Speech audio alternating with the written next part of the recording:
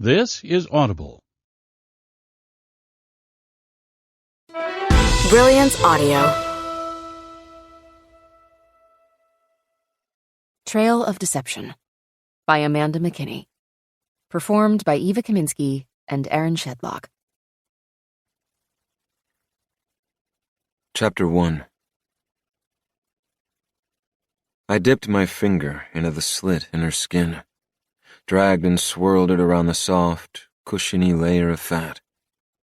Once I was certain the tip of my finger was saturated, I examined the color. Her blood was a dark rust, the vibrancy of the red muted by the growing darkness, by the haze of fog that was beginning to settle within the woods. Around her, around me. The smell hit me like a drug. That distinct, sweet, metallic scent, bolstered by the fragrance of the longleaf pines crowding the thicket where I'd chosen to create my next masterpiece. There's nothing else like the scent of blood. Nothing. No drug, no amount of alcohol, no memory can deliver an instant rush, like that feeling of a bleeding human. In training, I had learned that blood is one of the most stimulating olfactory cues in the human body. Our automatic response to it is buried deep in our subconscious. The cue taps into our survival instinct, something that lives deep within our genetic makeup, originating from primal times when fighting for mere existence was done by fists and swords, not test tubes and artificial intelligence. For better or worse, I believe that I connect with those primal times more than most people do. It's something special, a gift I've been given, one that I was only just beginning to enjoy. Inhaling deeply, I closed my eyes and tapped into my inner artist, cataloging the feelings and emotions swimming through my body. Excitement, delight, pride, arousal. I took in the sounds around me, the winter wind howling through the trees, their barren branches tickling against each other. The tap, tap, tap of a woodpecker somewhere nearby, searching for sustenance in the frigid temperatures. I zeroed in on the feeling of the tiny droplets of fog slowly saturating my pores. Then I focused inward, aware of my beating heart, the feel of the blood pumping through it, pulsing through my veins. I allowed each sensation to filter into my consciousness and form the vision of what would become my next piece of art. Once centered, I began. There in the middle of the woods and under the cover of nature, I painted her naked body, bleeding brushstrokes over her pale skin. Carefully, I dragged the tip of the knife vertically along her arms and legs, severing one artery after another, watching the blood pop to the surface and slowly seep down soft folds of skin, creating a new path for me to paint, to explore. Her blood was different, I realized as I began to cover my hands and arms. Darker. I'd never seen blood so dark. Why? Why was she different? Slowly, I rubbed the slick blood between my fingertips, studying the essence of my latest kill. Excited now, I refocused on the canvas. Slowly, the lines of blood blended to form shapes, an interpretation of my innermost thoughts in physical form. This application of art never ceases to amaze me. The transformation of paint to canvas to creation, a journey of each element coming together to tell a story, one that most of the time only a few understand.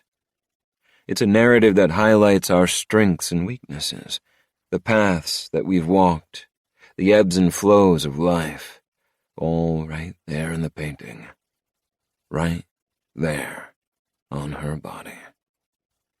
Of those lucky enough to see this particular creation of art, each would have a completely different interpretation of it. Isn't that an interesting thought?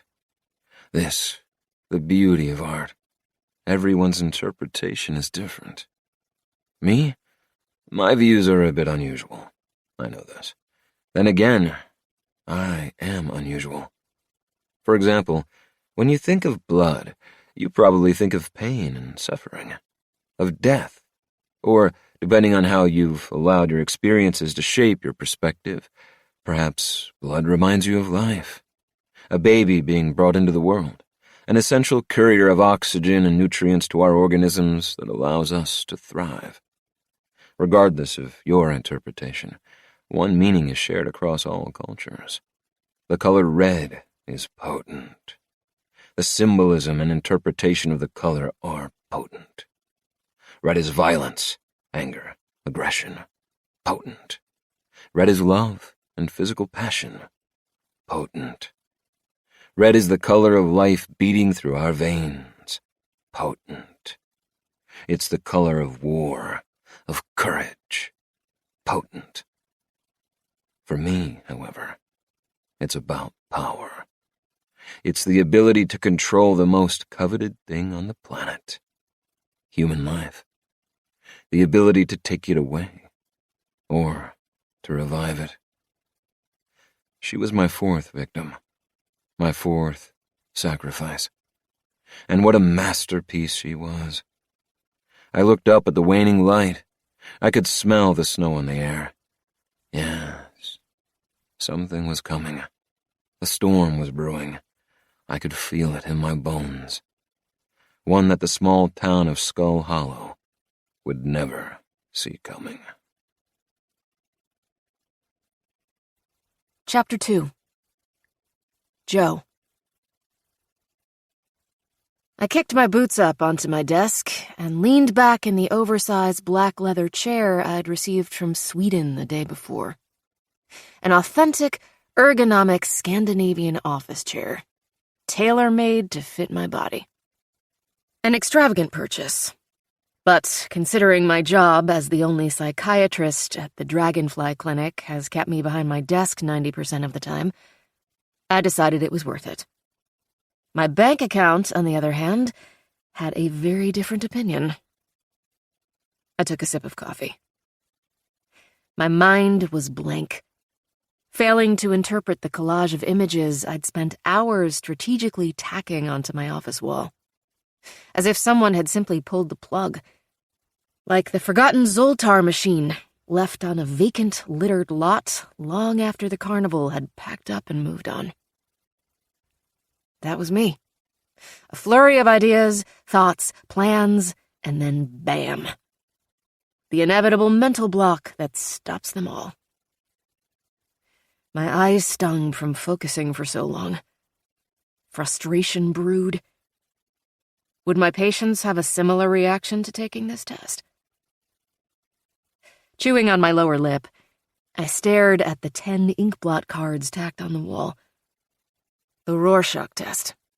A dated and controversial psychological test that analyzed a patient's interpretation of seemingly random patterns of ink. I'd become fascinated with it. Mindlessly, I sipped again, then slid the mug onto my desk, sending a stack of papers teetering off the side and fluttering to the floor. Ignoring the whisper of an urge to pick them up, I lifted the cigarello from the ashtray and, while studying the pictures, gently rolled the tip against the crystal ashtray. Tap, tap, tap. The ashes floated to the bottom like tiny feathers on the wind. Another mindless behavior I could do in my sleep. I took a deep drag, allowing the thick, vanilla-flavored smoke to roll around my mouth. Then, craning my neck like a turtle emerging from its shell, I leaned back in the chair and blew the stream of smoke out the window I'd cracked open. It was a bitterly cold, dark, and gloomy day. Heavy cloud cover blanketed the winter sky. Big billowing clouds had rolled in, bringing with them an undercurrent of tension that I could feel in each of my clients. They were wired and restless. According to the weatherman, the small southern town of Skull Hollow was in for one of the worst ice storms in decades. Temperatures had fallen well below normal, sending the citizens into a flurry of activity, preparing for what was surely the end of times. Freezing weather was uncommon in this part of the state. Ice, even rarer. Skull Hollow was nothing more than a dot, a blip in the vast, untamed wilderness in the piney woods of southeast Texas. Known for its diverse landscape, the region was home to 9 different ecosystems, including longleaf pine forests, cypress-lined bayous, rolling hills, and murky wetlands. Tourists from all across the country flocked to the area year-round. Most were nature lovers, but some, however, sought the adventures of the dark side of the forest. A very dark side that included bears, black panthers, wolves, alligators, and hundreds of ghost stories and creepy legends sure to keep you up for days. I imagined the dark, ominous atmosphere of that day in particular attracted an unsavory type of tourist. I did feel like something was coming, I thought, as I stared out the window at the rolling terrain of tall loblolly pines, their branches sagging as if weeping from the cold. The usually vibrant, lively forest appeared bleak and lonely. Haunting, almost.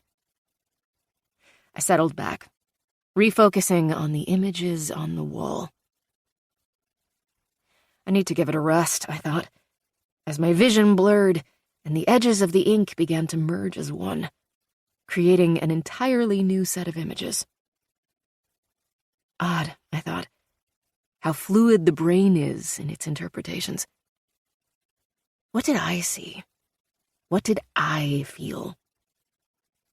Stressed. That's what I felt. Edgy, distracted. An unwelcome state that had become more and more common over the last few years. I looked down at the small space underneath my desk. Then I glanced at the office door, confirming it was tightly closed. My chair creaked as I lowered my boots to the floor and pushed back. I bent at the waist, reaching for the small safe hidden in the shadows. As if having a mind of their own, my fingertips found the small dial that served as the lock. My pulse started to increase. Then the office door flew open. Startled, I surged upward, slamming my head on the underside of my desk. Christ, Joe, it smells like a strip club in here. And what are you doing with a window open? It's like 40 below zero outside. Rubbing the knot already forming at the crown of my head, I righted myself in my seat. Good to see you too, Mia. It's 35 degrees, and I can't close the window if you want it smelling any less than a stripper joint. Well, it's freezing in here. Pick one. Cold or stinky? Mia, the clinic's psychologist, rolled her eyes. A common trait in the profession, I've come to realize. I want you to throw away your cigars. Ain't happening, sweetheart. And I told you, I don't inhale. Right. Then why do it? What's with the mood? Mia launched a pair of keys into the air before sinking like dead weight into the chair opposite my desk. She was styled oddly. Her long brown hair was pulled into a frizzed ponytail. A pair of tortoiseshell glasses sat a bit crookedly on her nose. Her usual tailored suit had been replaced by a ridiculously baggy sweater, adorned with a crocheted kitten missing one button for an eye, and some sort of yoga pants that were supposed to pass for skinny jeans. I glanced at the clock, realizing I hadn't seen her all day. It was just past 3 in the afternoon. Had Mia just gotten in? I just found those in the refrigerator, she said with more attitude than I was comfortable with. I looked at the keys she'd just tossed at me, now in my palm. They were mine. Huh. In the fridge, you said? I shrugged, then tossed them onto the floor next to my purse. Better than the microwave like last week, right? Mia didn't laugh. She'd gotten used to my disorganized, absent-minded ways, but that didn't mean she accepted them. Apparently, my partner in crime was still upset that I was responsible for almost burning the place down when she had heated up her lean cuisine without noticing the keys inside. "I thought you were going to put one of those digital tracker thingies on them," she said, dramatically running her hand over the top of her head, as if it took every ounce of energy she had to even speak to me. I did get one of those thingies, but I kept forgetting to charge the batteries in it. I regarded the mess that was my best friend. But I'm going to go out on a limb here and say that my occasional absent-mindedness isn't what's got you in this vile mood. Mia sighed. "No, I'm sorry. I spent the last 24 hours with my head in the toilet." She groaned, scrubbing her hands over her face, which was a bit green, come to think of it. Shit. I promptly stomped on the tip of my cigarillo, grabbed the box fan from the corner, clicked it on high, and blew the smoke out the window. Why was it so damn hard for me to remember that my best friend was pregnant? Oh yeah, because babies were as foreign a concept to me as the diamond ring that had recently shown up on her left hand. Mia went on, and as I knew what was meant to be my role at that moment, I sat quietly and listened. This, by the way, was a new thing in our friendship. Before Mia met Easton Crew, the handsome CEO of the Lynx Group, she'd been a locked box.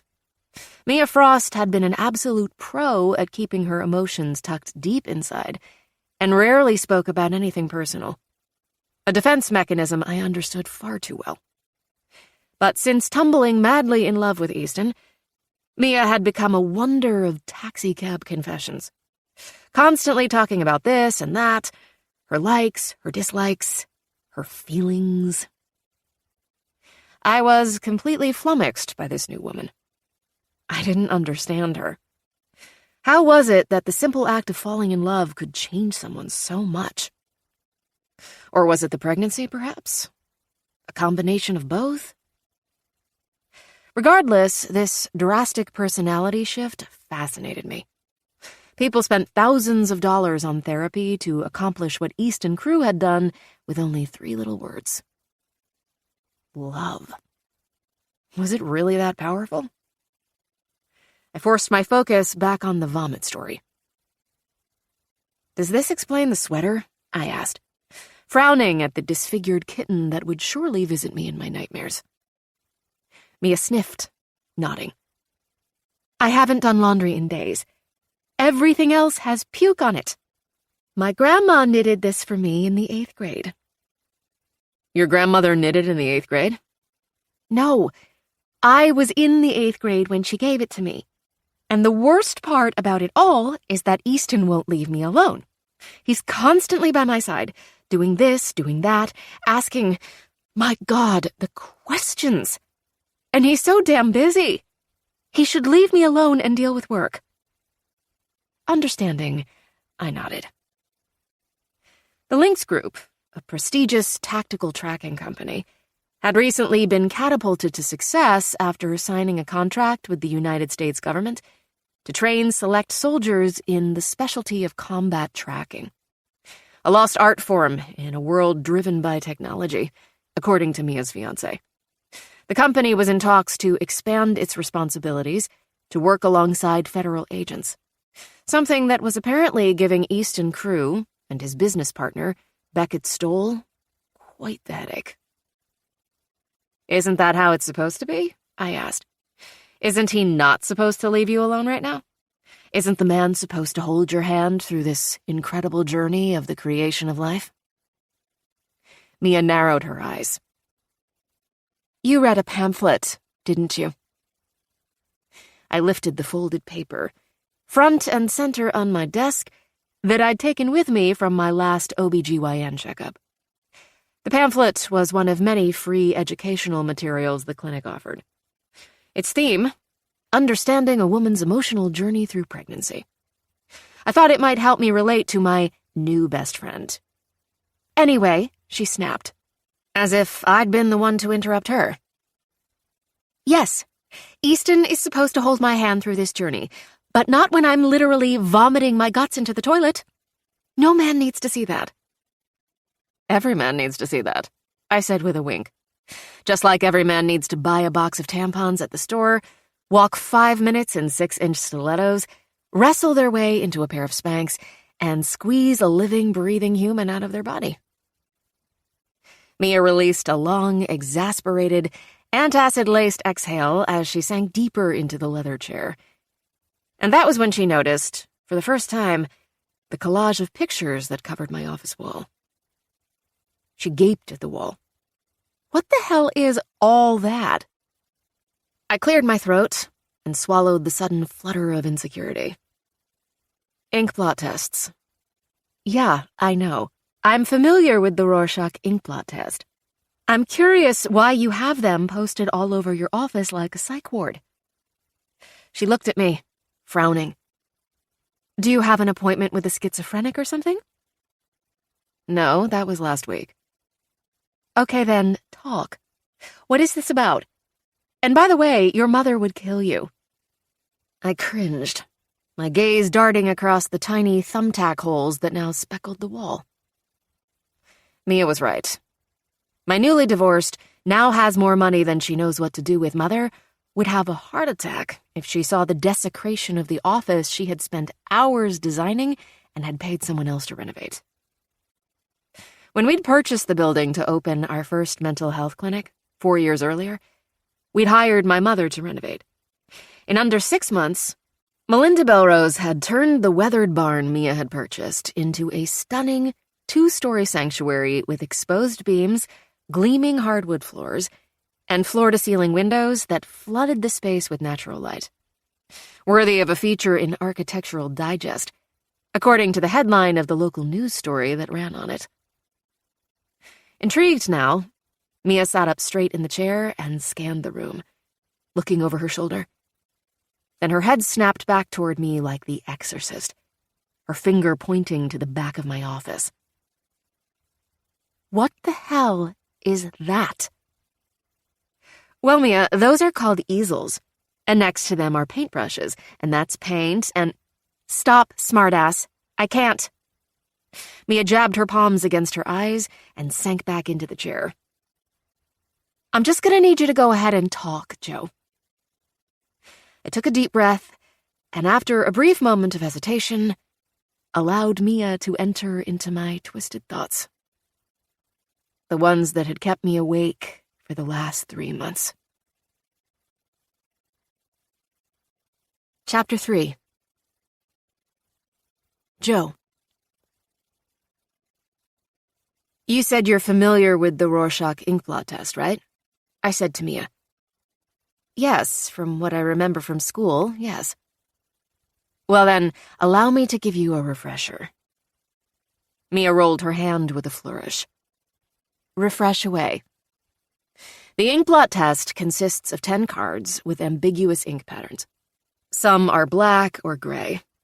Others contain applications of color. The test taker is asked to provide their perceptions on each card, basically what they see when they look at the card. The results are recorded and then examined to look for patterns of thought disorders like schizophrenia, depression, psychosis, anxiety, and on the flip side, elevated levels of intelligence. I stood, a sudden rush of energy tingling through me, and walked to the cards on the wall. But that's not all, and this is where my interest comes in. The results can also help tap into past trauma in the test taker's life, one that he or she might not even realize is a ruling factor in every single decision they've made in their life. I spun around. How fucking powerful is that? Pretty fucking powerful. I wasn't sure if Mia's response was genuine or if she was simply placating me. Regardless, I continued, gesturing to a card on the wall. What do you see here? On this card? Mia regarded the inkblot closely. I see 2 people fighting, kind of like sumo wrestling stuff. I see blood and chaos, And quite frankly, it makes me a little uncomfortable. God, you're weird, Joe. Exactly. But not about the weird part. So you, Mia Frost, are interpreting this ambiguous, innocent little smear of ink as anger. Why? Because you're angry. Why? Because you spent the last 24 hours vomiting up your guts and realizing your body now exists only to serve as a vessel to grow another human being. I think you need therapy, Joe. You're probably right. I returned my focus to the card. So when I look at this card, I don't see two people fighting. I see something totally different. I see two people in a meditative position, their palms pressed together in front of their hearts, their heads bowed. Peaceful. I see peace in this image. So, the total opposite of me. Maybe I'm the one who needs therapy. Maybe, maybe not. But your perception is by far the most common. There are a lot of angry people walking around in this world. Trust me on that. Most people say this image looks like two animals fighting. My point is, these little ink blots can reveal a great deal about you. Okay, so I'm angry and you've laced your cigar with something. I winked. Mia gestured to the canvases and easels in the back of the room. This doesn't explain the art shop behind me. I walked to the back of my office. Well, okay, so... I hesitated, realizing I was nervous. Shy to reveal the idea I felt so passionate about to my best friend. And what did that say about me? Spit it out, Joe, she said. Well, I figure if the interpretation of staring at an ink blot can reveal so much about a patient, think of how much can be revealed by simply handing the patient a paintbrush, a block of colors, and a canvas and seeing what they come up with.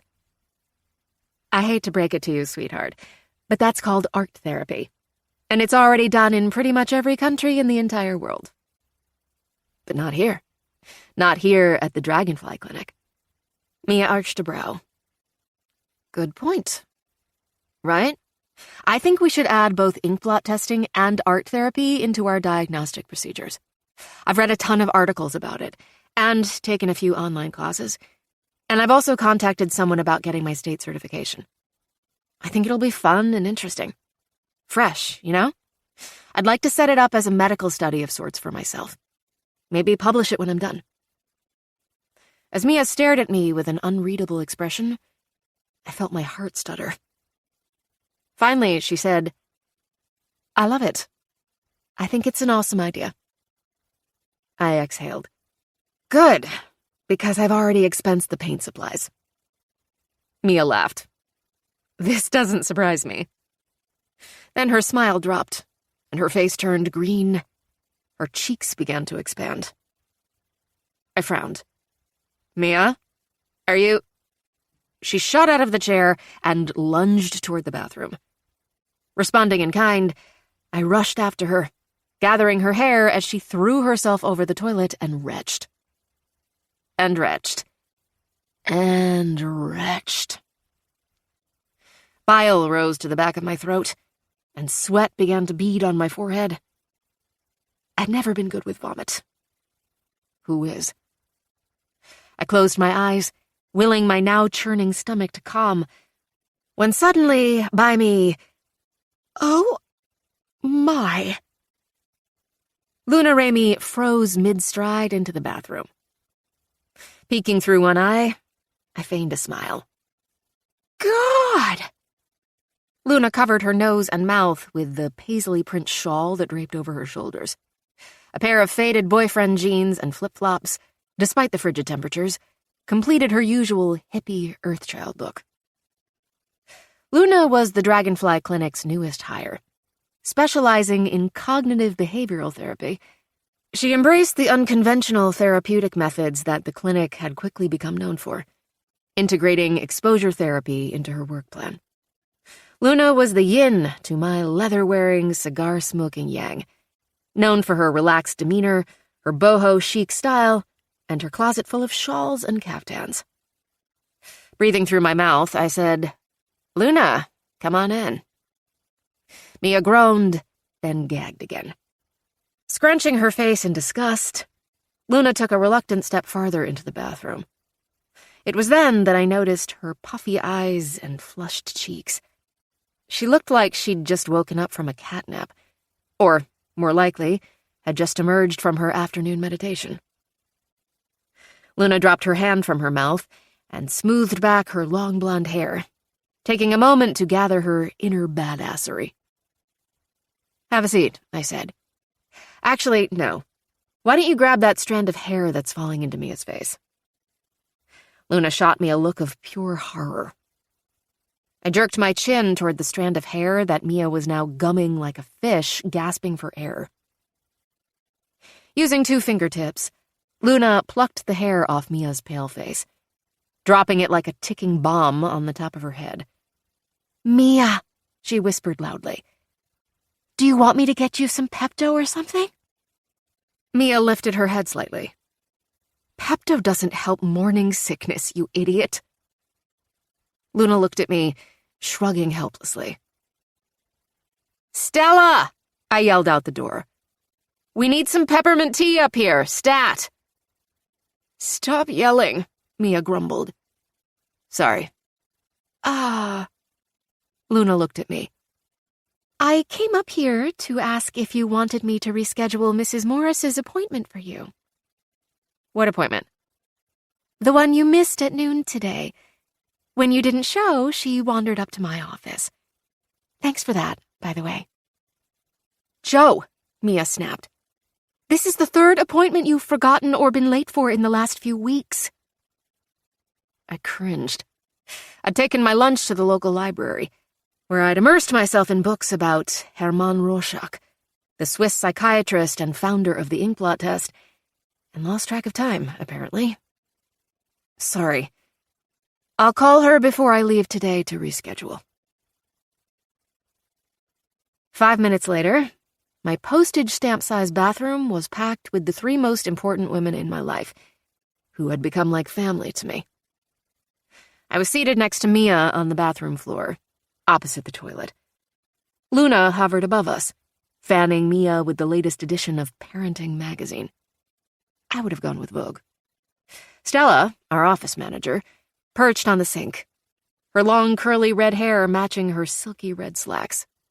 She was an explosion of color against the muted beige of the bathroom and the dreary afternoon. Stella had news. "I just heard they've officially declared that girl a missing person." "What girl?" Luna asked. "Aria Ledger." "The autistic girl," I said, which was what the media had uncouthly labeled her, as if her diagnosis was her complete identity. "What are you talking about?" Mia asked, lifting her head from between her knees. "Aria Ledger," I said.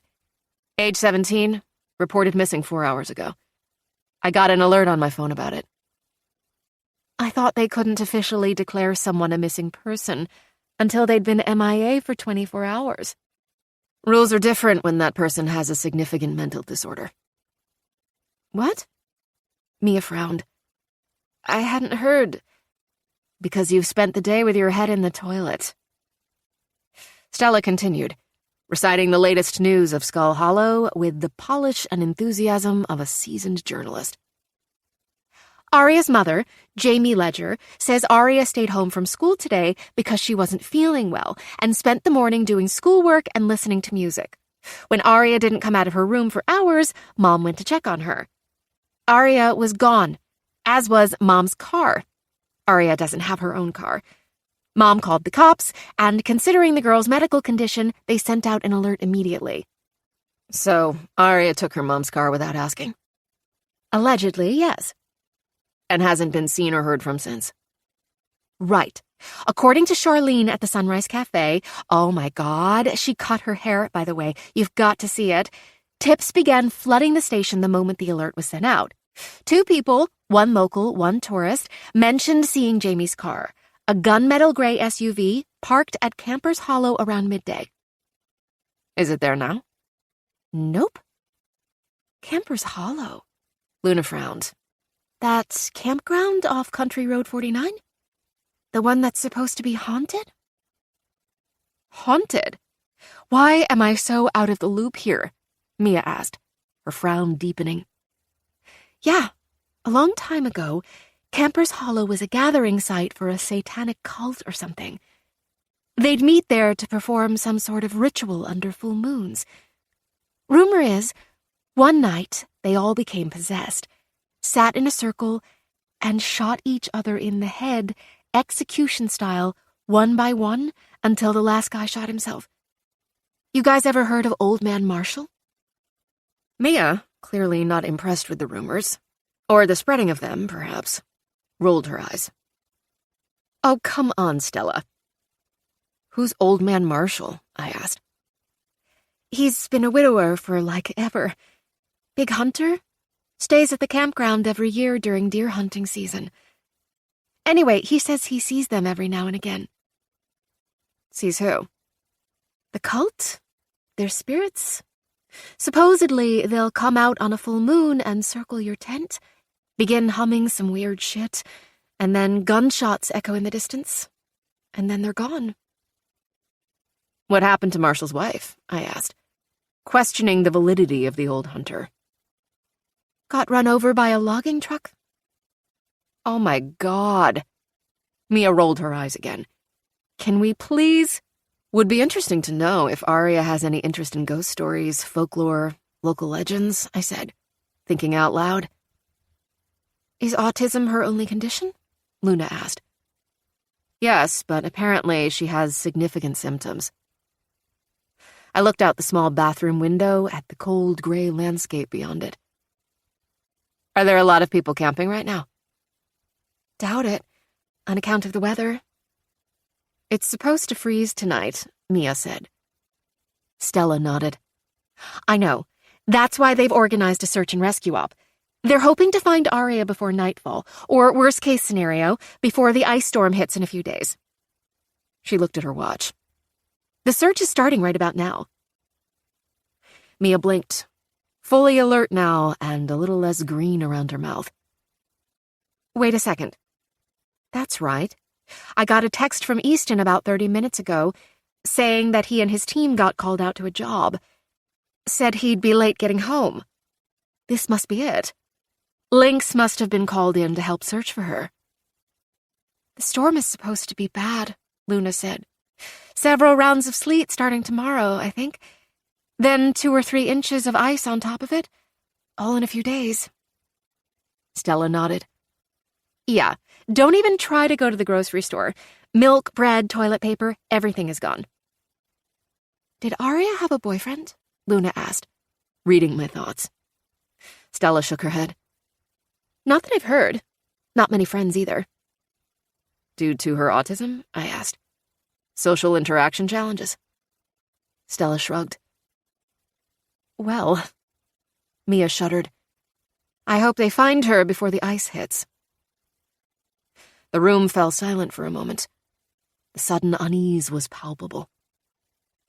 As usual, it was Luna who broke the silence and said what every one of us was thinking. Did you hear that guy officially got a name? You mean the serial killer who attacks random young women, slices them to shreds with a hunting knife, and then paints them in their own blood? Yep, that's the one. The media has officially dubbed him the Pollock Butcher. My stomach plummeted. Pollock Butcher? Why? Mia asked. Jackson Pollock, I said, the room falling silent at the sudden change of my tone. He was an American painter. I read about him recently while researching art therapy, actually. I've heard of him. What kind of art? Abstract art. But he's most known for using something called a drip technique on his paintings. It's the process of splattering or dripping paint all over a canvas, creating a total mess of interlacing and overlapping color. It's chaos personified. Makes me itch just looking at them. I'm familiar with that, Luna said. It was all the rage for a while. But he didn't just drip or splatter the paint. There was a process to it, right? He'd use different strokes or speeds to splatter the paint, creating different kinds of paintings. And this is why they named the serial killer the Pollock Butcher. because this is what he does to his victims. Paints them in this way, Mia said, connecting the dots. Right, I said. Except with blood. Their blood. He paints a pattern of waves over their torsos with their blood. Each pattern is similar but different. It was a story that had quickly gained national headlines due to the brutal, grotesque manner of the slayings.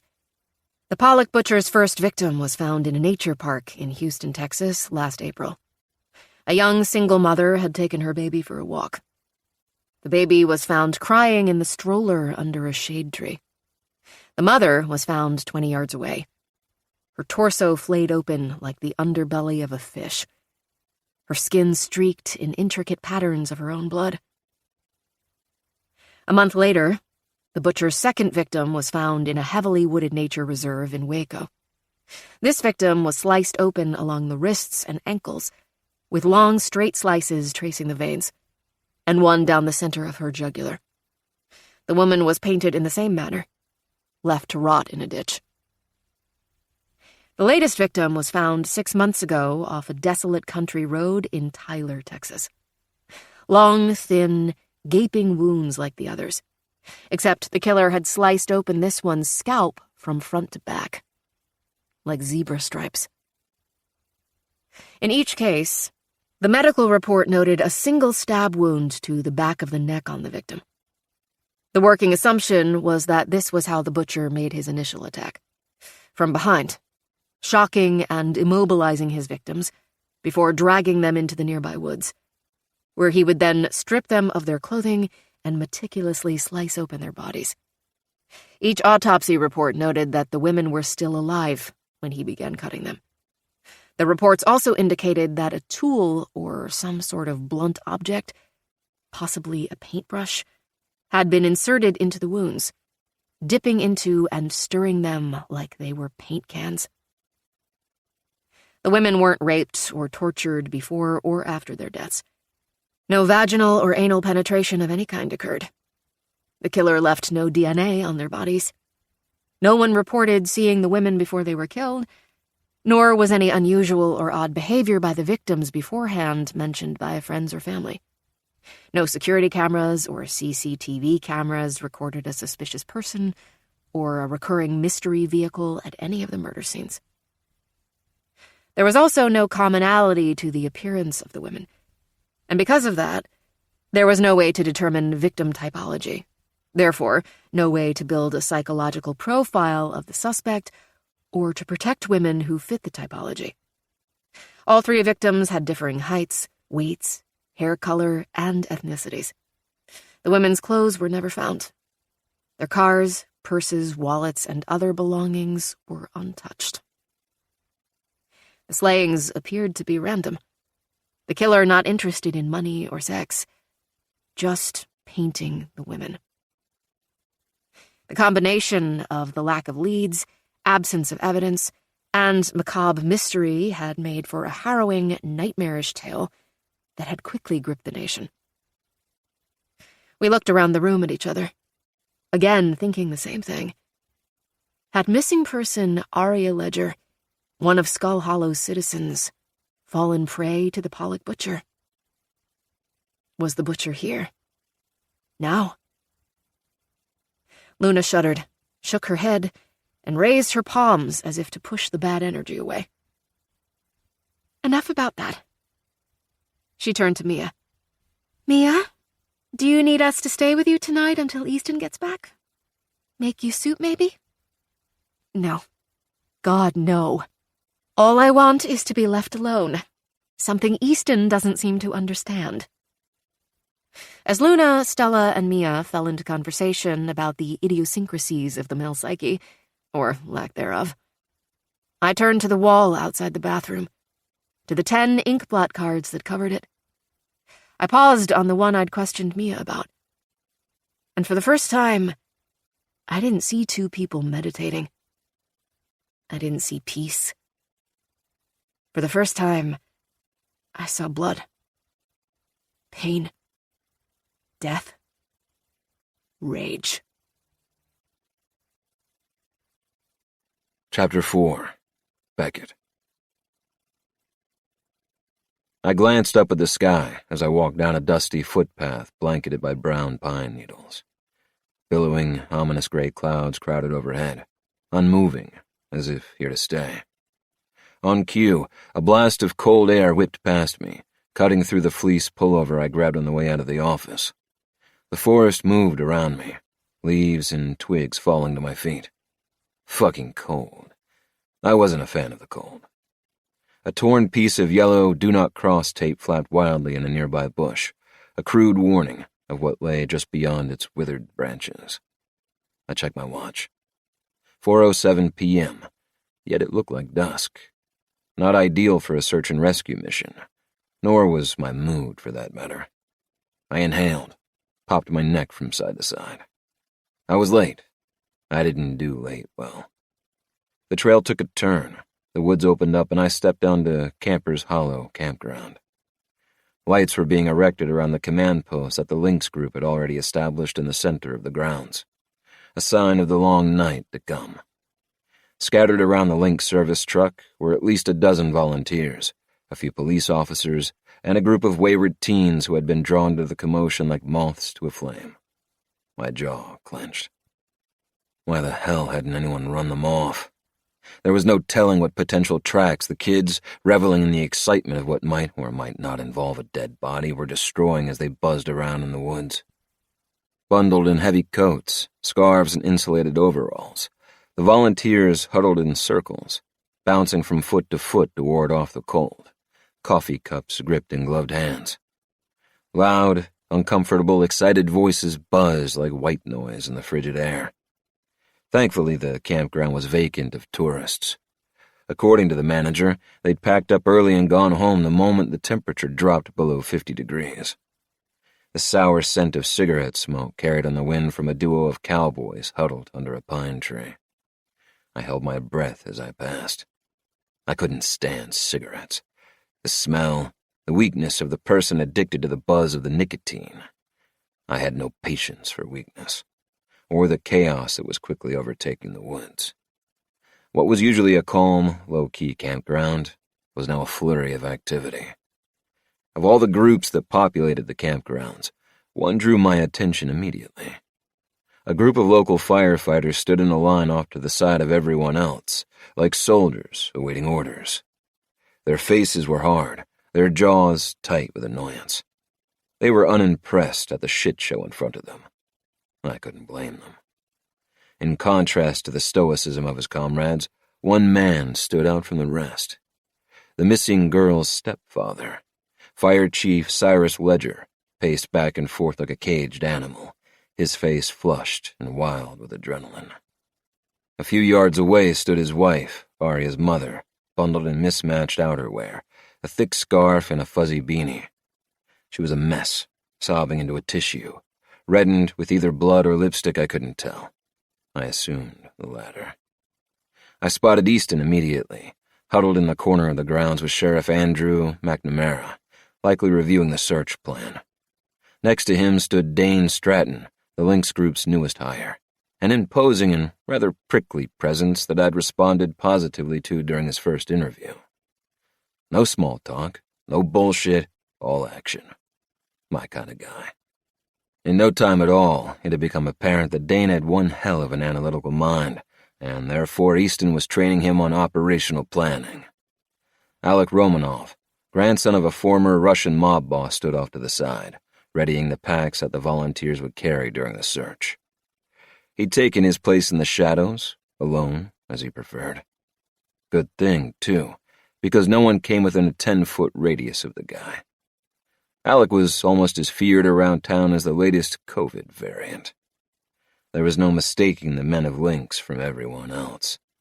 It wasn't just the matching uniforms of khaki tactical pants and navy pullovers adorned with the Lynx logo, the face of a panther, but also the commanding, calm but deadly presence of each man. We'd been trained to operate in this way. We were known as silent professionals, as it was called in the military. A soldier who had honed the ability to control his emotions as easily as delivering a single fatal blow to the head. I was proud of my company, of the men we'd hired. I trusted them and no one else, especially on this mission. A young, freckle-faced kid jogged up and thrusted the sign-in sheet at me. I slapped it out of his hand and kept walking. There wasn't much else that I despised more than rules and red tape. And that was exactly why Easton Crew was the CEO of our company, and I'd accepted the title of the COO, despite my aversion to labels. In Easton's words, I had as much grace as a grizzly bear in a fish market. I didn't much disagree with this, other than the fish part. I hate fish. Bottom line, I knew how to get things done. And 10 times out of 10, it wasn't standing around and talking about how to do it. Easton spotted me, lifted his chin in greeting, then jerked it to the group of firefighters standing along the tree line. I nodded and picked up my pace, my role now officially identified. I'd handle the people, and Easton would handle the analysis. That was why we made such a good team. Missing person cases contain 2 equally important elements: statistics and behavior. Statistics provide probabilities of where the subject might be located and a general overview of the case. The strategic phase, what Easton was doing at the moment, includes a detailed investigation, determination of search areas and segments, development of the action plan, and assignment selection and briefings, otherwise known as my hell. Easton is the statistics guy. The behavioral element, on the other hand, relies on experience and instinct. I'm the behavior guy. My motto is, know your enemy, or in this case, your victim. Understanding your victim's motives and habits allows for greater tactical advantage. When you know these seemingly small details, you can apply them to your mission by hand-selecting specific areas to search. This saves time, leading itself to a more targeted, fast-moving operation. And more often than not, this is the make or break in a life-and-death scenario. But this isn't where the mission ends. There is still a major phase to be completed: the extraction of the victim. Once your victim is found, understanding their personality and behavior is key in a smooth extraction. I need to know things like, does the missing person have a history of dementia, mental illness, substance or drug abuse, criminal behaviors? Has the victim ever been suicidal? If so, the search expert, me, must know how to handle these scenarios once contact is made. One thing I'd learned in many years in both special ops and search and rescue was that the mental state of your target was directly linked to the success of the extraction. And 9 times out of 10, this mental state would surprise you. You see, when a normal person finds themselves in extraordinary circumstances, an entirely new part of themselves is revealed. This is known as our survival instinct. This comes in many forms, but one common thread is volatility. There is nothing to throw you off center more than staring death in the face. It is my job, the rescue expert, to understand my target and react accordingly. Beckett. Alec met me in the center of the campground. Nice of you to show up. Fuck you. Alec and Easton both knew my entire afternoon had been monopolized by an impromptu meeting with the head of the FLETC, the Federal Law Enforcement Training Centers. Harold Powell had requested to speak to me personally after one of my former military teammates had recommended the Lynx Group for off-site training. I was reluctant to take the call. You know, the whole grizzly in a fish market thing, but sucked it up and handled the suit. Alec grinned. I'm just messing with you. How did the meeting go? Let's just say we're going to need to hire more staff. No kidding. So, good, huh? They're thinking about working with us? Yeah, they requested to see a draft contract. Holy, Easton is going to shit. Easton is going to get much richer. Read me in, I said, refocusing on the matter at hand. I don't like how quickly the temperature is going to drop tonight. Agreed. I listened intently as Alec gave me the latest updates on a mission I knew very little about. The first of what would be many surprises to come. Chapter 5. Beckett. So to be clear, I said, no one here has actually seen Aria Ledger, correct? Just her mom's SUV. Right. One camper said they saw a gunmetal gray SUV driving by, and the other saw it was parked over by that tree. Alec gestured to a massive oak towering in the distance with no cars under it.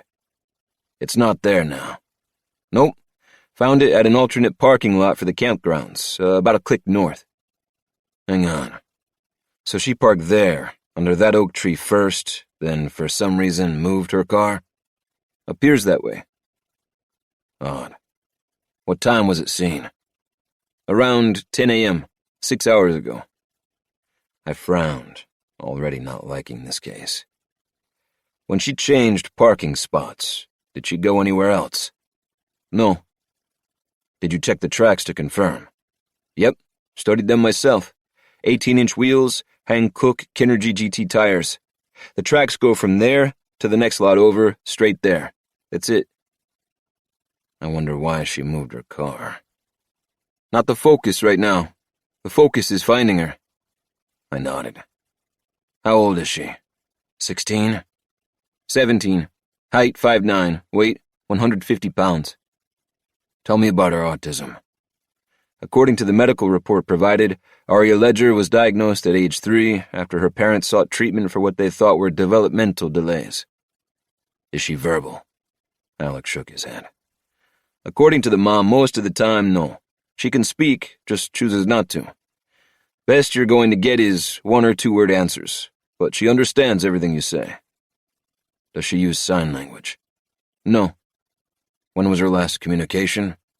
Parents haven't seen or heard from her since she went up to her room to listen to music this morning, and when the mom noticed the car was gone, she freaked. Is Aria allowed to drive? No, but she knows how to. How? Cyrus taught her. Wanted to ensure she knew how so that in case of a random emergency, his daughter wouldn't be totally inept.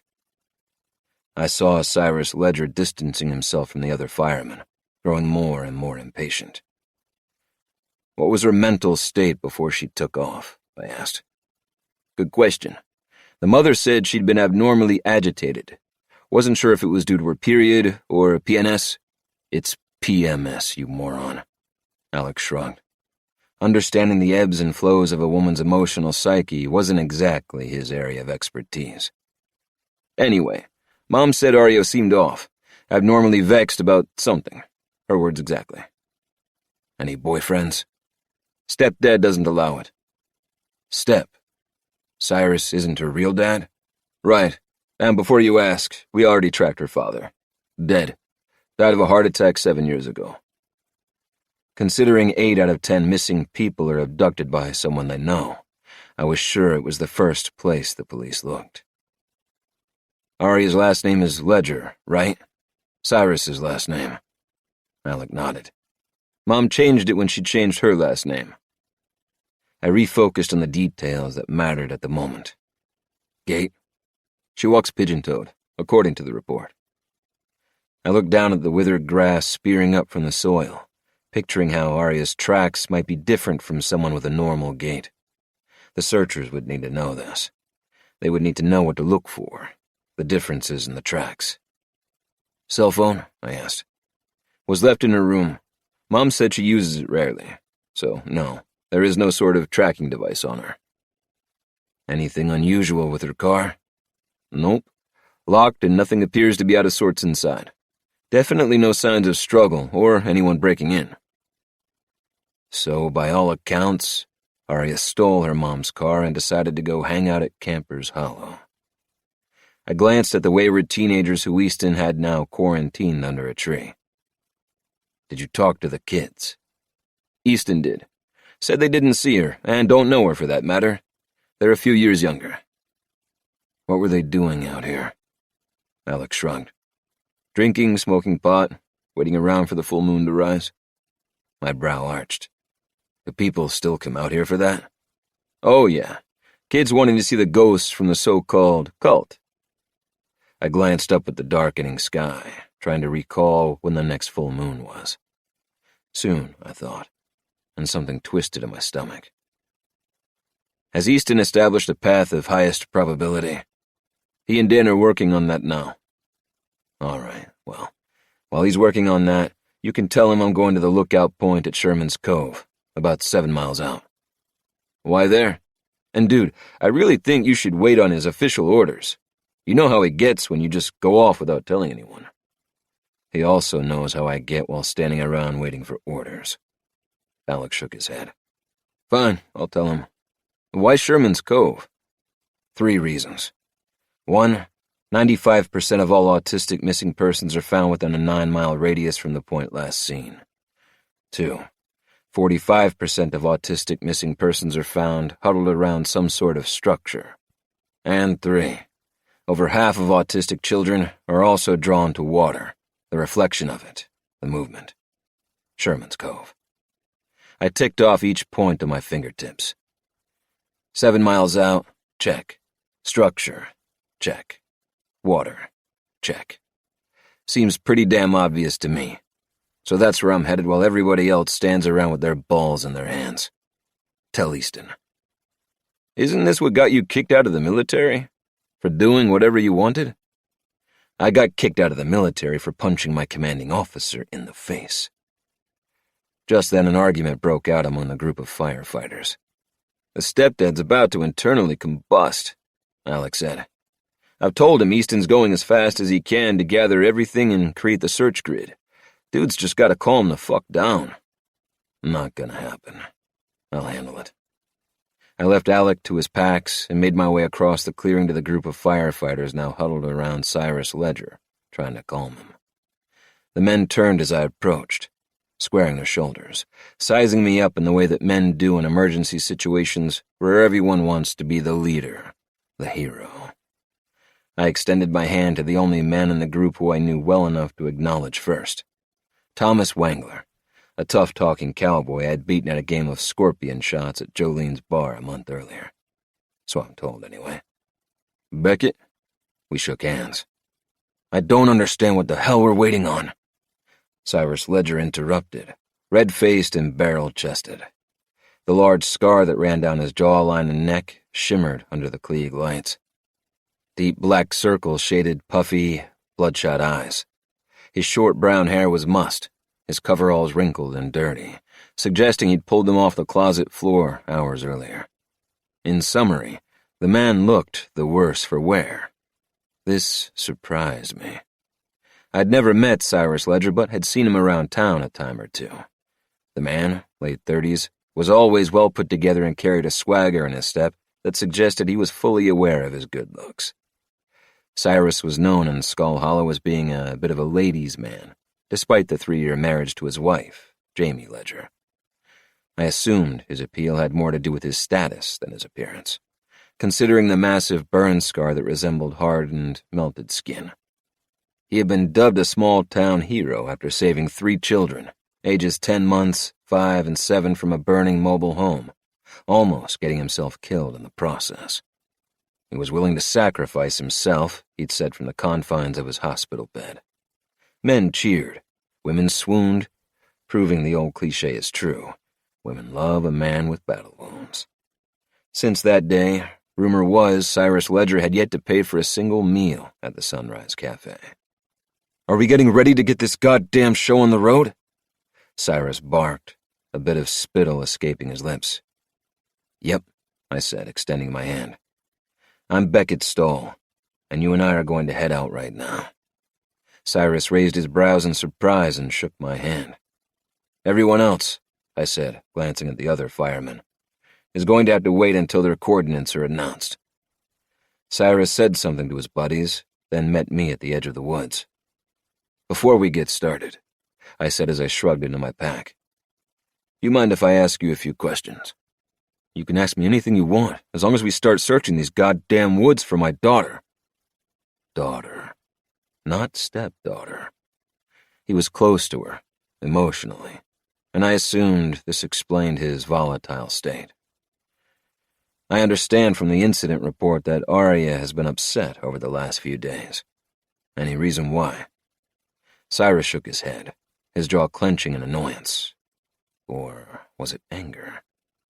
No, I don't know. And to be totally honest with you, Jamie, my wife, keeps telling people that. I don't know why. I didn't think Aria was any more agitated than she usually is. It's normal for her to get very emotional about things. I didn't notice it any more than usual. And Jamie keeps telling people that as if it's some clue to this whole thing. It's not. That's how Aria is. Emotional? Yeah. It has to do with her condition. According to the doctor, anyway. What kind of emotional? Sad? No, well, kind of. Irritated, tense, easily annoyed, short-tempered. You know, normal teenage girl stuff. Except Aria wasn't a normal teenage girl. I understand Aria was listening to music in her room this morning, correct? Yes, Cyrus nodded. It's a new habit she's picked up. She'll just sit on her bedroom floor and listen to music for hours. He shrugged, a nonverbal way to say he didn't understand it. I got the impression that Cyrus might not understand very much about his stepdaughter. What kind of music does she listen to? The corner of his lip twitched, and a spark of pride crossed his face. Garth Brooks. I grinned. No kidding. Yep. He did a special on TV not long ago, a concert at Notre Dame. She watched it and has listened to him ever since. Can't say I mind it. Nope. Definitely nothing wrong with the little Garth Brooks. Cyrus looked down, but not before I noticed his flash of emotion. Sadness, worry, fear. The weight of every parent's nightmare coming true. I smacked him on the back. Let's go find your cowgirl, shall we? He nodded, sniffing back the emotion. Easton's voice boomed over the speaker, addressing the volunteers as Cyrus and I stepped into the woods. As you know from the incident report we handed out as you arrived, Aria Ledger has a specific medical condition to consider. She's autistic. You need to be aware of general behaviors associated with her condition and how they might affect the search. 1. It is a possibility that Aria might be evasive. She might run when she sees you. Announce yourself immediately before proceeding. 2. Aria is almost fully nonverbal, although she can hear and understand everything you're saying to her. Be sure to focus just as much on your nonverbal cues as what is coming out of your mouth. 3. As is common with most autistic people, Aria can't accurately assess danger, meaning she has no real fears and therefore makes poor and unusual choices.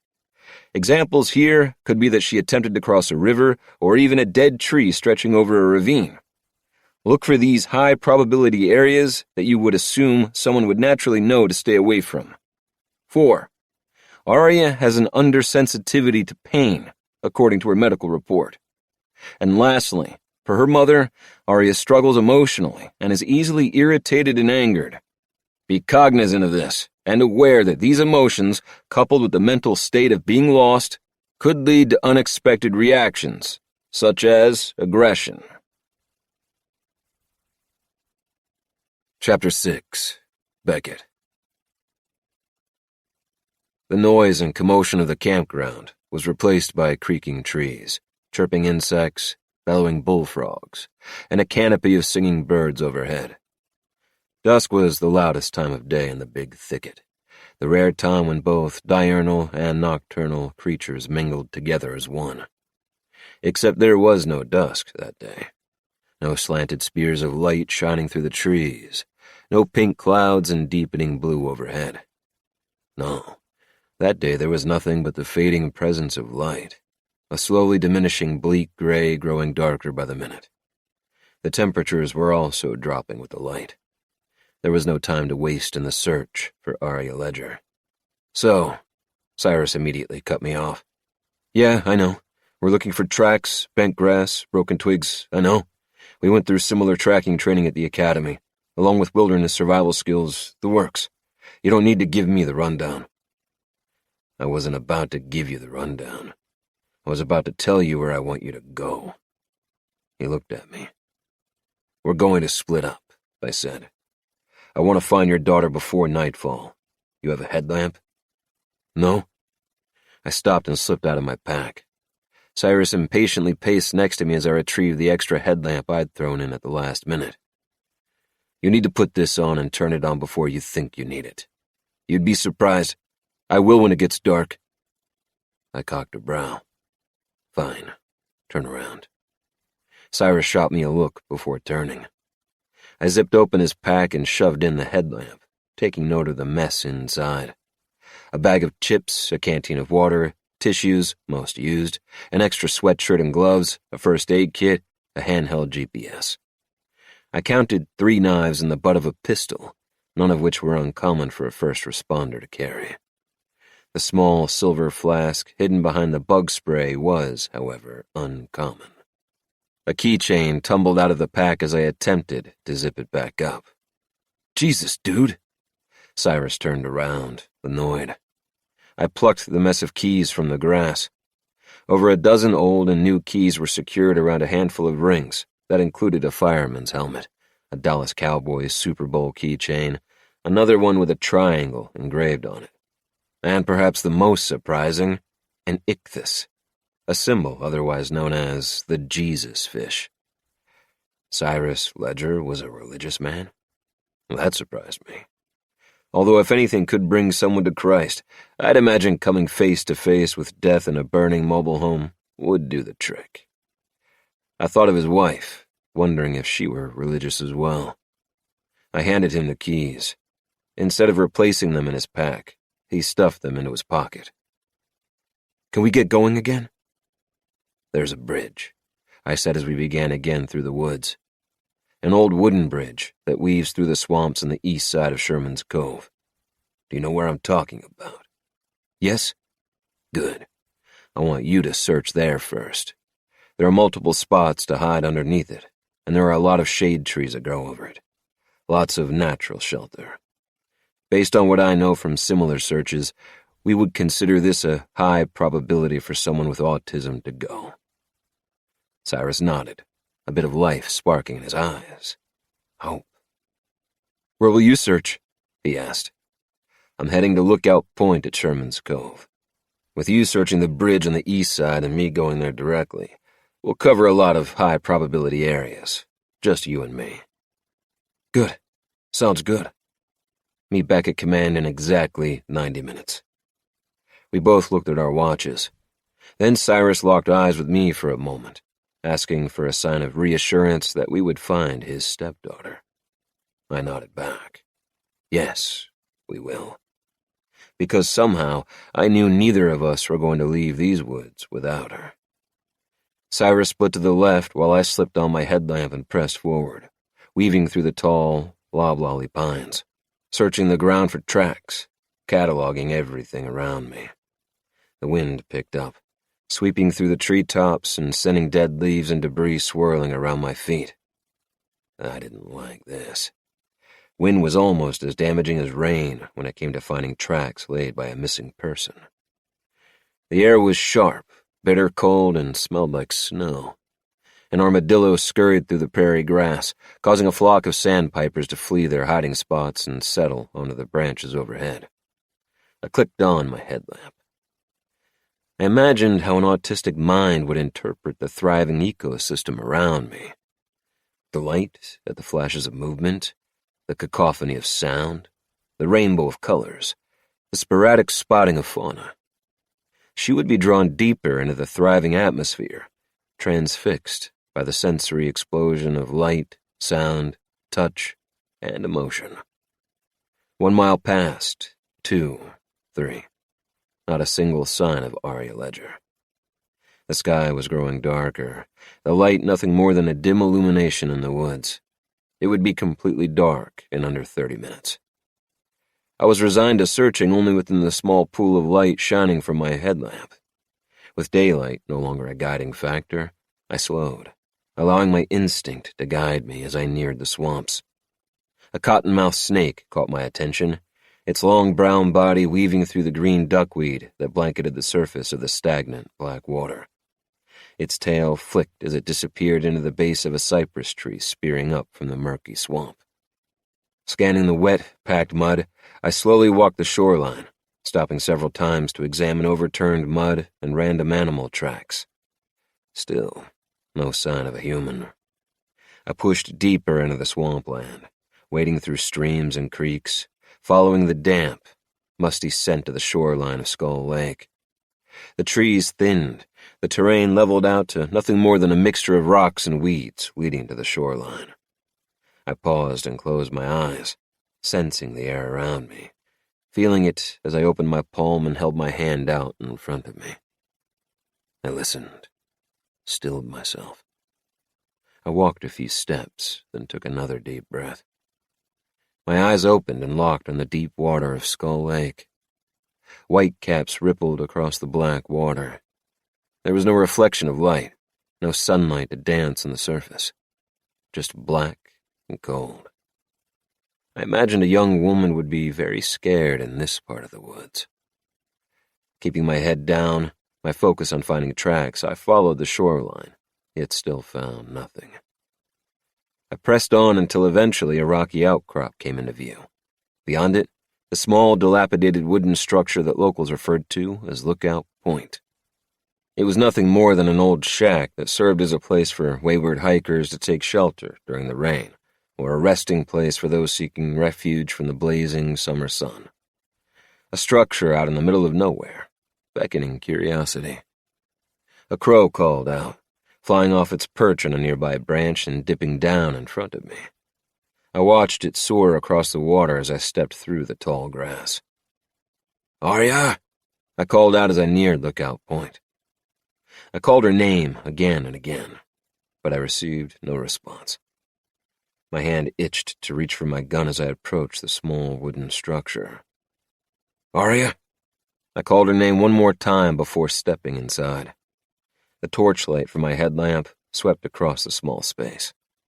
The single-room structure was vacant. Piles of dead leaves gathered in the corners. Spiderwebs stretched from one side of the ceiling to the other.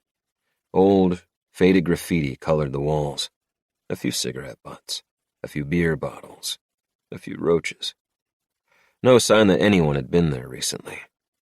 Frowning, I looked around. Where the hell was she? Just then, the air around me stilled. The skin on the back of my neck tingled. The instinct I'd been trained to never ignore suddenly surged to life. My hand slipped to the pistol on my belt, hidden underneath my pullover. With my senses on high alert, I stepped out of the structure and froze, taking in everything around me. An angry blast of wind blew leaves across my boots. I followed the leaves, watched them tumble over the rocks. My gaze landed on a pile of stones, a tiny tower of 6 stones, each stacked perfectly on top of the other, almost invisible to anyone not looking for it. I surveyed the area around the formation before approaching, so as not to destroy any tracks. I knelt down and studied the stones, each hand selected to fit perfectly on top of each other, as if marking the spot. Settling back on my haunches, I looked around. A thicket of pine trees just past the shoreline pulled my attention. I stood. "Aria!" I called her name again, now focusing on the thicket. I crossed the shore, stepped into the prairie grass, and gently called her name one more time before ducking into the deep shadows of the trees. A pink scarf lay tangled in a thorn bush, the long tassels on the ends whipping in the wind. I felt her presence before I saw her.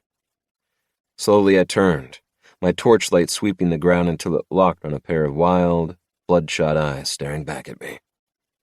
Aria Ledger was seated on the ground, leaning against a tree, her knees pulled up to her chest, her arms wrapped around her legs.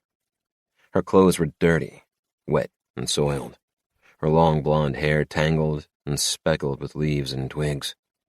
Her jeans were torn, and an angry red scrape ran down her pale cheek. Her entire body trembled. I quickly lowered the light from my headlamp, pointing it downward. Staying rooted in place about 5 feet from her, I relaxed my stance, relaxed my face, calmed my voice. "Aria, my name is Beckett Stolle. I'm here to take you home if that's okay with you." Aria said nothing, just continued to tremble, frozen it seemed, her bulging eyes locked on mine. I'll never forget it, that look, her eyes, wild, feral. Aria, there are a lot of people that are very worried about you, I said softly. Your stepfather and your mother. They would love for you to come home. I know they're very excited to see you. May I take you home? Again, nothing. I scanned her body for sign of any injury that was perhaps preventing her from moving. I didn't see any. Okay. Well then, if you don't mind, I'd like to sit down here with you. Still, nothing. Very slowly, I backed up, keeping my eyes on hers, and lowered myself to the ground. I leaned against a tree, and we stared at each other for a long minute. Casually, I picked up a twig, rolled it between my fingertips, then tossed it aside. I ran my fingers along the forest floor, picked up a clump of dirt, let it run through my fingers. Each slow, deliberate movement pulling her attention and beginning to decrease the intensity of her shudders. I began humming slowly, gradually getting louder and louder. Aria's eyes began to soften, to return to the present moment. Her focus was now tuned completely into me. Blame it all on my roots, I drawled softly. I showed up in boots. Color began to filter back into her cheeks. Her shoulders relaxed. I sang the entire Garth Brooks song, sitting there in the middle of the woods with nothing but the dying light of my headlamp shining onto a nearby tree. Eventually, I let the song trail off. Aria was a completely different person now. Calm, centered, almost oddly emotionless compared to her manic demeanor when I first approached. I smiled, ready to head on back now. Her gaze shifted over my shoulder. Slowly, she lifted her long, thin arm, uncurled her index finger, and limply pointed to something behind me in the darkness. My hand went to my gun, my weight shifting to my toes as I slowly looked over my shoulder. No more than 3 feet from me lay a naked woman, sprawled on the forest floor, sliced to shreds, and painted in her own blood. Chapter 7. Beckett. A frigid cold settled into the woods, a stinging physical discomfort that added to an already chilling atmosphere. Klieg lights had been taken from command, driven by four-wheelers to Lookout Point, and erected around the body. Blinding fluorescent torches cut through the blackness, shining down on the macabre scene before us. Dressed in a hazmat suit and blue gloves, the county coroner hovered over the body, conducting her initial inspection. Under the harsh light, both her white suit and the bloodless gray body seemed to glow, emanating a kind of ethereal light that suggested God himself was about to swoop down and carry them both to heaven. Because heaven was the only place the woman, who was identified as Marissa Curry, deserved to go after what had been done to her. It was an absolutely horrific scene. Long honey-blonde hair spun from her head, intertwining in the leaves and grass where Marissa's body had been so carelessly dumped. Her eyes were open, a milky opaque, staring up at the winter sky, her jaw slack as if she died in mid-scream. Bloated black ants swarmed her body, dipping in and out of her mouth. Long, narrow slices ran up Marissa's arms and legs, where her killer had used a knife to shred her from head to toe. And on her torso, an abstract painting of rust-colored waves, each line meticulously placed, one on top of the other. Except it wasn't paint. It was her blood. Wave after bloody wave, her body the canvas for a madman. A pattern we had all seen before.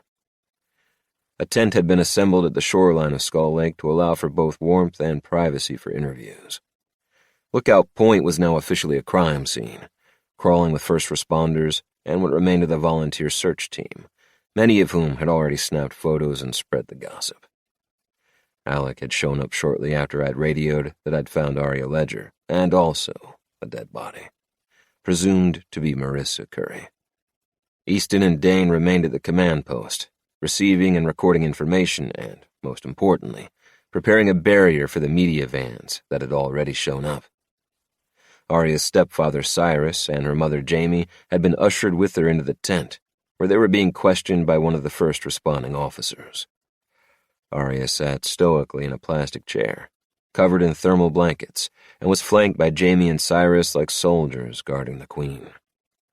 Jamie was a complete basket case, a trembling, incoherent mess of sobs and questions, trying to console her daughter who, strangely enough, didn't appear to need it. Aria wasn't talking, not even in her usual 1- or 2-word responses. Instead, her eyes were fixed on me. Despite all the commotion, questioning, and examinations, Aria remained focused on me. Only me. The teenager watched my every move, where I went, who I spoke with. Her gaze never left me, not once. Something that had not gone unnoticed by not only her father Cyrus, but also Sheriff McNamara. It was odd, to say the least, and quite frankly, made me a bit uncomfortable. I walked up to Alec, who was in deep conversation with Sergeant Rosa, a short, stocky Latina woman who was known for her gentle hand and her precision marksmanship. Rosa held the record for both the most hours volunteered at the local food pantry and for the most bullseyes in the annual Targets for Tots, a fundraiser for the county children's shelter. She nodded when I walked up, her face pale despite the freezing temperature, and her lips a bit green. I couldn't blame her. The conversation halted, and we stared at the carnage on the ground. Marissa Curry, Rosa said quietly. 34 years old, team leader for the 3rd shift at the chicken plant, a Skull Hollow native. I recognized her immediately. Is her identity officially confirmed? I asked. Rosa shook her head. No, they called her father to come for an official identification, but I'm sure of it. I know everyone in this town. It's her. Who's her dad? They call him Old Man Marshall, a Navy veteran, bit of a recluse now. Used to serve pancakes at Sunday breakfast at the church when I was a little girl. I'm shocked he's still alive, to be honest. Rosa shook her head, staring down at the body. God, I just saw her last week at the coffee shop. Too young. Much too young. We fell silent, watching the medical examiner use small silver tweezers to pluck a sample from one of the many gaping wounds on Marissa's body. In decades running special ops for the military, I'd never seen anything like this. The 4th now of its kind. He's here, Rosa whispered, her voice chilling. In Skull Hollow. The Pollock Butcher. It's him. Has McNamara informed the FBI? I asked. I'm sure he has. If not, he will. The butcher is officially their case now. Some guy named Martin Lance is running the show. New to the job, so I hear. After victim number 3 had been found in Tyler, Texas, sliced open and painted in her own blood, it became unquestionably evident that the Houston and Waco killings were linked. The investigation was begrudgingly handed over to the feds, as was procedure when dealing with serial killers.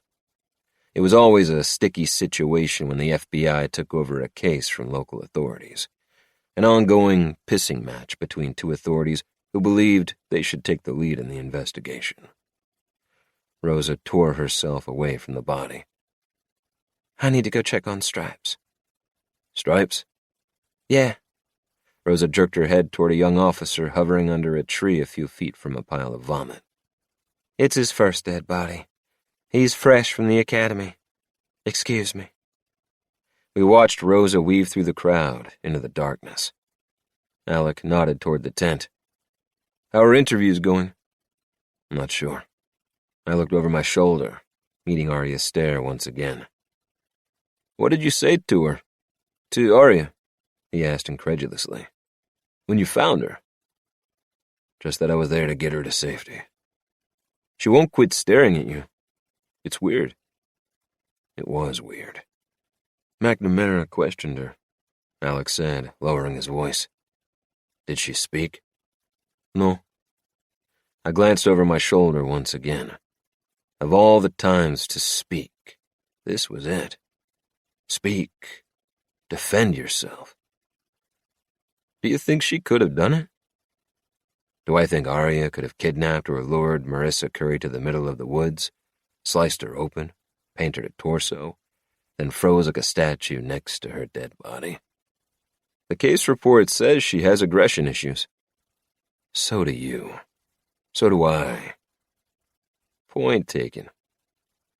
While the thought that a teenage girl would be capable of such a savage act seemed inconceivable, I knew from experience to never assume one thing or another. And there was something about this case that was piquing every instinct I had. She's got the size and weight on her, Alex said. Not sure about the wherewithal, but physically, Aria could have done it. I searched for the murder weapon, the knife already, before you guys even showed up. There was no knife on Aria, and there's no knife within 10 clicks of this area. Trust me. Doesn't mean she couldn't have tossed it and come back. We looked to the black mass that was Skull Lake. Wonder what's hiding in that lake, Alex said.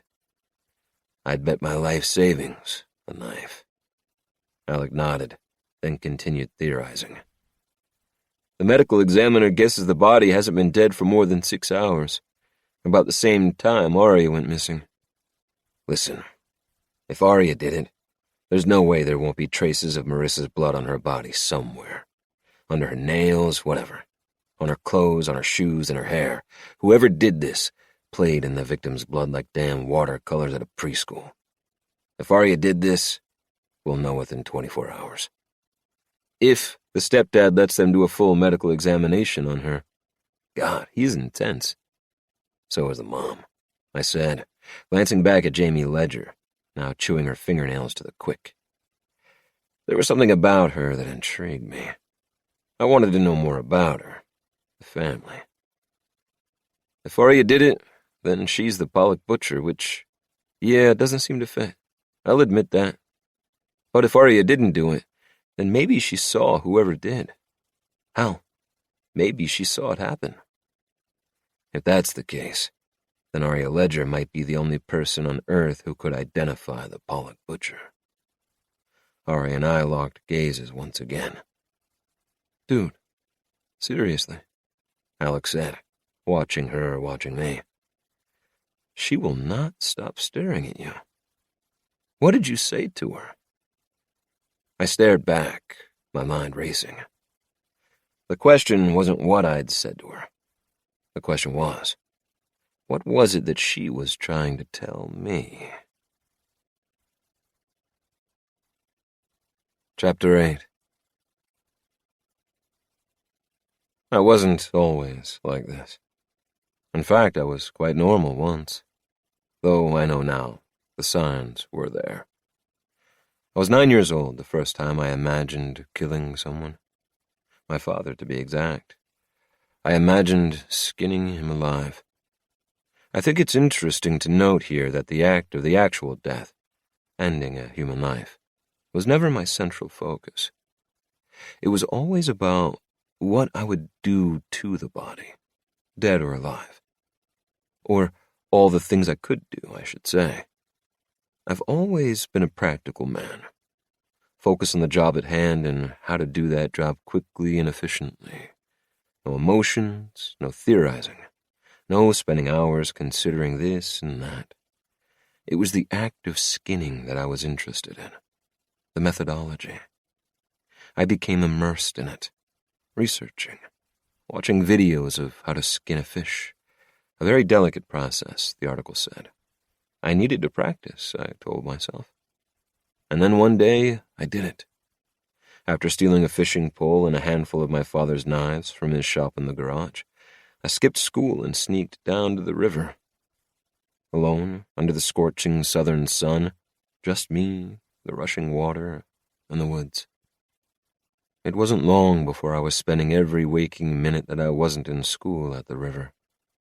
I learned patience there. I felt the thrill of slamming a rock into the beady eyes of a wriggling, panicked fish. gasping for air. I made a table of sorts, a workbench, out of logs and a long, flat rock.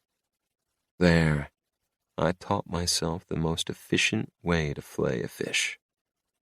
Hold the tail end, make a small incision between the flesh and skin. Carefully separate the skin from the flesh. Pin down the skin, and then make a smooth sawing motion. Slowly. While keeping the knife level, slowly peel away the skin. Use long, fluid cuts so as not to tear the flesh. I learned there are 2 keys to success when skinning a fish: patience and choosing the correct knife. You must have both for a successful flay. I learned a lot that year. About myself, about the wilderness, about survival. I felt one with myself, alone in the woods. Like for the first time, I was my own person. A boy coming of age, learning to be a man. Someone more than just so-and-so's kid in the 6th grade. That year, I caught and flayed close to 100 fish. "He's got a hobby," my mom said. Pleased I'd found something productive to do with my time. All American, her little boy. She bought me the best fishing poles and tackle box in town. Yes, I did have a hobby. Soon after this urge to skin my father turned into somewhat of an obsession. Dreaming of all the vile things I could do to a human body became full-blown fantasies. I began putting faces to these fantasies. My teacher, Ms. Miller, an annoyingly homely, bland woman with psoriasis who seemed one bad day from swallowing the barrel of a gun. My crush, Annie Wilkerson, who didn't even know I existed. Her boyfriend, the all-star football player and full-time douchebag, Nick Bowen. Courtney, the brunette who sat in front of me in class who constantly popped her gum. God, I couldn't stand her. Oh, and the lunch lady, the one who takes your money. Jabba Jenkins, the kids called her, a rudimentary combination of her last name with Jabba the Hutt. She was grotesquely overweight, rolls and rolls of skin that would surely take hours to peel from her body. Looking back, this was when a psychologist might say things became dangerous. That my thought patterns went far beyond what a normal, curious boy fantasized about. I didn't know this at the time, of course, just that I had a secret. One that, although I clung to it with bloody fingernails, seemed to be screaming to get out of me. Have you ever noticed that it seems like the most important people always have secrets? These lucky people are always a topic of conversation, of questions, of rigorous speculation.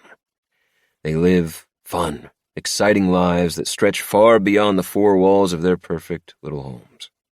Why? Because they're bigger than anything 4 walls could contain. They're special, chosen for exciting, thrilling lives. Lives that were so different from my own. Until the fantasies. It felt fun to have a secret. Made me feel like one of those important people. Like I was doing something exciting, out of the norm of the boring, mundane life I'd been thrown into. Finally, I was the one doing something wrong. I was the one with a secret. You see, Ms. Miller, Annie, Nick, Gum Popper, and Jabba Jenkins had absolutely no idea the fate that awaited them. In my mind, anyway. They each went about their days in ignorant, bored bliss, totally unaware that I'd built a step-by-step plan for how to kill them and mutilate their bodies. It wasn't until I painted the silhouette of a dead body in art class that I realized that I wasn't normal. The art teacher, I'll never forget her face when she saw my painting. It jarred me, really. She was scared of me. I remember my stomach sinking, nerves rolling up my body in one big flush of heat. I was embarrassed. My parents had been called as a courtesy. Hey, your kid might be crazy. Might want to keep an eye on him. That was a bad night. but it was nothing compared to what I would go through so many years later. Chapter 9. Beckett. Jolene's bar was packed to the gills, a line of tourists waiting anxiously outside, bundled in long puffer coats, braving the unseasonably cold night.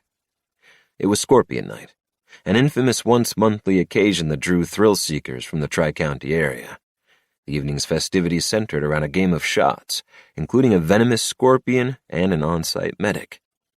It was one of the rare occasions when tourists and locals mingled.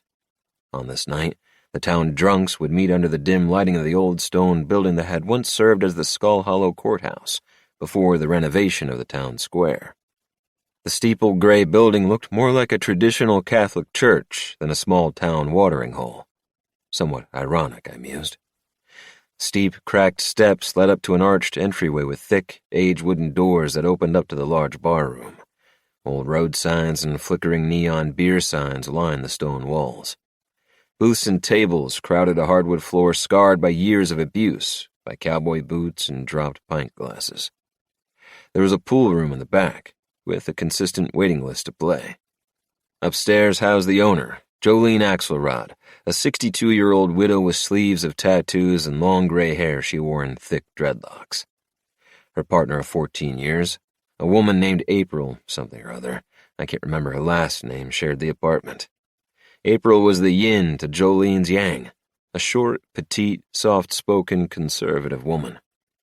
Typically, Jolene's was the kind of place where the overworked and underpaid went to forget, leaving their troubles at the door. But there was something different about this night.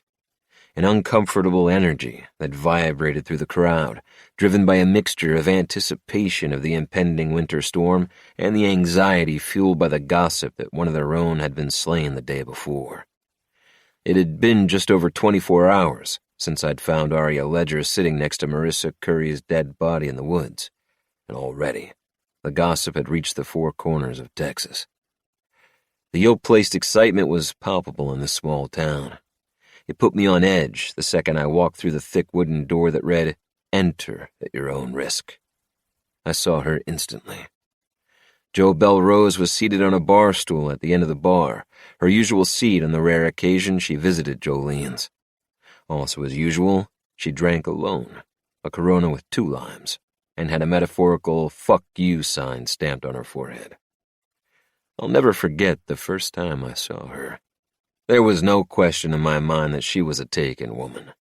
Women who looked like that were never single, snatched up by either a Tom Brady type or an old man with money. There was no in-between. And then I found out I was wrong. Jo was single. Yet I could never bring myself to approach her. Instead, I'd watch her from a distance, studying her, soaking in the smoldering, enigmatic energy that rolled off her in waves. I'd asked about her here and there, inconspicuously, careful to hide the interest that, quite honestly, baffled me. I learned that Jo was a 34-year-old doctor, a psychiatrist with a local mental health clinic. She had moved to Skull Hollow from Houston 4 years earlier, drove a truck, and was rumored to own a motorcycle. I had become even more intrigued, and I wasn't proud to admit, a bit intimidated. Dr. Bellerose. Side note, why did I love so much that she was a doctor? Why could I imagine calling her Dr. Bellerose while licking my way up her naked body as her nails ran down my back? But I digress. The dark, edgy, withdrawn woman quickly gained a reputation in Skull Hollow, where the hair color of choice was bleach and the median age for saying "I do" was 22. The men called her demure. The women called her a snob. Some called her a bitch, depending on how much strawberry wine they'd consumed. Yet somehow these whispers didn't appear to affect the newcomer. To most, Jo emanated a kind of staunch independence, a brick wall of emotion. To me, she screamed insecurity, secrets, pain. From that day forward, every time I opened the door to Jolene's bar, my gaze immediately went to the stool at the end of the bar, hoping Jo would be there. This night, she was. Her silky black hair lay in loose waves down her back. She wore a black leather jacket and skin-tight skinny jeans, but instead of her usual black combat boots, the staggeringly stunning Jo Bellerose wore a pair of sky-high, red-soled, patent leather heels. My pulse kicked. God, a woman in heels. My kryptonite. "Beck!" A familiar voice hollered out over the buzz of the crowd. Tearing my gaze away from Dr. Bellerose, I wove through the motley crew of buttoned-up cowboys, drunk rednecks, and blonde Southern belles. Due to the weather, the crowd was a mess of misplaced fashion, most wearing thick winter coats and scarves that had been pulled from mothballs hours earlier. Others still sporting the tags. My crew stood out like a sore thumb, seated around a foretop hidden in the shadows, next to a fireplace with a small crackling fire. It was the first time I'd seen a fire lit in a fireplace. Easton jerked his chin toward an unoccupied chair against the wall. I dragged it over as Alex slid a bottle of water across the table. Next to him sat Dane, who, based on his wet t-shirt and gray sweatpants, had come straight from the gym. Lauren, former National Guard turned office manager of the Lynx Group, sat at the head of the table. Her short, platinum blonde hair spiked to razor-sharp points. "How was the range?" Easton asked as I straddled the chair. I took a quick sip of water. "Good. Everything ready for tomorrow?" "As ready as it will be at this point."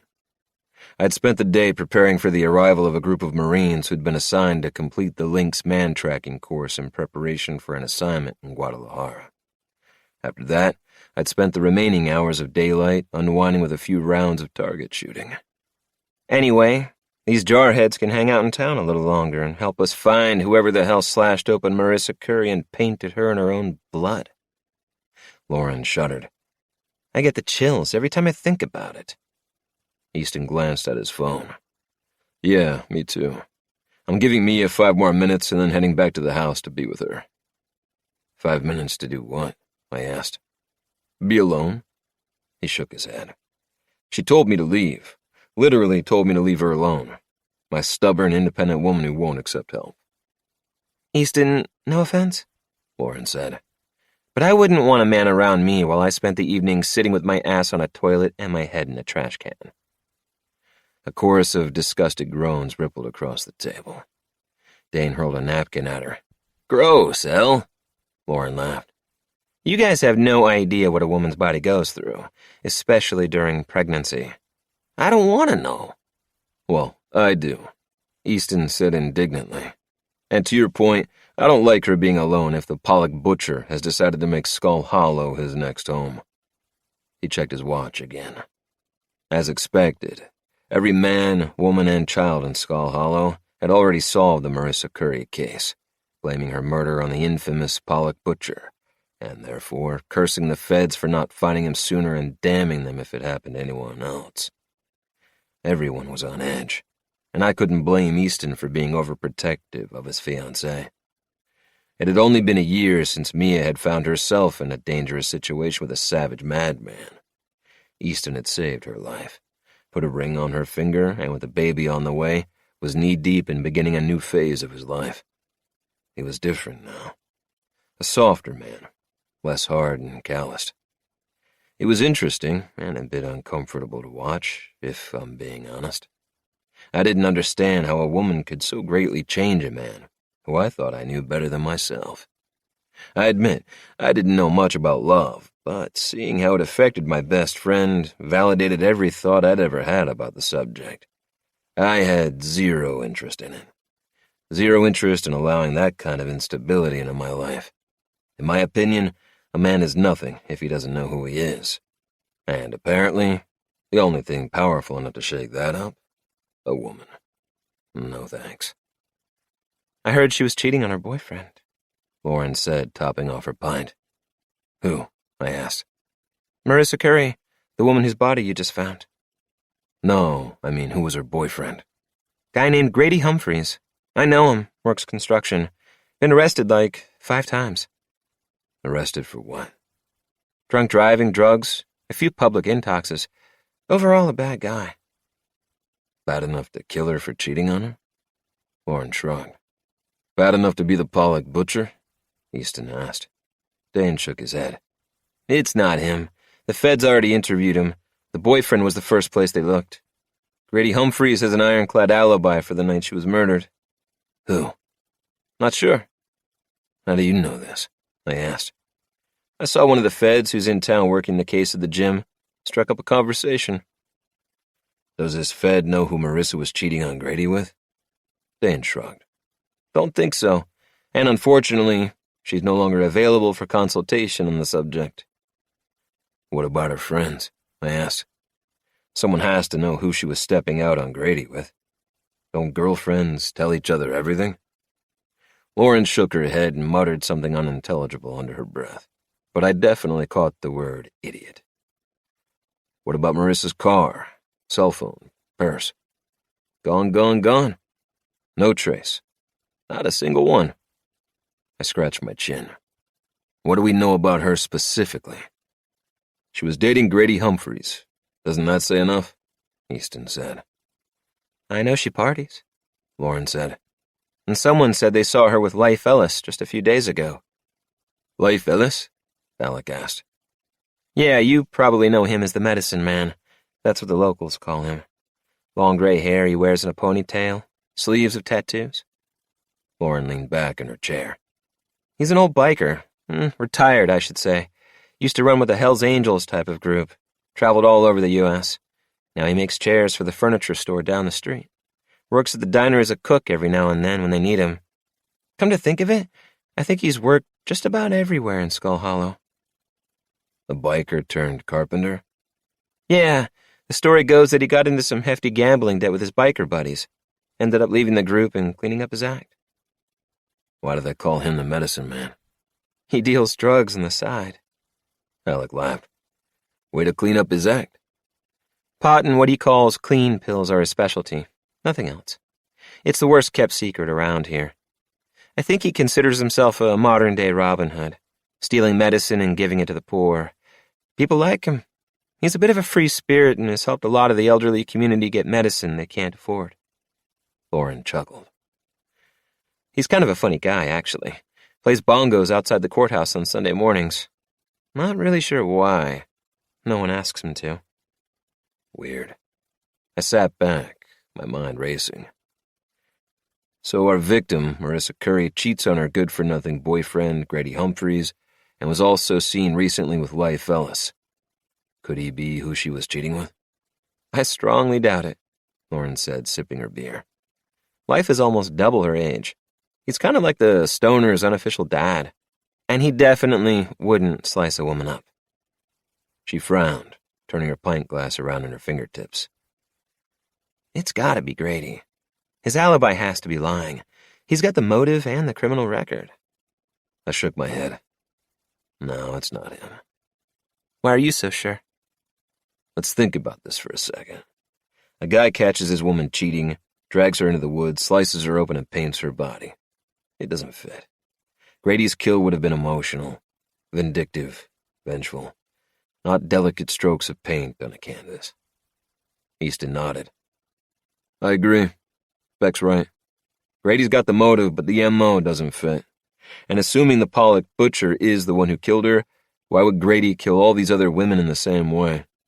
The butcher's first victim was in Houston, the second in Waco, then Tyler, now here. Why? Why those locations? Why here? Why now? Why Marissa? The table fell silent for a moment. I glanced at the end of the bar, at Jo, who was now interested in something on her phone. What, I wondered. Was she texting to someone? A guy? How is the autistic girl? The girl who was found next to Marissa's body? Lauren asked, pulling me for my totally irrelevant and somewhat insensitive, considering the topic, thoughts. Last I heard, Aria was home recovering, Easton said. Mia's going to reach out to the family, I think. Offer free therapy if they're interested. She freaked out when I told her about it. Was on the phone with her friend when I left. You know the two fastest ways to spread gossip, right? Dane asked. What's that? Tell a phone and tell a woman. Lauren rolled her eyes. I grinned, then returned to the subject. Did they do a medical exam on Aria? Not sure. Lauren frowned, shaking her head. God, how long had she sat there with Marissa's dead body? And why? McNamara still considers Aria a suspect, Alex said. She said she didn't do it, right? Right. Well, non-verbally.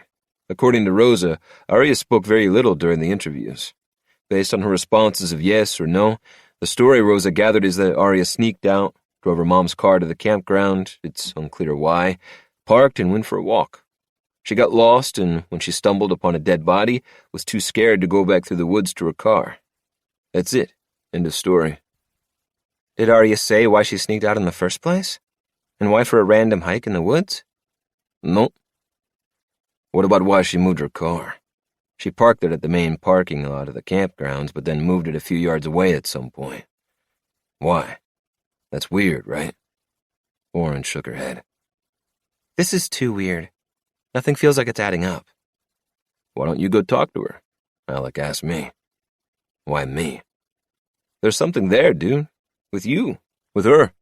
That girl wouldn't stop staring at you last night. It was creepy.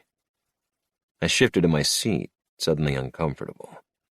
I'd come to the bar to attempt to forget, to erase the image of Aria's wild eyes locked on mine, to try to stop thinking, dissecting, wondering what the hell she was trying to tell me. Alec nodded. If I were you, Beck, I'd press. I'd request to talk to her. This is a federal investigation now, I said. You want me to go over to the Ledger house, knock on the door and say, hey, your daughter wouldn't stop staring at me. Mind if I ask her why? Now, solidly annoyed, I drained my water. Yeah, that's exactly what I think you should do. I need another drink. I pushed out of the chair. Be right back. I felt the entire table staring at me as I walked away. I didn't care. The crowd had tripled since I'd walked in. The band was setting up on the small stage in the back of the room, and the shot glasses were being lined up. The scorpions had been brought out from the back, their cages placed next to the shot glasses. Men were lined up at the bar, signing waivers to participate in a reckless contest to prove their masculinity. The noise was a dull roar, the energy palpable. A bloodthirsty lust for the thrill of tempting fate.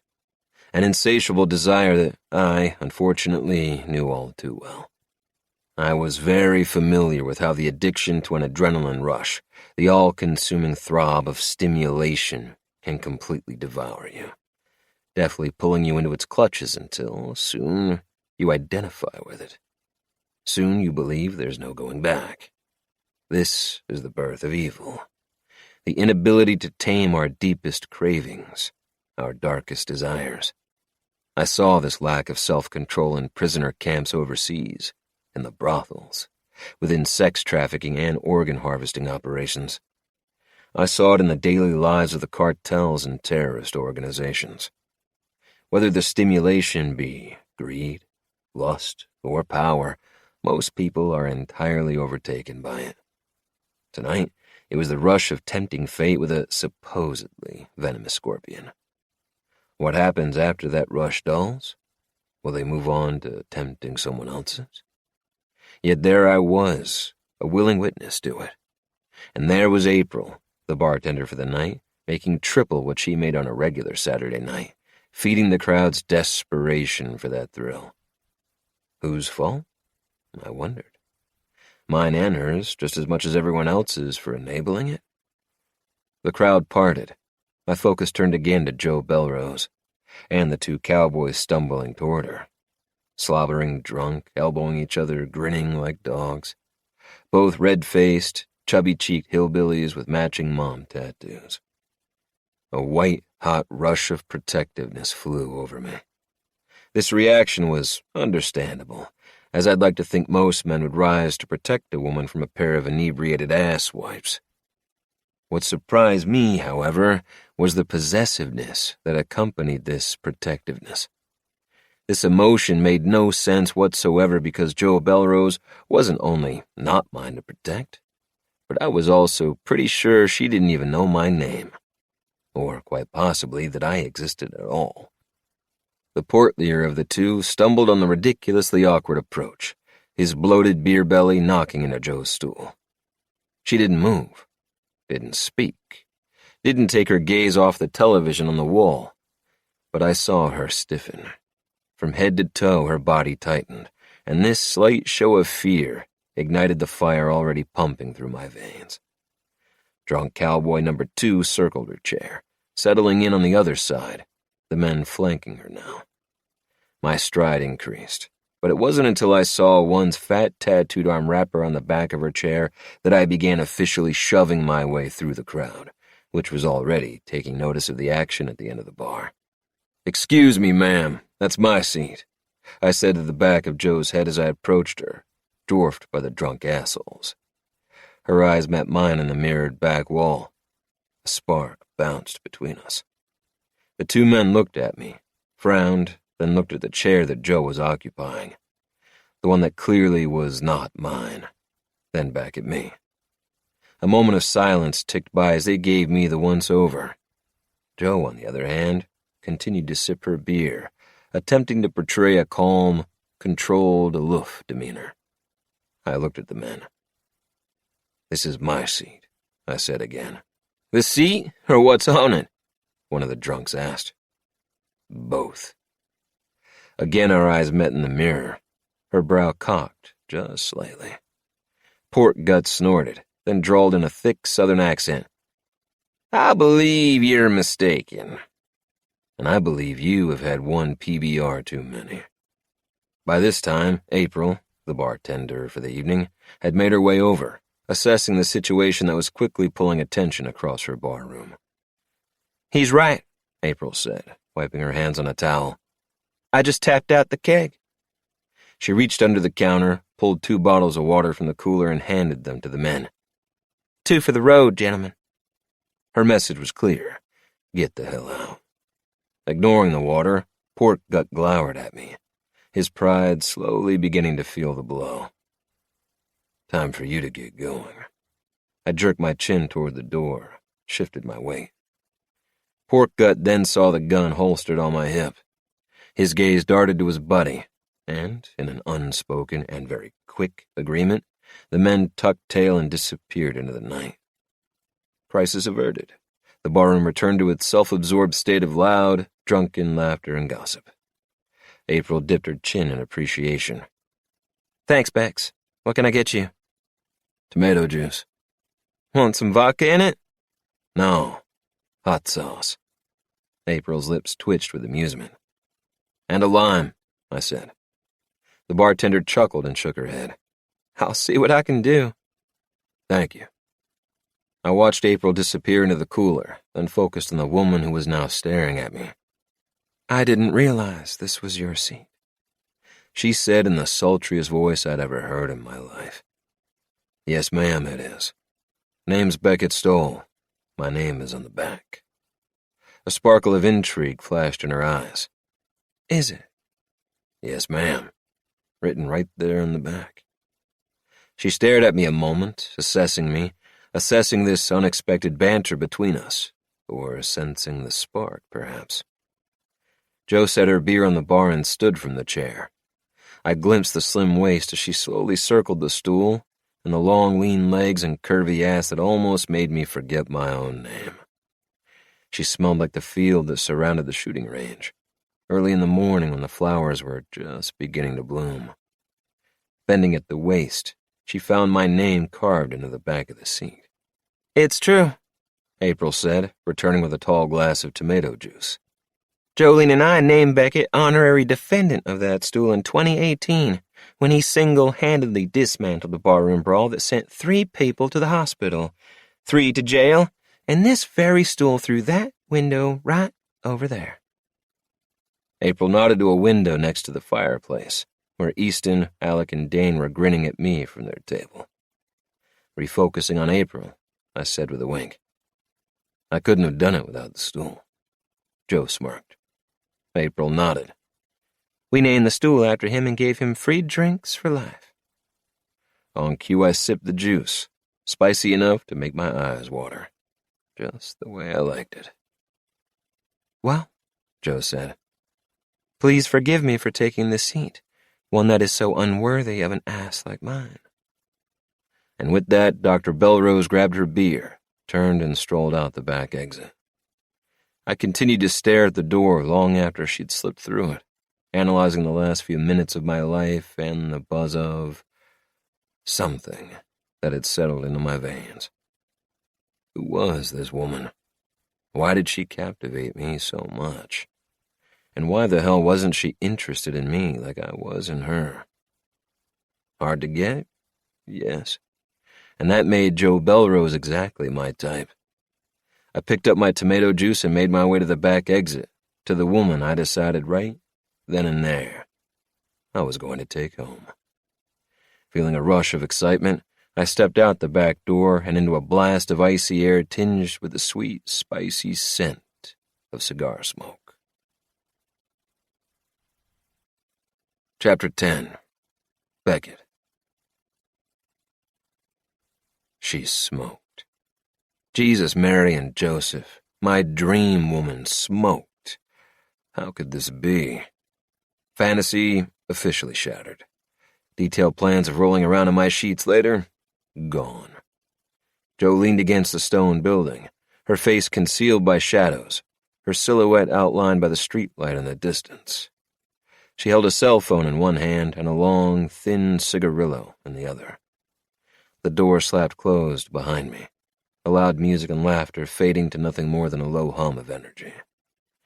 The night was quiet, peaceful, and I realized how much I preferred this stillness to the party inside. Intermittent beams of moonlight shot down through the breaks in the cloud cover above. A full moon was coming. I thought of the legend of the cult and how it was rumored the spirits came out during full moons. Coincidence? Turning her to face me, Jo took a long pull off the cigarillo, the ember briefly illuminating her face in a warm golden glow. My stomach dipped. Her eyes were hypnotic, dark, almond-shaped with chocolate irises that seemed to penetrate my soul. The woman was even more beautiful up close. And just like that, fantasy officially reignited, despite the cigarillo.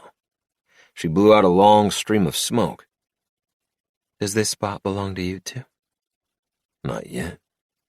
Her lips twitched, barely visible under the almost full moon.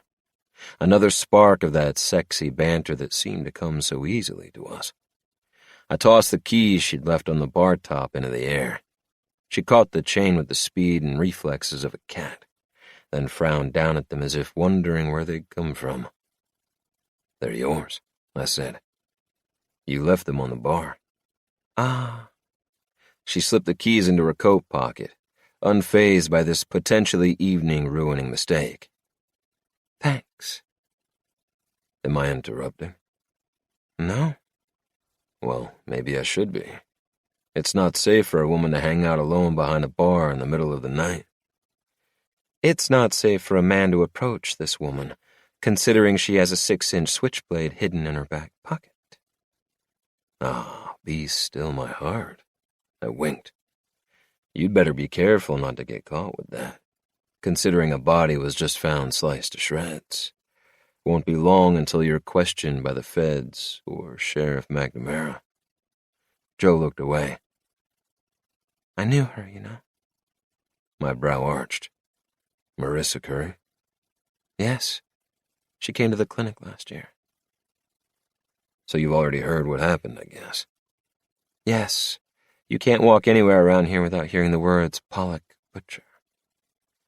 Yet you came out tonight, to the bar, alone. You're really hung up on this, aren't you? I am. Well, I appreciate the chivalrous nature, but the second I heard about it, I needed a drink, needed to get away for a bit. What? I watched her closely, picking up on nerves. Or was it sadness? I also noticed Jo hadn't taken another drag off her cigarillo since we'd begun talking, and that she was holding it away from me. Embarrassed? Ashamed? Were you and Marissa close? I asked, pressing. No. She came to the clinic about a job, not for therapy. Not the answer I was expecting. For what job? We were thinking about adding a part-time assistant position. Did you hire her? No. Why not? She had a record. Drunk driving. Birds of a feather, I muttered, recalling what I knew about Grady Humphreys. Do you know her boyfriend? Nope, just her. I'm sorry. Why? It's hard to lose someone you know. When Joe didn't respond, I frowned. Isn't it? I only met her twice. Both were interviews at the clinic. I figured you would have pulled out her deepest, darkest secrets during those interviews, in the vein of your profession, of course. Your figuring is incorrect, she mockingly drawled. I smirked. Enlighten me, then. People come to me for pills, not advice. I noticed an edge to her tone, one that suggested this wasn't the first time she'd had to make that distinction. I made a mental note. Joe was defensive of her choice in occupation. Why? I have no doubt your job is a lot more than prescribing drugs. It must be a heavy load to carry. Why? Because of the line between treatment and addiction. It's very thin. True.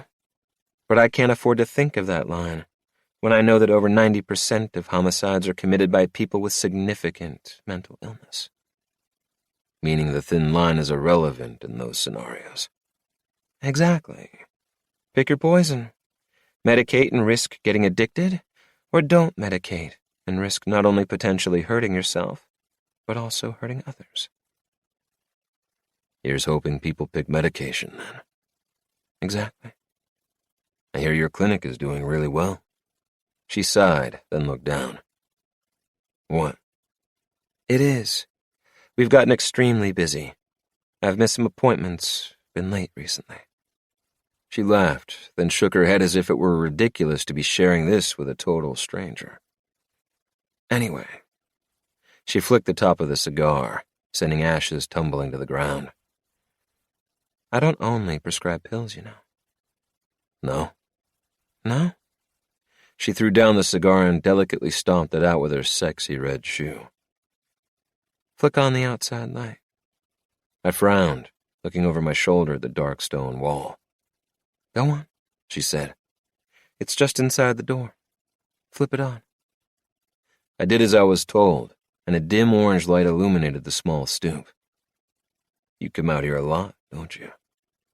Ignoring my question, Joe picked up her beer and proceeded to empty the contents onto the concrete block in front of us, splashing booze and lime juice all over my boots. She peeked up from under her lashes, gauging my reaction, testing me, seeing if this big, tall country boy would squeal and jump away. This woman. Okay. She stepped back, pleased with my non-reaction, I think, and set the empty bottle in the HVAC unit. What do you see? Joe gestured to the fizzling puddle at my feet. A wasted $4.25. No, I mean, what do you see in the puddle? You mean like a picture? Yeah, don't overthink it, just, what do you see? I studied the liquid that was slowly converging, bubbling, gathering in small rivulets between the cracks in the cement. I see Godzilla, circa 1954. I expected a laugh. Didn't get one.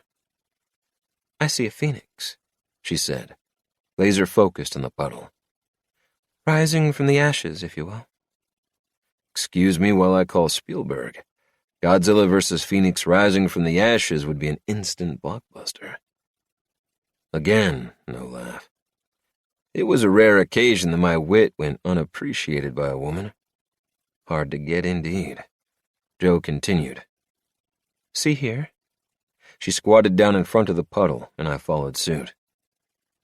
These are the wings.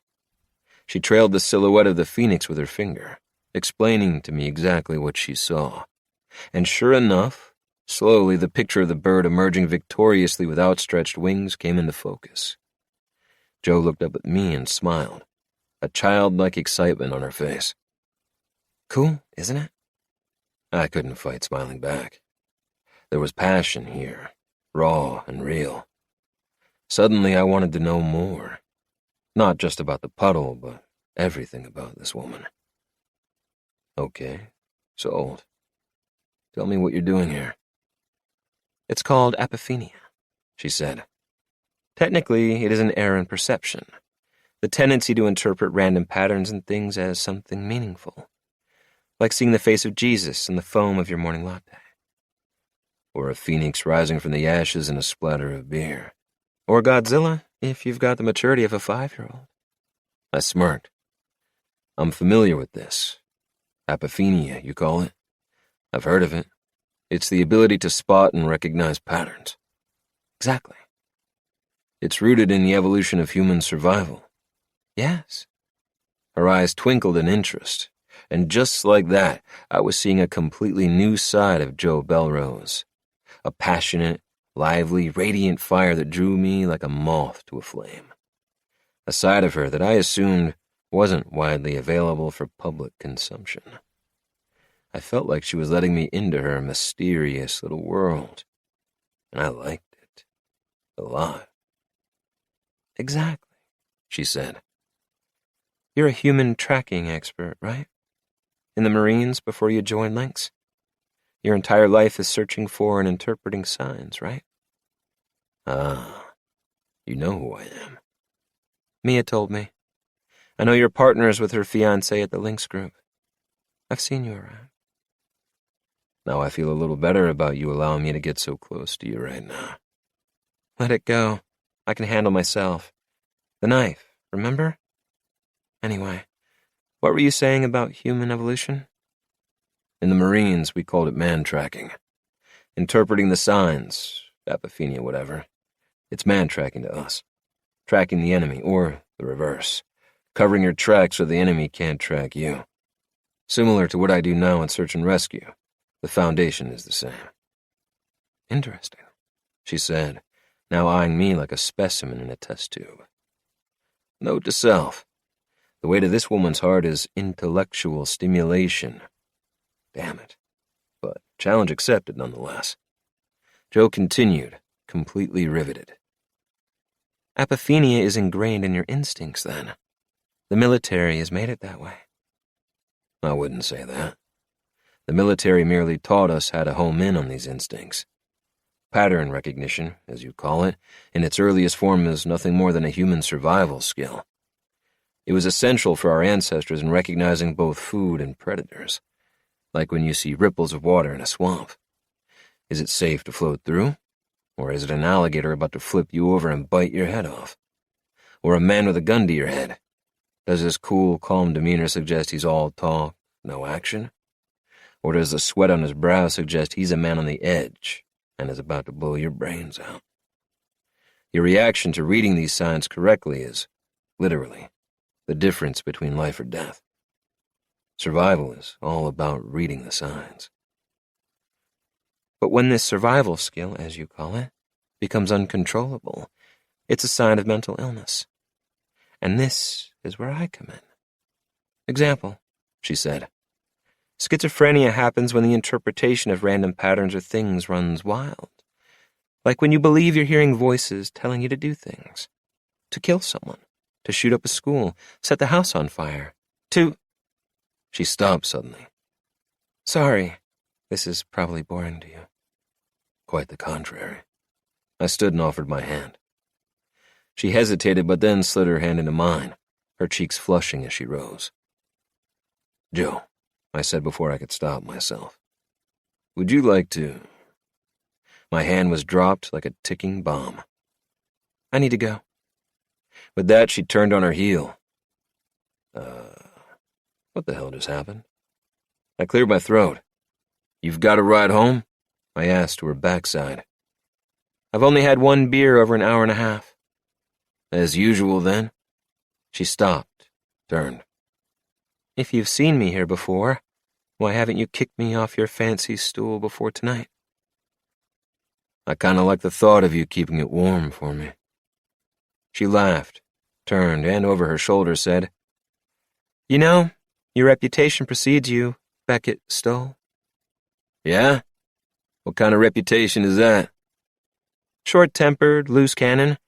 You don't think things through. Is that why you sneaked out here? Afraid I'd go ham on someone else in the bar if they tried to talk to you? No. It's why I cut you off right before you were about to ask me on a date. A grin slid across my face. Keep an eye on those keys, Dr. Bellerose. Yes, sir. I watched her hips lift into the newest, shiniest, most expensive red Chevy in the lot. A woman in a truck. God help me. Chapter 11. Joe. My house was lit up like an airport, a beacon of fluorescent light through a pitch-dark forest. I shook my head. Even my mother's presence was loud, obnoxious and unapologetic. I'm here. I have so much going on. Look at me. I took in my home as I drove up the driveway. The 3-bedroom, 4-bath house I'd designed from scratch. Well, that's not entirely true. Let me explain.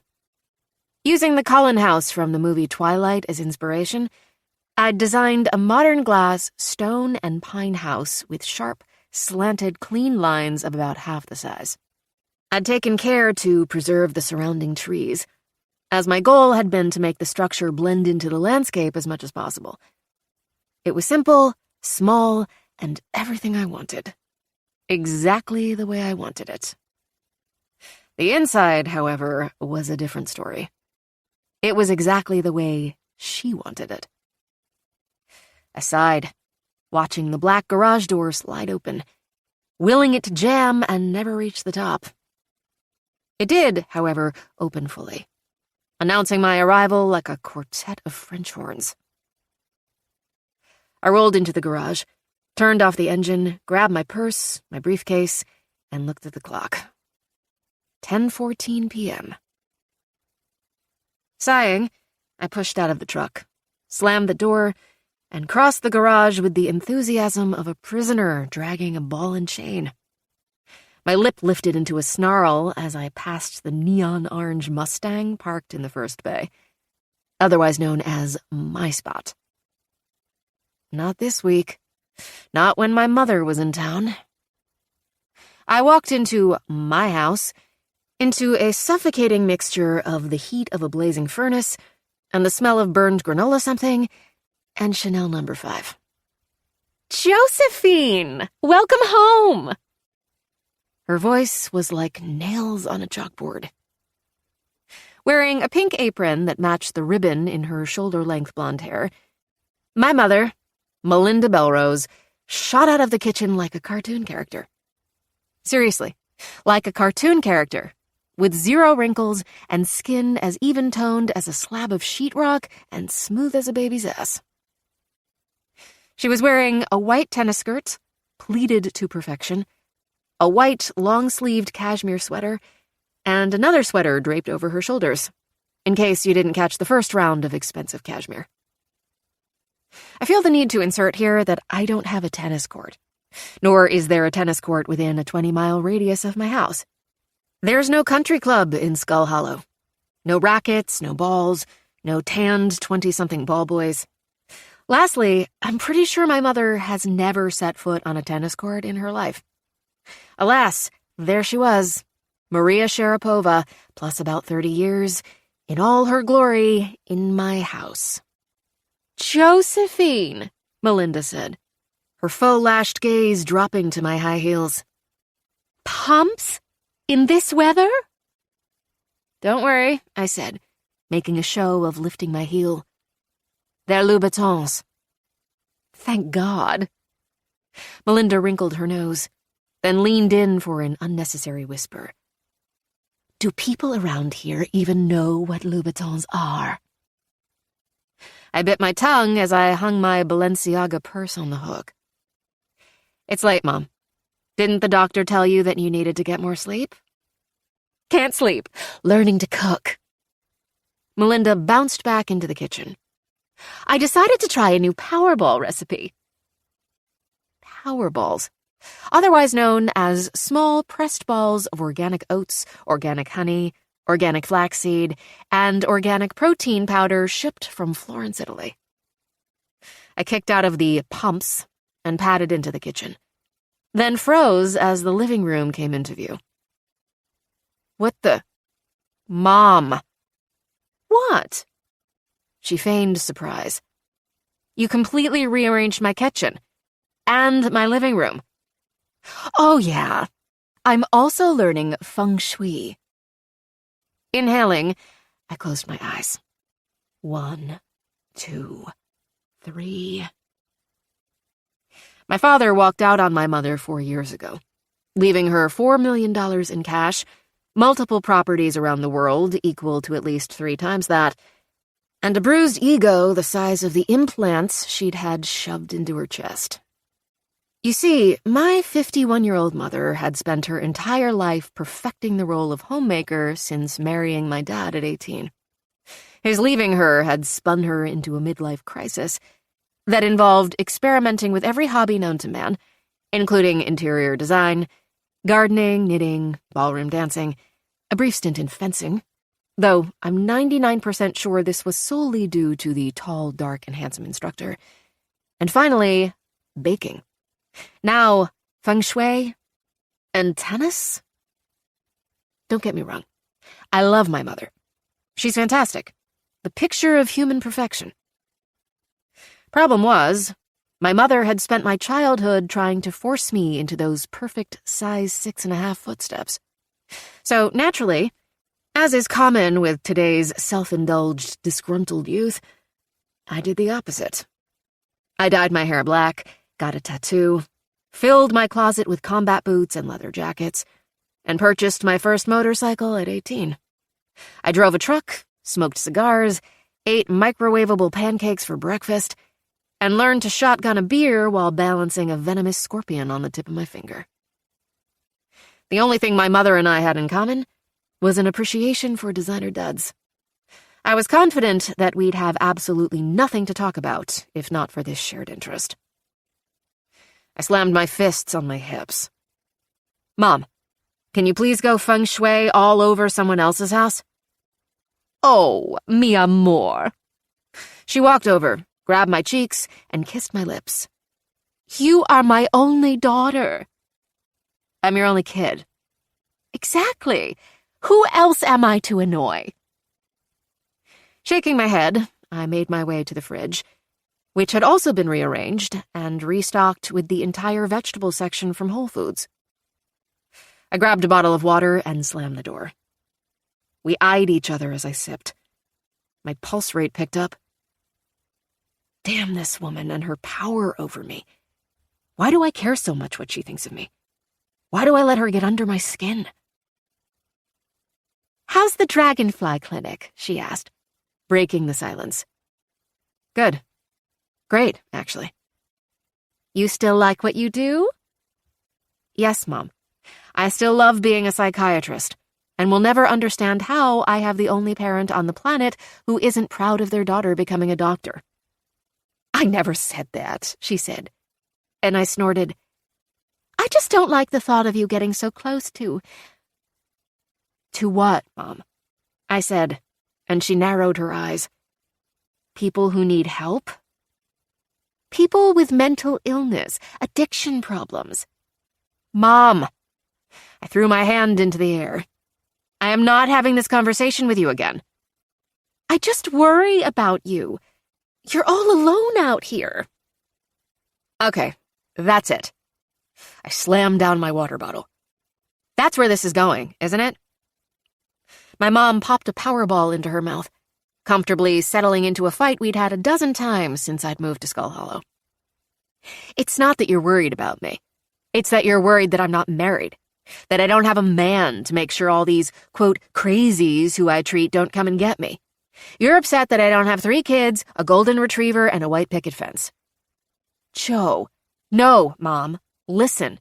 I'm so sick of this. Being single isn't a life sentence. No, she said with a steely expression. It's a brick wall. What? Melinda took a small, tentative step forward. Baby, you have locked yourself behind a wall of false security.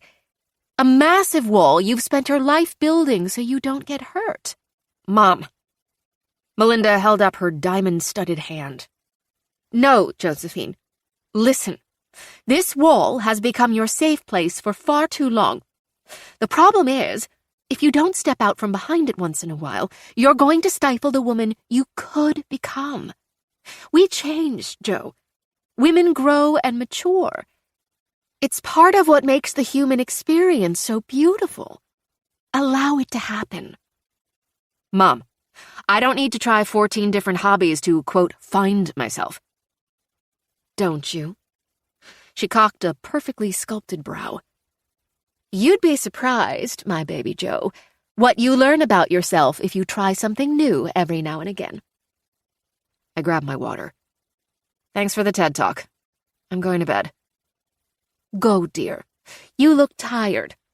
I'm going to perfect this Powerball recipe. It's so damn close to winning me the Summer Hill Bake-Off this spring. Because that was what mattered the most to my mother. Winning bake-offs. I awkwardly maneuvered around my newly rearranged living room, clipping my knee on an end table. Fury blew through my veins. Good night, my only child, Melinda called out in a sing-song voice from the kitchen. Night, Mom, I said between gritted teeth, and took the stairs 2 at a time. And no more feng shui. You'll see the change. I guarantee it. Be open to receive the positive energy. I strode into my room, slammed the door, and blew out a long, albeit overly dramatic, exhale. I flipped on the light and quickly turned down the dimmer. A muted glow washed over the room. My gaze landed on the ink blot cards scattered across the bed, the nightstand, the massive black and gray rug that ran over the hardwood floors. I thought of Mia's comment about my office. It looks like a psych ward in here. Fitting. Was it? A wispy of icy air slid over my arms, and I realized I'd forgotten to close the window after sneaking a few puffs from my cigar before telling Melinda that I was, quote, going back to the office to get some work done, aka going to the bar to escape my mother, who had overstayed her just going to swing by for the weekend visit by 6 days. 6. I did a quick scan of my room, ensuring nothing had been moved or taken. This feeling of paranoia pulling me back to my childhood days, when my mother would help herself to anything I owned. Nothing was mine, my own. A psychologist would probably say this was the reason for my love of designer labels, of nice things. I valued material things because I'd never had any for myself. Or was it that having these things made me feel more like I fit in with the family that had made me feel as though I didn't belong? An interesting thought. After moving to Skull Hollow, the older, more confident MD me had told Melinda she was welcome to visit any time, as long as she didn't set 1 foot into my bedroom. That was the line in the sand. Everything was exactly the way I wanted it. This was my space, my sanctuary. I'd spent 2 months' salary on a king-size bed, with a deep rust velvet finish and the charcoal gray bamboo bedding. This statement piece was centered against the back wall, which I'd covered in a sheet of matte black leather. A white leather chaise sat in the corner, popping against the long velvet curtains. The room was simple, monochrome, and super sleek. Black, white, gray, and rust. The anti-feminine. My mother despised every inch of it, but thus far had upheld her end of the bargain. I sank onto the side of my bed and stared at the wall, and thought of him. Yes, I was very familiar with Beckett Stolle. I knew his type very well. In fact, the partners of his type made up at least 1/3 of my clientele at the Dragonfly Clinic. Beckett Stolle was the kind of man who thought of women as objects, as things to collect and use until the thrill was no longer there. In which case, the women would be tossed aside and replaced with a new group of idiots. The ruggedly handsome, charming type that looked like a real-life G.I. Joe. A jarhead with a short temper and a god complex. He also had eyes the color of whiskey, blonde hair mussed to perfection, an unruly 5 o'clock shadow that suggested he didn't know, or perhaps care, how beautiful of a man he was. The kind with plump lips that quirked into a cocky smile that made women drop to their knees. The kind with thick, ropey forearms that I could imagine lifting me off the floor and tossing me onto the bed, seconds before smothering me with that superhero chest. When was the last time I'd had sex? When was the last time I'd allowed myself to be taken by a man? Keyword, man. A man like Beckett Stolle who does what he wants, how he wants to do it, and when he wants to do it. When was the last time I felt that tingle between my legs, like I had when Beckett grabbed my hand and pulled me off the ground? When was the last time I'd had a real crush? I looked from one inkblot card to another, mindlessly analyzing the patterns, the chaos, the confusion of the splatters, recognizing it in myself. Chaos, confusion, patterns, habits. A sudden blast of Swiss beats vibrated from the kitchen speakers below, the loud bass rattling the windows. Rap music? Since when did Melinda Bellerose begin listening to rap? Who was my mother? I surged off the bed and began pacing. She would be up all night, which meant I would be up all night. I couldn't. I had a busy day tomorrow. I had to sleep. I had to calm the hell down. I walked to the bed, dropped to my knees, lowered myself onto my stomach, and retrieved the small locked safe I kept under the nightstand. I noticed my hands were trembling as I keyed in the code and slipped off the lock. After a quick glance over my shoulder, I pulled open the small steel door. A rush of heat spread over my skin as I looked at the little orange prescription bottles with their bright white lids. I sat back, pulling my legs into a crisscross. One by one, I pulled each bottle from the safe, lining them up in a perfect row in front of me. I stared at them. Minutes ticked by. I closed my eyes, then inhaled, exhaled. My thoughts began to fade, and my body began to relax. With steady hands now, I mindlessly picked up the first bottle, read the description and the name printed on the sticker. Not that I needed to. I had the words, names, and numbers on every single bottle memorized by heart. Inhale. Exhale. I rolled the bottle over in my palm. I blinked. The prescription was expired. I picked up the next bottle. Also expired. What? I whispered, frantically picking up the next and the next. All expired. Shit. I surged off the floor, grabbed my cell phone, and dialed without thinking. How had I been so careless? I began pacing, pivoting with each new ring. No answer. I looked at the name blinking on the screen to ensure I'd dialed correctly. Life Ellis. I dialed again and again and again. Again. No answer. Chapter 12. Joe. I continued pacing, tapping my phone on my chin, wondering where life was. I dialed one last time. No answer. Damn it, life. I threw my phone on the bed and walked to the window. Frowning, I watched my mother's Mustang slowly reverse out of the driveway. Her headlights were off. I looked at the clock. 10:45 p.m., then back at the car that was obviously attempting to sneak out of the driveway. What the? I turned around, looked at my closed door. Swiss Beats was now rapping something about hating the game. She'd left the music going and had turned up the volume. I watched the car slowly pull onto the dirt road that ran in front of my house. 2 seconds later, the headlights clicked on.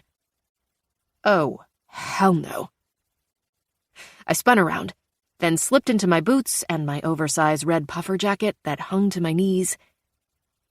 What the hell was Melinda Bellerose up to? After grabbing my cell phone, I sprinted downstairs. The lights and television were on. Her purse and cell phone were gone. Definitely a covert op.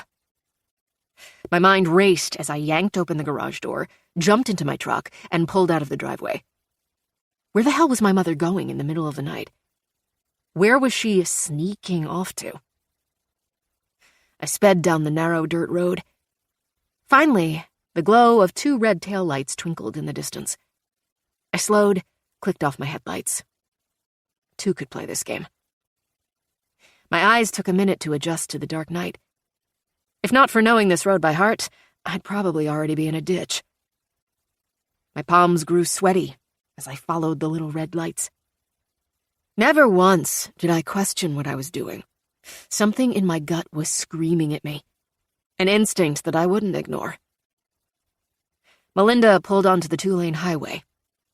I hung back a minute, then continued the pursuit. The roads were eerily vacant. Skull Hollow's citizens were home, tucked warmly into their beds, dreaming of better days and better things.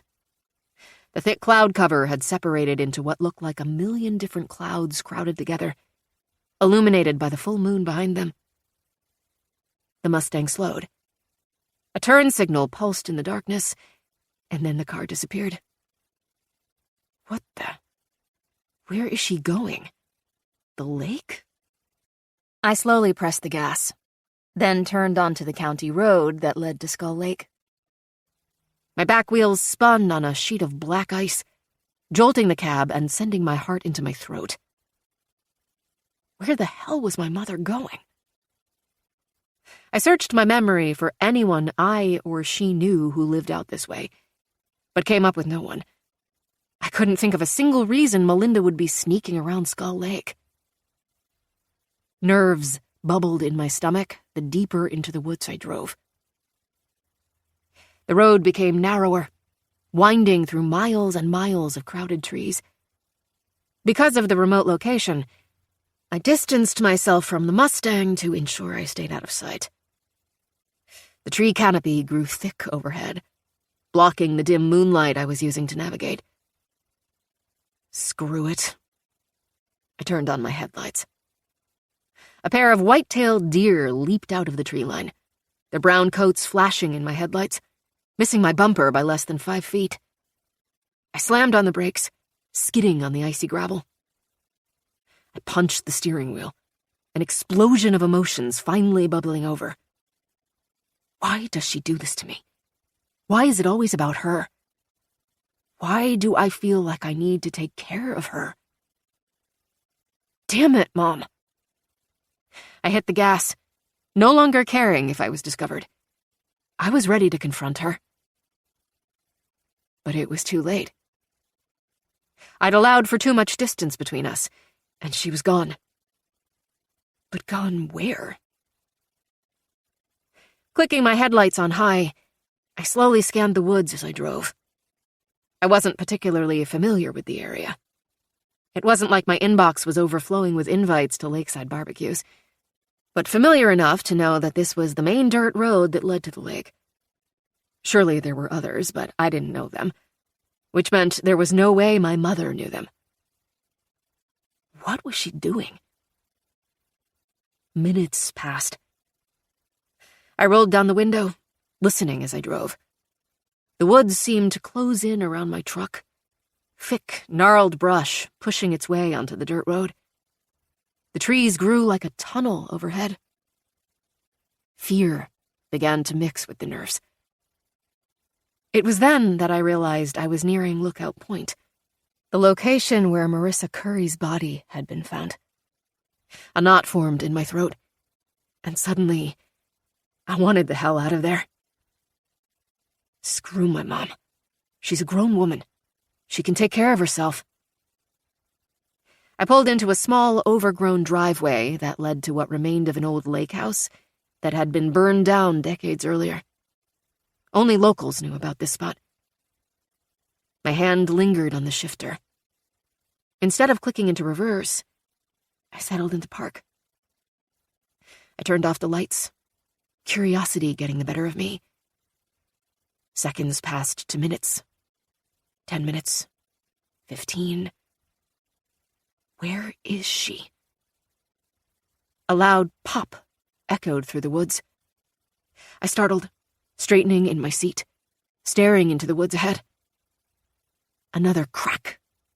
It sounded like twigs popping under someone's footsteps. I took a quick inventory of myself and my situation. The truck was locked, the engine was off, the lights were off. For all intents and purposes, I was hidden. My heart started to race as I stared, terrified, into the woods. A silhouette passed by, not 10 feet from the hood of my truck. My pulse skyrocketed. I held my breath, frozen in place until the silhouette moved out of view. Mom? Was it her? What the hell was she doing? After grabbing my phone, and then the can of mace from the glove box, I quietly climbed out of the truck. A biting, cold wind overturned the dead leaves at my feet and whipped through the treetops, creating a loud, static white noise.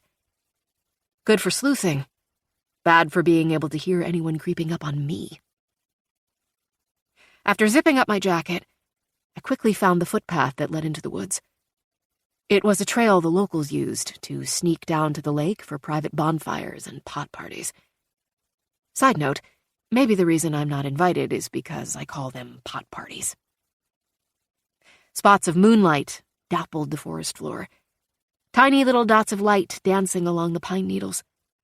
Nerves tickled my stomach. My breath came out in heavy puffs of clouds. The tips of my nose and cheeks began to tingle from the cold, and my fingers and knees grew stiff.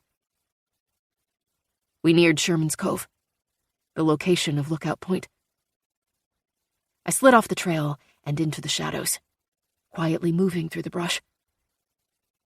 The silhouette stopped and turned, seeming to look right at me. I lunged behind a tree and froze, my heart leaping into my throat. I realized then that I wasn't 100% certain that the person I was following was, in fact, my mother. I peeked around the tree as the dark, shadowy figure suddenly pivoted. This time, I looked at the shadow through a new lens. No, it wasn't my mother. This person was much taller than my 5'2" mother. Holy shit. This person was tall and lanky and definitely sneaking. For some reason, instinct, perhaps, I thought of life, of him not answering his phone earlier, not answering my many, many repeated calls. The silhouette hurried through the woods, their head down, shoulders hunched, hands in their pockets, eventually disappearing out of sight. Had they seen me? I stood frozen behind the tree, suddenly becoming very, very frightened. I thought of Marissa, and that her body had been found not 10 minutes from where I was standing. Pictures of her body had been posted on social media, and I recalled what it looked like, sliced to bits. I thought of the rumors that plagued these very woods, the spirits that supposedly haunted them, the faceless, cloaked figures. I imagined them watching me from behind the trees. I saw them, shadows moving, a wall of ink blots taking shape right before me. My imagination got the better of me that night. I took off in a sprint, quickly finding the trail and running for dear life. My pulse roared in my ears, my breath wheezing in and out in quick, panicked pants. Once back in my truck, I threw myself inside, locked the doors, and slid down to the floorboard to catch my breath. I couldn't remember another time I'd been that spooked. It was as if I could feel the energy of the murder still lingering on the air, poisoning everything in its path. Who had I just seen in the woods?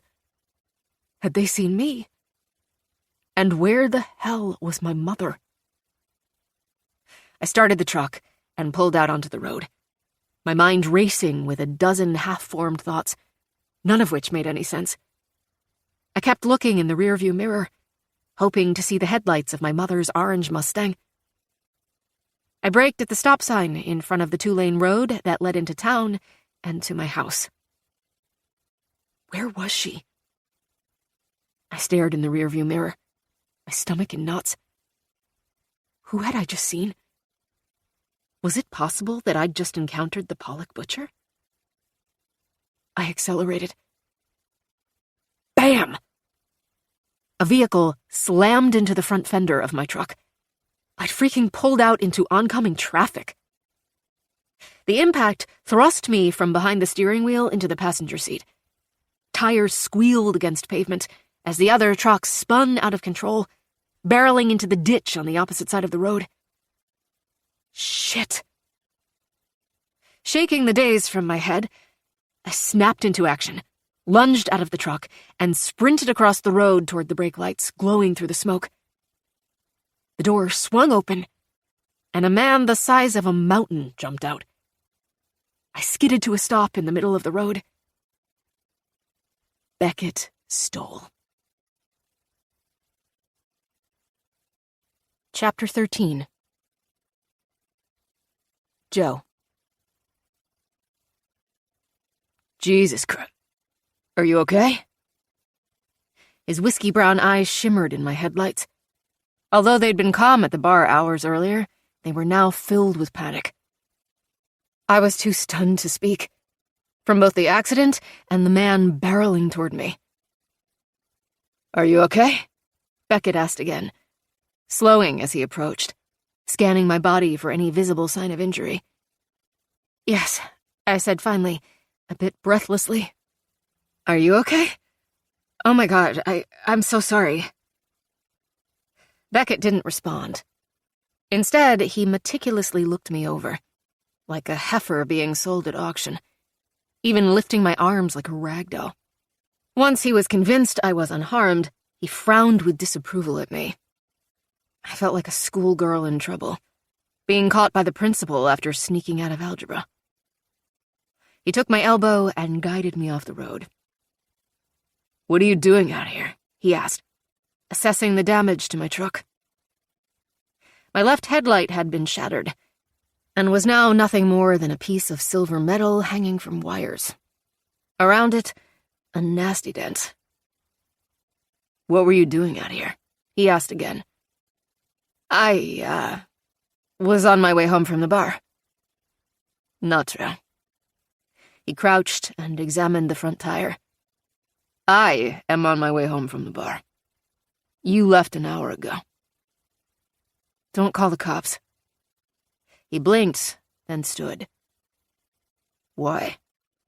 Just don't. Are you drunk? No, geez, just don't. Okay. I won't call them. Don't worry. I looked away, my heart pounding. If the cops showed up, they would look at my record. They would dig, and they would find out that I'd been arrested before. I couldn't risk that. I had way too much to lose. More than that, though, I didn't want Beckett to know about my past. Or my present, for that matter. I refocused on the accordion that was my fender. Shit. I jabbed my fingers through my hair and whirled around, realizing I hadn't even checked the damage on his truck. Selfish. Thankfully, the grill attached to the front of the hood had absorbed most of the blow. Unfortunately, however, It hadn't protected against the tree limbs he'd barreled into on his way into the ditch. Several nasty scratches ran down the side of a brand spanking new black Chevy. I sucked in a breath, then turned back to him. I am so sorry. You should be, but not about my truck. Beckett glowered down at me, a completely different person from the flirtatious charmer at the bar hours earlier. You should be sorry for yourself. What the hell were you doing? Were you on your phone? You pulled right out in front of me. You could have killed yourself or someone. I said I'm sorry, I snapped. Get your stuff. Get what stuff? Whatever valuables you have in your truck. Why? I'm taking you home. What? No, I'm fine. And my truck's fine. I'm taking you home. Or I'll call the police and have them escort you home in the back of their car. You're obviously not fine because you just almost killed us both. I'm taking you home. Your truck will be safe here overnight. I scoffed, but bit my tongue. Bottom line, Beckett was right. I could have killed someone, and this thought sent my pulse racing. And based on the look in his eyes, he wasn't lying. He would call the cops. I had no question. Damn it. My hands trembled as I clumsily gathered my things from the cab. Dollar signs clicked off in my head as we approached his truck. The entire vehicle would need to be repainted. I'll pay for it. Beckett grunted, opened the passenger side door, and impatiently gestured me in. A wave of embarrassment hit me as I climbed inside. I'd been so damn smooth at the bar, and now I was a hot mess. An idiot woman driver wearing an oversized puffer jacket that made me look like a red Michelin man. Beckett waited until I buckled my seatbelt, then slammed the door, stalked around the hood, and climbed inside. The tension was thick as he started the engine and pulled onto the road. I'm going to ask you again, and this time, I'd appreciate it if you were honest. What were you doing out here? I bristled at his sharp, condescending tone. And why were you so distracted? Jesus, you literally pulled out into my headlights. I mean, there was no way you didn't see me. I said I'm sorry, I barked back. Answer the questions, Joe. I'm sorry, I said, mocking him in an overly sweet and sarcastic tone. It's Beckett Stolle, right? Unamused, he gave me a deadpan look. My point is, I barely know you, Mr. Stolle, which means I don't need to tell you anything. I said I was sorry, and I'll pay for the damage to your car. Now drop it. 1, don't call me Mr. Stolle. And 2, I wouldn't say that's entirely accurate, sweetheart. You just blew your way through the side of my truck. We're about to get to know each other very well. Why were you hiking in the same area a woman just got murdered? I wasn't hiking. He jerked his chin toward my boots, caked in fresh mud. Annoyed, I sighed and stared out the windshield for a minute, while attempting to create the perfect lie. There was no way in hell I was going to tell Beckett that I'd been following my crazy mother, who'd sneaked out of my house after she thought I'd gone to sleep. No, I was not going to go there. I thought I saw someone out in the woods, I said finally. Beckett turned his face toward me. What? There was a man, I think, in the woods alone. I saw him, and considering what just happened to Marissa Curry, I thought it was suspicious. So you got out to investigate? He snapped, displeased by this decision. Why the hell would you get out of the car and go after a man you saw in the woods, alone in the middle of the night, right next to where a woman had been sliced open from head to toe? I released a frustrated groan. I don't want to talk about it. Listen, I'm sorry about your truck. Send me the bill. I'll get it taken care of. Where do you live? He mumbled. Next left up here, past the corner. We drove up my driveway, the headlights of his truck reflecting in the walls of windows and steel. "This is your place?" he asked. "Yes." "I wondered who lived here. It's nice." Just then, the front door flung open, and there she was, my mother, in all her tennis outfit and diamond glory. My heart stuttered in my chest as relief washed over me. Wiping her hands on a dish towel, Melinda frowned into the headlights. It was as if she'd never left the house at all. "Who's that?" "My mom." Beckett's brow arched. "I know, she's hot. I know." "No, she's literally sparkling. Like, shining." "Oh, that. Yeah. She wears glitter lotion all over." "Don't." I held up my hand. "Just don't. I can't." A grin split his face. Apparently, my sudden fluster amused him. "You live with her?" "No. God, no. This is my house. She's visiting. She leaves tomorrow morning." We rolled to a stop in front of the porch. Beckett was studying me with a small curve on his lips. It absolutely infuriated me. Melinda jogged down the steps. "No." I muttered every vile word I'd ever heard in my life as I desperately searched for the door handle.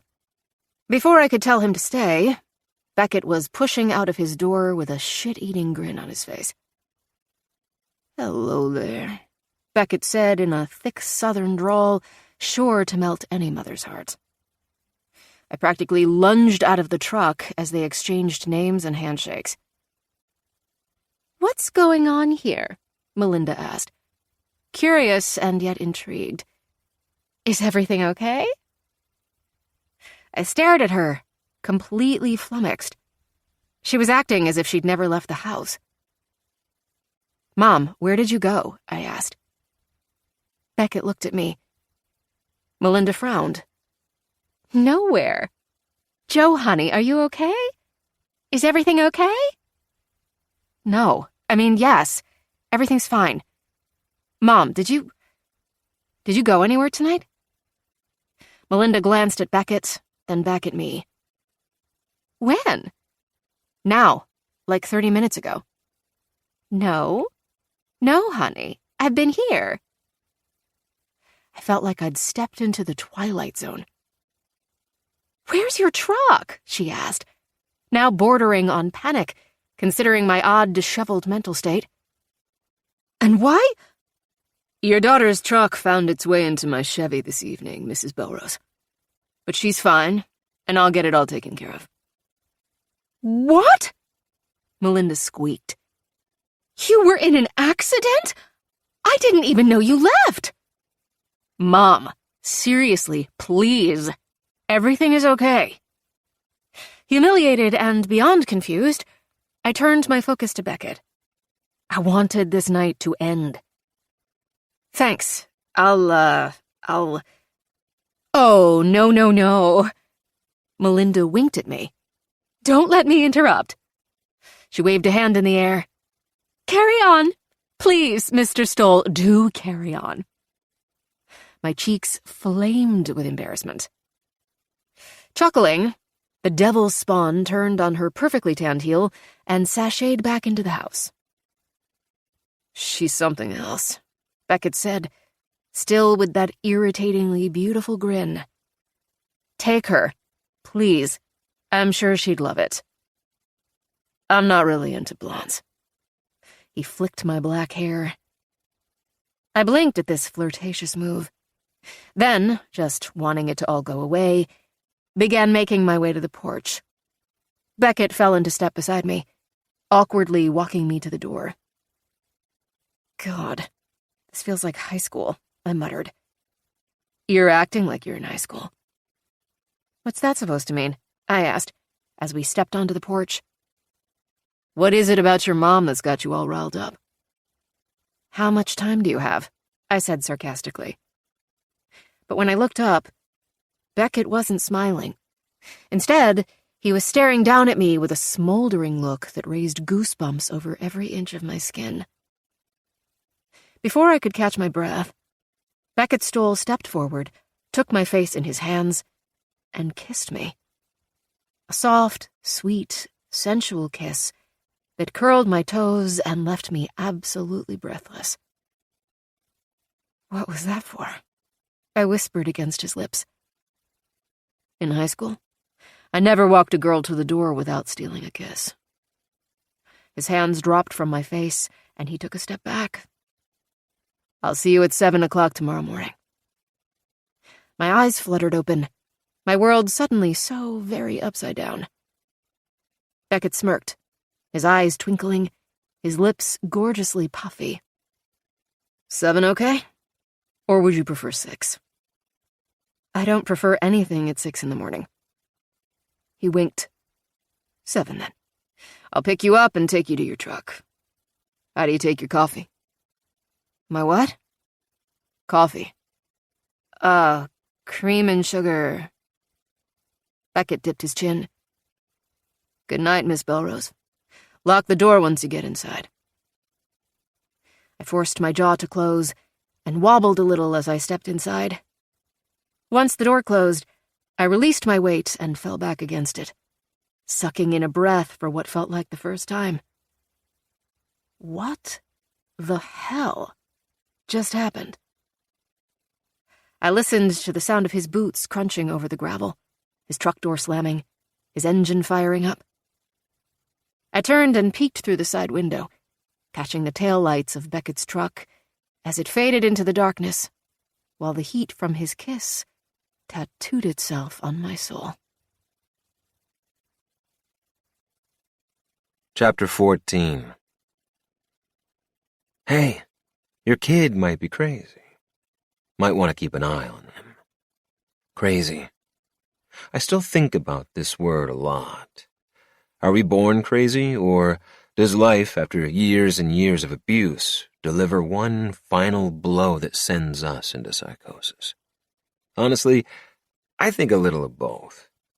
Genetics are a powerful thing.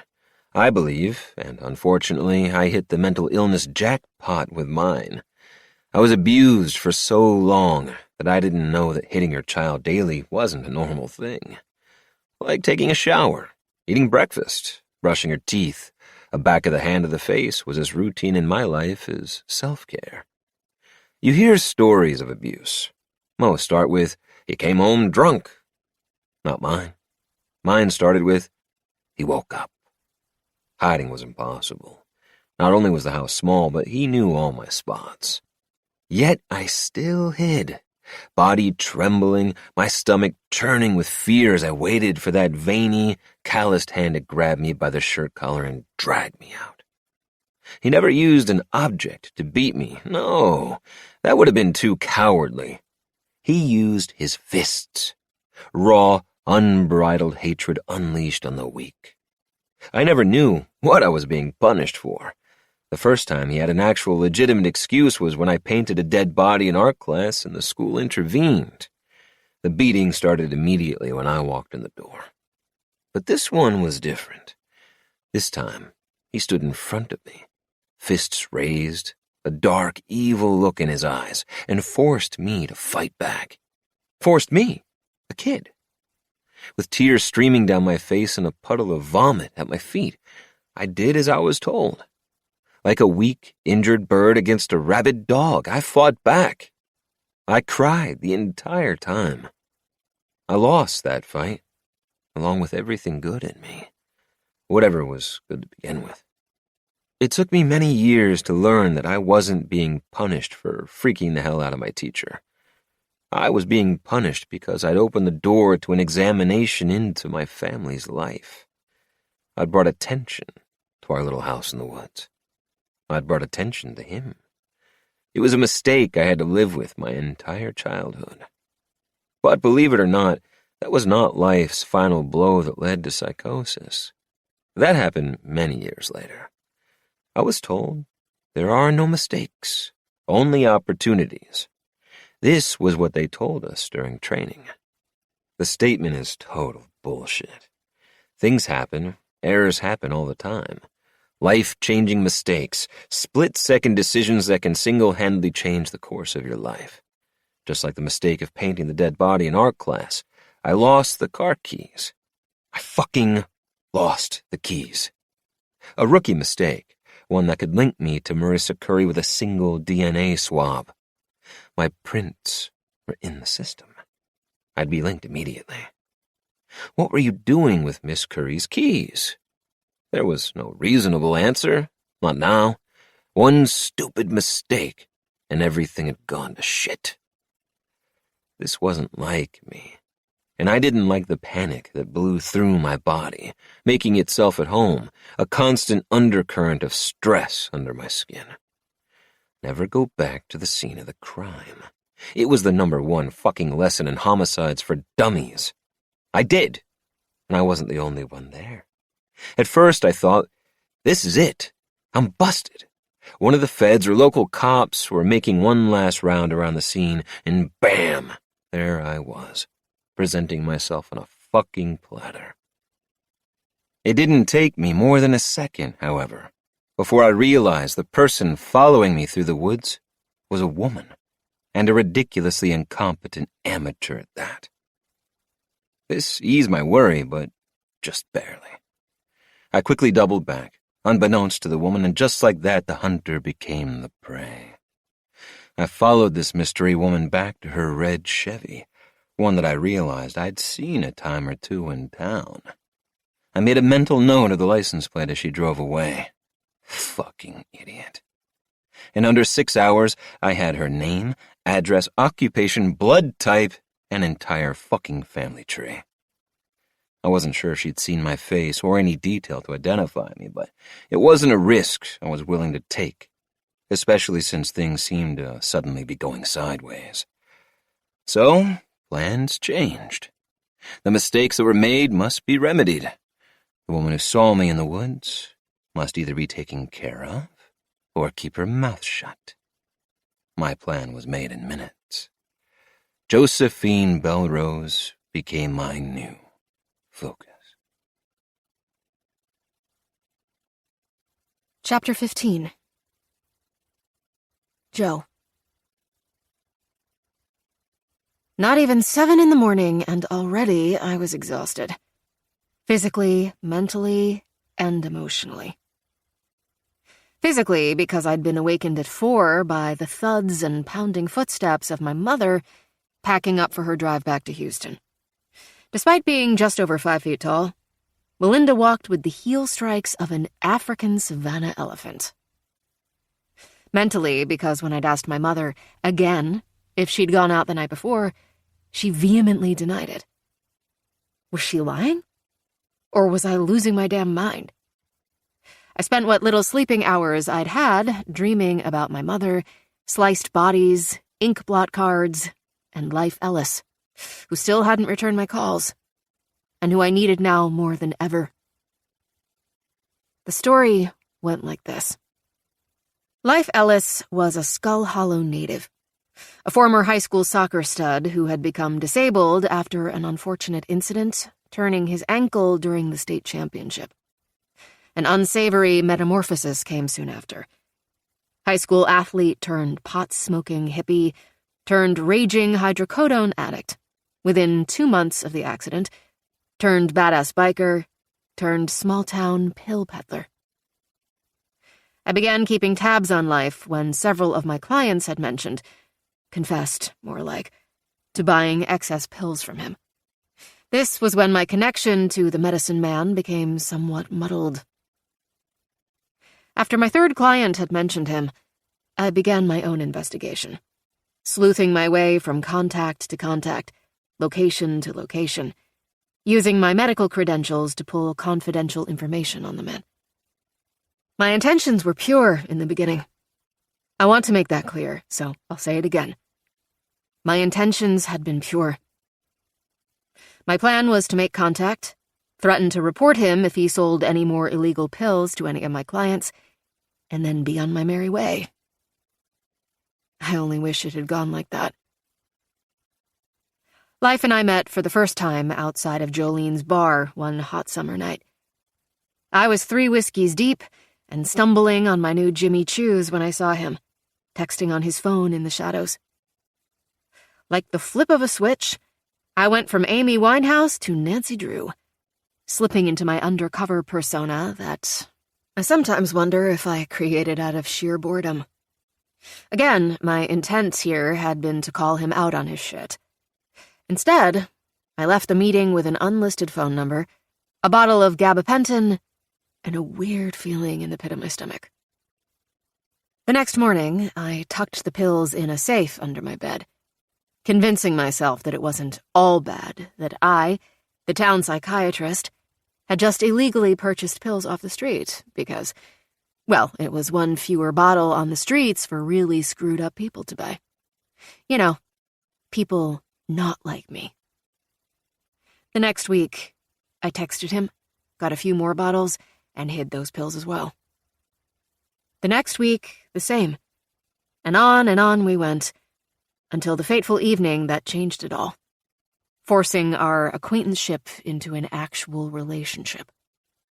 I arrived at our agreed-upon drop location, where Life, the 60-something-year-old former biker, was getting his ass kicked by a couple of drunk cowboys who were apparently displeased with the amount of money Life had taken from them during a friendly game of poker hours earlier. That night, I threatened to kill 2 people, lying, saying I had a gun in my truck. That night, Life slept on my couch.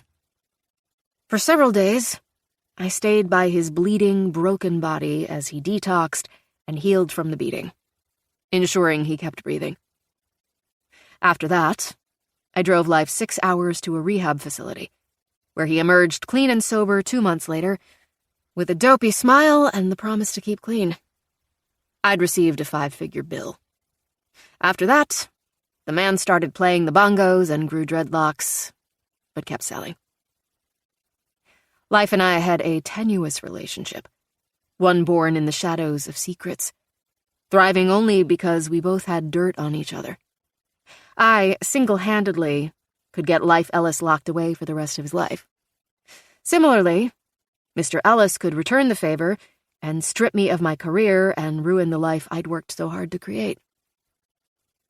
We had a deal, he and I, to take our secrets to the graves, and to always answer each other's phone calls.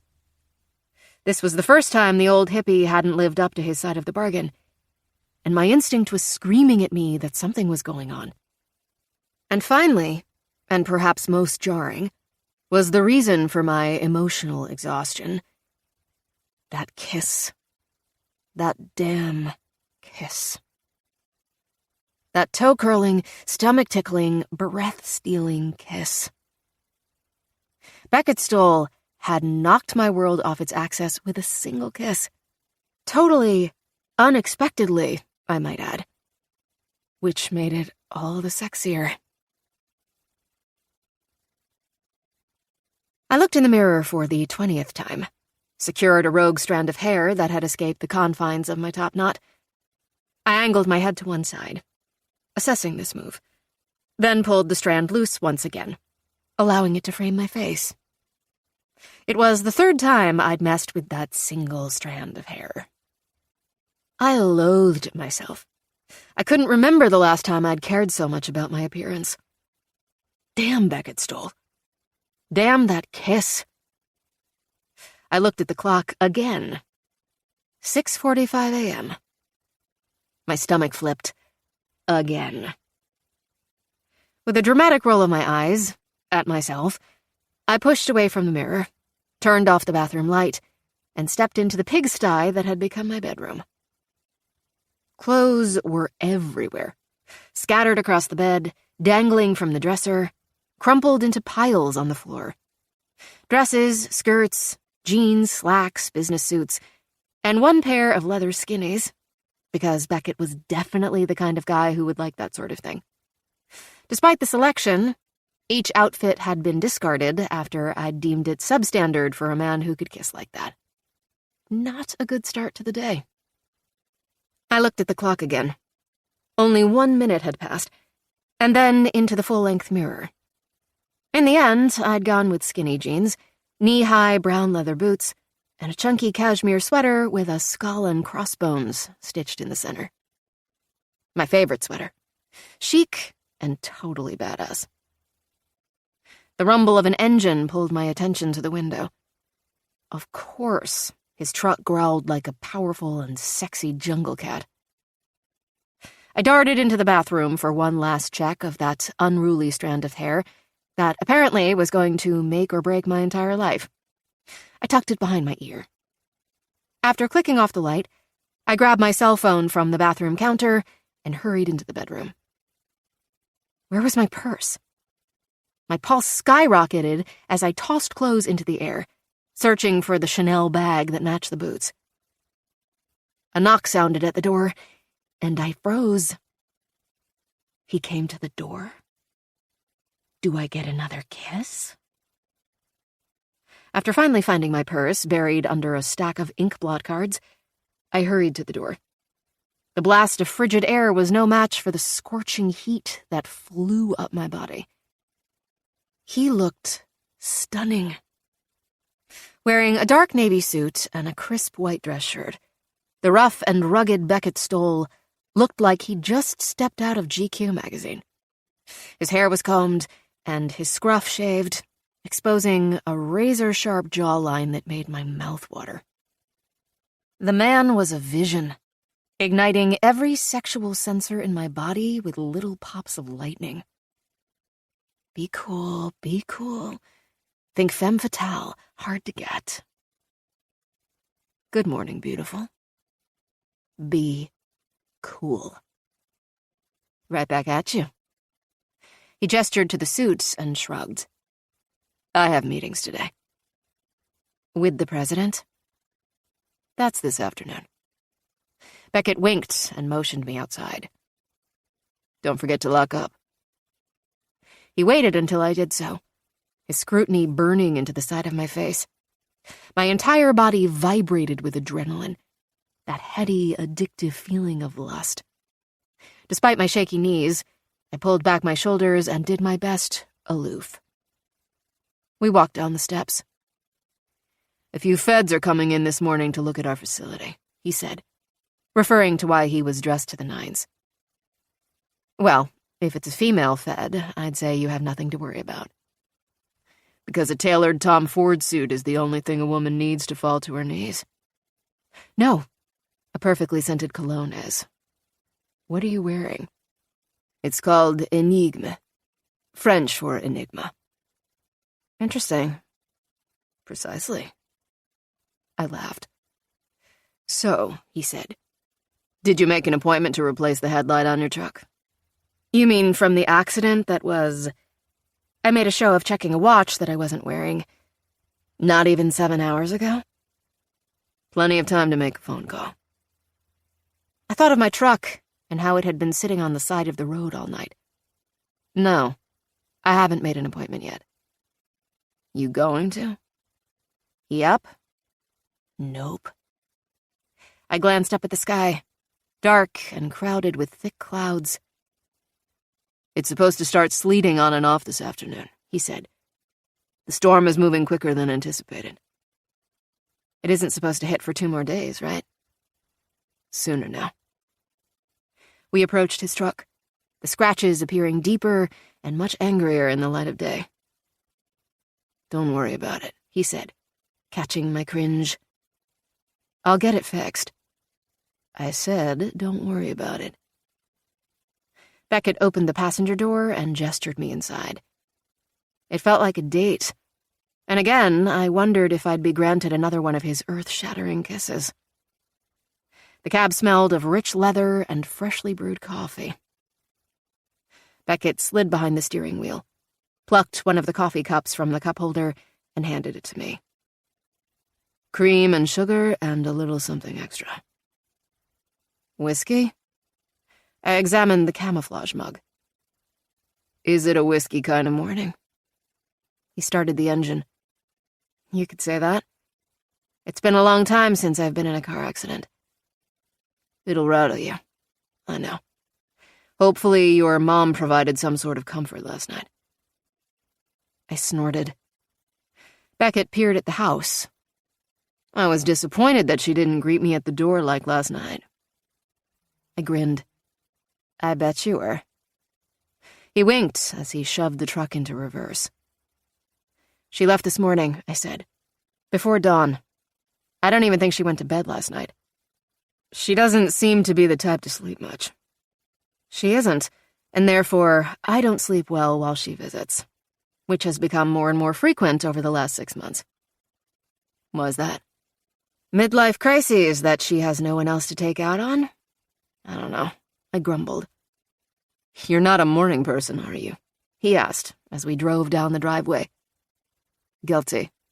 You are, I'm guessing. Yes, ma'am, he drawled, and I pulled a face. He grinned. Try that coffee, Maxine. Might turn your morning right around. Maxine? As in the grumpy old lady in those old cartoon strips? They're taped all over the walls at the breakfast burrito place I hit every morning. My favorite is, my idea of a Super Bowl is a toilet that cleans itself. Mine is, if at first you don't succeed, you probably had a man helping you. Ouch. I grinned, then sipped the coffee. A multitude of flavors hit my tongue. A smooth balance of sweet and bitter. A warm, earthy spice, barely noticeable, but definitely there. In it, the perfect mix of cream and sugar. And it was fresh, too, as if it had been brewed in his truck seconds earlier. What kind of coffee is this? Good, isn't it? He said, as we pulled onto the dirt road. Yes, and different. It's called cask coffee. It's been aged in whiskey and rum barrels. And there's no whiskey in it? No. Sorry to disappoint. Well, it's still delicious. And less dangerous, for that matter. The key to the freshness is that I get it in whole beans. I grind them every morning. People underestimate the difference in the quality of coffee when you do that. I didn't take you as the type of guy to grind his coffee beans every morning. More of an instant kind of guy. Yeah, kind of. Between this and that suit of yours, I'm beginning to rethink my initial assessment of you. Which version of me intrigues you more? Instant or whole bean? Definitely whole bean. Oh, she likes the suit then. I do. I haven't seen a suit like that since my father took me to Sotheby's in New York when I was a little girl. Is that where you got that diamond tennis bracelet around your wrist? You noticed? I had to put on my sunglasses before I even turned into your driveway. I laughed. No, this was a gift from my mother, just because. She's into tennis everything all of a sudden. That's one hell of a just because gift. You should have seen the last one. An obnoxious gold statue of a mermaid with an emerald-cut ruby clasped in her hand. It currently sits in the back of my closet. Makes one hell of a thong holder. Tell me more. Just focus on the road. He sucked in a breath. Careful, Miss Bellerose, or I might have to go and kiss you again. Coffee first. Smooth, Joe. Very smooth. I bit back a smile. She still has it. We pulled onto the main highway. I want to know more about this figure you saw last night in the woods, he said. Me too. Trust me, I'd like to know more about it too. After replaying the image in my head, I was certain that the person I'd seen in the woods wasn't my mother. So who was it? Was it Life? Was it the Pollock Butcher? Was Life the Pollock Butcher? Had I laid eyes on the Pollock Butcher? Did you see his face? Beckett asked, reading my thoughts. No, I didn't see his or her face. I did realize this morning, while thinking about it, that the person wasn't carrying a flashlight. They were just hiking through the woods in the dark. Odd, isn't it? Not if you're extremely familiar with the area. Good point. Deep in thought, Beckett said, Grady Humphreys, Marissa's boyfriend, was born and raised in Skull Hollow. I nodded. That's true. Do you think it was Grady? The motive is there, but nothing else fits. I think the feds think it's him. But he has an alibi, right? That's what Mia told me. Beckett nodded. That's what I heard too. Who is it? His alibi? No clue. Deep in thought, I sipped my coffee. After a minute of silence, Beckett looked at me, lingering a moment before refocusing on the road. I trust that you will no longer stop in the middle of the woods and get out to investigate when you see a stranger lurking in the shadows. We rolled to a stop behind my truck. I was relieved to see it hadn't been vandalized or broken into. Thank you. I gripped the door handle, paused, and turned back toward him. I really am sorry. Please send me the bill for your truck. You can either send it to my house or the office, but please send it. Please don't go chasing strangers in the dark, Dr. Bellerose. I smiled. Thank you for the ride. And the fancy whiskey barrel coffee. Anytime, he said. Anytime, I thought, as I slid behind the steering wheel while he waited for me to pull out. Chapter 16. Joe. I could feel the energy of the room before I even stepped inside the waiting room of the Dragonfly Clinic. Joe! Mia looked up from behind the reception desk, where she was hovering over Stella, who was typing on the computer, her neon green nails clicking feverishly against the keyboard. I recognized the look on Mia's face. Forced politeness, masking urgency. And then I saw why. Jamie Ledger stood anxiously at the side of the desk, her short blonde hair a frizzed, tangled mess, sticking out at all angles as if she'd stuck her finger into an electrical socket. Her eyes were bloodshot and rimmed with dark circles, her gaze darting around the room in a wild, manic manner. In contrast to the faded hoodie she was wearing, a dozen silver bangles hugged her skinny wrists, clanking against each other as she nervously wrung her hands. Quite frankly, Jamie Ledger looked like one of my patients who had recently been released from a 5150 hold. Next to her, and in stark contrast to her mother's nervous energy, Aria Ledger stood tall, seemingly unaffected by her surroundings. Her blonde hair ran in long strings over her shoulders, which were draped in a loose-fitting gray sweater. A pair of baggy Levi's hung low on her waist, and I got the impression she'd lost weight recently. Aria looked at me as I walked in. Her mother rushed me. Dr. Bellerose, I'm hoping we can meet with you today, too, after Dr. Frost. Mia shot me a fevered look that clearly said, keep your mouth shut. I'm dealing with this. Jamie continued. I know it's short notice, but Mia offered her services. She placed a shaky hand on her daughter's arm. Jamie's anxiety was so palpable, it actually made me nervous. Apparently, Aria wasn't the only person in the room who would benefit from talking about the traumatic event of walking up on a dead woman in the woods. But was that all it was? I got the sense there was something else bothering Jamie Ledger. Something that made her nervous, scared. The last few days have been a lot, she said quickly. I can imagine. Jamie exhaled, and I caught the scent of stale alcohol on her breath. It's all over, the gossip. We can't go anywhere. Everyone's talking, saying the craziest things. My poor baby. Aria's gaze flicked to me. She didn't like being called poor baby. And it was then that I realized she looked much older than her 17 years. Taller, stronger, both in stature and presence. I wondered if she exercised. Jogged, perhaps? Was that how she'd lost weight? Was that why she'd gone to the lake that day? To exercise? I'd be more than happy to meet with you both today, I said, avoiding the "I've got this under control" lightning bolts shooting from Mia's eyes. "I'll work it into my schedule. Whenever is best for you." "Mrs. Ledger," Stella said, "can I see your insurance card again, please? And the paperwork?" I walked up the stairs to my office.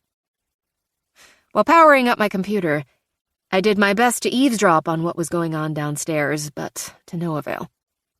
As the laptop beeped and belched to life, I walked over to the windowed wall that overlooked the lobby, where Aria had drifted away from the reception desk and was staring intently at the stack of ink blot cards I'd strategically placed on the waiting room table.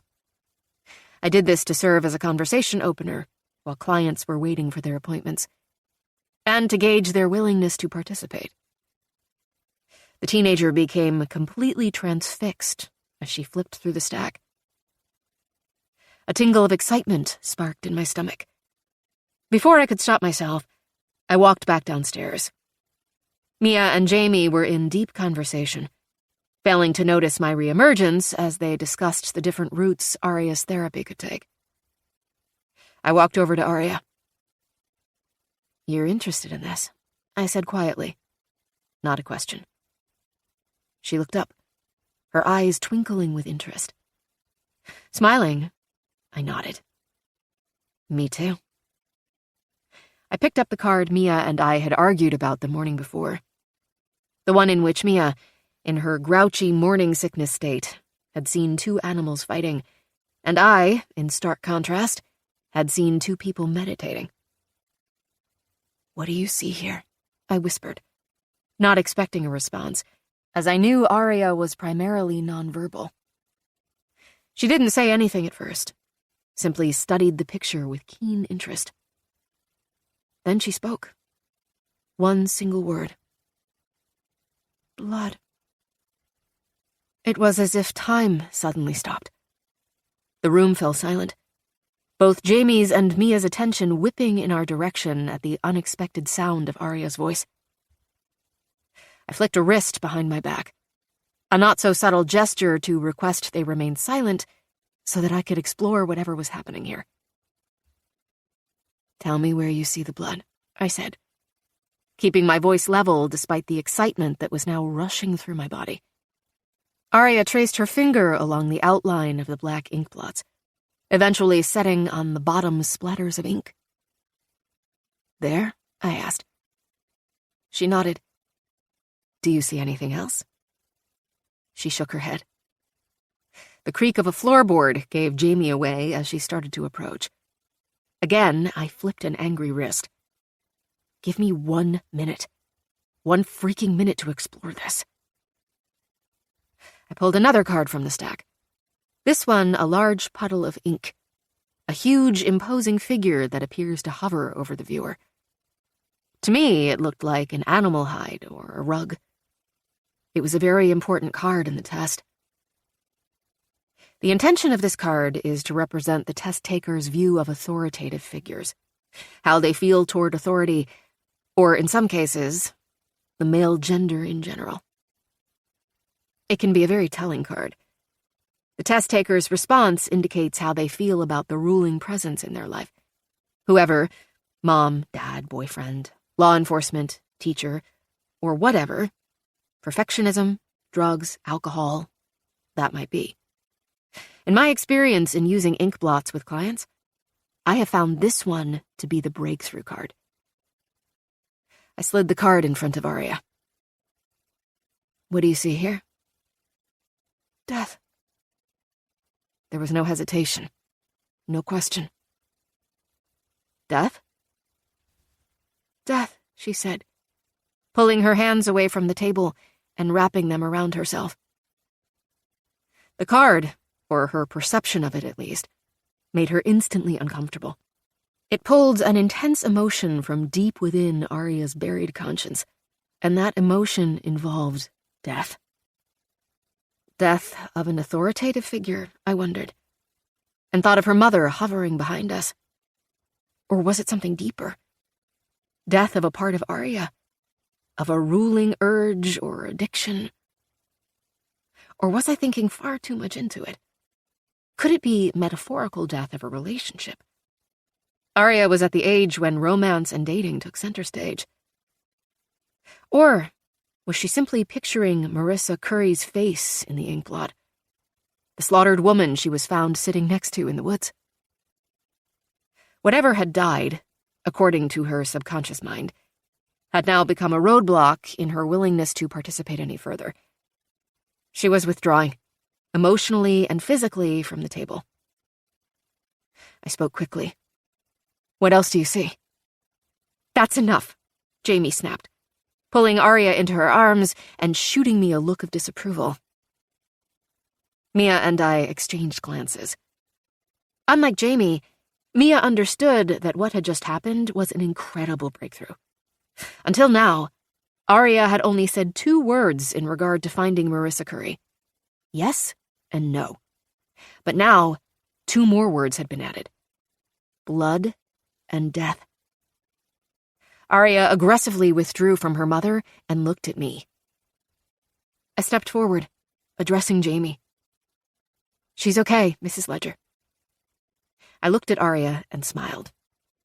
"She's just fine." "Are you, baby? Are you fine?" Jamie asked her daughter.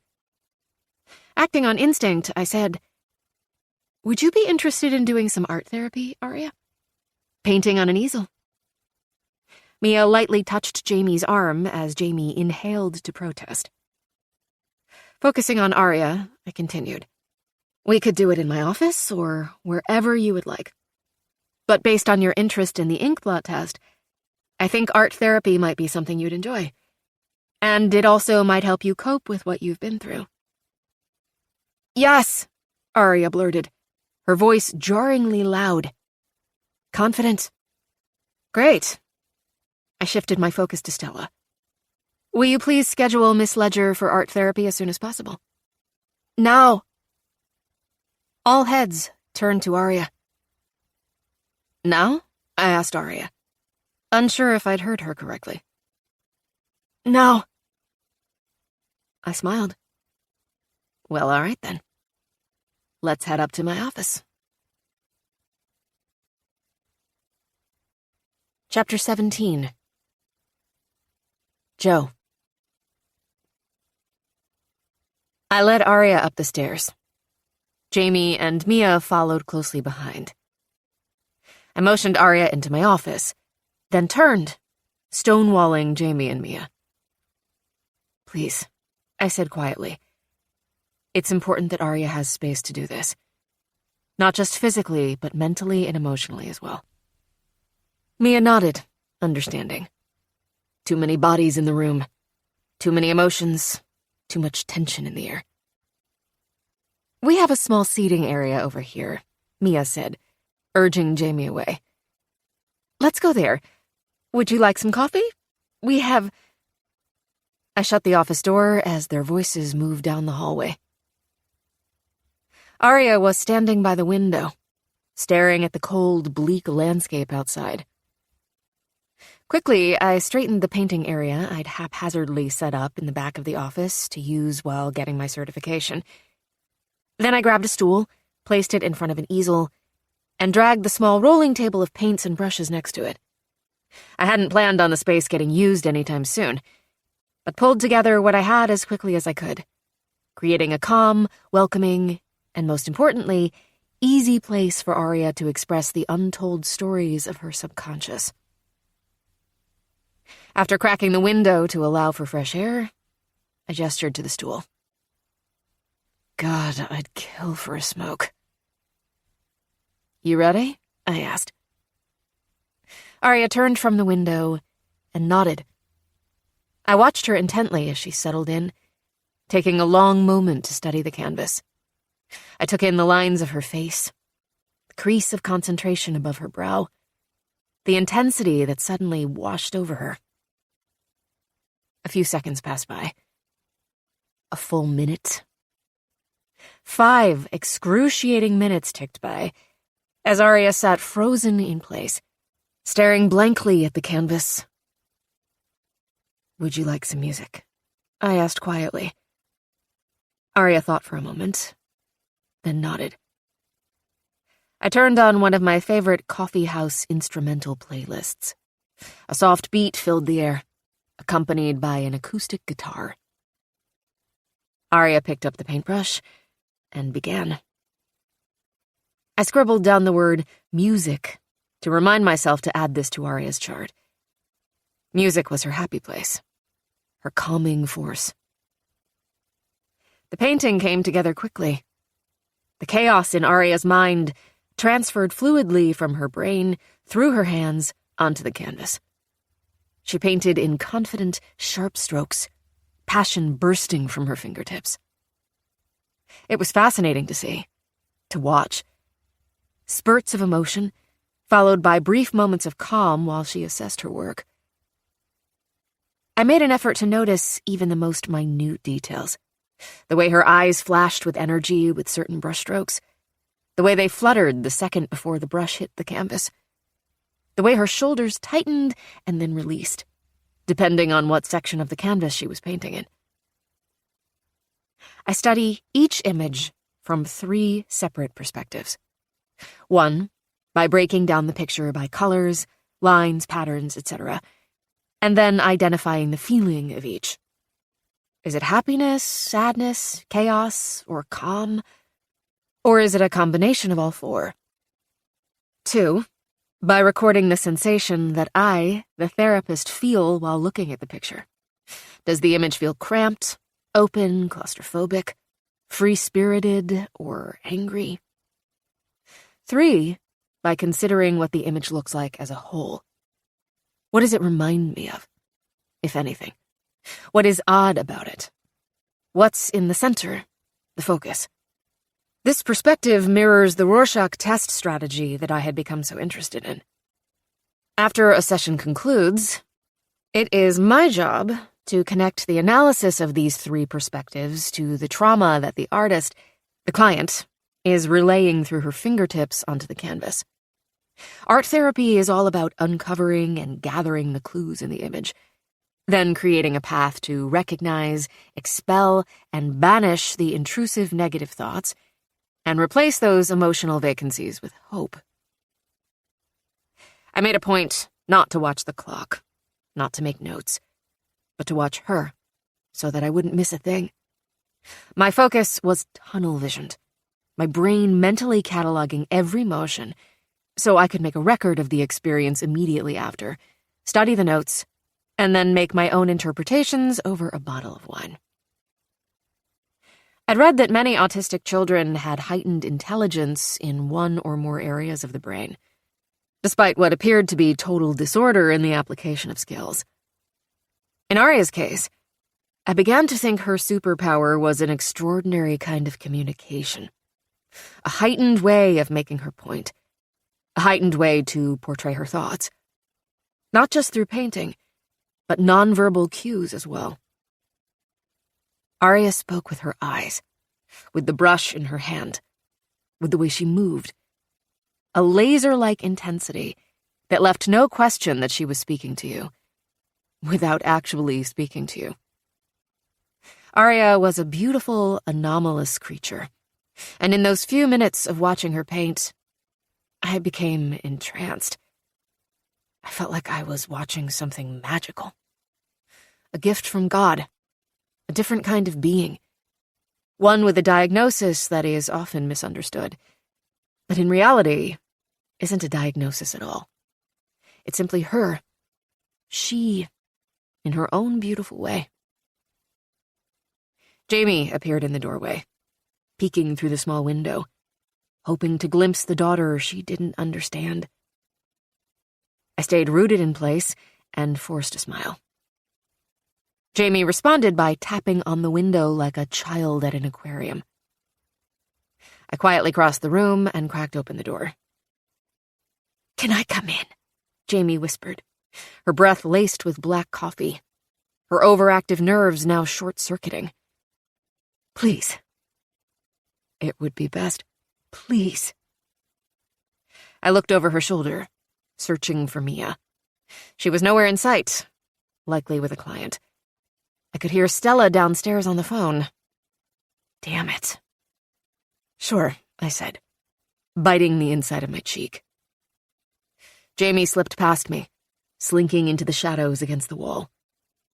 I joined her, and together we watched her daughter paint. Sleet began to ping on the windows, a loud and erratic tick, tick, tick. Another intrusion, another request to come inside. The universe, anxious to read its child's message. Finally, Aria set down the brush. I didn't need to look at Jamie to see that her jaw was on the floor.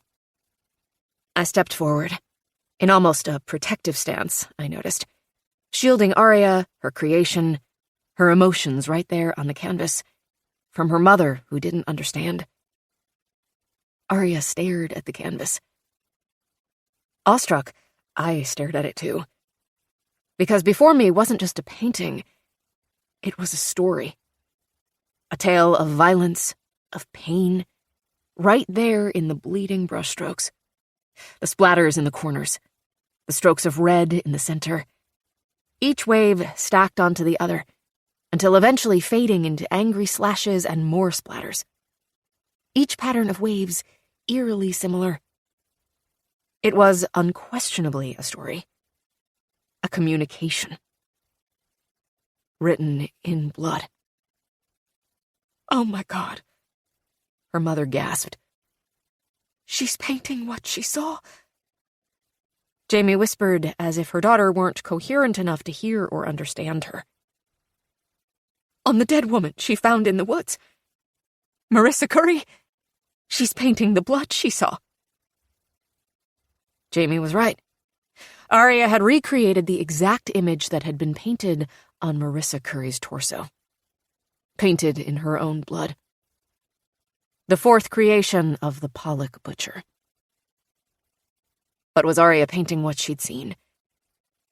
Or was she painting what she'd done? Chapter 18. Beckett. The first round of Winter Storm Agnes had begun, intermittent showers of freezing rain and blustery winds, accompanied by a bone-chilling drop in temperature. It was the beginning of what was predicted to be one of the worst ice storms in recent history. While most of Skull Hollow citizens had retreated indoors to huddle around their fireplaces, I'd spent the day walking the woods around County Road 49, searching for any tracks from the mystery person Jo had claimed she saw lurking in the shadows the night before.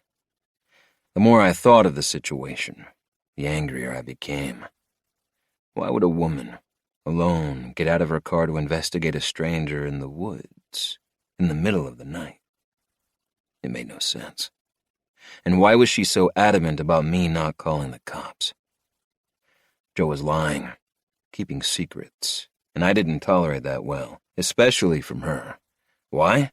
Because her lying to me indicated that she didn't trust me, and that bothered me more than I cared to admit. I wanted Jo to trust me, to confide in me, to want me to protect her. I wanted Jo to like me. Why? Because I liked her. A lot. I wanted to find the tracks of whoever she saw, not only because they might lead to whoever was slicing up local women, but also because finding them would give me a reason to call her, to tell her who it was that she saw, and then casually ask her to dinner for the second time. Unfortunately, no tracks were found, and on my way back to the office, I received a call from the head of the FBI team assigned to Marissa's case, requesting the equipment and expertise of the Lynx Group to assist in searching the lake around Lookout Point. The team was growing desperate.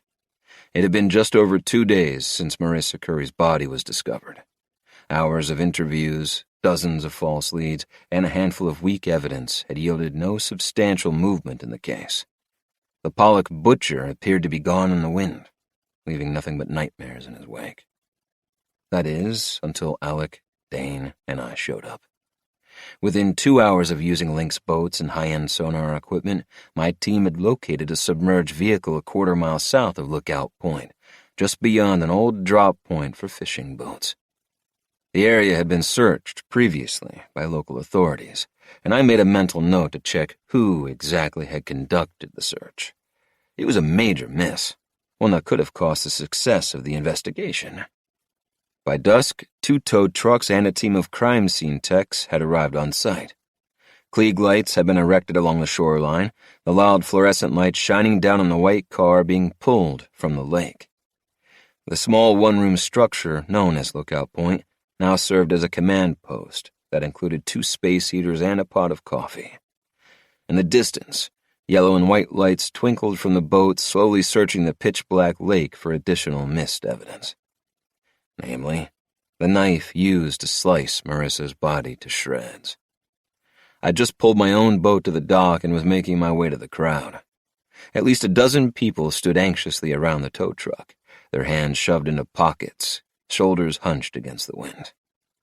The team of divers sat huddled under solar blankets, sipping on styrofoam cups of coffee, waiting to be dismissed. A 3-man crew from the local towing and recovery outfit worked the trucks, fighting the mud that was growing slicker by the minute. After multiple hours and numerous attempts to gain traction on the damp, muddy shoreline, the engine blew on one, and patience cashed out. It was a slow, laborious process. After a quick chat with the feds, I found Sheriff McNamara at the front of the crowd, watching the car being pulled from the water. "Is that it?" I asked as I walked up. We stood with our backs to the crowd. "Yes, sir. A white 4-door Corolla with a license plate number that matches Marissa Curry's car. This indicates that Marissa drove out here on her own accord and wasn't abducted by her killer, and that her killer got rid of her car after he killed her. Why? Maybe he was in the car with her, or had been in the past. Maybe he was worried about his DNA being discovered inside her car." The sheriff nodded. "Have your men found anything else out in the lake?" "No. I've instructed them to keep at it." "Good. Any bodies in the car?" "No. The diver did a thorough check before we began pulling it up. The windows were up, no one inside. Nothing suspicious on his initial look. Took underwater pictures." "I'd like to see them." "I'll see what I can do." The sheriff frowned in deep thought. "So, what? Miss Curry drives out to Skull Lake to meet someone at Lookout Point, namely her killer? Or maybe she was out for a hike?" "No, that wouldn't make sense. This part of the trail is off the grid. Only seasoned hikers know about it. No one comes out here without a purpose." "Good point, okay. So, let's say she was coming out here to meet her killer. For what? How did he lure her out here? What do her cell phone records show?" The sheriff glanced over his shoulder at the feds with hostile, slitted eyes. "From what I've gathered," he paused to emphasize his annoyance that he wasn't being filled in on case details. "Marissa's phone records show only normal activity. Calls for takeout, bill pay, etc. And the only people she communicated with, of interest anyway, were one of her girlfriends who worked at the chicken plant and her boyfriend Grady Humphreys. Let me guess. The girlfriend has a solid alibi just like Grady does." "Righto. Any calls to Life Ellis, the drug dealer she was rumored to have been talking to last week?" "No. There is nothing to anyone indicating a meetup here 2 nights ago." She could have used a different phone to communicate with whoever she was meeting. A burner phone yet to be discovered. True. Or her killer drove with her, I continued. She picked him up and they came together. If so, this points to whoever the hell she was rumored to be messing around on Grady with. The affair. The guy who was cheating on Grady with is the guy who killed her. And that guy is the Pollock butcher? Shit, I don't know. McNamara shook his head, clearly frustrated. What do you know about this Life Ellis guy? A former biker, known drug dealer. Someone to watch out for, in my opinion. Agreed, but I personally know that guy. Old hippie. We used to run into each other at the farmer's market all the time. I can't see him slicing up multiple women and painting on their bodies. Yeah, he's a bit odd, but just doesn't seem the sort. I don't see him as the Pollock butcher. Whoever it is isn't only smart, but an avid outdoorsman. No one could dump that many bodies in the woods and not leave a single trace. He knows what he's doing. Agreed. Is the scenario the same with every one of the victims? I asked.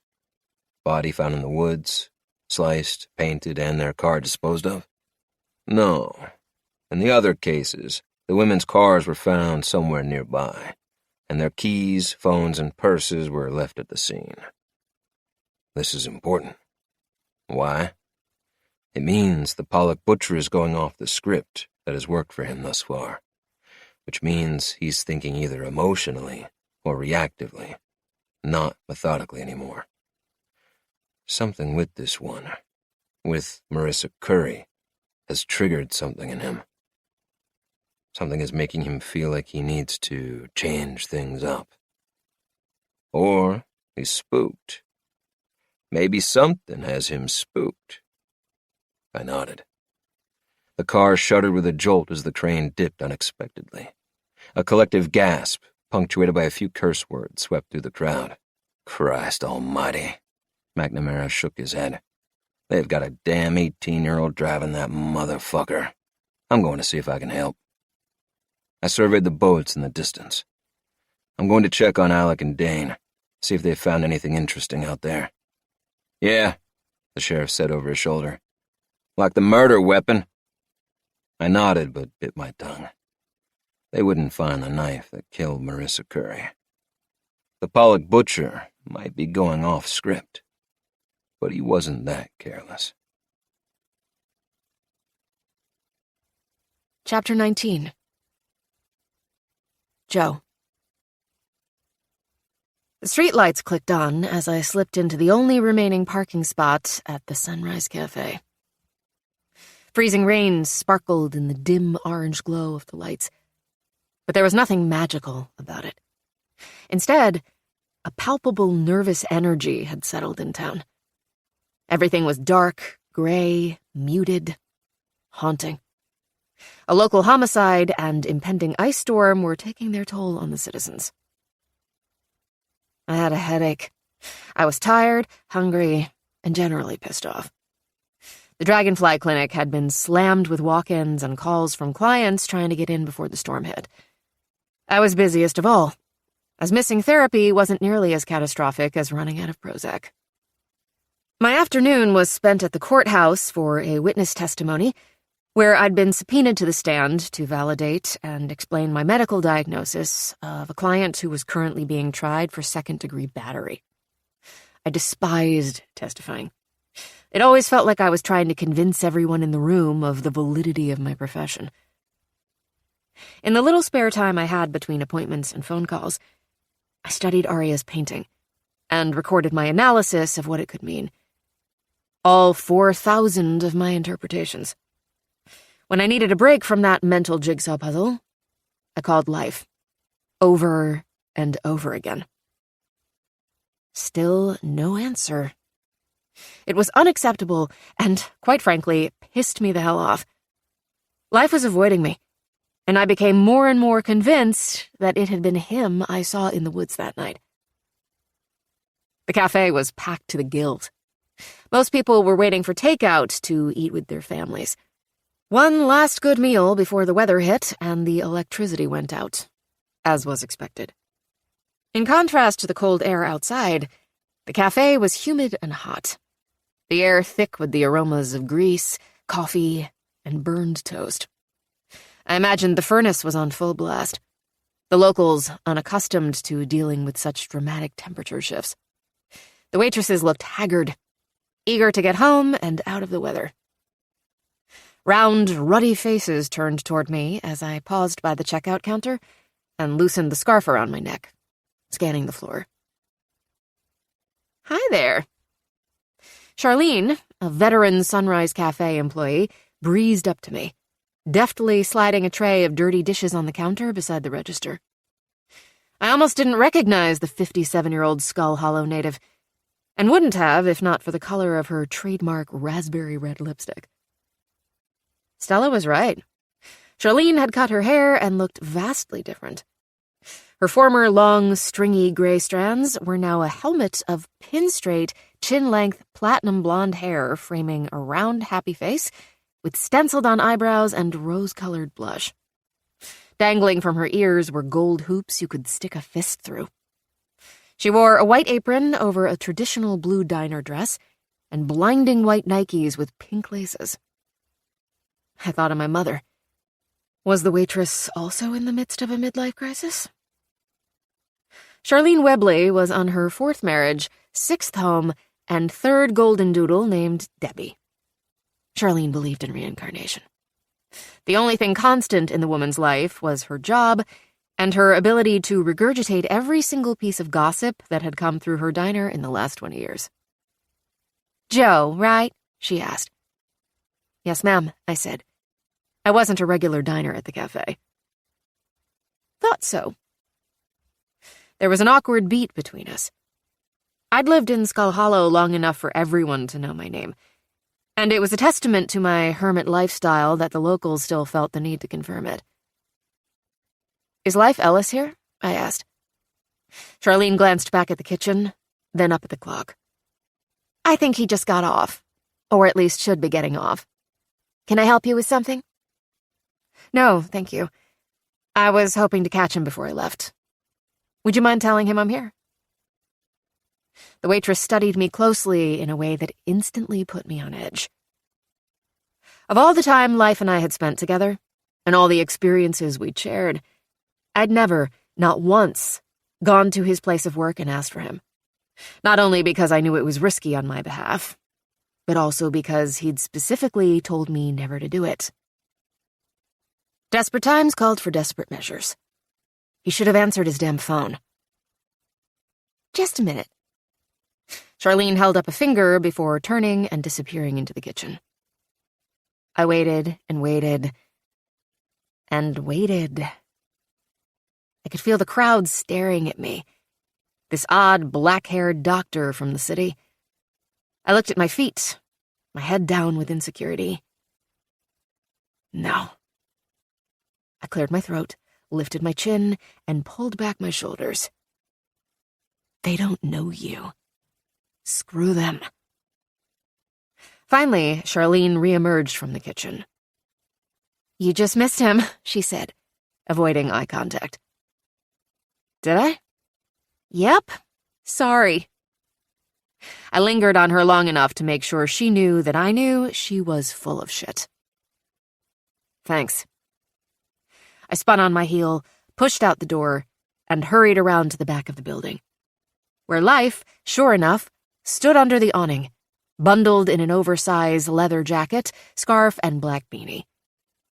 He was smoking a cigarette. And he wasn't alone. I immediately recognized the frizz-blonde hair, the pale skin, the skinny stature. What the hell was Life doing talking to Jamie Ledger, Aria's mother? I didn't know they knew each other. Jamie and Life had at least a 15-year age difference and nothing in common, best I could tell. Was she buying drugs? Surely not. Not out in the open like this. And not after her daughter, her family, had been thrust into the public eye. It would be too risky. Right? I considered hiding behind a nearby dumpster to eavesdrop, but then remembered that I'd already been seen by everyone in the cafe and assumed prying eyes were on me still. My body stiffened with a surprising rush of anger. What had Life gotten himself into? A twig snapped under my feet. Shit. Life's face dropped when he saw me. Jamie's bloodshot eyes rounded like a child caught doing something naughty. A small white bag was clutched in her hand. She immediately stepped away from Life, a feeble attempt to distance herself from him. The woman looked worse than she had when I saw her earlier that morning, as if she'd been crying. She was wearing the same baggy hoodie and yoga pants. Where was Aria? Hi, Dr. Bellerose. Hi, Jamie, I said, glancing at Life. How's Aria? Good. She's home with Cyrus. Jamie glanced at Life. I'll see you around. Without waiting for a response, Aria's mother hurried to her gray truck. I noticed the front vanity plate that proudly depicted the firefighter's flag. A nod to her husband. Life took a long drag from his cigarette once Jamie was out of earshot. Glaring at me, he released it slowly. I thought we agreed to never show up at each other's place of work. I slammed my hands on my hip. I didn't realize you and Mrs. Ledger were friends. He glanced over his shoulder as Jamie's truck pulled onto a side street. We're not. She just came in for some takeout, and we ran into each other out here. That's what was in the bag she was holding? Takeout? Yes, he said, catching my implication that he'd just sold her drugs. Where the hell have you been? I snapped. Life took another annoyingly long drag, eyeing me over the tip of his cigarette. He blew the smoke to the side. I wanted to walk into it and inhale every bit of nicotine into my lungs. You okay, Bellerose? I said, where the hell have you been? And I said, I thought we agreed to never show up at each other's place of work. I wouldn't have to meet you like this if you'd answer your damn phone. Answer my question. Where have you been? Life tossed his cigarette onto the cracked concrete, then stomped it out.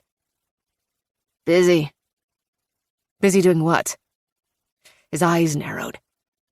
Since when do I owe you a recap of my daily activities?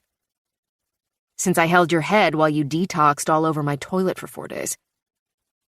Listen, young lady, don't call me that. This goes both ways. You've got dirt on me, and I've got plenty on you. His bushy brow cocked. Are you already out of that stash you bought from me last week, Dr. Bellerose?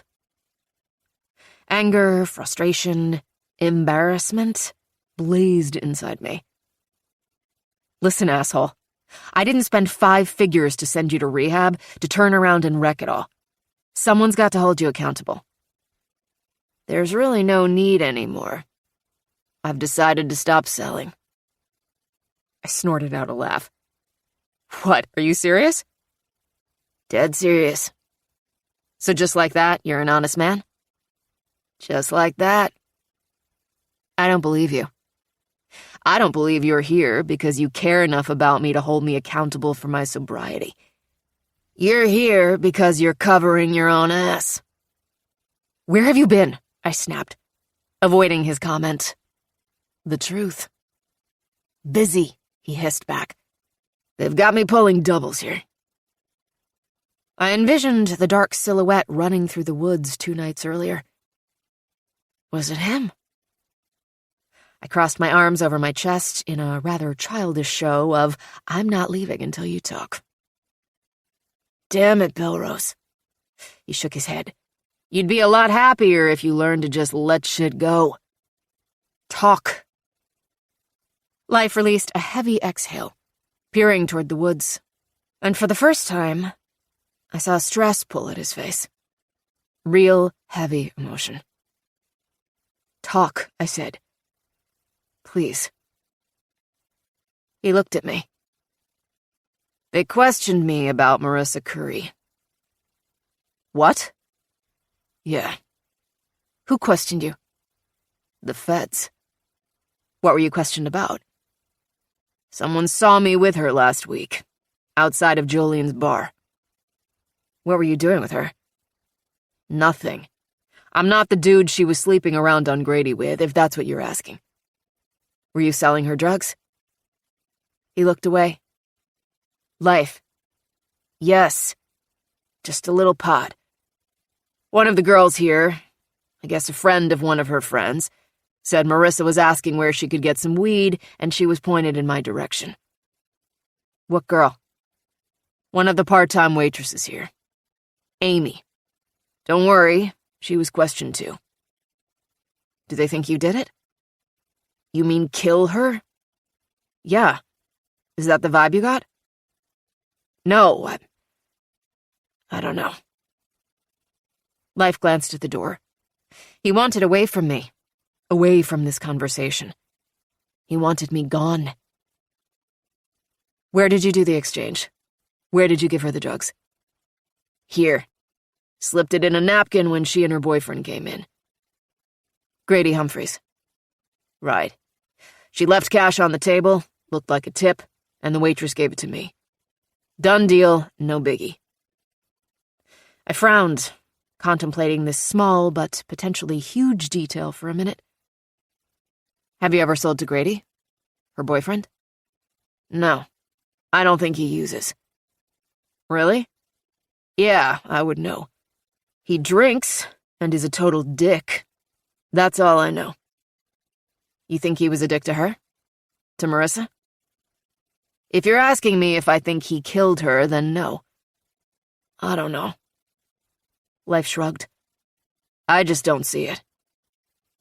Did you kill her? What the? His face scrunched in disgust. Get the hell out of here, Bellerose. What were you doing a few nights ago when I called you so many times?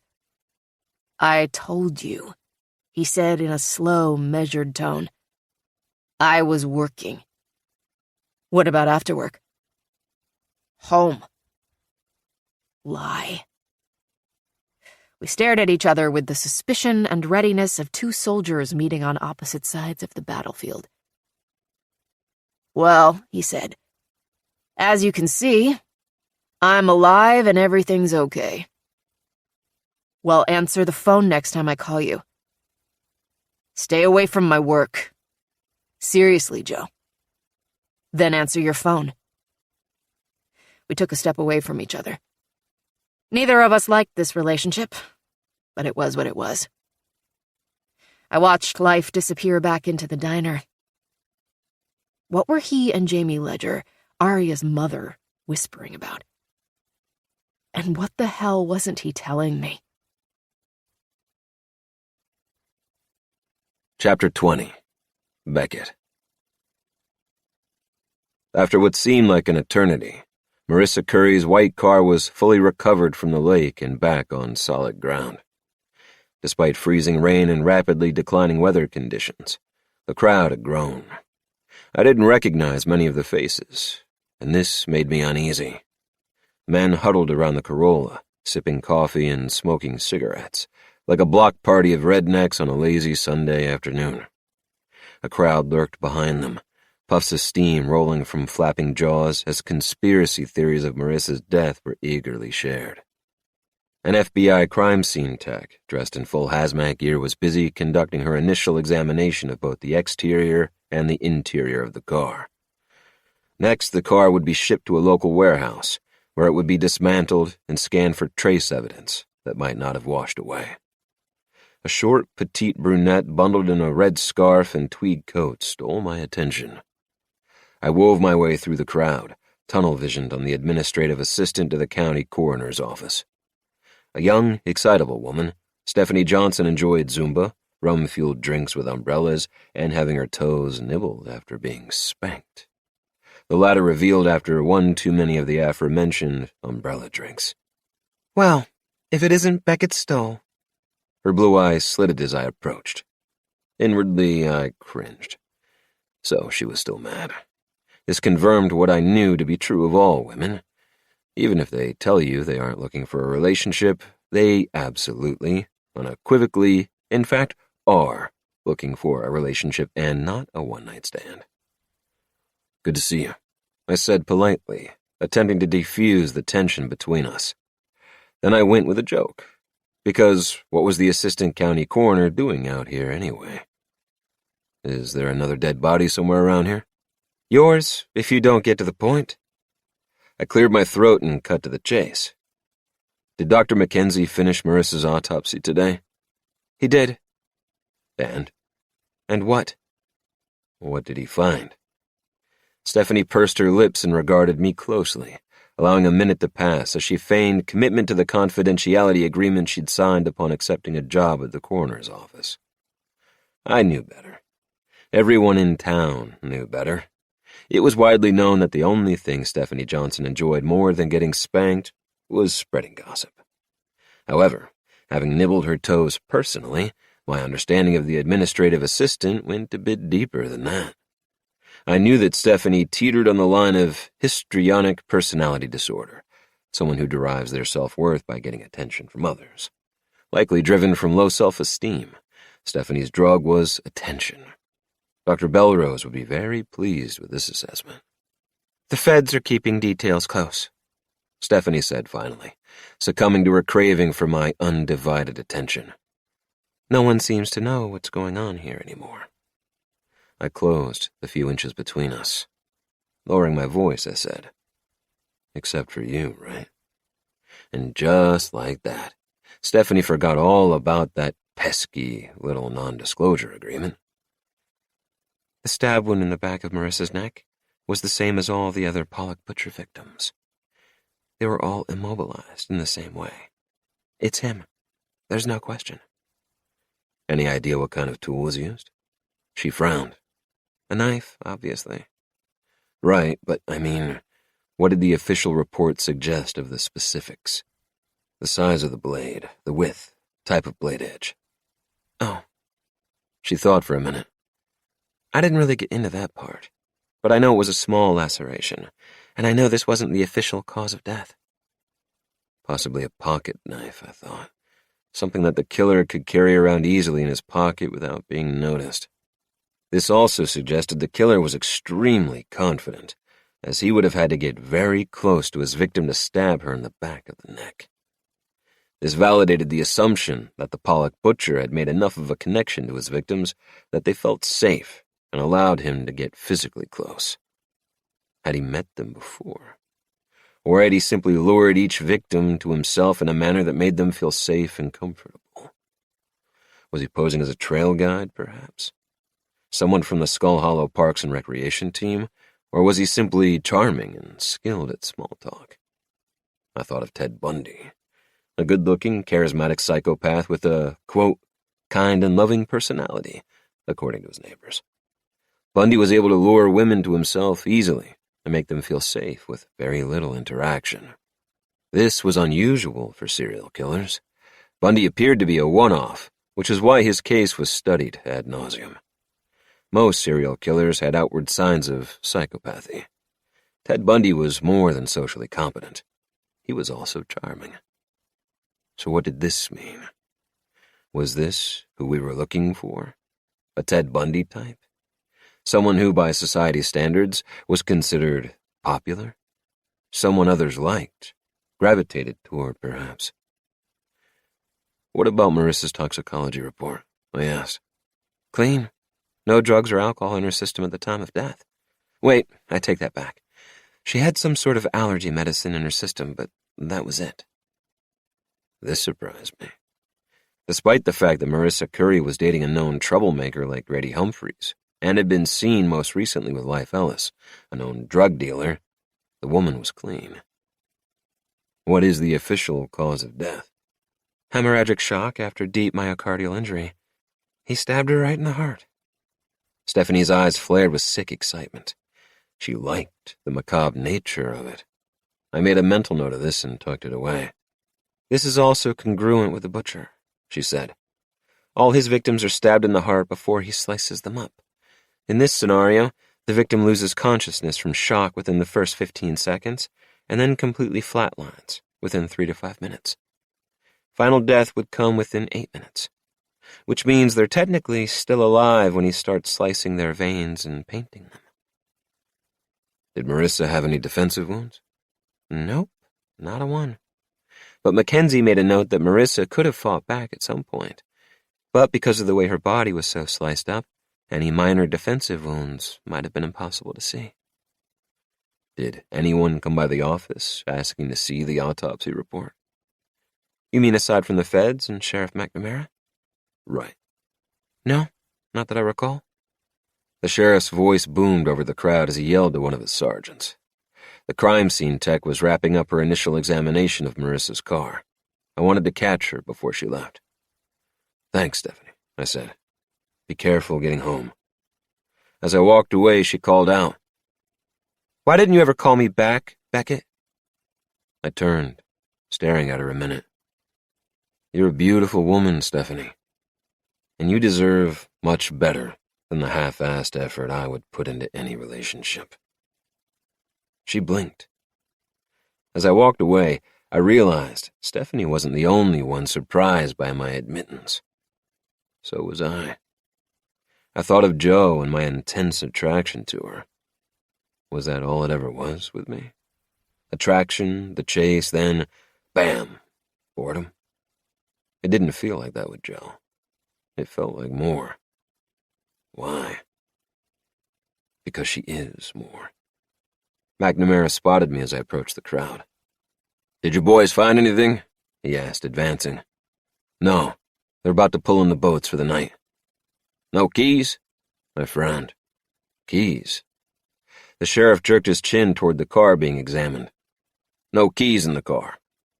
"Really?" "Yeah. The tech checked everywhere. The floorboard, under the seats. The windows were up, so there's no chance they fell out. Surprised the hell out of me, too. For the car to be in neutral, the keys would have had to have been in it. Not if it were a remote key. The killer could have had it in his pocket as he pushed the car into the lake." "Then what? He kept the keys?" "That's reckless, keeping a piece of evidence that would undeniably link him to Marissa's car." "Could be a souvenir," I said. "Not uncommon. But back to the spooked theory. What if the killer wasn't thinking correctly? Clearly, didn't mean to keep the keys. Maybe he meant to put them back in the car before it submerged. Remember, the Pollock butcher had never disposed of a victim's car before. And he's always left the purse, keys, and phone at the scene. He's gone off script with Marissa." McNamara chewed on this a minute. "So, we're looking for those things and the murder weapon. 2 knives. What?" "The knife the butcher used to stun the victims in the back of the neck, and the one used to penetrate the heart." The sheriff turned toward me. "How the hell do you know these details?" "Probably the same way you know half the shit you told me since the feds took over." I asked around. He sighed. "Damn, Stephanie. Damn small town." "Not anymore," I said, nodding toward the crowd, the Navy windbreakers marked FBI. McNamara scoffed. "They don't know these woods like me. Like you." I nodded. "Not many people know them like you and your team." "Where are you going with this, Sheriff?" "Just saying. A small set of keys and a knife, or 2, takes a keen eye to find in this kind of terrain. Be ashamed to be missed." I dipped my head, understanding what he was telling me. Search again under the radar. Look harder.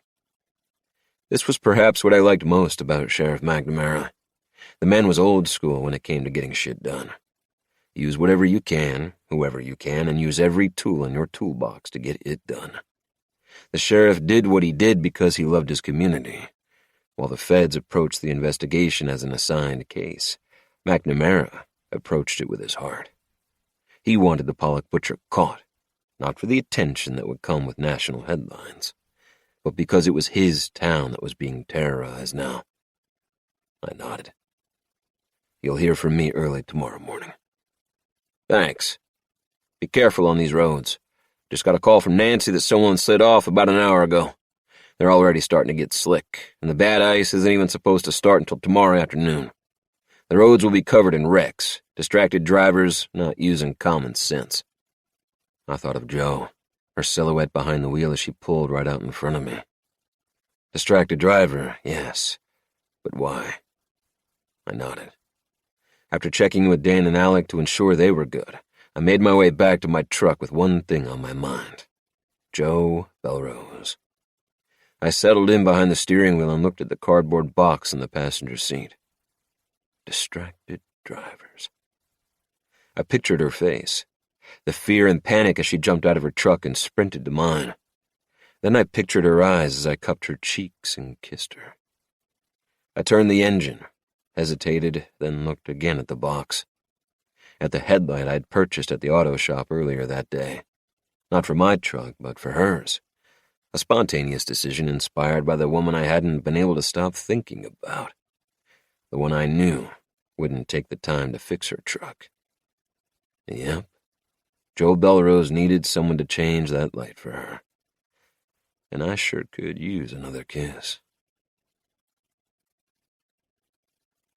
Chapter 21. Joe. I turned into my driveway, irritated at life and wondering what the hell he was keeping from me, and on edge from the weather. Ice was beginning to form on the roads and bridges. The trees would follow next.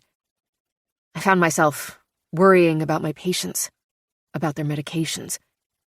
If the pharmacy closed down for a few days, would they be okay?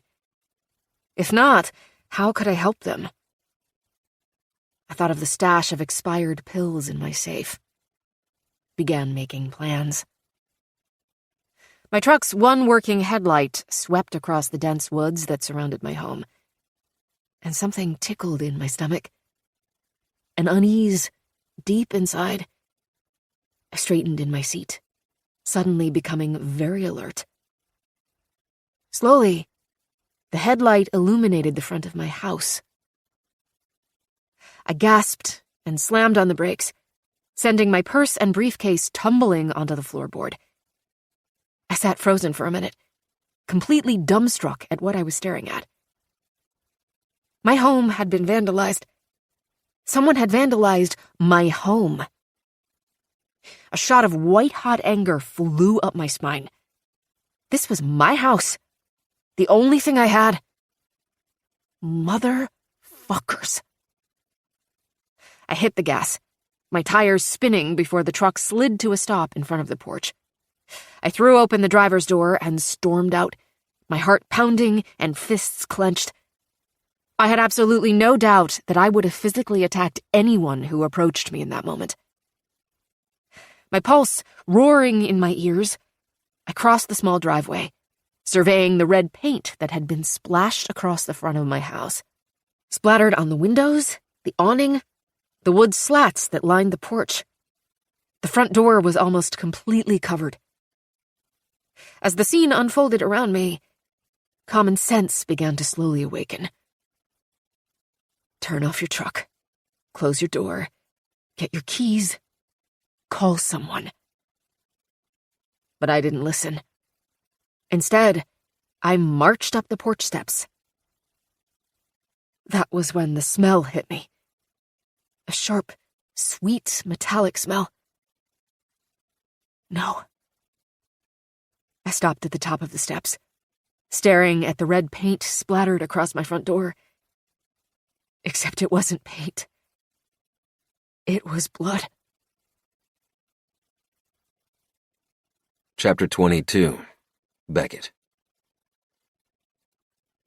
Jo stood frozen like a statue on her porch, her back to the driveway. She was staring at her front door, in some hypnotic state. Like a ghost, unmoving, the strands of her long hair so black they glowed blue in my headlights. And then I noticed the red. It was everywhere, splashed like war paint across the front of her house. I didn't need to examine it to know it was blood. I'd seen enough blood-splattered walls in my time overseas. I pressed the brake, sliding to a stop behind her truck. Still, she didn't move. Had she not heard my truck coming up the driveway? Beginning to worry that something was wrong with her, not just the house, I slammed the truck into park and pushed out of the door. "Jo?" I said loudly, climbing out of the truck. "Jo!" I said louder when she showed no sign of acknowledgement. My pulse rate skyrocketed. I broke into a jog, leaping up the steps, ignoring her truck that was still running.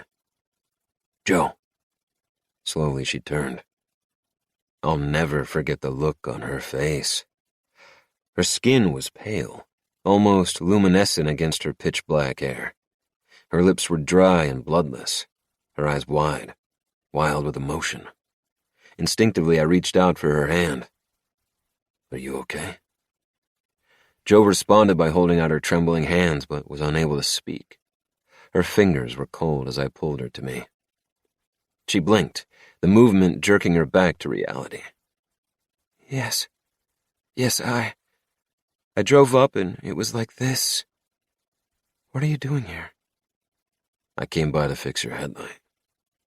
The admission sounded stupid, but it was the least of my worries at that moment. Joe frowned, glancing at my truck. But it looks like there's something much bigger we need to take care of first. Have you called the cops? What? She asked, still dazed. I gestured to the blood splattered on the front door. The cops. This. Have you called to report it? Oh. By the look on her face, I could tell that she hadn't even thought about it. A sharp pang of protectiveness shot through me. She wasn't thinking straight. Come over here. I gently led Joe to the corner of the porch, the only area the blood hadn't defaced. Do you have a phone on you? Shit, yes. But it's in my truck, on the floorboard, I think. I skidded to a stop. It fell. Will you get it? I need... Stay here. I jogged to her truck and turned off the ignition. Sure enough, a mess covered the floorboard, where the entire contents of her purse had spilled. I replaced the briefcase in the seat, then carefully examined her purse. I noticed the buttery soft leather, the Prada label, and the 2 bottles of prescription pills that had tumbled out along with her phone. I glanced up. Our eyes met. Quickly, I stuffed everything back into the bag and jogged back up the steps. As I handed Joe the purse, I studied her in a new light. There was only one kind of prescription pill women carried around in their purses, the one to take in emergency situations brought on by extreme stress. I didn't know why, but I didn't see Joe as the type to take pills. I should have looked at the labels, but something inside me already knew that I wouldn't like what I saw. Her hand trembled as she pulled out her cell phone. Would you like me to do it? I asked, feeling like I needed to fully insert myself in this situation now. Please. She thrust the phone at me, almost dropping it. I called 911 and relayed the situation. Once I confirmed someone was on their way, I hung up. I don't know who would do this. I can't imagine. Joe clutched her purse in her hands, staring at the blood on the walls. Any crazy ex-boyfriends? I asked. Yes, many, but not around here. The comment might have been funny under normal circumstances, but neither of us laughed. I thought it was paint when I pulled up, but then I realized it was blood when I walked up the steps. She looked at me, her fear palpable. I don't think I would have gotten out of my truck. I didn't realize... My God, blood? Whose blood? Maybe not whose, but what kind of blood, I said. It could be an animal's. What? Her voice pitched. You mean like fucking Carrie? The movie? You think someone killed a bunch of pigs to do this? Better than a bunch of humans, right? She blinked. Good point. Take a breath, Joe. We'll figure this out. The cops will be here soon. They'll take samples and run a test to let you know exactly what the blood is, if it's human or animal. And they'll go from there. If it is human, will the blood tell us whose it is, specifically? Possibly, yes, if the DNA is already in the system. She refocused on the house, obviously baffled. Who? Why? Think for a minute. Have you had an argument lately with anyone? Wronged anyone? Have you had any conversations lately that were out of the ordinary? With any of her clients? Have you seen anything? She spun toward me. Together we looked at her broken headlight, then back to each other. Her hand lifted to her mouth. Oh my God. She muttered between her fingers. My stomach twisted. The man you saw in the woods. Yes. Fuck. Do you think this is related? She squeaked out. The cool, calm, smooth Joe Bellerose I'd met in the bar was no more. And I got the feeling that whoever that woman was an act. I recalled the way she'd been with her mother, the odd interaction and obvious tension, how nervous she'd been when I walked her to the door, and how dangerously disheveled she'd been when she ran her truck into mine. Jo wasn't as stable as she wanted everyone to think she was. This concerned me, and I found myself hesitating with my response. Did I think the fact that Jo's house was splattered with blood the day after she saw a man creeping through the woods, in the same area Marissa Curry had been brutally murdered, was connected? Yes, I did. In fact, there was no question in my mind. Whoever she saw also saw her, or maybe her truck later that night, and wanted her to keep her mouth shut. My jaw clenched. I looked away. I saw something I wasn't supposed to, didn't I, Beckett? The man in the woods. I saw the Pollock butcher. Oh, my. Jo reached for the railing to steady herself. The woman was 2 seconds from a panic attack. Hang on, Jo. Sit down. Just breathe. I wrapped my arms around her waist and slowly lowered her onto the porch. Put your head between your knees. Breathe. When she calmed, I gently leaned her back against the wall and shifted in front of her. Jo, will you please tell me whatever secret you're holding on to? I'm not. I don't believe that you just happened to be driving by Lookout Point and saw someone. She exhaled. I was following my mom, okay? Your mom? Yes. At least, I think so. She denies it, but I saw it. I saw her leave the house. Why did you follow her? Because it was weird. It was late, and I could tell she was sneaking out. She didn't turn on her headlights until she was out of the driveway. Trust me, I know that move. Me too. Do you have any idea why? No, not at all. But she was here when I brought you home after the accident. I know.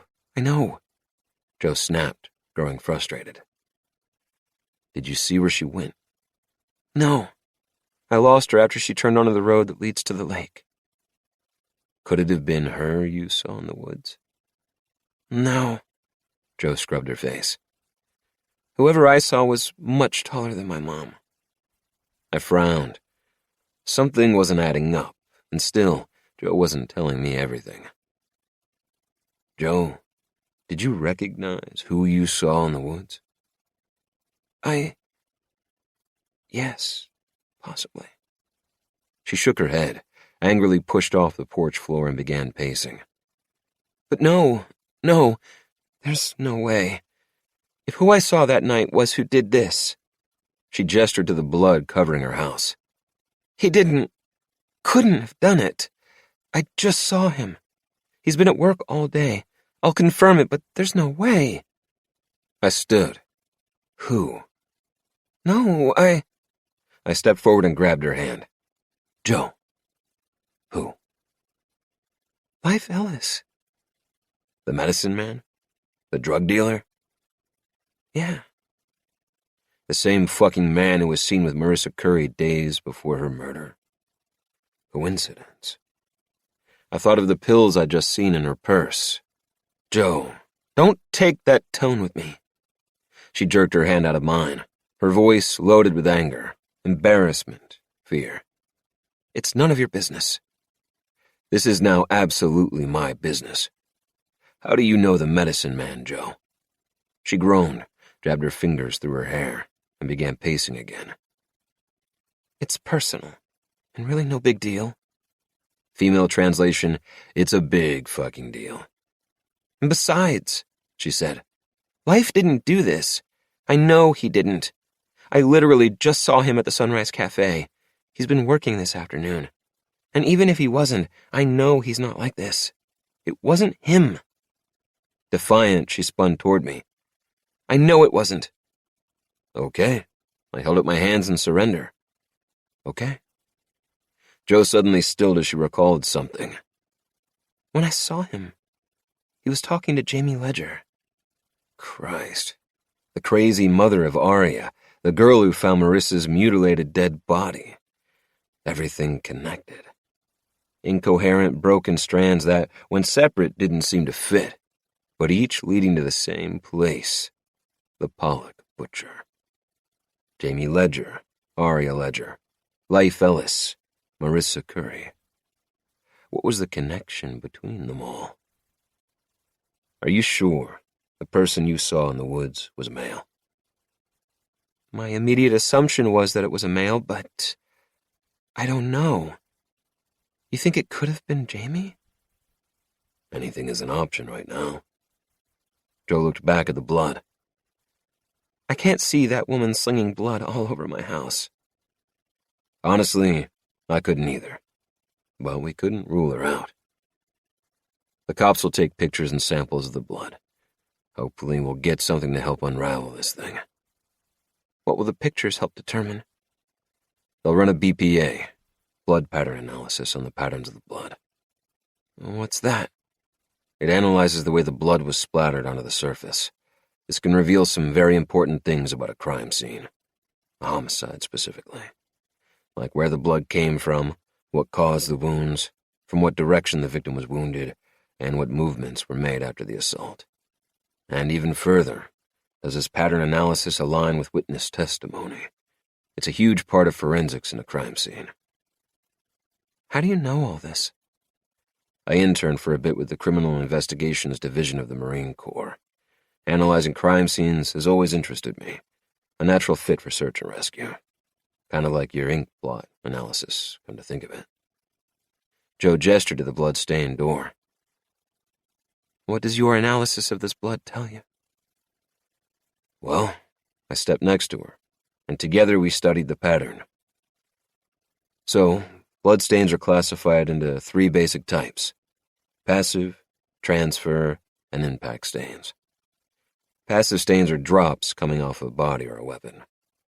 Transfer is like when blood is smeared on the wall, leaving wipes or patterns. Impact stains are from blood projecting through the air. She wrinkled her nose. The gross stuff. Yeah, the gross stuff. So it's the shape of the blood spatters that they analyze. What do you see here? I stepped back and looked around, then slowly retraced my steps, finding drips of blood on the cold, crunchy ground. You can see here, I motioned to the drips, that whoever did this was probably carrying a bucket and moving quickly based on the drips. And they fade here, where someone would park, which means they drove here. Do you see tracks? No, we trampled them with our own trucks. Damn it. And no visible boot prints.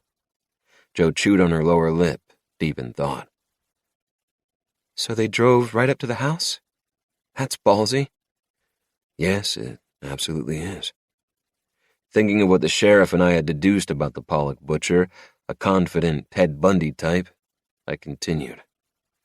And they were carrying the bucket with their left hand, which means they're probably right-handed since they flung the blood with their right hand. I followed the blood trail. You can see the splashes from the bucket right here. I pointed to the blood-stained floorboards, then focused on the walls. My best guess is that they had a paintbrush, dipped the brush into the blood, then flung it onto the house. That's a lot of blood, she said, staring at the door. Yes, it is. But that's not what concerns me. She frowned. What concerns you? The way they transferred it. I looked up at the ceiling, at the railings, at the floor. They were swinging the blood erratically, getting it everywhere, probably getting it all over themselves and not caring. So this means they're reckless, she said. No, it means they're angry. I turned to her. This is a message, Joe. A threat, plain and simple. What message? To keep your mouth shut. Well, that's easy because I don't even know who I saw. But they don't know that. Beckett, I need to call my mom. Chapter 23. Joe. Mom. Joe, baby? Is everything okay? It's late.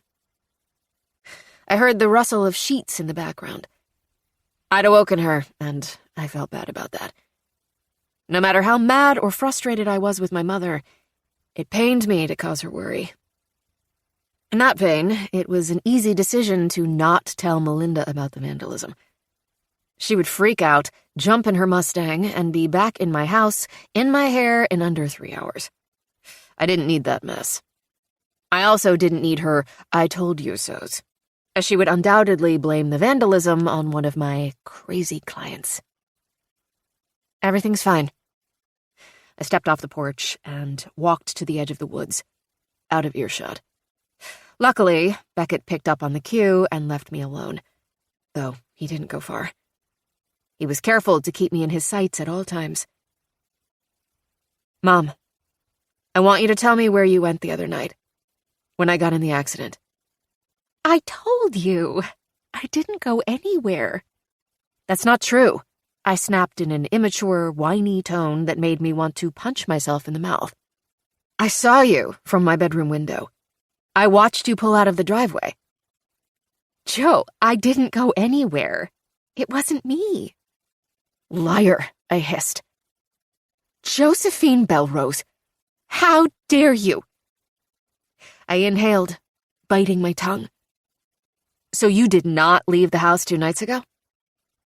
No. Liar. Just like my father, she lied to her family.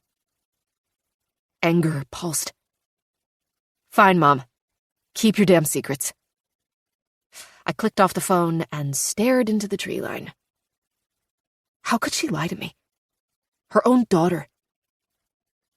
But was I really sure it was her? An orange Mustang. Did I actually see the color of the car? Because why would she lie? I began to shake, my entire body trembling with emotion. What was happening? It felt like my life was suddenly spinning out of control. Just then, a pair of headlights reflected off the trees in front of me. I turned as Sheriff McNamara's truck bounced up the driveway.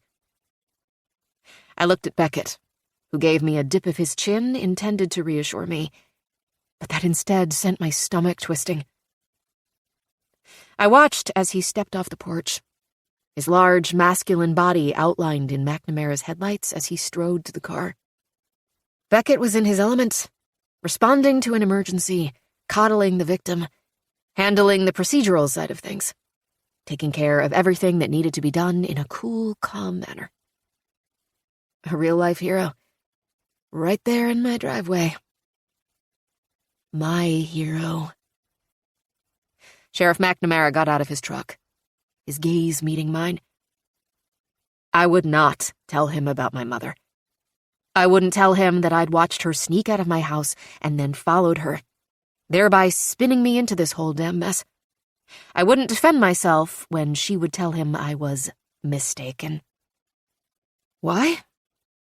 Because I didn't want her here, to get involved, to make it a huge spectacle. Lie. The truth was, I didn't want people to think I was losing my mind.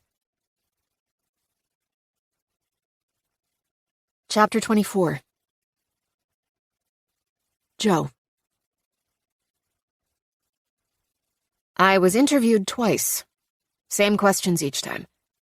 Samples of the blood were taken. My house had been searched, every doorknob and window checked, my things turned upside down. The woods had been searched, by both the sheriff and Sergeant Rosa. All this while, I stood on the corner of my porch, as instructed, sick with nerves. The weather wasn't helping calm the energy. The night was as black as coal, spitting freezing rain between gusts of bone-chilling wind. I told the same story I'd initially told Beckett. The only thing odd that had happened to me in the last few days was that on my way home, I had seen someone in the woods and gotten out to investigate. Despite not finding any valuable evidence, one thing was for certain. Everyone believed this grotesque vandalism was tied to the man in the woods.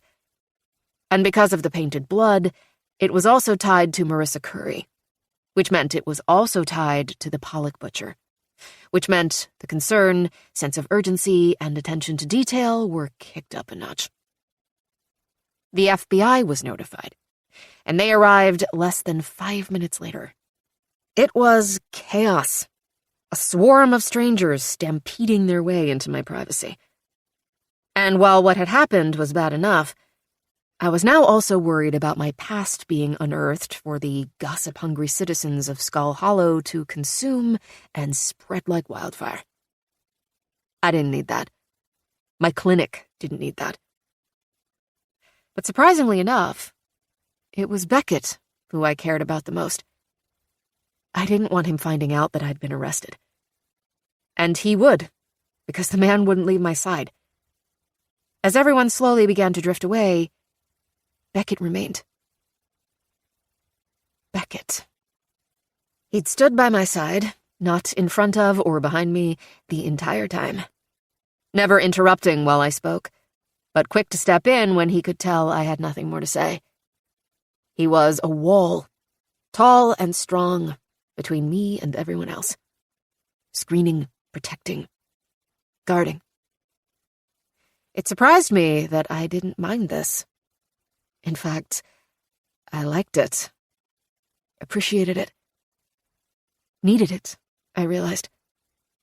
Before Beckett, I'd handled things on my own. And in the rare moments that I had a man in my life at the time something went sideways, that man had backed off, assuming that I, the badass independent woman, could handle it myself. Except for Beckett. There was a shift in us that night. Subtle, but definitely there. It was almost 10 o'clock by the time everything wrapped up. Only one vehicle remained. Sheriff McNamara emerged from the side of the house while Beckett and I were cleaning blood from the window. Recentering the hat on his head, the sheriff stepped onto the porch. He looked tired, his usual brightness heavily shaded, his face etched with worry lines and wrinkles I'd never noticed before. He was stressed, this incident adding a new level of panic to an already dire case. I wondered if he'd slept since Marissa Curry's body had been found. "Well," he scanned the driveway. "Looks like everyone's packed up. Sorry you've had to deal with all this tonight." "Thanks," I said. Because, really, what else do you say to that? "Have you got somewhere else to stay tonight?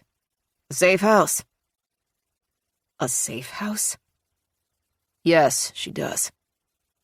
My attention snapped to Beckett. McNamara's gaze pinged between us.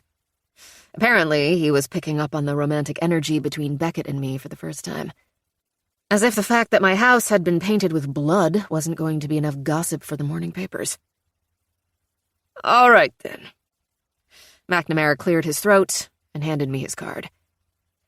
"Call me if you think of anything that might help with the investigation. Or if you get scared or anything at all, call me. I'll be up." I slipped the card into my pocket. "Thank you." "No problem." He looked at Beckett. "Get to wherever you're going quick. Roads are getting slicker by the minute." With a tip of his hat, Sheriff McNamara turned and descended the steps. "Why didn't you tell them about Life Ellis?" Beckett asked the second the sheriff was in his truck and out of earshot. "I told you. It's not him. He was at work all day. I'm not going to make such a huge implication like that unless I'm absolutely certain." "I understand, but Joe, everything needs to be examined at this point. If there is even... Life didn't do this. And there is no way that man is the Pollock butcher." I felt my frustration slowly creep into anger. I was too tired to be questioned again. Too tired to analyze. I was hungry, emotional, and scared. "Every detail, Joe, is important. Everything links. If it feels weird, you need to tell the cops. Period. Trust me here. I know how even the most minuscule thing can make or break a mission, or an investigation for that matter." I looked away, beginning to feel sick. Just think about it. Think about telling them. And think about telling me someday soon why you're so sensitive about life. I looked up at him. Beckett didn't push simply stared back. He lifted his hand and tucked a strand of hair behind my ear, leaving a trail of heat from his fingertips that reminded me of our kiss. Butterflies mixed with the nerves in my stomach. "I'm going to check the perimeter of the house," he said. "And if it's okay with you, I'd also like to check the inside again now that everyone's gone, while you get your stuff packed." I groaned. Beckett's brow arched in a way that told me there was going to be no argument about this. For the first time, I realized that I wasn't the only one who was tired. Selfish. "You're not staying here tonight, Joe." He was right. I'd be stupid to stay in my just vandalized home alone while a murderer was on the loose in Skull Hollow. "Fine, I can call." Who? Who would I call? Mia was the only friend I had who I was close enough to and would let me crash on her couch. But Mia was struggling through her first pregnancy, and very likely had her head in the toilet at the moment. I wouldn't intrude on her and add to the stress she was already going through. "I've got a place close to Link's headquarters," Beckett said. "You can stay there until we get this all figured out." Stay the night with Beckett? No.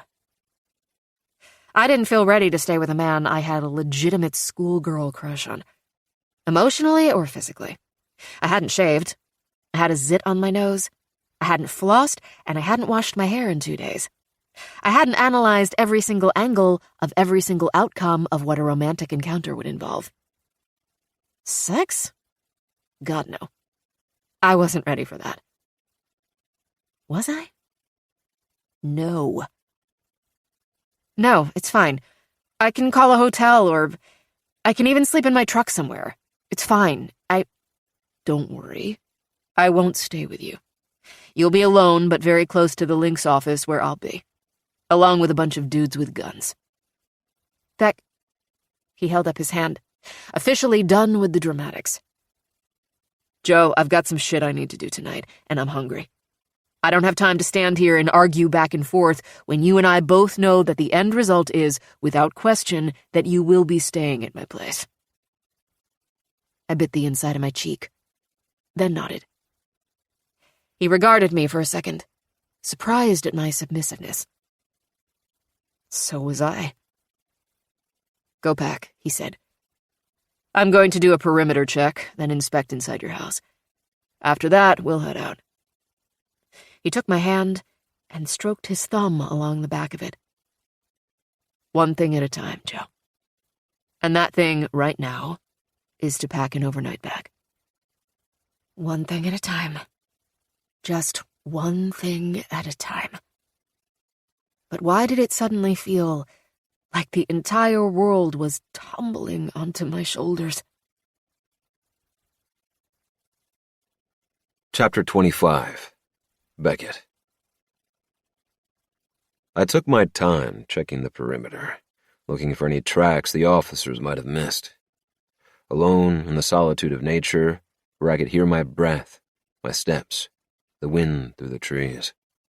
Where I could close my eyes and listen, feel the air around me, allow my instinct to hunt out even the most minuscule inconsistency in the nature around me.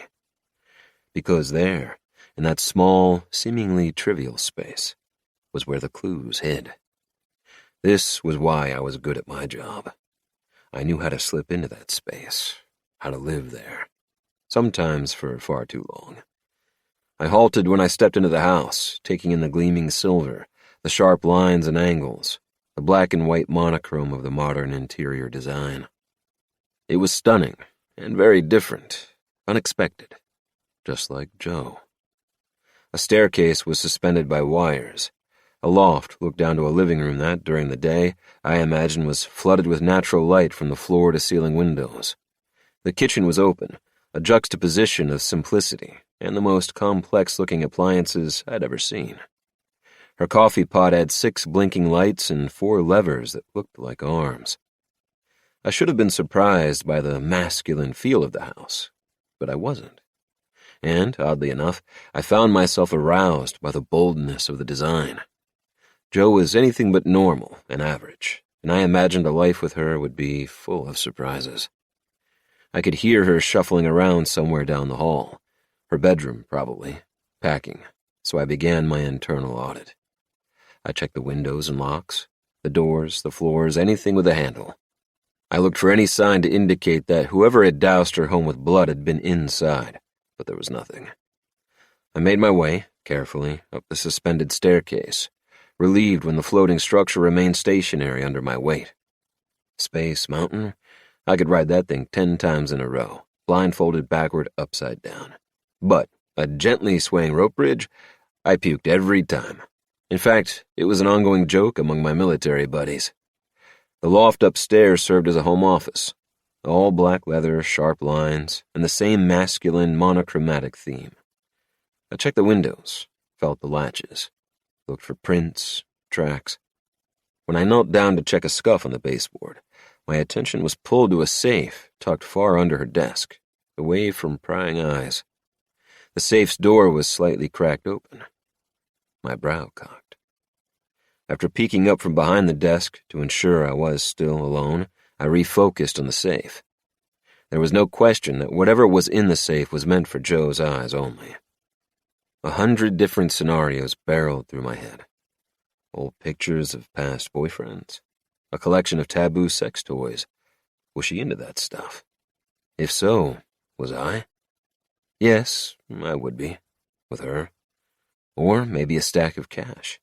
A stack of condoms. Female hygiene stuff. The angel and devil warred on my shoulder. The battle didn't last long. I quickly and quietly rolled away the office chair and crawled under the desk. After one more peek at the doorway, I leaned back on my haunches and opened the metal door. I wasn't prepared for what I saw. This, coming from a man who served 7 tours overseas and conducted more raids on terrorists' homes than I can count.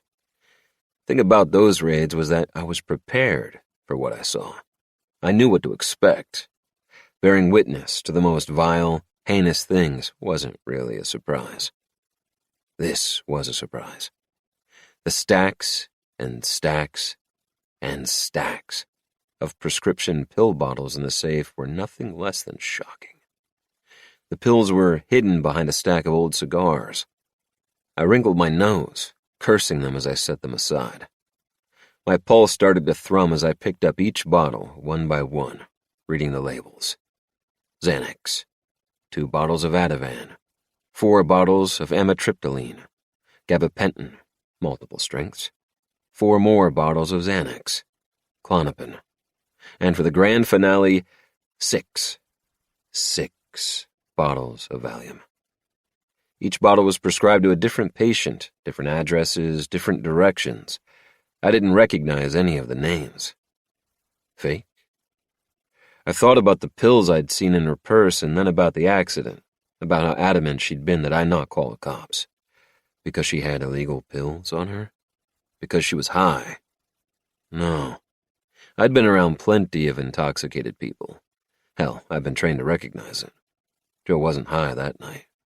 She was scared. Something clattered downstairs and my head slammed into the bottom of the desk. I shoved everything back into the safe, repositioned the rolling chair, and shot to my feet. I pulled in a breath, smoothing my pants, my mind racing. A very interesting development indeed. It appeared the badass, independent Jo Bellerose wasn't nearly as put together as she would like everyone to believe. The woman who seemed stronger than most had a weakness bigger than most. One that was deadly. I made my way back downstairs, contemplating this new twist in the mystery that was Jo Bellerose. Behind every addiction was a reason, and I wondered what hers was.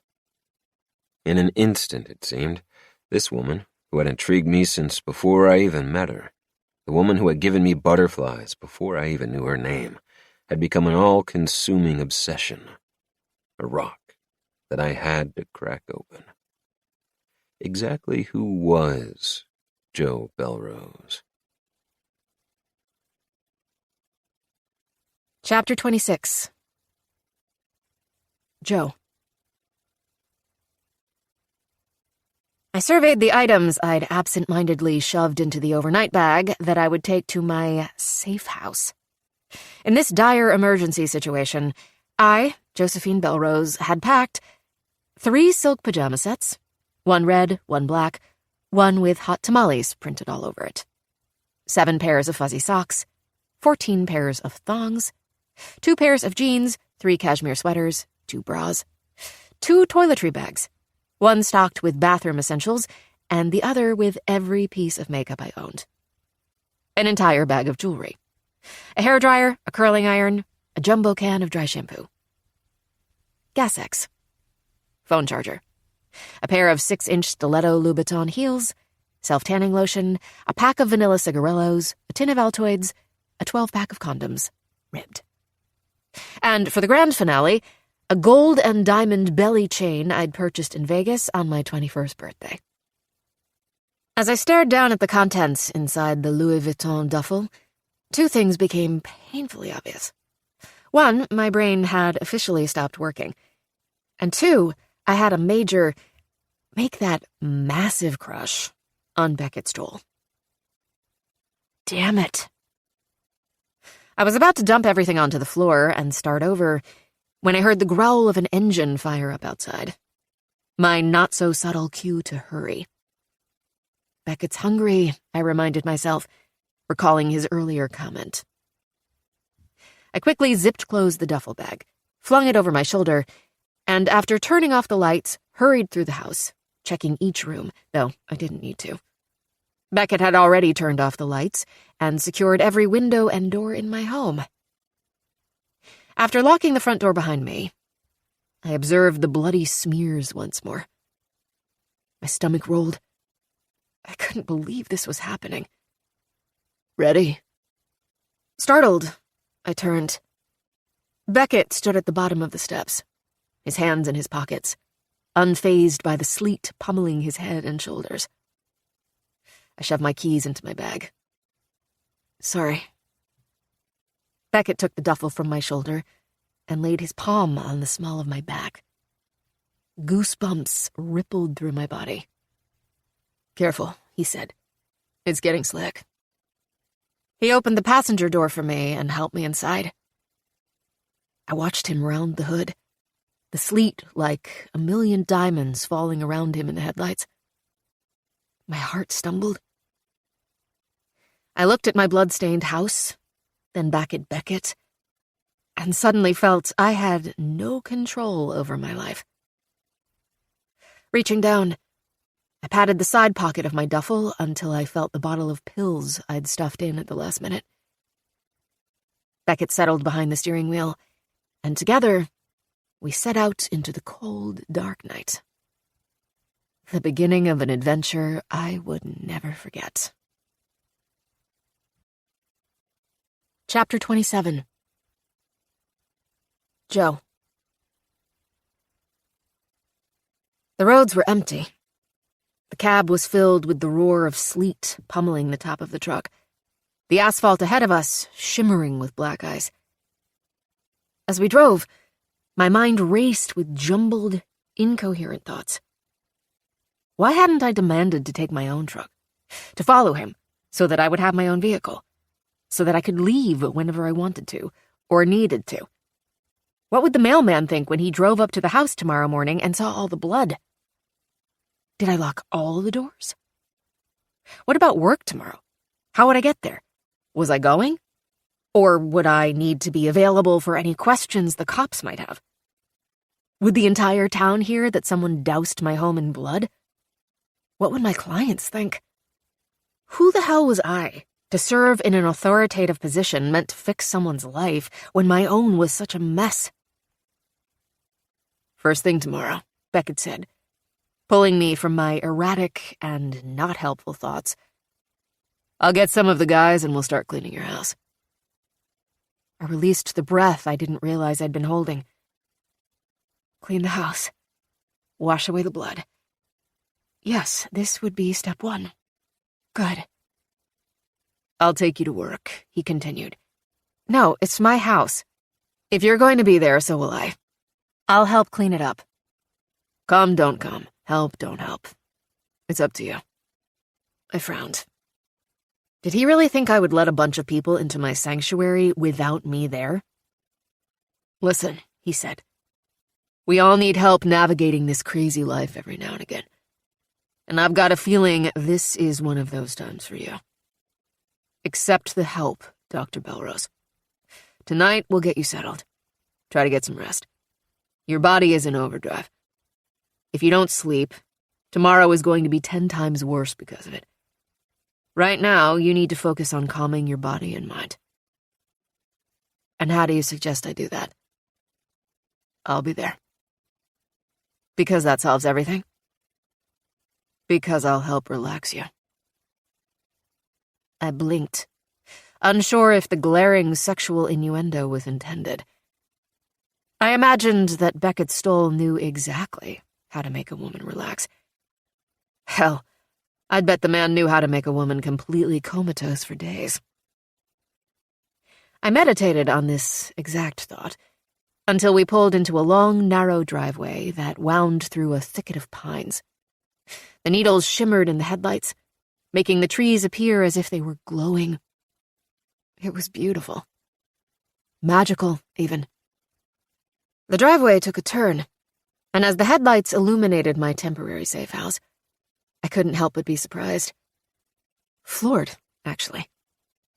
When Beckett had said he had a place close to Link's headquarters, I'd imagined a home that resembled the large, imposing, sleek structure that served as the search and rescue headquarters, perhaps with bars on the windows and bulletproof siding. What I got was a tiny, dilapidated stone cottage the size of my closet. His lips twisted in amusement at my reaction. You expected something different? Yes, I can say with all confidence, I expected something totally different. What did you expect exactly? He parked in front of the door, no garage, and turned off the engine. Well, something a tad larger? Something nicer, you mean? No, I didn't say that. He grinned. Not all of us were brought up with silver spoons in our mouths, Bellerose. I snorted. You mean shoved in our mouths? There are those mommy issues again. Not funny. I looked away and grabbed my duffel, noting how completely off-kilter I was. I didn't like being unceremoniously yanked from my comfort zone and thrown into a situation for which I was totally unprepared. As I grabbed the door handle, Beckett gently pulled the duffel from my other hand. Stubborn, I yanked it back. I can carry my own bag. The door popped open, and I fell out of the cab, stumbling as my feet hit the ground. Humiliated, I slammed the door. Beckett was by my side in an instant. This time, I let him take the bag, avoiding eye contact at all costs. He looped the bag over his shoulder, and we made our way to the cottage. This was an old war bunker, built sometime in the late 1800s. The walls are strong. He stepped up to the door, a deep mahogany brown. But the character is even stronger. He unlocked and pushed open the door. The scent of leather filled my nose, followed by a rush of warm air that enveloped me like a hug. Beckett motioned me ahead, and with butterflies in my stomach, I stepped into the one large room cabin. The scent of warm ashes in the fireplace and coffee beans mingled with the leather. Cozy was the single word that entered my head. Despite the weathered exterior, the interior appeared to have been completely renovated. A massive Persian rug covered most of the cottage, deep shades of red, blue, and brown highlighting aged hardwood floors that had been buffed and polished to a gleam. 2 massive leather couches sat in front of a large stone fireplace that served as the focal point of the room. Covered with flannel throws, the couches were colossal and fluffy, the kind that would swallow you up in the most wonderful way when you sank into them. On the other side of the room was a small kitchenette with only the necessities. A bed that looked to be no more than a double, and beside that, an extremely narrow door that I assumed led to the world's smallest bathroom. Only 2 windows. One framed a small shed and a large woodpile in the backyard, and the other in the kitchen. Beckett made no excuses for his place, as he hung my duffel on a hook next to the door. And he didn't need to, I realized, because despite the size, or maybe because of it, it was truly a beautiful home. Safe, warm, masculine, and incredibly romantic. Hungry? Beckett pulled a bottle of water from the small refrigerator in the corner. I'll take a water. Along with a bottle of water, he pulled out a box of pizza. Cold or hot? I prefer my water cold, thank you. The pizza, Joe. I'm not hungry. Then you haven't had Paolo's Primo Pizza. Paolo's what? Primo Pizza. You know, that new pizza shop that opened up a few weeks ago. The one in the Come and Go gas station? That's the one. I watched in horror as he opened the box and slid 2 pieces into a microwave. I'd only been inside the Come and Go once before, and that was for an emergency run for cough drops before a deposition. Inside, I'd counted 7 roaches, 3 moldy boxes of mini apple pies, on sale for 99 cents, and 1 almost fully exposed butt crack. Beckett looked over his shoulder and grinned. You're familiar with pizza, yes? Yes, but not particularly with Come and Go. Me either. Don't worry. He winked. I grinned. The microwave dinged, and when he opened the door, the mouth-watering aroma of melted cheese and marinara sauce hit my nose. My stomach growled. After grabbing the roll of paper towels, the entire roll, Beckett strolled into the couch area of the room and set the table, i.e., the coffee table. He gestured to the couch, and I sat. Dig in. Into the gas station pizza. Don't knock it till you try it. I watched as Beckett devoured half a slice in one bite, sending a stream of melted cheese down his chin. I wanted to lick it off. He made a flamboyant display of enjoying chewing. I smirked and nibbled off a piece of my slice. The pizza was outstanding. See? He grinned, a smear of marinara at the corner of those perfect, plump lips. I nodded. It's pretty damn good. Right? You should try the Hawaiian. I don't like fruit on my pizza. You also thought you didn't like gas station pizza. True. Quite the day of firsts I'm having, aren't I? His hand slid onto my thigh. We'll get it figured out. Tonight, just turn off. Turn off. Eat. He took another bite. So here's the rundown. There's no central air or heat in this castle, and no television. No air? I squeaked. There's no air conditioning in the place? Beckett looked at the window, frosted around the edges. Just go stand outside for a minute. No, I mean during the summertime. I'm pretty sure having air conditioning in Texas during the summer is necessary for survival. He snorted, but didn't respond. A ridiculous statement, apparently. I remembered the gossip I'd heard about his time in the military. Weeks spent in the desert. He'd probably learned how to deal with the heat. Princess Bellerose had not. Beckett shoved the last bite of pizza into his mouth and pushed off the couch. Make yourself at home, he said, beginning to stack logs on the fire, something I realized he'd intentionally waited to do until he ensured I ate something.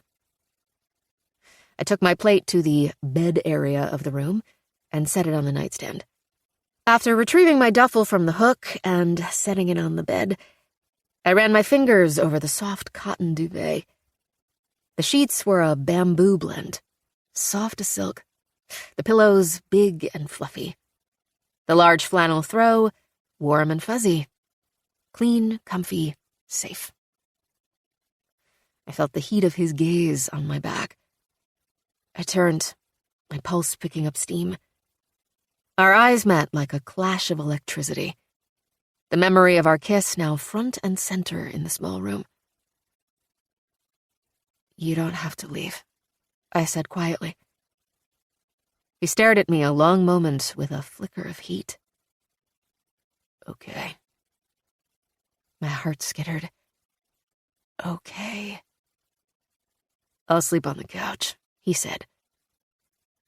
A blow of disappointment settled hard in my gut. I wanted him to want to sleep next to me. I wanted to cuddle up to him, wrap my arms around that superhero chest, smell that clean scent of his. I wanted to have sex with him, which wasn't mutual, apparently. Did he regret the kiss? Was he not attracted to me? Was I not good enough? The weird girl who just had her house painted in blood? I looked down and turned my back, refocusing on the bed. And in that moment, I wanted nothing more than to curl into a ball and cry. Chapter 28. Beckett. It was a test, and she'd failed miserably. I only offered to sleep on the couch because my mother raised me to be a gentleman, because I didn't want to take advantage of a woman in a vulnerable and emotional state. I would never do that, unless the need was mutual. Not only hadn't Jo Bellerose asked me to join her in the bed, but she had also turned her back to me and not uttered a single word the rest of the evening, leaving no question about her lack of interest in me. After all, it was me who had initiated the first kiss. I was the one who coerced her to stay with me. I was making all the moves. I didn't sleep that night. Shortly after the awkward sleep on the couch moment, Jo slipped into bed, not bothering to change her clothes, or wash her face, or do the hour-long evening ritual most women performed with unfailing commitment. Following her cue, I took my place on the couch and pretended to sleep until, finally, Jo fell asleep sometime after midnight. I tiptoed across the room, knelt at the bedside, and with the stealth of an Arabian lizard, sifted through Jo's fancy designer duffel bag, praying I wouldn't find what I was looking for. Unfortunately, I did. Tucked into a nearly invisible side pocket was a bottle of prescription pills with the name scratched off. Ativan, 4 milligram tablets, filled to the fucking top of the bottle. Literally a 3-month supply, at least, in one bottle. My stomach dropped. With the bottle clutched in my hand, I stood by Jo's bed for longer than I cared to admit, staring down at the angelic face that had completely captivated me. I wanted to touch her hair, long and black, fanning over the pillow, my pillow, like waves of silk. I wanted to kiss her lips, pink and plump.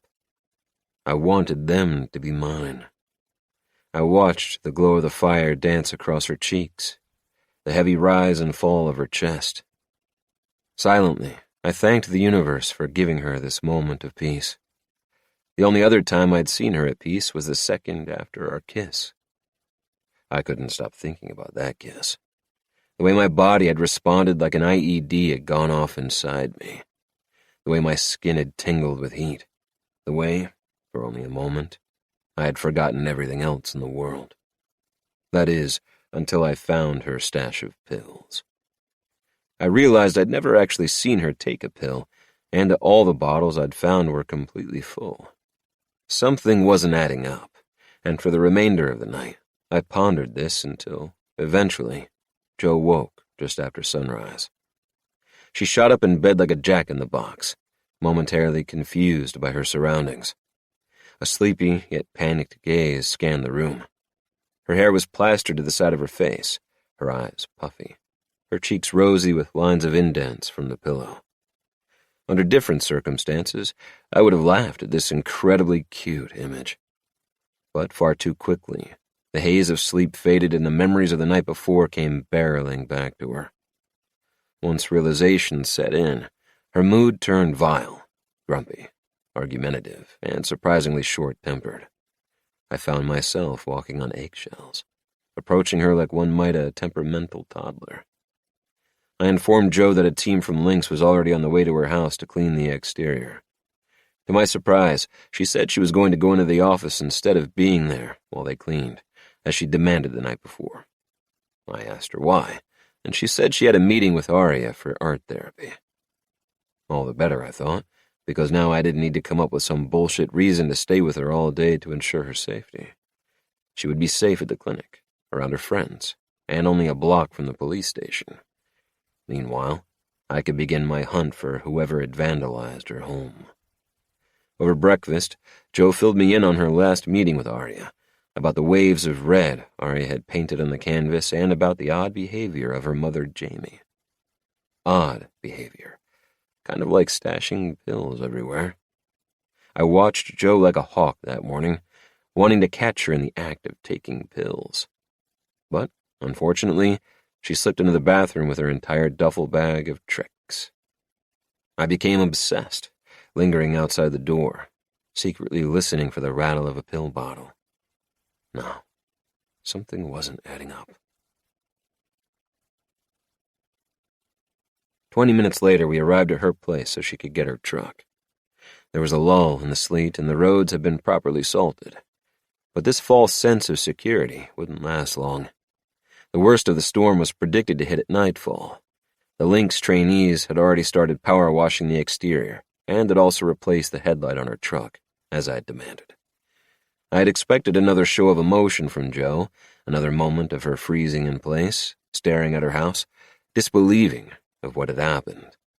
Instead, Joe surprised me. She greeted the boys with a warm smile before breezing through the front door. Was she high? I lingered outside, pretending to examine the boys' work, until Joe returned minutes later in a fitted white pantsuit that hugged her curves just enough to make you wonder what she was wearing underneath, if anything at all. She thanked me, though it felt automatic and insincere.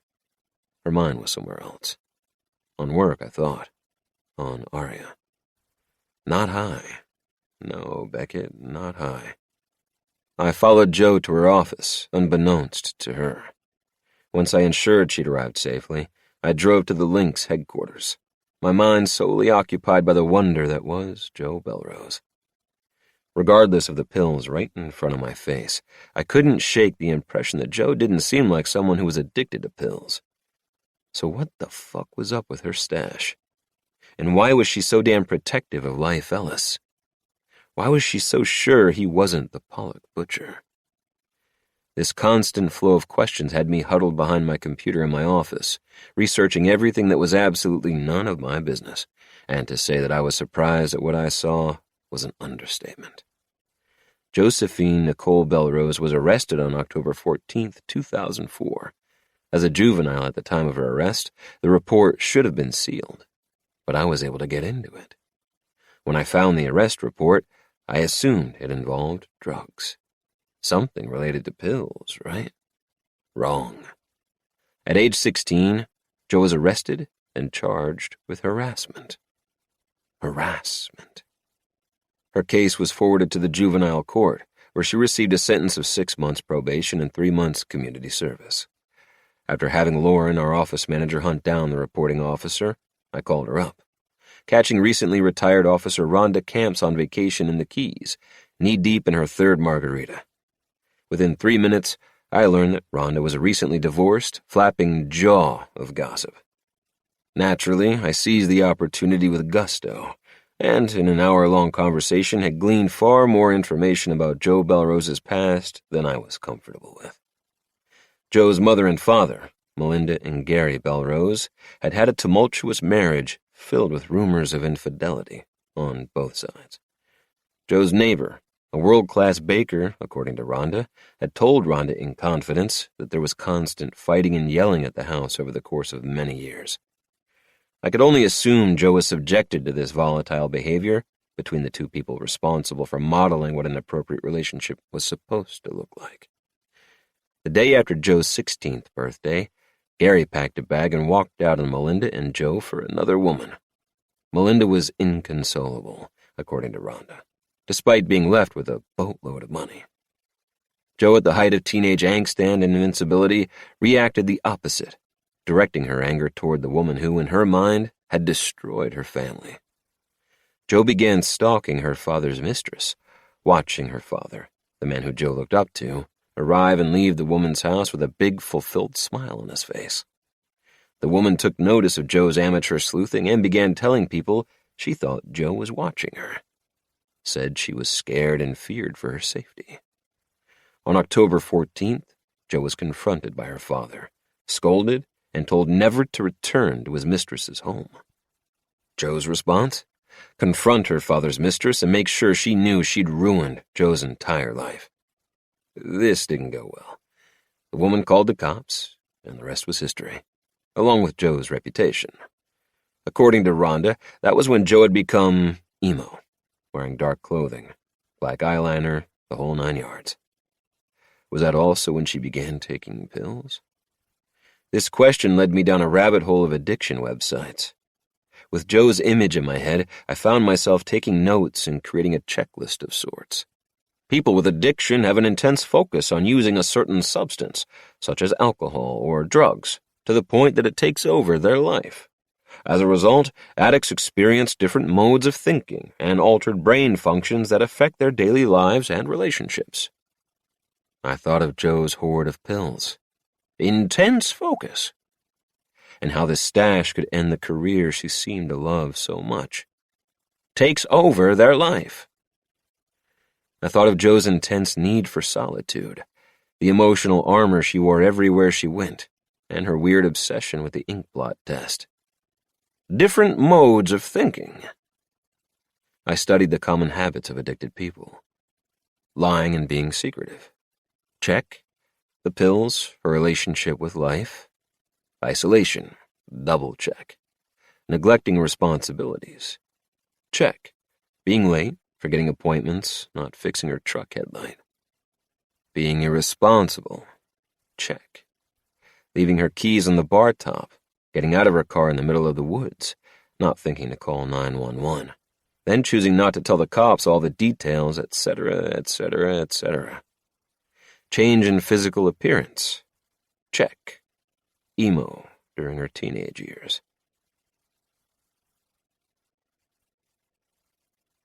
The day passed slowly, my investigation broken up by multiple meetings, phone calls, and a few fires that needed extinguishing.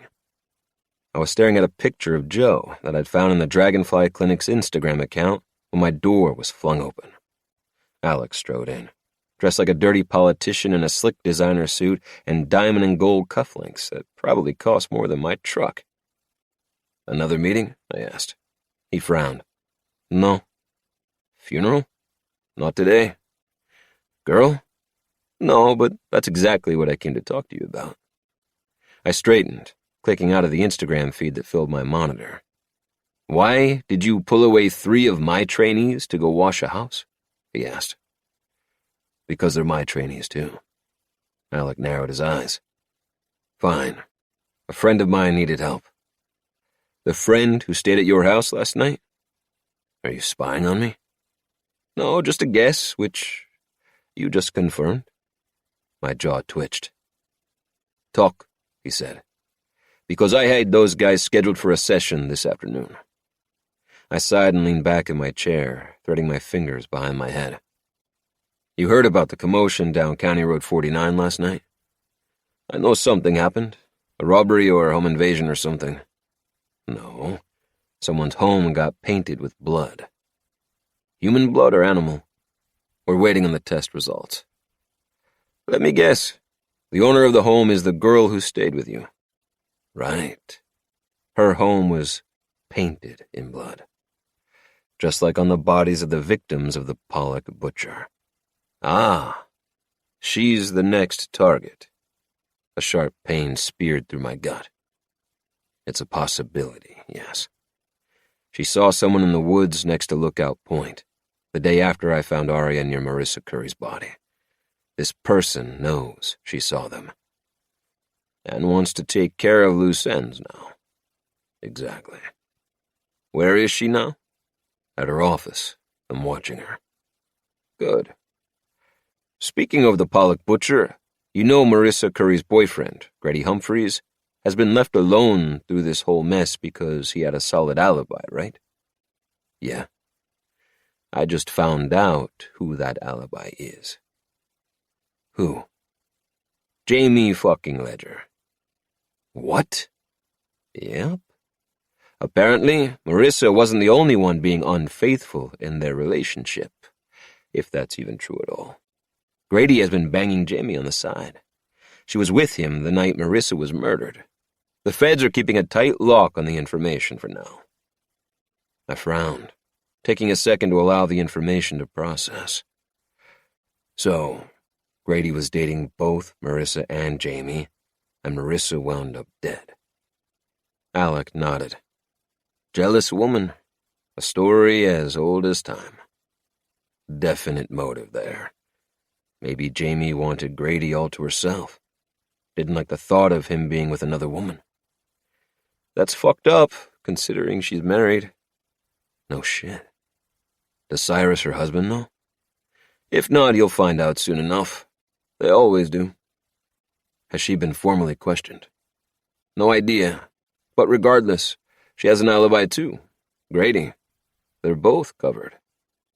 Unless they're both lying. A Pollock butcher team, then? Maybe they've been doing it together for a while. Slicing up innocent women. Jamie lures them and Grady goes in for the kill. I recalled Joe telling me that she had a meeting with Aria that morning. Jamie's daughter. I didn't like how many connections were involving Joe, and suddenly, more than anything, I wanted to know where Jamie was while Joe's house was being doused with blood. After dismissing Alec, I picked up the phone and dialed Joe's cell phone. No answer.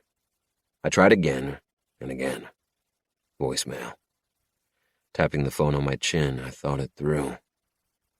Joe needed to know about this new development. She needed to drop Aria as a client. The connections were becoming too overlapped. I dialed the clinic directly. Dragonfly Clinic, how may I help you? This is Beckett Stolle. I'd like to speak with Dr. Bellerose, please. I'm sorry, Dr. Bellerose is with a client right now. It's important. As is her time with her clients. Is there a message I can pass her? I looked at the clock. 3:47 p.m. Is she with her last client of the day? I believe so, yes. Fantastic. I'll wait on her then. On the phone? I grabbed my keys and pushed out of my chair. No, in the parking lot. Chapter 29. Joe Bellerose reminds me of Clarice McClellan, a character from the book Fahrenheit 451, a naive, curious woman who doesn't know when to stop. Blissfully ignorant, the kind of woman who seeks justice and understanding, having no idea what real life is like, what real pain is. She pushes and pushes and pushes because she doesn't know what it's like to experience the consequences of her actions. I've read the book several times. There is something about the main character, Guy Montag, that spoke to me. He is the type of man who takes pride in his work, does his job to the best of his ability, until a growing discontentment takes over, and he begins to challenge the meaning of life and everything around him. In doing this, he digs himself deeper into a dark hole of internal torment and despair. He suffers many losses and unfortunate events until finally he snaps, setting his nemesis on fire and watching him burn alive. It is arguable whether Montag would be considered crazy or just someone who was beat up one too many times. Joe Bellerose knows nothing of this. She knows nothing of the real definition of pain, of human suffering, of keeping her fucking mouth shut. She knows nothing of consequences. She is like most in this godforsaken town. Secrets, secrets, secrets. Skull Hollow was full of them. a cauldron of lies slowly churning around each other, intertwining, getting mixed up together. Lies become muddled, confused, and eventually morph into entirely new lies, linking new sets of people, so that eventually we are connected somehow in what was supposed to be a simple white lie, a rolling boil of deception, soon to bubble over and destroy everything in its path. I was at the center of it all, the puppet master, deftly managing the threads. I slowly made my way through the furniture store, weaving through the crooked, ill-thought-out pathways customers were forced to take while considering the refurbished pieces, priced 3 times their worth. I trailed my finger along the back of a faded pleather couch, pretending to test the fabric, to determine if the sickly piece would fit next to the recliner in my living room. Mrs. Breen, a 60-something at the local title office, greeted me warmly, slipping into casual small talk. I learned that her son had just moved back into town, bringing with him a girlfriend, a brand-new baby, and the request to revive his old bedroom until he got his finances in order.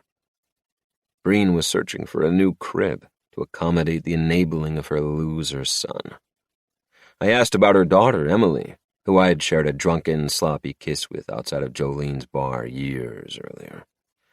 She was now married, pregnant and happy. Good for her. After a quick hug and a promise to visit Breen's booth at the church bake sale that weekend, I made my way to the back of the showroom where, just past the checkout counter, I could see into the back room. Our eyes met.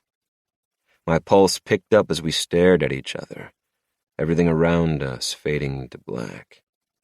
The lights, the sounds, the movement, all gone. I saw the dozens of seashells that covered the workbench in front of him. His face flushed as he frantically glanced around the room, searching for an interruption. Any interruption. Something was off. I could feel it in my gut. Chapter 30. Beckett.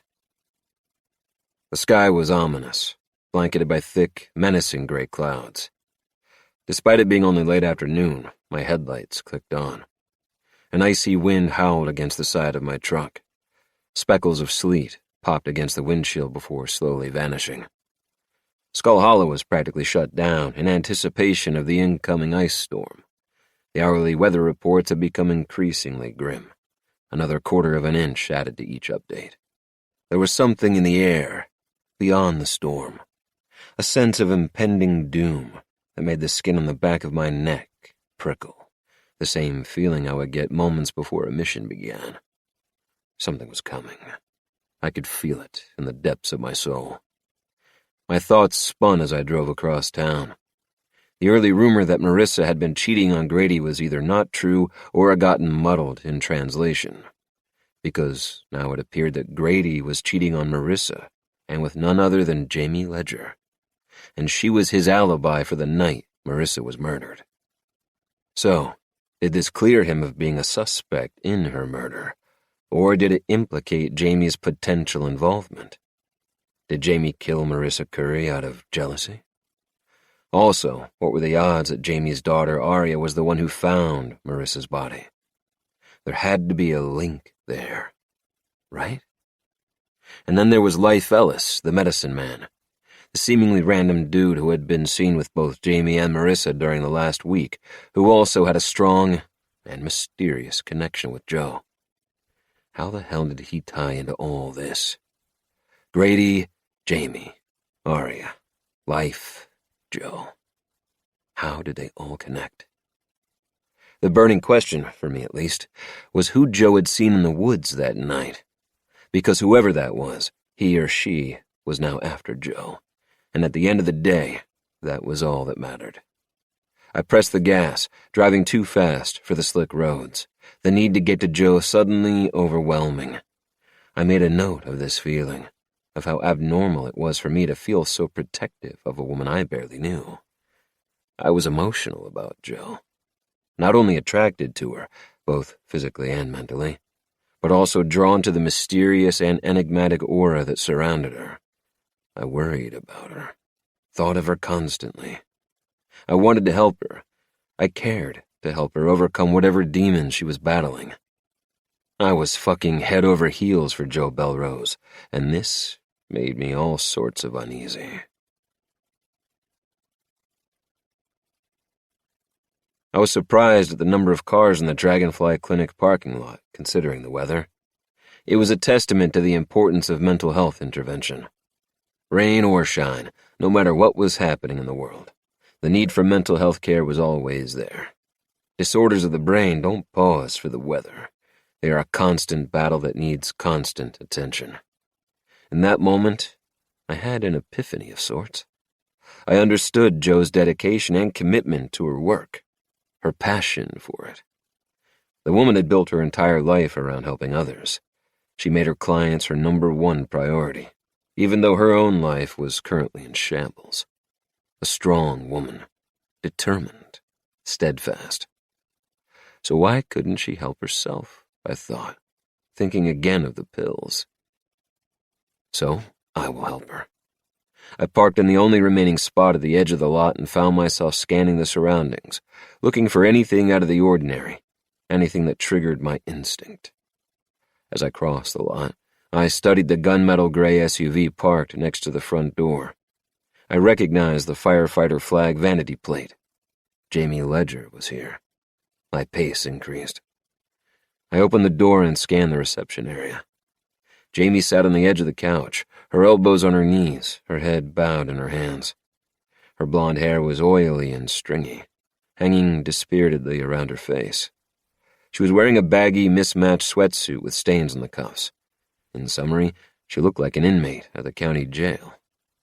No, she looked like a junkie. One thing stood out to me, the tiny cross earrings she was wearing. I recalled the cross keychain her husband carried. Why did it surprise me so much that they were a religious family? How may I help you? I shifted my attention to the receptionist I'd spoken to minutes earlier, Stella Bloom.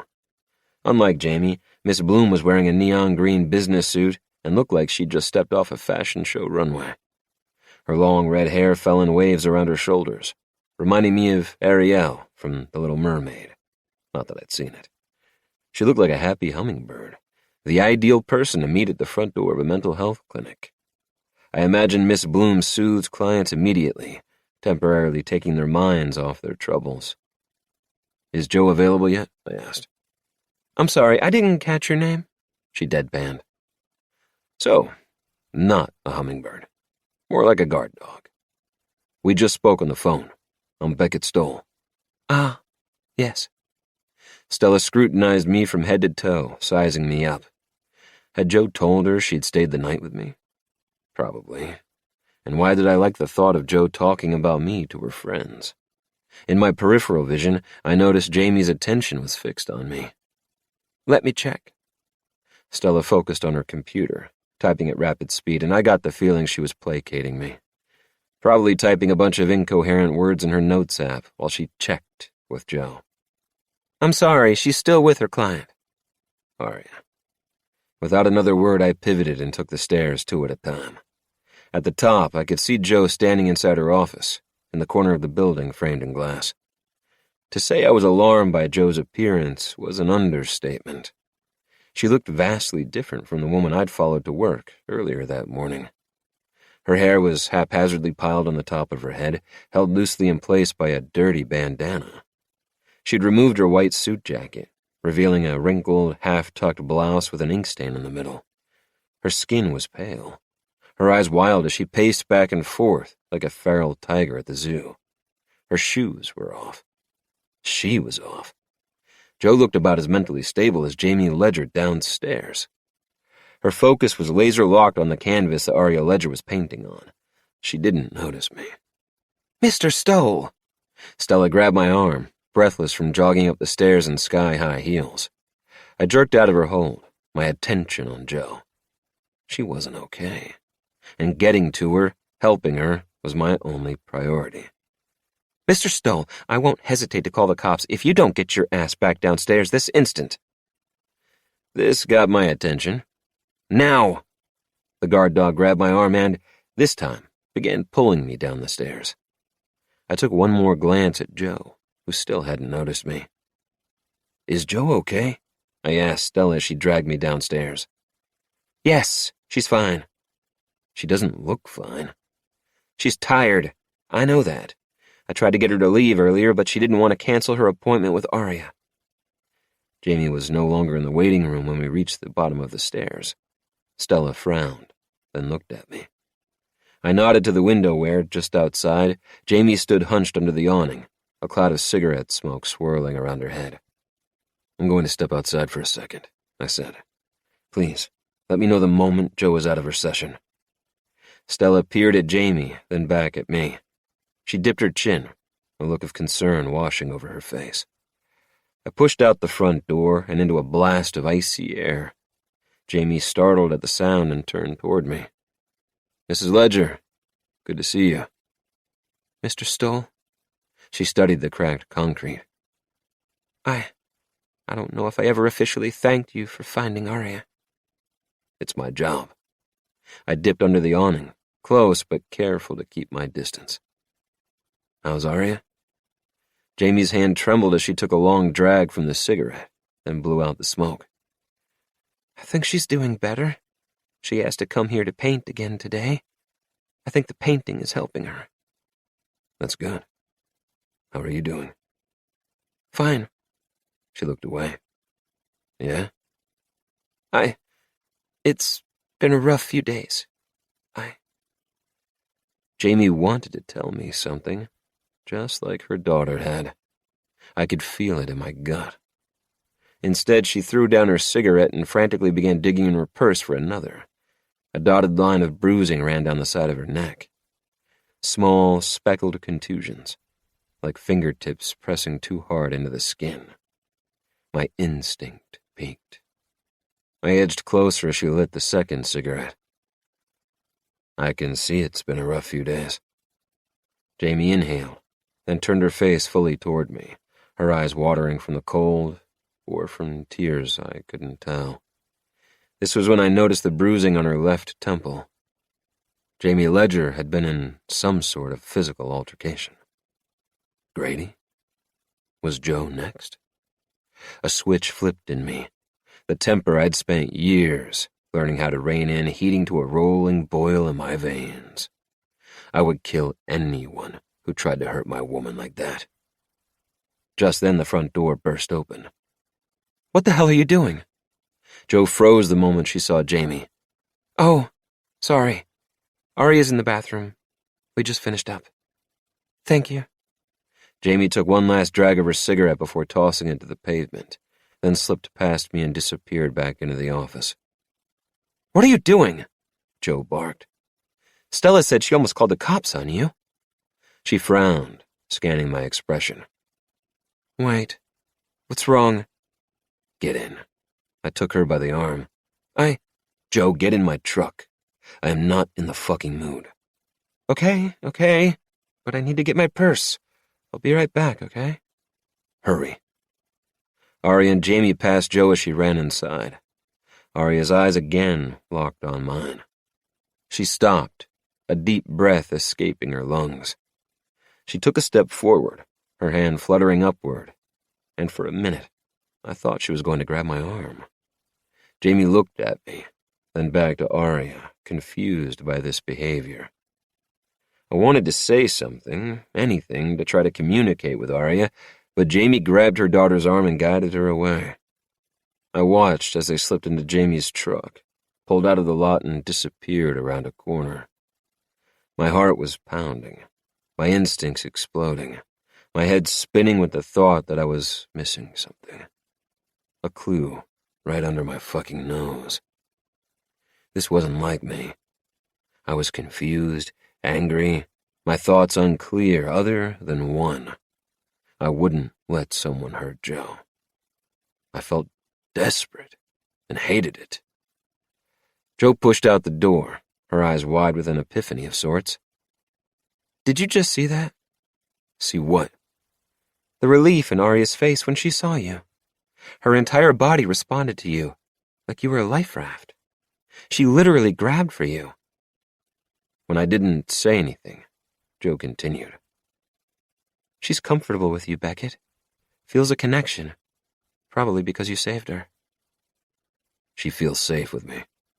Yes, exactly. That's the reason for her intense focus on you. I felt a rush of protectiveness for this girl I barely knew. And then there was Joe, and the fact that I needed to protect her, too. Come on. We fell into step together across the gravel. I opened her door of the truck, helped Joe in, then jumped into the driver's seat. Okay, Beckett, talk, she said. What's going on? There have been developments in the Marissa Curry case. I glanced to be sure it was clear, then pulled onto the road. Tell me. I found out who Grady Humphrey's alibi is. Who? I looked at her. The mother of the client you were just working with. Jamie? Joe's voice squeaked. Yep. Jamie and Grady have had a side thing for a while. He was cheating on Marissa with Jamie. Are you serious? As a fucking heart attack.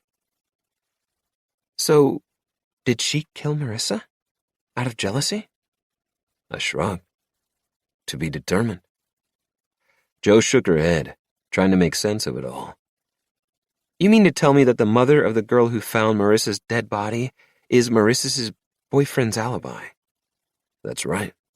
And the woman who seems to be everywhere you go. Think about it. Jamie is everywhere you are. At your work, at the diner, talking to life. And by the way, did you notice the bruises? On who? Aria? No, on Jamie. Oh my God, no. They're there. Down the side of her neck and on her left temple. Who gave them to her, do you know? Could it have been Marissa? Fighting back before she was killed? That's what we need to find out. Chapter 31. Joe. Skull Hollow was a ghost town. The storefronts were dark. Signs that read, "Closed due to the weather," hung from the windows. It had a creepy, apocalyptic feel to it. We passed the Sunrise Cafe. Wait. Grabbing the dashboard, I scooted to the edge of my seat and peered down the narrow alley that ran between the diner and the furniture shop. Stop. Stop. Wait, no, don't stop. I whirled around in my seat, watching the alleyway as we passed. Loop back around. Beckett clicked on his turn signal. What's going on? I swear, that car. What car? The orange Mustang in the alley. I swear that's my mother's car. I thought she left. I thought she did too. Beckett circled back and pulled into the post office parking lot. Wait, no. Circle around again. After 3 more loops around the square, we returned to the post office and parked. Beckett turned off the headlights.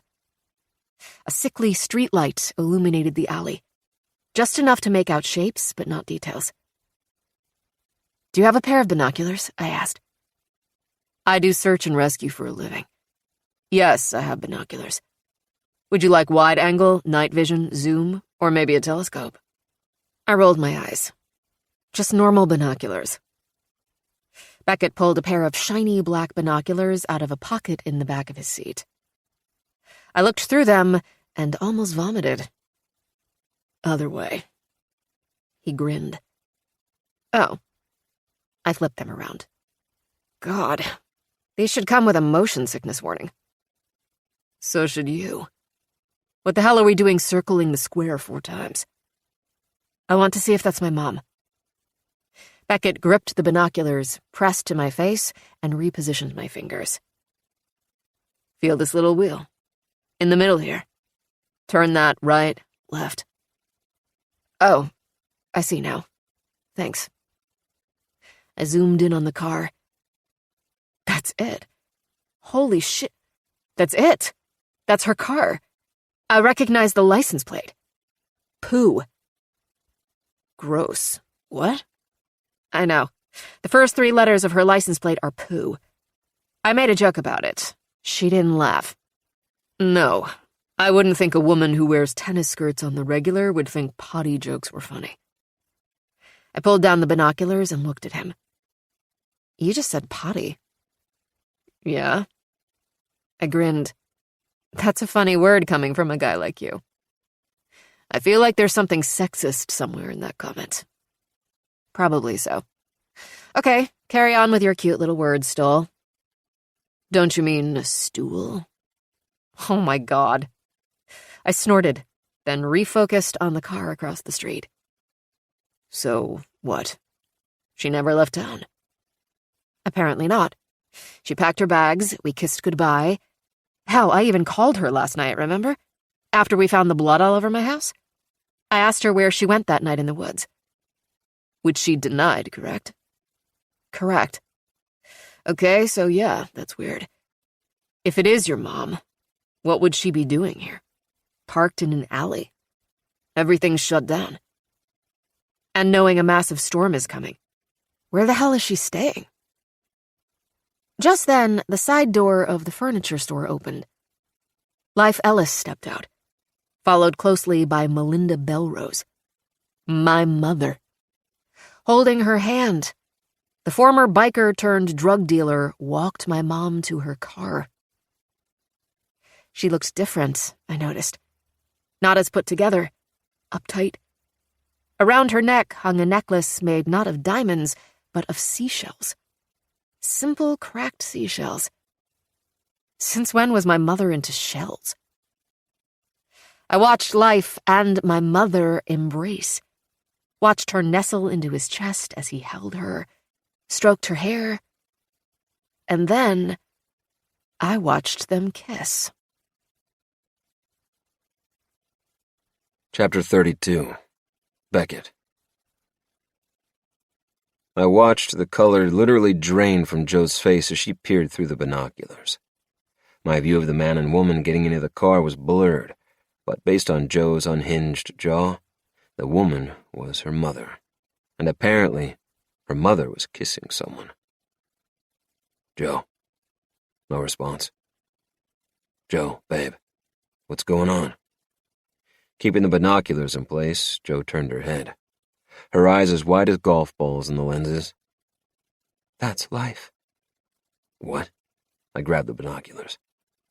Sure enough, the medicine man was sliding into the passenger seat of Melinda's Mustang. Together they pulled out of the alley and disappeared down the highway.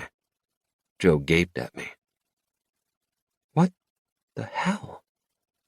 I'm assuming you didn't know about this. No, she squeaked.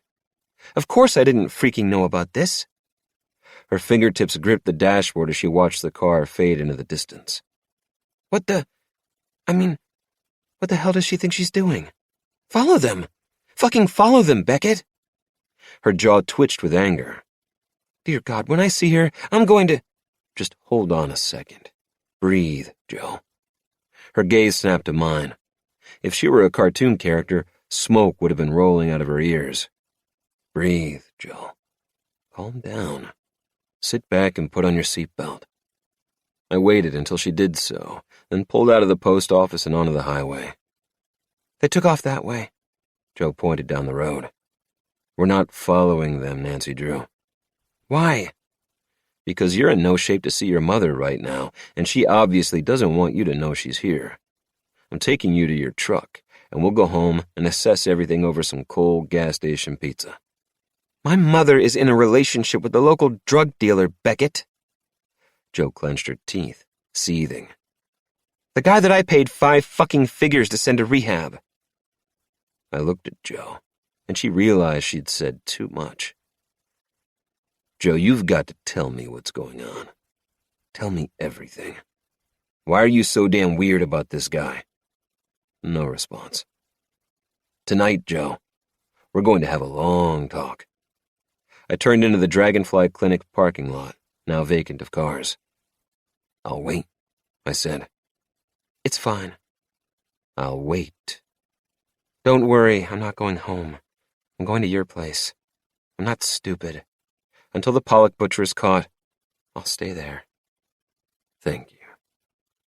Her response, grabbing her purse and slamming the door. Chapter 33. Joe. What the hell are you doing with Life Ellis? My tires spun as I peeled out of the parking lot. One hand on the steering wheel, the other with a vice-like grip on my cell phone. Joe, Mom, don't even try to lie to me. I just saw you, Mom, just now. You're here in Skull Hollow, not in Houston. Where have you been staying? How long have you been here? Have you even left? My God, Mom. Joe, please, let me... Christ, Mom, do you know he's a drug dealer? I know he's not perfect, yes. Not perfect? Mom, you're dating a drug dealer. You're dating a drug dealer, and you're worried about the people I hang out with? You're worried about my clients? What a fucking hypocrite. Don't you dare use that language with me, young lady. Is this where you went the other night? When you sneaked out? There was a pause, and my stomach sank. I couldn't believe what was happening. Yes, she said finally. You sneaked out to see Life? Yes. So you lied to me. It's not that simple, Joe. Yeah, I'll bet that's what Dad said to you, right, when you found out he was cheating? And how did that feel, Mom? Being lied to by someone you thought you trusted? Please don't do this. Why the hell did you meet him in the middle of the woods? What were you thinking? The middle of the woods? No, I met Life at the lake. He has a houseboat he keeps on Skull Lake. She exhaled, clearly frustrated now. Joe, I am a grown woman. Then act like it, Mom, I yelled. Get your shit together. Get your life together. I'm trying, Joe. Can't you see I'm trying? Melinda burst into tears on the other end of the phone. I didn't care. I felt no empathy for her. If anything, the random show of emotion ignited my rage even more. Years of pent-up anger and emotions bubbled up to one catastrophic, explosive release. I went off. Mom, do you even realize how much pressure you put on me growing up? My grades, sports, friends, boyfriends. I was never good enough for you. Never. Nothing I did was good enough for you. It's because I didn't want you to end up like me, Joe. A depressed waitress living from paycheck to paycheck. Until Dad came along, right? And you sure as hell had no problem spending Dad's paychecks once he took you in, did you? That's uncalled for, Josephine. And by the way, look where that got me. Cheated on and left. We were left, Mom. We were left. But the difference between us back then? You were the mom. I was the kid. You were supposed to be the strong one for me, not fall apart when I wasn't mentally and emotionally mature enough to handle it all. Having a child is a responsibility, Mom. But you acted like it was a mistake, a regret, like I was nothing more than an annoying gnat that wouldn't go away. You didn't want me. That's what it felt like. You didn't want me because I wasn't good enough. A lump caught in my throat. Tears filled my eyes. I realized I'd never told my mom she made me feel that way. I wasn't good enough. I'm not good enough. I'd never said the words out loud. Not only to her, but also not to myself. Although I had built an entire career around helping others uncover hidden, buried triggers in their subconscious, I'd never dug into my own. That's not true, she choked out, sobbing. I'm so sorry, Joe. Me too, Mom. Thanks for fucking me up. I disconnected the call, threw my phone into the back seat, and burst into tears. Chapter 34. Joe. I blinked, trying to regain focus. My eyes were dry and stinging, my head pounded, and my body ached as I balanced on all fours, studying the line of ink blot cards I'd meticulously laid out in front of me. The images were beginning to blur together, my brain unable to fight the fatigue, both mentally and physically. Still, I stared at each one, trying to find the connection that I knew was right in front of me, and all around me. Using duct tape, I'd hung all 6 of Aria's paintings that she'd completed during our art therapy sessions on the cottage walls. Below the canvases, I'd taped up photos of the Pollock butcher's victims that I'd pulled from social media, and their bloodied torsos under blurred faces that I'd printed from news articles. News articles and inkblot cards completed the crazy wall. Scattered on the coffee table were photographs of everyone directly or indirectly involved in Marissa's life, and possibly death. Grady Humphreys, Life Ellis, Aria Ledger, Jamie Ledger. Next to them, I'd arranged more news articles I'd dug up on the Pollock butcher, as well as a photo of my house, painted in blood. All connections led to Aria. Each of her paintings resembled the image painted on Marissa Curry and the other women, as well as the splatters on my front door. The patterns on Aria's paintings and on each of the victims were extremely similar, but different. Different waves, different angles at which each wave stopped. Aria held the key. I just needed to know why. How?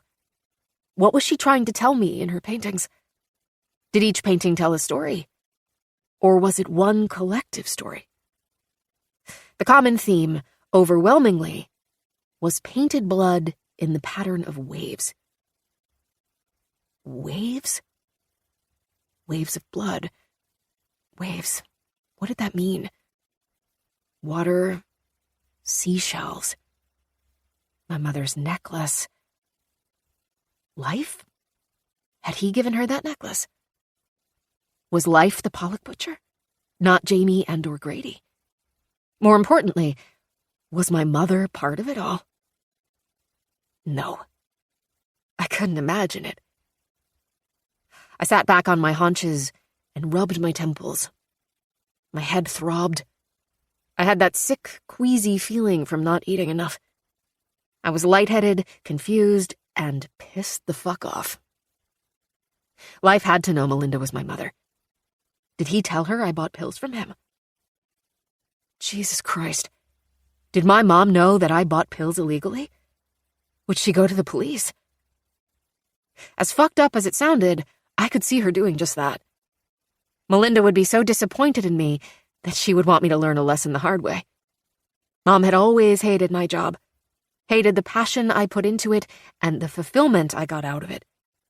She would call the police because she would want me to know she was right, that I couldn't do anything well, that I'd messed up even something that I cherished so much. But she was my mother, for Christ's sake. Mothers were supposed to love their daughters, no matter what. They were supposed to coddle them in times of need. They were supposed to grab their shoulders and shake them when they strayed. And then another thought hit me, one that cut much deeper than my mother reporting me to the police. If my mother did know I was buying pills from Life, why wasn't she by my side, trying to save me? Like Beckett was. Fucking Beckett. Damn him and all his ridiculous hotness. Damn the way he gave me butterflies and made me melt with nothing more than a glance in my direction. Beckett was the perfect man. This proven for the umpteenth time when he reluctantly gave me the space I so badly needed after arriving at the cottage. I need a second, I had told him. I need to be alone. I didn't want the man I was falling for to see me so disheveled, to see me cry. I was embarrassed, not only by my lack of control, but of my crazy mother, too. Did he think I would turn out like that? End up like her? Without asking questions, Beckett had kissed my forehead, grabbed his suitcase, and after ensuring I had a list of every number where he could be reached, he went to the office to catch up on work. I took solace in knowing that Beckett was only a mile away, that he hadn't gone far. I imagined him watching me through a fancy pair of binoculars from his office window, making sure I was safe. He made me feel safe. He made me feel loved. And why did I feel so undeserving of this?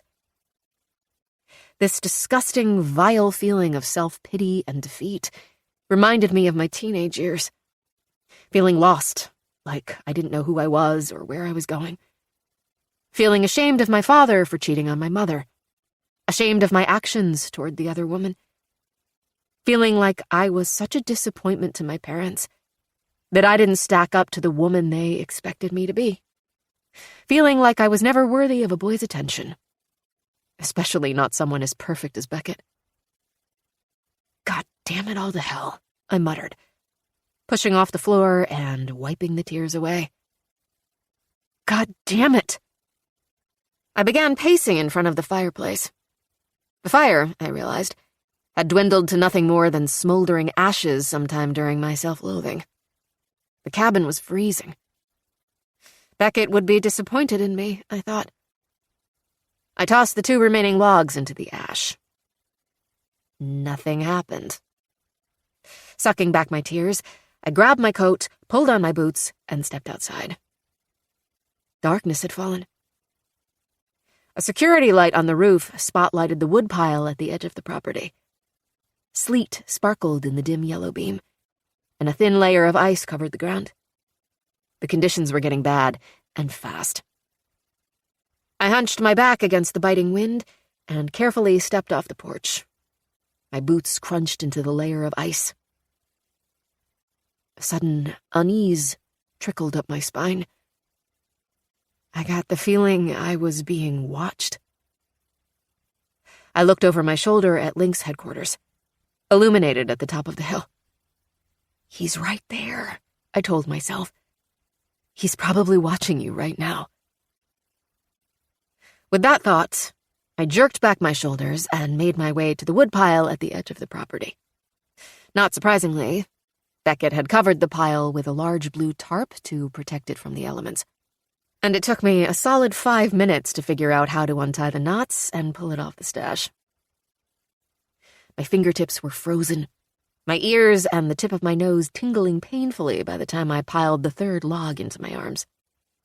While balancing the logs in one arm, I attempted to reattach the tarp with my other hand. I failed miserably, stumbling and slipping on the ice, which sent me tumbling to the ground and the logs flying into the air. My ankle caught in the string of the tarp as I went down. I twisted awkwardly to fall on my side instead of my face, but unfortunately my ankle didn't twist with me. Pain shot like lightning up my leg, and I screamed. Blocks of wood tumbled down on top of me, one dragging down the side of my face, leaving a trail of splinters and scrapes. Moaning, I rolled around on the ice like a beached whale, trying to catch my breath and regain my composure. Eventually, I was able to sit up. I attempted to remove my boot, but the pain was too fresh. There was no question that if not severely sprained, it was broken. Shit. I scooted on my butt toward the woodpile. Using the stacked logs as leverage, I attempted to stand and walk. I screamed out in pain and fell back onto the ground. Shit. Shit, shit. I stared at the cabin 5 yards away, contemplating. There was no stick to use as a crutch, and nothing to grab onto along the way.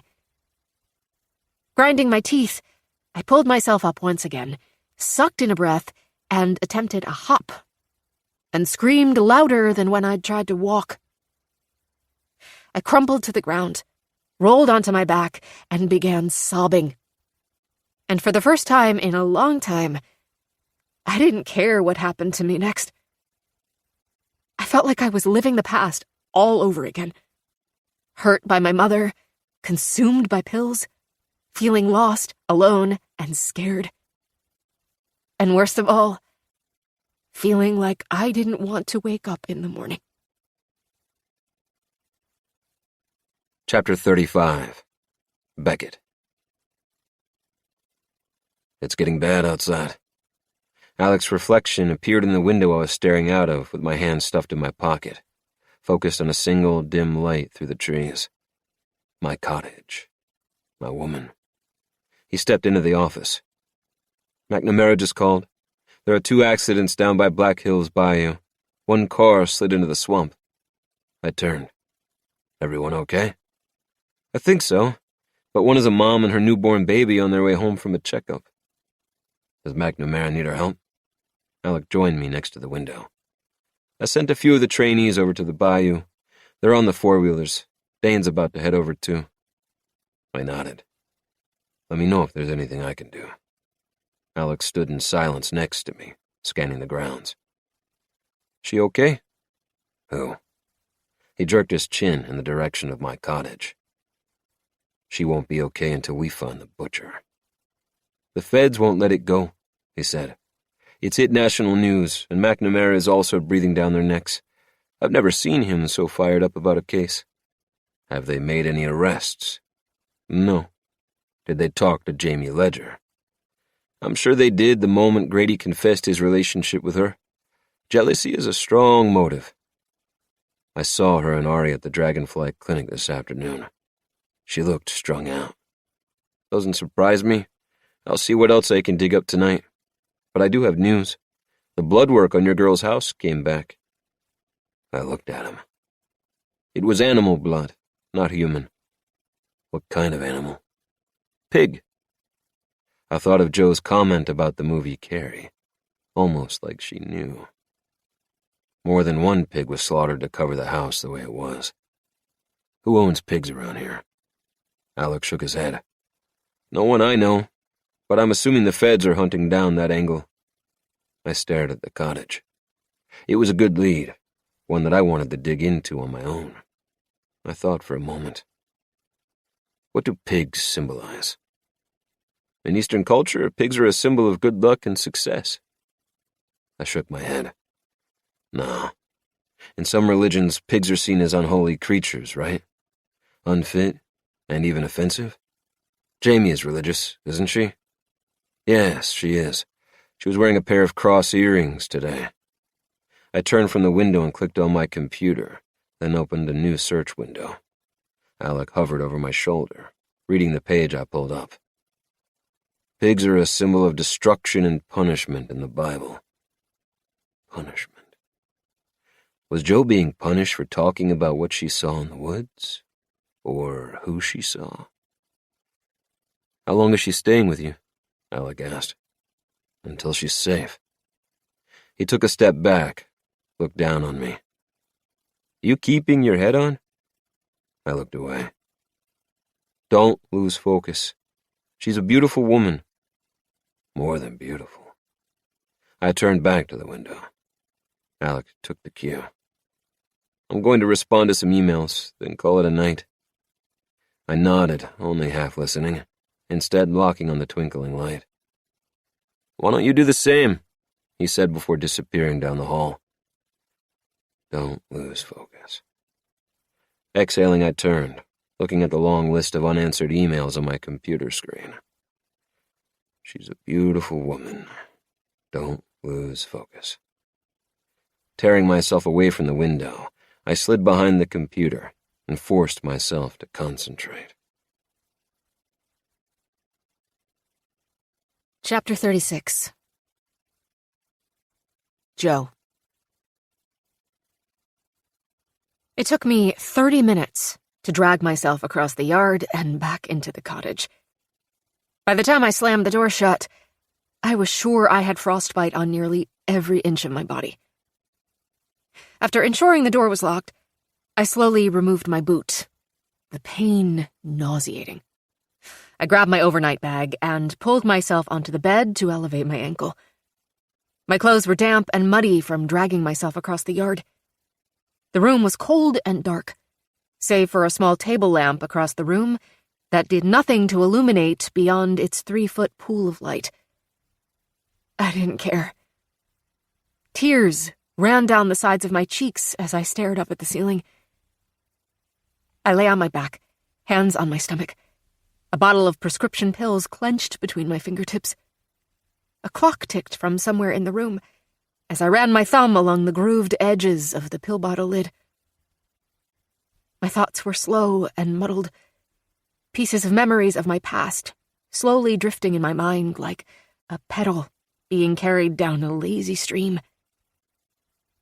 I remembered the first time I had taken a pill at age 15, the way it made me lightheaded and nauseated, and the second time, forcing it down, hoping to have a better reaction, thinking maybe the lightheadedness had just been a fluke. Let's try again. I realized now that I was already addicted at that point. Mentally, not physically. Not to the pill itself, of course, but to the chance, the opportunity in front of me to numb my life. I was desperately seeking an escape from my overbearing mother, my cheating father, my schoolmates, who, no matter how hard I tried, never fully let me into any of their circles. Unfortunately, I was too young to drive at that age, so the option for a physical escape wasn't present. It had to be mental. This little pill, this little white tablet that I could hide in my pocket, in my backpack, in my bra, under my mattress, anywhere, could offer the escape I was so badly craving. My entire high school experience had been consumed by this addiction. 4 years of my life that I barely remembered. To this day, I didn't know how I graduated. I was high morning, noon, and night, completely shut off from the world. In college, I walked to class alone, ate lunch alone, barely spoke, hid behind black eyeliner and black hair. Until one day, I took one too many pills and thought I was going to die. I was in my bed, unable to move or speak, but I could hear. The room stopped spinning, and I knew I was about to take my last breath. This was it. The end for me. The next second, I was vomiting over the side of my bed. Thankfully, I was one of the lucky ones who was jarred by this experience. Absolutely terrified, more like. It was the wake-up call that I needed, and quite literally defined my life. I changed my major to psychology and minored in biology. I was accepted into medical school, where I set my sights on psychiatry and never looked back. My world revolved around prescription pills and the human psyche. That was when I met Mia. She became the first real friend I ever had. My life had changed. But had it really? Do we ever really change? Because after all that, overcoming addiction, graduating from medical school, and being a light for others who were lost in the darkness, I contemplated taking a pill. That night, lying in Beckett's bed with thoughts of blood and murder running through my head, I considered taking a pill. Just one. Just a little escape. The wind howled against the cabin. The ice ticked against the windows. My thumbnail dragged across the grooves along the pill bottle's lid. My pulse started to increase, a warm rush of adrenaline flushing my skin. Just one. Tick, tock. I closed my eyes, focusing on my breathing. Tick, tock, tick. Just one. Maybe. Clink. My eyes flew open. Tick, clink. A different sound mingled with the clock, one of metal against metal. My heart stuttered. Someone was outside, trying to get in. Was it Beckett? Why wasn't he announcing himself? A shadow moved next to the window. Fear shot like ice through my veins. I mentally battled with what to do next. Stay in bed?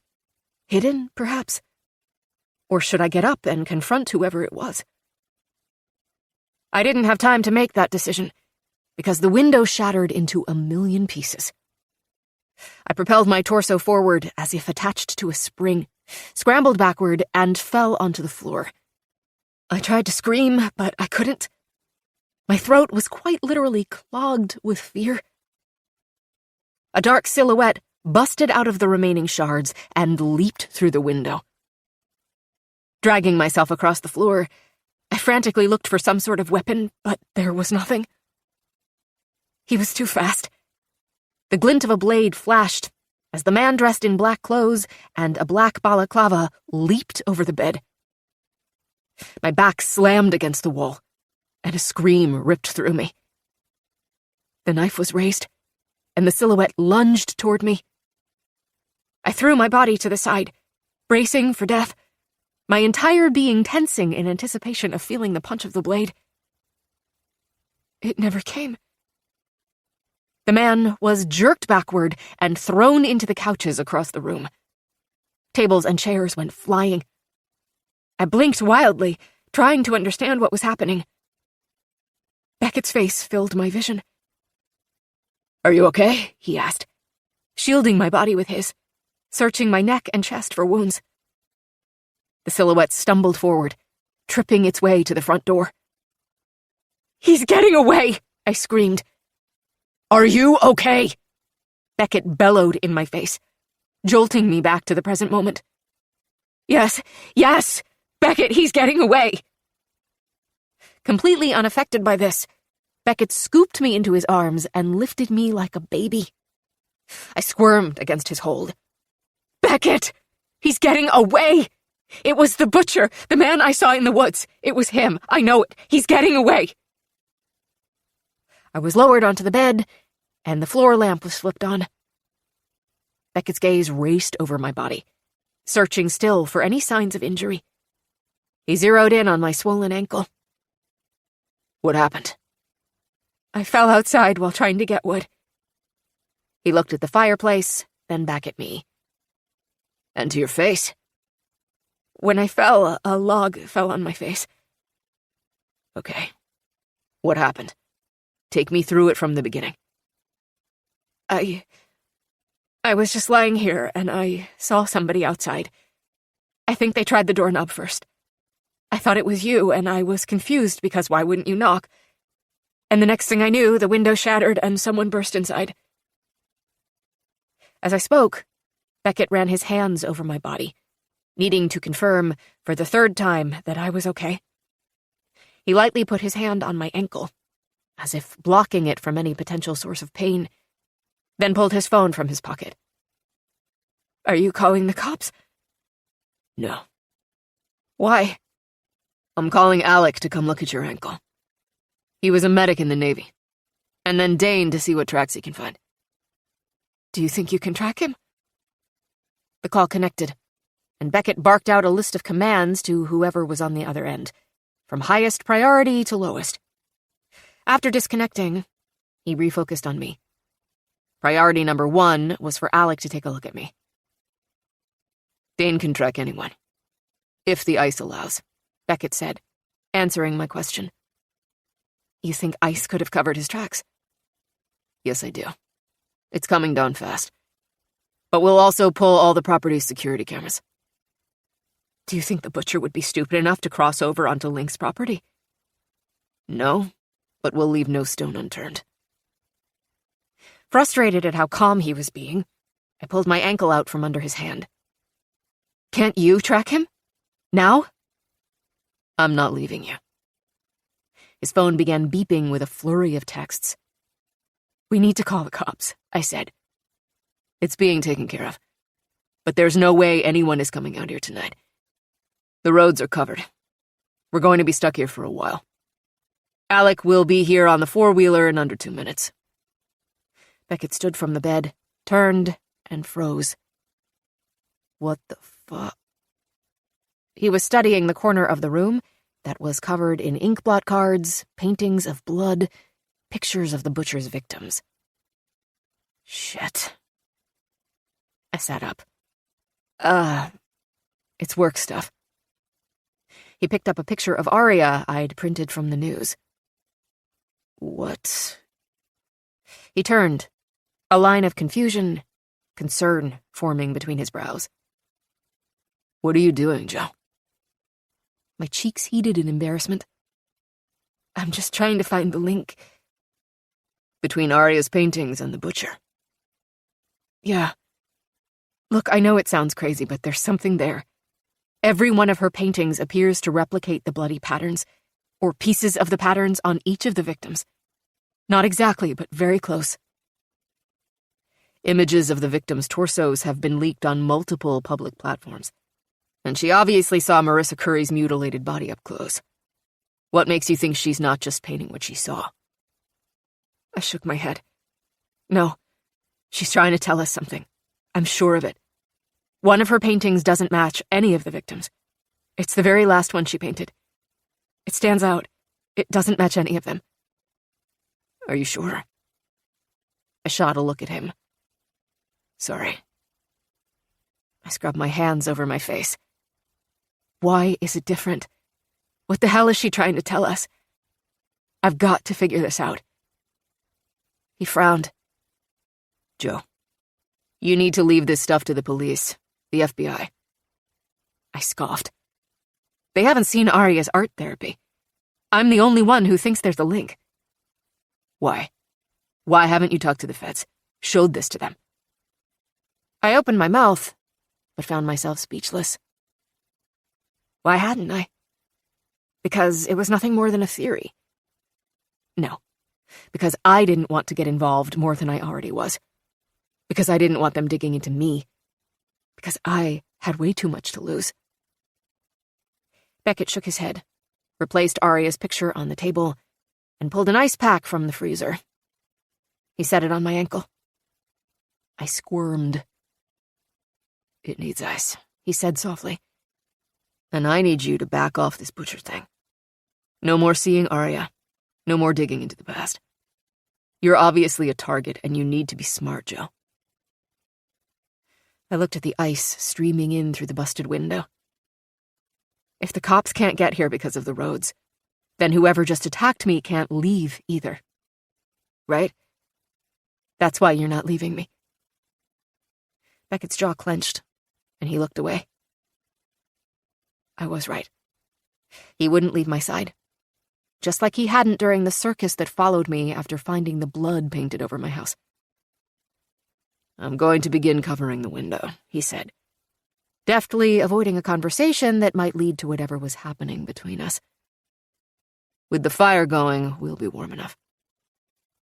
Silence settled between us as Beckett gathered his tools from the cabinets. After retrieving a tarp, a staple gun, nails, and a hammer, he knelt down at the window. Ice pelted his head as he laid the tools out one by one, when suddenly he stopped. I frowned. Beckett? Then I sat up. Beckett. He didn't respond, but glared at the bottle of pills I'd dropped on the floor. Chapter 37. Beckett. Alec pulled up outside. Before I could respond to Joe, I scooped up the pill bottle and hid it in the cabinet. I was glad Alec arrived at the exact second that he did, because I didn't know what I would have said to Joe in that moment. Something I would have regretted, I was sure. I turned and found Joe staring at me wide-eyed, nervous. My blood was raging. These fucking pills. The secrets. Why? Alec knocked on the door. I did my best to pretend to be calm and controlled, as Alec tended to Joe's ankle while I secured the window with a tarp and staples. I kept stepping on a damn crime scene photo and an ink blot card, unbelieving of the fucking madhouse my cottage had been transformed into. The chilling paintings, creepy-ass cards. Every piece meticulously organized and laid out like an examination room at an insane asylum. And the damn bottle of pills on top of it all. I could protect Joe from a madman, but I couldn't protect her from herself. Those goddamn pills were so much more dangerous than any serial killer. What the fuck was she doing? I was mad, scared. I felt betrayed. Why? Joe didn't owe me anything. Yes, she did, damn it. She and I, We were something. Something was happening between us, and I was going to guard whatever it was until my fucking death. It's not broken. Alec met me at the window as I popped in the last staple. I glanced back at Jo, who quickly looked away. She's got a bad sprain. I've got it wrapped. You'll need to keep it elevated and put ice on it every few hours. I've got some crutches I'll bring down, but she needs to keep off it and keep it up for the next 24 hours or so. Bring them first thing tomorrow morning. She'll try to walk. Alec grinned. I figured. Then he sobered. Dana's in the woods now, looking for tracks. I'll keep you updated. I'm going to go review the security cams. Let me know. Will do. Keep your phone on you. I have a feeling it's going to be a long night. I do too. Once Alec had gathered his medic bag and disappeared into the night, Jo and I stared at each other. We need to talk, I said through gritted teeth. She said nothing. I pulled the pills from the cabinet and set them on the bed next to her. We need to talk about this. It's my business, Beckett, not yours. I gestured around the cottage. That was mine, and then to the window where I just chased off the man who'd tried to kill her. I believe we are way past that kind of deflecting, Jo. We are, quite literally, in this together now. There was a defiance in her that neither aggravated me nor turned me on. Instead, it made me sad. This was a woman fighting her own demons, a battle deep inside that she kept locked away from everyone else. And damn it, I wanted to help her. Please, Jo, let me help. Chapter 38. Jo. Beckett sat on the side of the bed, careful not to jostle the pillows that Alec had stacked under my ankle. My heart was racing. I couldn't bring myself to speak. To tell the story I was so ashamed of. A full minute passed as Beckett patiently waited for me to speak. I had this buddy once, he said, finally breaking the silence. A real good friend of mine. We went into the Marines together. I saved his life once, and he returned the favor one day in Afghanistan. There was an IED hidden on the side of the road where my team and I had stopped to refuel the trucks. I needed to take a piss, and I stepped away from the group. Less than a foot away from the IED. Less than 1 fucking foot. One step to the left, and I would have been blown to dust. To this day, I don't know how he saw the damn thing and I didn't. But he saved my life. I would literally be dead if not for him. What happened to him? You said you had this buddy once. He killed himself. I blinked. I'm sorry. He had PTSD that went undiagnosed. I was the one who found him, in the barracks, dead in his bunk, with a pill bottle that looked a lot like this one. Beckett tapped the bottle that lay next to my arm, clenched in his hand. A chill snaked up my back. I'm not addicted, I said. The bottles of pills in your office suggest otherwise. My jaw dropped. You went through my stuff? Yes. You jerk!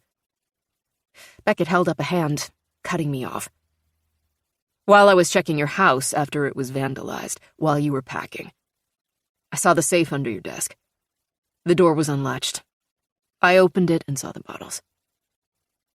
A rush of heat flushed over my skin. Not anger, but embarrassment. I can't believe you did that, Beckett. You had no right to go through my stuff. Well, I did, and it's done. And now here's another bottle with someone else's name on it, here in my cabin. My racing heart turned into a banging drum. His hand covered mine. Look at me, Jo. Talk to me, please. I'm a decent listener, believe it or not. Just talk to me. A moment passed as I fought a battle in my head. Part of me wanting to lie, to say anything to avoid opening the box I'd nailed shut for years. The other part wanting to spill my guts, and for Beckett to scoop me up and tell me everything was going to be okay. Talk to me, Joe, please. On a pathetic exhale, I let go and unloaded, telling him all my secrets. In a mess of tears and jumbled sentences, I told Beckett about my mom, my dad cheating on her, my arrest, the first time I took a pill, the second. I told him everything. Every single thing. As I spoke, it felt as if the weight were slowly being lifted from my shoulders, pound by pound. Beckett listened intently without saying a word, without expression. Anyway, I said, after catching my breath, that's the whole story. And I'm completely sober, by the way. I don't take the pills anymore. I believe you. So why do you carry them around with you all the time?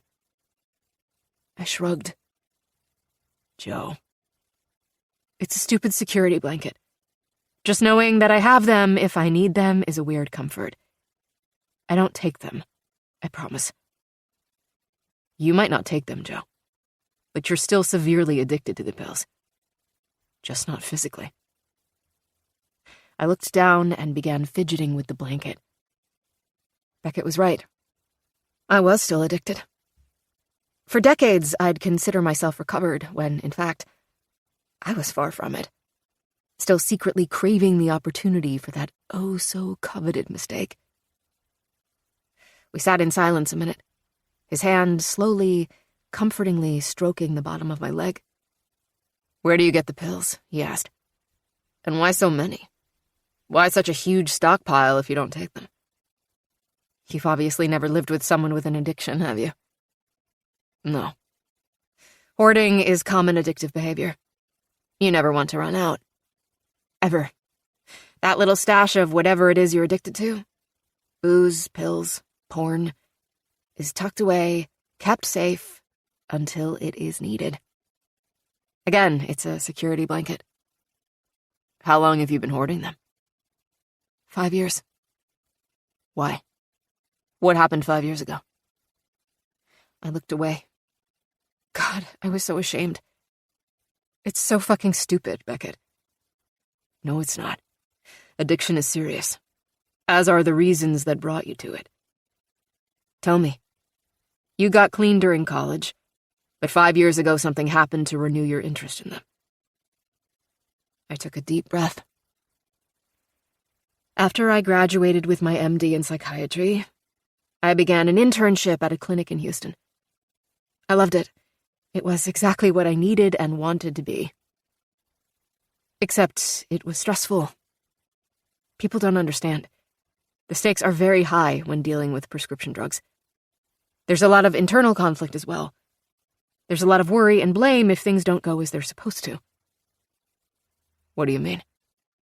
Meaning, if a patient doesn't respond typically to what you prescribe them, if their body doesn't do well with the drug, this can actually make things worse and even lead to suicide. I found myself really stressing out when I realized that most patients needed to go through several rounds of pills before they find the one that fits them. It's like trial and error with drugs, like Russian roulette. I paused, looking up at him. It's a big deal. Most people have to try at least 2 or 3 different classes of antidepressants before they find one that works for them. Can you imagine? You're already in a fragile mental state, and there I am, throwing drugs at you that literally alter your brain, knowing the first probably isn't only not going to work, but will also make you a little crazier or sicker in the process. I can imagine that's a lot to shoulder. I nodded. It really is. I had a patient once who tried to kill herself because she had a negative reaction to the medication that I prescribed her. Technically, it wasn't my fault. It's all part of the journey to find the drug that works for you, but I felt like it was my fault. I started getting really stressed, like any normal person in a high-stress job. Beckett nodded, encouraging me to go on. One day, one of my patients left a full bottle of pills in my office after her appointment. She'd come in, saying she hated the way they made her feel, and left them on my desk. I prescribed her another one and sent her on her way. I should have had her dispose of the pills correctly, but I didn't. She left, and I remember staring at that damn pill bottle, and I remember feeling that kind of wicked, exciting high of a craving. I had such a moment, sitting there at my desk, like I knew what was about to happen. I realized the craving had never gone away. I shook my head, disgusted with myself. I took the pills and put them in my purse. That bottle sat in the bottom of my purse for 17 days. I looked up. 17 days, Beckett. I guarded that pill bottle like a mother would her child. I looked down again. On the 18th day, I finally decided to take one. And you want to know the craziest part about that? There was nothing abnormal about that particular day. Nothing that pushed me to do it. It was just a normal, boring Wednesday. A client canceled on me, and I remember feeling a bit bored. And I remember shrugging, reaching into my purse, and simply popping one like it was no big deal. I felt the sting of tears, of shame boil up. The next morning, I felt so guilty. I took the pills and hid them in my safe, and I've never taken another one since. But you didn't throw them away. No, I didn't. And then, he asked. I looked at him, raising my eyebrows. That's it. That's my story, Beckett. That is my absolutely pathetic, incredibly weak human story. Except it's not only yours, is it? This is where Life Ellis comes in, all right? There's something you won't tell me about him, and I have a feeling this is the start. I nodded. Yes. I heard from several of my clients he was peddling pills. Life and I apparently shared several clients. One day I called him, telling myself it was in the interest of my clients. I'd planned to tell him that I knew about his side business, and, as the town psychiatrist, I wanted him to stop. I knew way too many cases where a doctor had been called to testify about an overdose, where one of their clients mixed drugs the doctor had prescribed with street drugs. It's a mess. So your intentions were pure? I took a deep breath. Honestly, I thought so then, but now I'm not so sure. Next thing I knew, I was buying from him. I don't know why. He said he just got a shipment of gabapentin in. This was my favorite drug. I asked where the shipment came from, and he said if I wanted to know anything else that I needed to meet him. I did, and then left with 47 pills in my pocket. It was easy. I stocked them in my safe and felt this weird sense of independence, that now I could do anything, because I had the pills to catch me if I fell. I sighed. This turned into a bit of a friendship, you could say. It sounds crazy, but Life and I understood each other on a very real and somewhat dark level. And before I knew it, we both had dirt on each other that could ruin our lives. I sent him to rehab once to clean up his act, and then paid for it. A little quid pro quo, if you will. He's been clean since, I think, but still sells. Says people are going to buy pills regardless, and at least this way, he knows the product they're buying isn't cut with fentanyl or something. And you bought these pills from him? Yeah. I would tell myself that buying from him kept them off the Skull Hollow streets. Stupid, huh? I barked out a humorless laugh. While he was telling himself pretty much the same thing, that he was selling to protect the community from bad drugs. Funny how someone can justify anything they want to, right? I swallowed the knot in my throat and looked down. Some nights, I just go sit in front of my safe and look at them.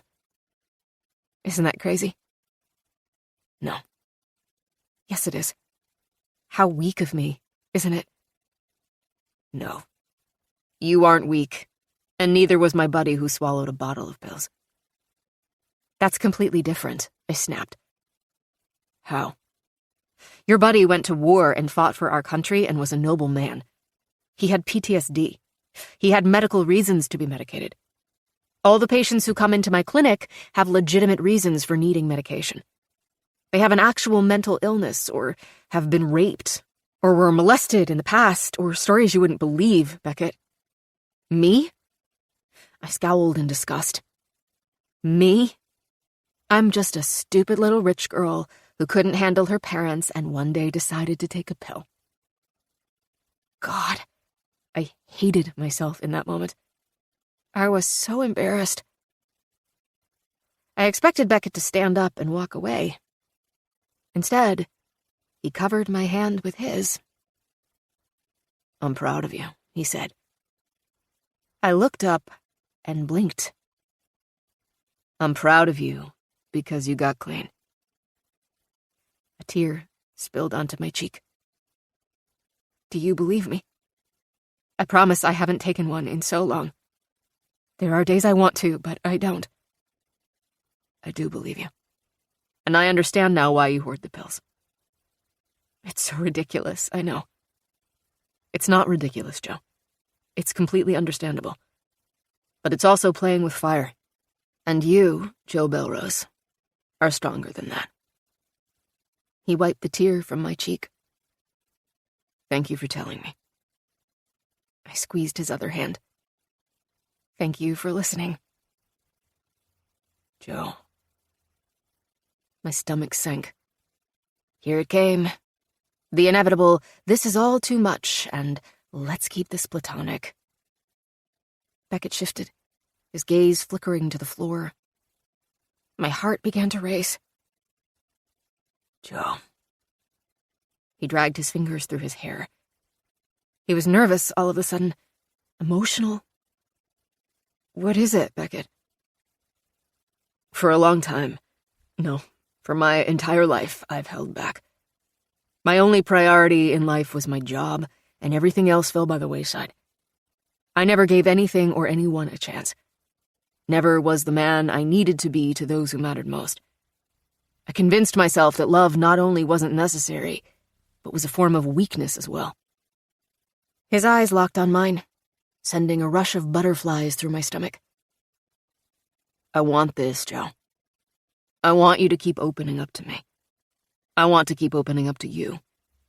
I want you to trust me, to know that I will be there for you. I want you to depend on me. Beckett, you don't have to. No. He grabbed my hand, squeezing it desperately. I know I don't have to. I want to, Joe. You and all your baggage are perfect to me. Show me all of it, Joe. Let me be your rock. Tears swam in my eyes. I don't want to lose you. He gestured between us. This. Let me be there for you. Okay? That's all I'm asking right now. Let me in. Please. And with that, Beckett leaned down, kissed my forehead, and then pulled me into his arms and told me everything was going to be okay. Chapter 39. Joe. I woke up in Beckett's arms, in the same way we'd fallen asleep. The cabin was flooded with a beautiful, bright, crystal-clear light. I turned my head and looked out the kitchen window. Everything was white. The ground, the trees, the bushes, the sky. I'd never seen anything like it. Inches of twinkling ice. A winter wonderland right outside the window. A fire was crackling in the fireplace. I touched my fingertips to my forehead, where Beckett had kissed me hours earlier. You and all your baggage are perfect to me. A rush of emotions swirled inside me. My gaze landed on the window that had been shattered, the blue tarp now covering it. I wiggled my toes, wincing at the pain. The memories came barreling back. My bloodied house, the attack, my confession, his comfort. let me in. Let him in. Let this wonderful, perfect, handsome man into my life. My heart. Instead of feeling joy, I felt fear and insecurity. Because really, who could put up with all this? I glanced at the wall of blood paintings and ink blot cards. My pulse started to pick up with anxiety. This wasn't romantic. We were quite literally lying in a circle of death. "Good morning," Beckett said, his voice husky and so incredibly sexy. I swallowed hard, trying to rein in the sudden rush of emotion. "How do you feel?" he asked. How do I feel? Like a fucking mess. I sat up, pulled off the flannel blanket that Beckett had covered me with, and inched my legs over the side of the bed. Pain ricocheted through my leg as my foot hit the floor. Shit. Beckett was by my side in an instant. I didn't know if it was the pain, the headache, or the fact that someone had tried to kill me, but a rush of anger as hot as fire shot through me. "Here," he said softly, grabbing hold of my hands. I was so mad. Misplaced anger, right there on the edge of his bed. I looked away, hiding my swollen, makeup-streaked face and what was surely gnarly morning breath. Beckett wrapped a hand around my waist and helped me stand. Knowing I needed to use the restroom, he guided me there and lowered me onto the closed toilet lid. Leaving for a moment, he came back and set my overnight bag next to the shower. "Do you need—" "No, please. I can handle this." He hesitated. "Please," I snapped, feeling the sting of tears rising. Reluctantly, Beckett turned away. The moment the door clicked closed, I surged off the toilet, hobbled to the door, and locked it. I scrunched my face in pain and gripped the sink. I could have vomited, but swallowed it back. Inhale, exhale. Inhale, exhale. I found myself in the mirror and startled at the reflection staring back at me. Oh my God.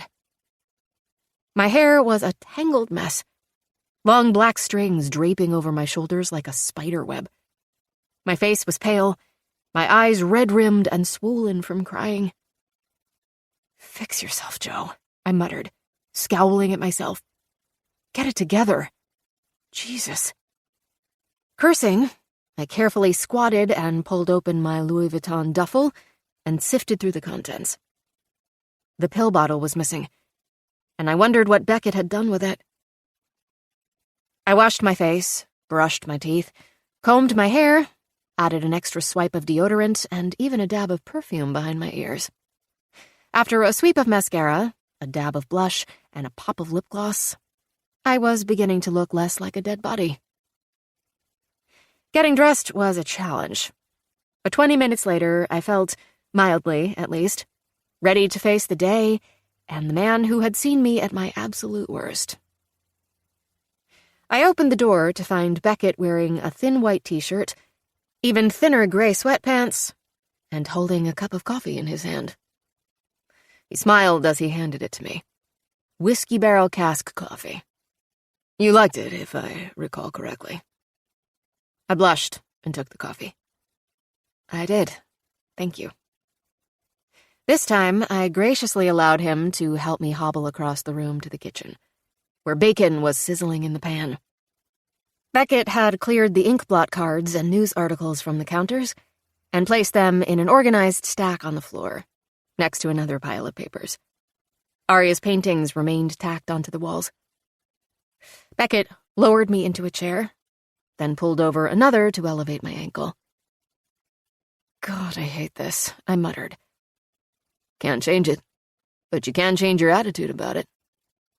"Thanks, Dad." He grinned, then grabbed a pair of crutches that were leaning in the corner. "Here you go. Your new ride for a few weeks." "Where did you get these?" "Alec brought them down this morning. along with a few other things. He gestured to the bags cluttering the small kitchen counter. Hungry? Yes. Eggs, bacon, and toast coming up. My stomach growled. I was starving. I sipped the coffee as Beckett worked his way around the smallest stove I'd ever seen. Did Alec have any updates? I asked. Beckett cracked 2 eggs into a sizzling pan. The cottage smelled divine. Scrambled or sunny side up? You said we have toast, right? Yup. Then sunny side up, please. He glanced over his shoulder. Don't tell me you dipped the toast in the yolk. I nodded, preparing for the disgusted expression that always followed me telling someone that I did this. So do I, he said. No way. Yup. Have since I was a little boy. Takes talent to get the yolk just right. I have a feeling you're going to crush this challenge. He winked. Without question. So, yes, Alec had a few updates. Dane was unable to track the intruder. The ice was falling too fast. Our best guesses are: 1. He parked on a side road in a 4-wheel drive and hiked his way here and back, then slid his way home. This is questionable, however, as the roads were almost impassable last night, and surely someone would have seen him or he would have wrecked. What's best guess number 2? That he lives close enough to hike here and back. That should be easy enough to check. Already done. Alec pulled the list of every resident within a 5-mile radius. We're going to dive into it this morning. Also, Skull Hollow is totally shut down, and there's more ice in the forecast this afternoon. The weather is supposed to be warm tomorrow, but we're stuck here until then. Beckett slid a plate in front of me. 2 eggs, sunny side up, perfectly runny. 2 pieces of bacon, and 2 pieces of toast slathered in butter. You can do it. Oh, I have no doubt. Grinning, he took his seat across from me, his plate filled with twice as much as mine. We ate in a comfortable, easy silence, listening to the ice tick against the glass and the flames popping in the fireplace. When I finished, I felt like a new woman as I pushed aside my plate, leaned back, and dramatically rubbed my stomach. Beckett smiled. Feel better? Yes, thank you. For everything, Beckett. I took a deep breath. I don't know how to repay you for all you've done for me. I can think of a few things. He winked. I smiled, feeling a tingle of excitement at his dirty banter. He stood and kissed my forehead, leaving a sensation of warmth on my skin as he cleared the table. What now? Well, I looked around the cabin. If we're stuck here until tomorrow, I'd love to shower. Together? He turned, wiggling his eyebrows as he set the plates in the sink. Yep, you, me, and this swollen purple cantaloupe at the bottom of my leg. Ah, yes, you're right. Definitely not enough room for the 3 of us. I laughed. After wiping his hands on a towel, Beckett lifted me from my seat and cradled me against his chest. I couldn't fight the stupid smile that crossed my face as he carried me into the bathroom. Then I couldn't fight the laugh as he had to carefully angle us into the teeny bathroom like a bad game of Jenga. I was gently lowered into the shower that thankfully, despite its size, was sparkling clean and appeared to be newly renovated. The door was frosted enough to avoid him getting a detailed view of my bits. Hand me your clothes and I'll put them on the bed. I'm not handing you my panties. Hard to get clean with them on, but fine. I'll turn around. You undress and toss them on the floor like a college kid. I'm right here if you need me. I'm not going to fall. That's right, because I'm right here. Fine. Stay turned around. I'll do my best. It took a solid 3 minutes to wiggle out of my clothing in a way that didn't hurt my ankle. Each article was tossed at Beckett's feet, except the panties. I dropped those next to the shower door. Pressing my back against the tile wall, I turned on the water, allowing it to warm before stepping underneath the stream. You good? He asked. Yes, so good, thank you. Good. Instead of leaving me alone to shower, Beckett took a seat on the closed toilet lid, crossed his ankle over his knee, and settled in for a chat. Right there in the bathroom while I showered naked 3 feet away. So, I was doing some thinking this morning, he said contemplatively. Yeah? I think you have mommy and daddy issues. What? I stuck my head out of the shower door. Yup. He nodded, grinning at the water dripping off my nose. Pretty sure of it. And if you thought that was surprising, you might want to hold on to your ass for this next one, Joe. I narrowed my eyes. Lay it on me, big shot. I think you've got self-esteem issues. My jaw unhinged. I know, it's rough. You're rough. That's a huge accusation, and I don't appreciate you being so smug. Smug or honest? I slammed shut the shower door. It bounced on its hinges, slid open again, and I cursed as I closed it again. Honestly, the assessment didn't surprise me. I think I knew it, deep down inside. But much like the blow-up argument with my mother, where I'd finally acknowledged how she made me feel not good enough, I'd suppressed this realization as well. Hear me out, he said. It sounds like you were raised by two very polarizing personalities. I mean, hell, I even needed a deep breath after talking just 5 minutes with your mother. She's a lot. Yeah, I know. And your dad ripped apart your family. Where are you going with this? Because of these two things, you became addicted to pills. To escape, as you said. But I think you're wrong. Am I? My 12 years of education suggest otherwise, Stolle.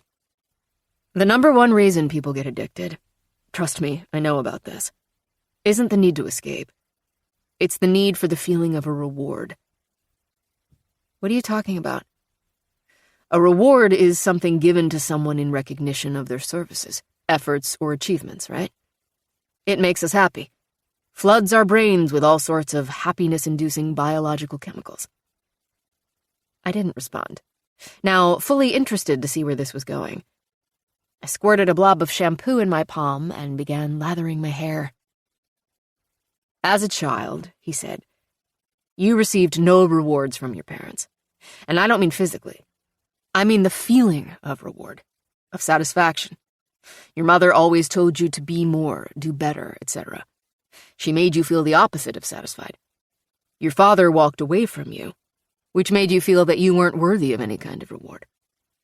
Understand? Again, I remained silent, but I nodded. The pills gave you pleasure, the feeling of a reward, so to speak, and would therefore flood your brain with dopamine. That really happy feeling you get when someone pats you on the back. This led to your physical addiction. Stop thinking you need to escape to be happy. That's not what this is. You need to learn to love yourself, to take pride in your accomplishments. Give yourself the old pat on the back. You're saying, then, that I sought rewards, or approval, satisfaction, or validation, by external sources such as pills, because I'd never felt it from my family, or been taught how to find it within myself, therefore leading to self-esteem issues. Bingo, doctor.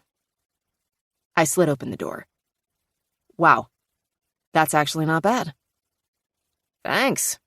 See? I'm not just a jarhead. I stepped back under the shower head, rinsing the soap from my hair. As I contemplated this incredibly insightful analysis of myself, I thought of that Bible verse, something about, why do you see the speck in someone else's eye, but fail to notice the log in your own? I couldn't help but think of the irony of how many people I have diagnosed, yet never myself. This new self-awareness would surely make me a better doctor, help me to serve my clients better.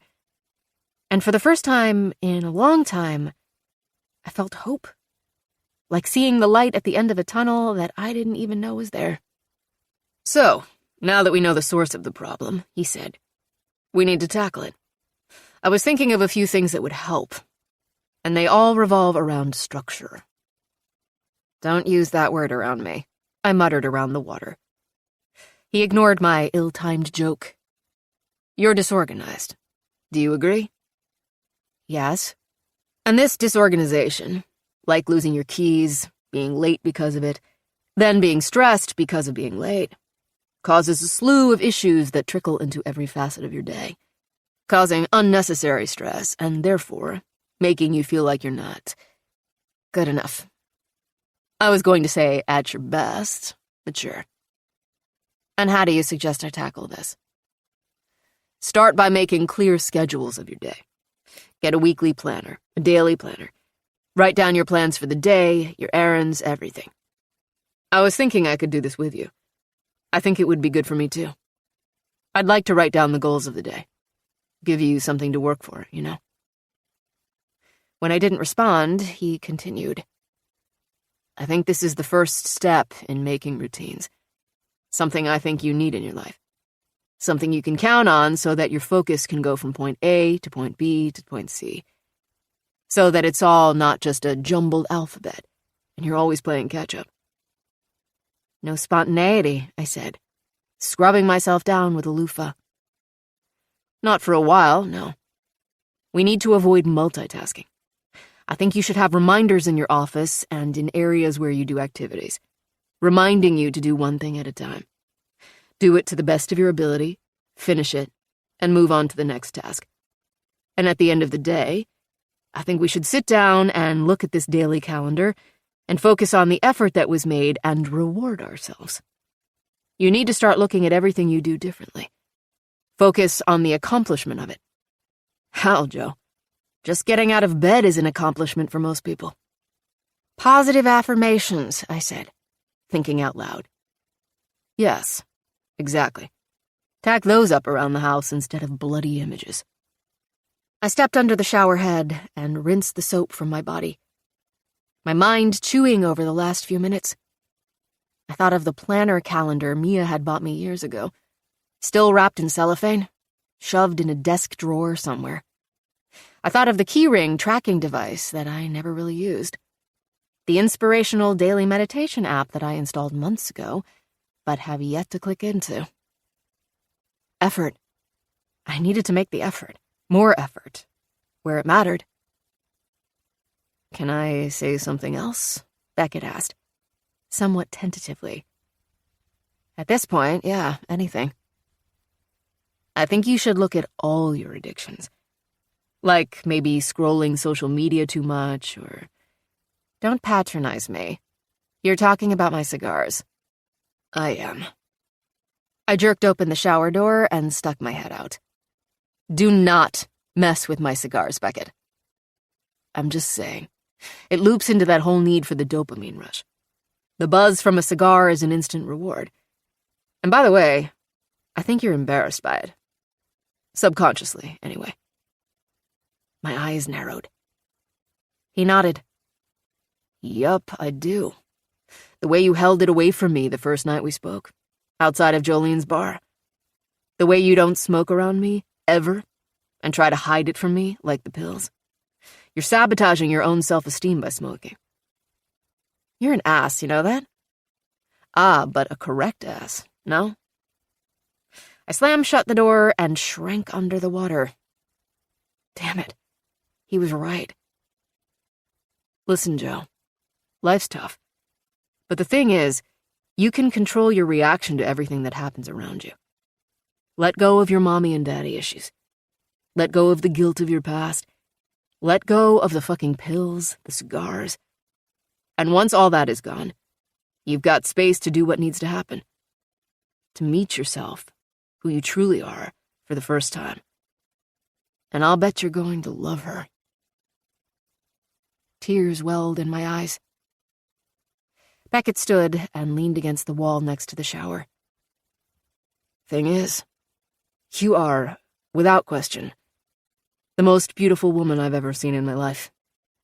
More than that, you're smart, capable, and strong as fuck, Joe Bellerose. You just have to realize that yourself. And I'm going to be right here with you the entire way. When I didn't respond, he slowly opened the shower door. I turned to him, buck naked, my eyes filling with tears. This is me, Beckett. I opened my palms, my lip quivering. This is me. This is what you get. The mess, the train wreck, the cellulite on my stomach and on my ass. This is me. Baby, he whispered, his face dropping. Don't cry. Come here. He reached for me, but I pushed his hands away. But what if you leave too? I asked. Baby, please, he said, as he pulled me to himself. You've already got me wrapped around your perfect little finger, and have since the moment you poured a bottle of beer on my boots. I'm not going anywhere. Beckett stepped into the shower and pulled my naked body to himself, the water drenching his hair, his clothes, but he didn't care. Tears streamed down my face as he wrapped my arms around himself. I allowed myself to fall into him, ignoring the voice in my head telling me not to. Not to be weak, vulnerable, not to let him see me this way. I didn't care anymore. He hugged me back, held me, laying sweet kisses on the top of my head while I cried. For the first time, my brain turned off, my thoughts vanishing to nothing but the tears I shed.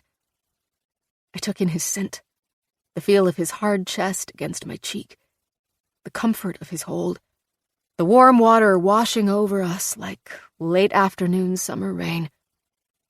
I imagined it washing away everything. The pain, the past, the self-loathing that I hated so much about myself, the anger toward my mother and my father. It all just washed away so easily in that moment. With him. I looked up. Beckett wiped my tears, cupping my face in his hands. Water streaked down his face, down mine, as he stared down at me with such intensity, such heat, that butterflies erupted in my stomach. Without a single word, Beckett kissed me, and the final piece of armor, of insecurity, washed away. I stripped off his shirt as he slipped out of his pants, our lips only losing contact for the brief second when his shirt was pulled over his head. Joe, he whispered, almost desperately, between kisses, as our naked bodies pressed against each other. You are everything. Strong hands gripped my waist, lifting me off my feet. I threw my arms around his neck, wrapped my legs around him like a vice as he pressed me up against the shower wall. Don't leave me, I whispered, as he trailed kisses down my neck, his hands cupping my breasts. Don't leave me, he whispered back. I love you, Joe. I fucking love you. Kiss me. God, kiss me again, Beckett. And he did just that. My body pinned between him and the shower wall, my legs open, wrapped around him. Heat pulsed below, and I began to throb with desire. I'd never wanted anything more badly in my life. I reached down between us, easily finding his erection. He moaned as I wrapped my fingers tightly around it. Fuck me, I whispered breathlessly, squeezing him in the palm of my hand. Fuck me, Beckett. I guided his tip to my opening, replaced my arm around his neck, and held on as he speared into me. I gasped, my breath escaping me. The world around me became a dizzying haze as our bodies combined into one. This was life. This was everything. We rode each other into oblivion, the water sluicing down our bodies. There was no bad in the world in that moment. No thinking, no worrying, no loathing. Nothing but the purest form of joy, of pleasure. Everything was good. Everything was right, as Beckett took me to climax, as he took me as his. Chapter 40. Beckett. My cell phone rattled on the nightstand. I looked at the clock, just after midnight. Quietly, I shifted out of Joe's arms and picked up the phone. Hello. It's Alec. I sat up. What's wrong? They just found another body. What? I immediately looked over at Joe to ensure her body was next to me and that she was indeed safe. She was asleep, her hair fanned over the pillow, her naked chest rising and falling heavily. Still okay. Peaceful. Quietly, I got out of bed and walked to the kitchen window, naked. The security light pooled onto the ground, revealing a solid sheet of ice. Instinctively, I checked for tracks or any sign that someone had been lurking. There were none. Tell me everything, I said. You know cars have been stranded all over the road, right? Yeah. Well, Jesse, the guy who owns the tow truck company that hauled Marissa's car from the lake, has been making his rounds with his buddy, helping pull people out. About 20 minutes ago, they got to that sharp bend right before you turn onto County Road 426. The road that leads here. Right. There was a car in the ditch. He parked, got out, and before they even got around to the driver's side door, they saw the body. Whose body? Don't know. They don't know. A woman, middle-aged. They just found it. Her. I literally just heard it over the scanner. My gut twisted. He wouldn't be calling me if the middle-aged woman had died of something like a heart attack while trying to push her car out of the ditch. She was gutted, sliced to shreds, and painted in her own blood. Shit. And they don't have any idea who she is? No, I don't even know if the cops are there yet, or if they can even make it. I'm about to head down there on the ATV now to see how I can help. You said the sharp corner, right? About 2 miles north? Right. It's him.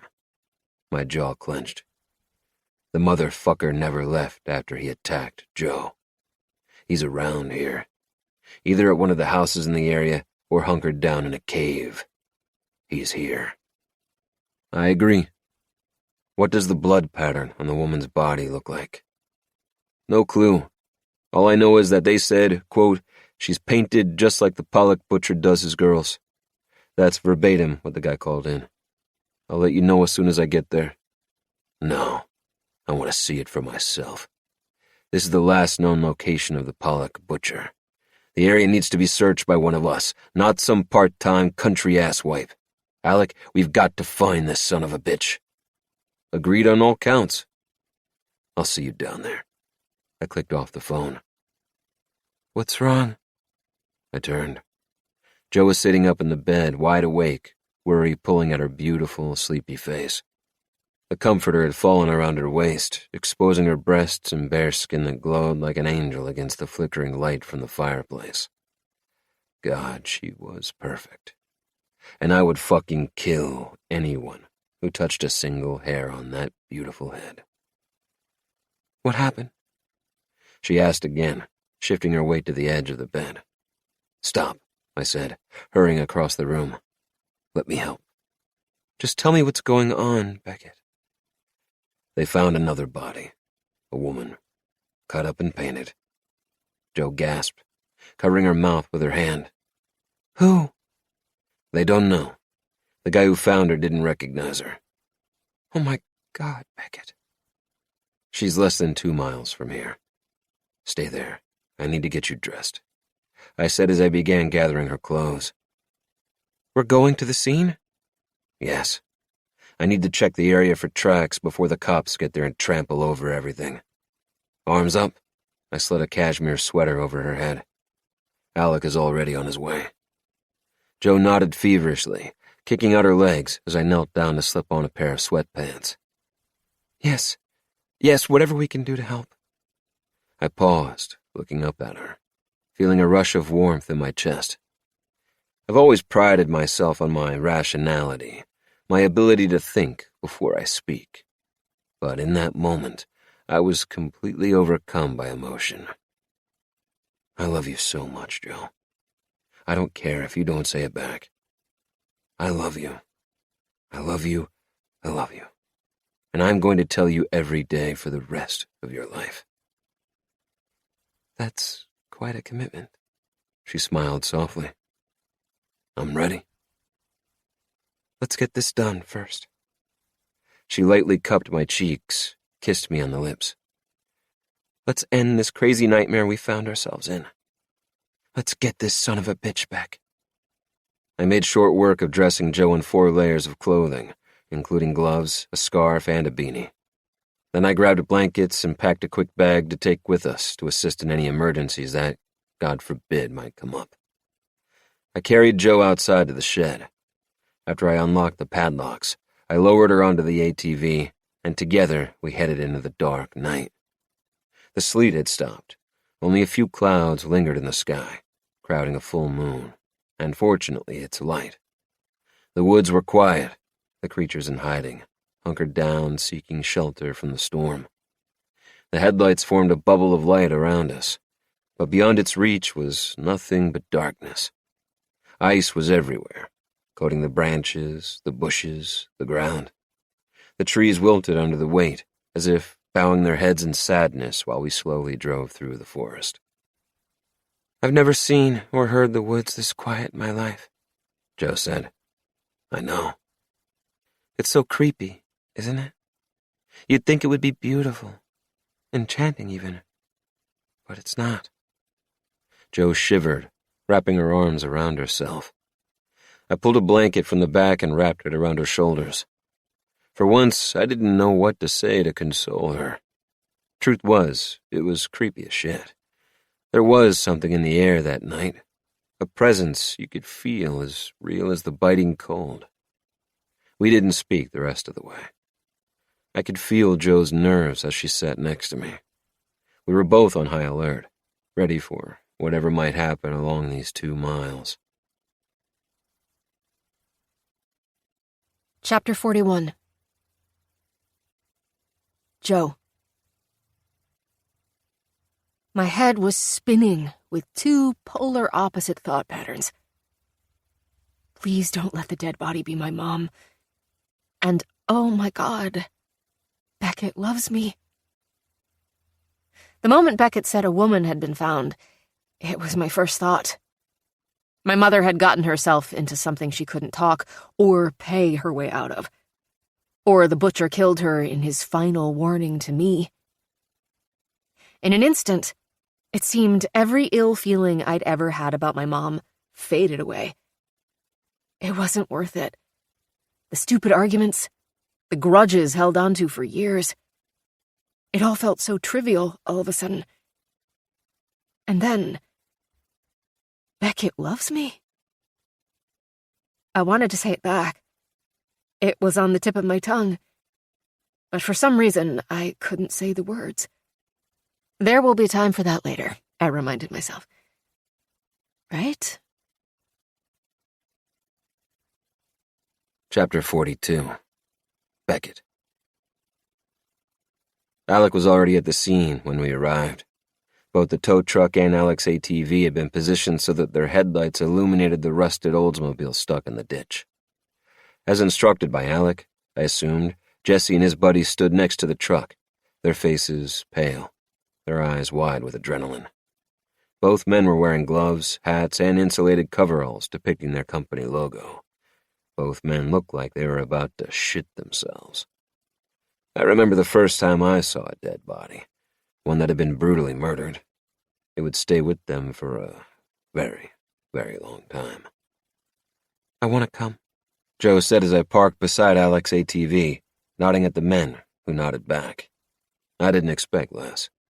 I grabbed my pack from the back, and before I could exit the ATV and walk around to help, Joe was already up, leaning on her crutches, a steely look in her eyes. God, you're a fucking badass. Yes, I think I am. I smirked. There's that self-esteem. Thank you. Ready? Ready. Though Joe refused help, I kept my hand on her lower back as we approached the scene. He's in the woods, looking for something, Jesse said, speaking of Alec. Told us not to move. Thanks. I didn't have to ask where the woman was. The younger trucker was staring at a spot just behind the hood of the car, with a sickened, trance-like expression. Are you sure you want to see this? I quietly asked Joe. Yes. The body revealed itself to us in slow motion as we stepped around the back of the car. A pair of snow-white bare feet with toenails painted in chipped pink polish. Long, skinny, bloodied legs, slashed along the veins of each calf.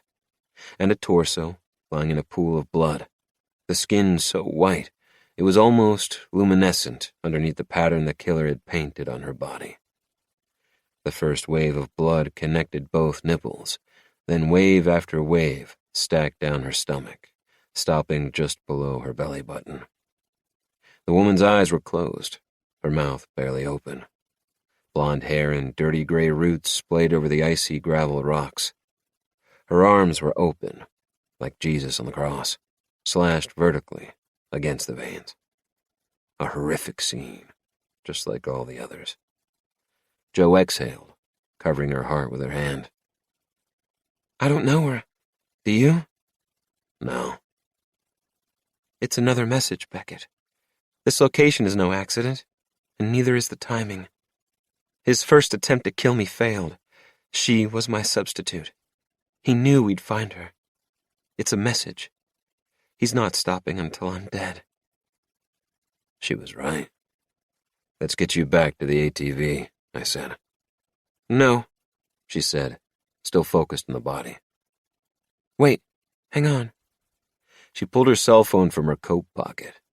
At first, I thought she was going to take photographs of the body, and I almost stopped her. But instead, Joe opened the picture app and began frantically swiping through the files. When she found the picture she was looking for, she double-tapped, maximized it on the screen, and turned it toward me. Look. One of Aria's paintings illuminated the screen. This is her last painting, the one I was talking about earlier. I scanned between the dead woman on the ground and the red waves painted over the canvas. The painting was an exact replica of the pattern on the woman's body. Beckett, Joe whispered, a hint of fear fueling the sharpness in her tone. Aria painted this exact pattern in her last painting. She didn't see this victim on the news, because it just happened. But she knew. How? Shit, Beckett, it's Aria. If it's not her, then she's the key to all this. It's Aria. It's her, Beckett. She knows. I recalled the way Aria had stared at me when we'd first met, the way she'd watched my every move, as if trying to tell me something, or waiting for me to figure something out. I pulled my phone from my pocket and called the office. Lauren picked up on the second ring. Lauren, I need you to figure out where Aria Ledger is right now. I need you to pin her location and send it to me. Call her house, call her mother, her father, call her cell phone, whatever. I need you to find out where she is right now and where she's been the last few hours. Will do, boss. I hung up and looked at Joe, who was staring down at the dead body. My gut twisted with a premonition, a strong feeling that we'd reached the final act in this horrific play, that we were on the cusp of the Pollock Butcher's final masterpiece. Chapter 43. I began to salivate like a dog, watching her from behind a tree. I was 10 feet away, 10 feet from Joe Bellerose, my final target. She stood shivering, despite the many layers she had on, mournfully staring down at the body I'd painted hours earlier. Darla Thompson was her name, a middle-aged waitress, stuck on the side of the road, eager to accept help from a total stranger. The woman had been so scared and so grateful when I walked up that she blurted out her entire life story to me, a man she didn't know a thing about, as I pretended to get her unstuck. She told me her name, where she lived, where she worked, how many kids she had, and exactly how she'd slid off the road. Idiot. The woman deserved to die. As I watched the scene unfold around me, my final plan slowly began to reveal itself to me with such clarity that I began to shake. Finally, I knew how I was going to create my last masterpiece. It is called lino cutting, a form of art where the artist cuts a design into a hard surface, using a knife, chisel, or gouge, creating an image in the uncut, raised areas. It's the opposite of painting, really. Instead of creating a picture by putting paint onto a surface, it is cutting a design out of the surface. It requires a completely different mindset, perception, and skill from canvas work. Instead of painting Joe's torso, I will carve out pieces of her flesh, remove the long, thin strands of skin, allowing the oozing red contusions to create an image. A den of snakes slithering up her legs, her arms, her neck, swirling inside her stomach. It would be beautiful. A perfect representation of the intrusive, conniving menace she is. A snake in the grass, soon to take her last breath. Chapter 44. Joe. I'm ashamed to admit how relieved I was that the dead body did not belong to my mother, that it was another innocent woman caught in the wrong place at the wrong time. It was the first time ever that I considered my mother's mortality and that she will one day die. It felt like a turning point emotionally. My time with Melinda was limited. Why would I make anything but the best of it? Effort, Joe. Put effort into creating quality time with her. I made a promise to myself that once this mess was over, I would find a way to reconnect with my mother, find a common ground, and plant a seed for a new relationship to blossom between us. For now, I needed to focus on the poor woman who'd been killed, for no other purpose than to serve as a message from me. Sergeant Rosa was the only responding officer to the scene because of the impassable roads. She had been staying a few miles away with her elderly grandmother, who was in no condition to survive the sub-zero temperatures, possible power outages, and food shortages. Interviews were conducted, albeit slowly, copious numbers of pictures taken, and the area was searched using flashlights. I didn't have to ask Beckett if he'd found anything useful. His vile mood said enough. Because the coroner couldn't reach the scene, Rosa had made the difficult decision to go against traditional protocol and wrap the body in a tarp and secure it in the trunk of the victim's car. It was the only option. Following protocol would have meant leaving the body untouched, which would have allowed the starving animals to ravage it and destroy any chance of a successful autopsy. Once the body was locked away, the decision on what to do next was discussed at length. Leave the scene and the body as is until the roads were safe enough for the medical examiner to arrive. If so, who would stay with it? Was it even safe to stay with the body? Forget hypothermia. What about the butcher lurking in the shadows? In the end, the decision was made to pull the car, with the body in the trunk, from the ditch and tow it into town, with Rosa as an official escort. It had taken over an hour to get the car out of the ditch. One by one, people cleared the scene, leaving nothing but a frozen pool of blood on the ground. It was 4 o'clock in the morning by the time Beckett and I arrived back at the cabin. We were cold and exhausted, both mentally and physically. My ankle had swelled to double the normal size, and the pain tripled. I could feel my pulse throbbing underneath the brace. "You need to try to sleep," Beckett said, pulling the covers over me after he'd helped me undress and laid me in the bed. "You need to try to sleep, Beckett." He didn't respond. I could tell he was doing his best to act calm so that I would relax, but his icy intensity gave him away. "Seriously, Beckett, please," I said. "I have no doubt today is going to be another crazy day. Just try to get a bit of sleep. Please." "I will," he said. "I just have a few emails I need to respond to first." "Okay," I whispered, squeezing his hand. He leaned forward and stroked my hair, looking deeply into me. Butterflies fluttered in my stomach. "Go to sleep," he whispered, and I nodded. But I didn't sleep. Instead, I watched Beckett sitting next to the fire in silence, his gaze flicking between the cell phone in his hand and the window. The fire popped and hissed, the crackling flames the only sound in the cabin. Eventually, my eyes began to get heavy, and my vision started to blur. I rolled over, tucking my arm under the pillow, and pulled my legs to my chest. I stared out the window, images of the dead woman flashing in my memory. Her pale, bloodless skin, her lifeless eyes, the gaping wounds running up her arms and legs, the blood painted across her torso.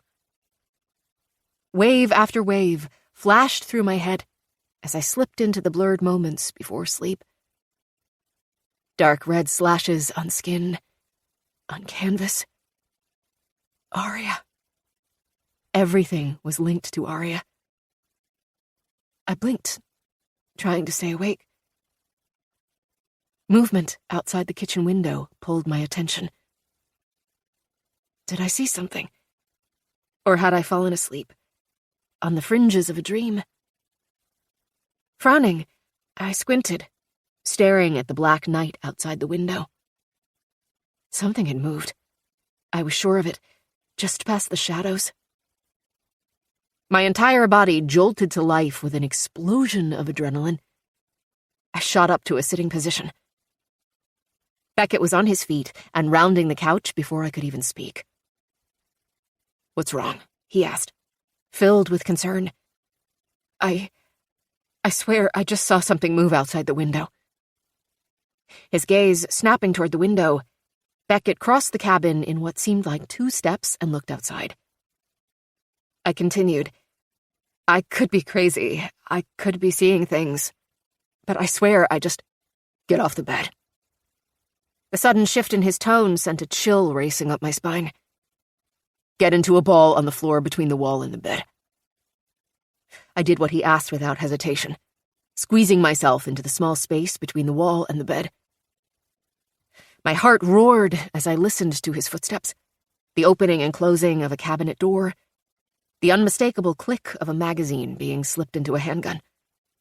A smooth pop as he pulled back the slide, chambering a bullet into place. My mouth went dry with fear. "There's a gun under the bed, right next to you," he said from somewhere across the room. "I want you to find it right now." I could tell he was speaking with his back to me, because he was worried that somebody was watching us. He didn't want to draw attention to where I was. I shifted, reaching under the bed with my left arm, my fingertips searching the cold hardwood until finally feeling something even colder. "I've got it," I whispered. "Remove the safety. It's cocked, and there's a bullet in the chamber. All you have to do is unlock the safety." My hand trembled as I clicked the small button on the side. "Okay." "If anyone enters this house, I want you to shoot them. No questions asked. Point and shoot. You have 8 shots." "Beckett." "You can do it, Joe. Anyone. If any person sets foot in here, I want you to shoot them." "Where are you going?" I whisper hissed. "To get this motherfucker once and for all."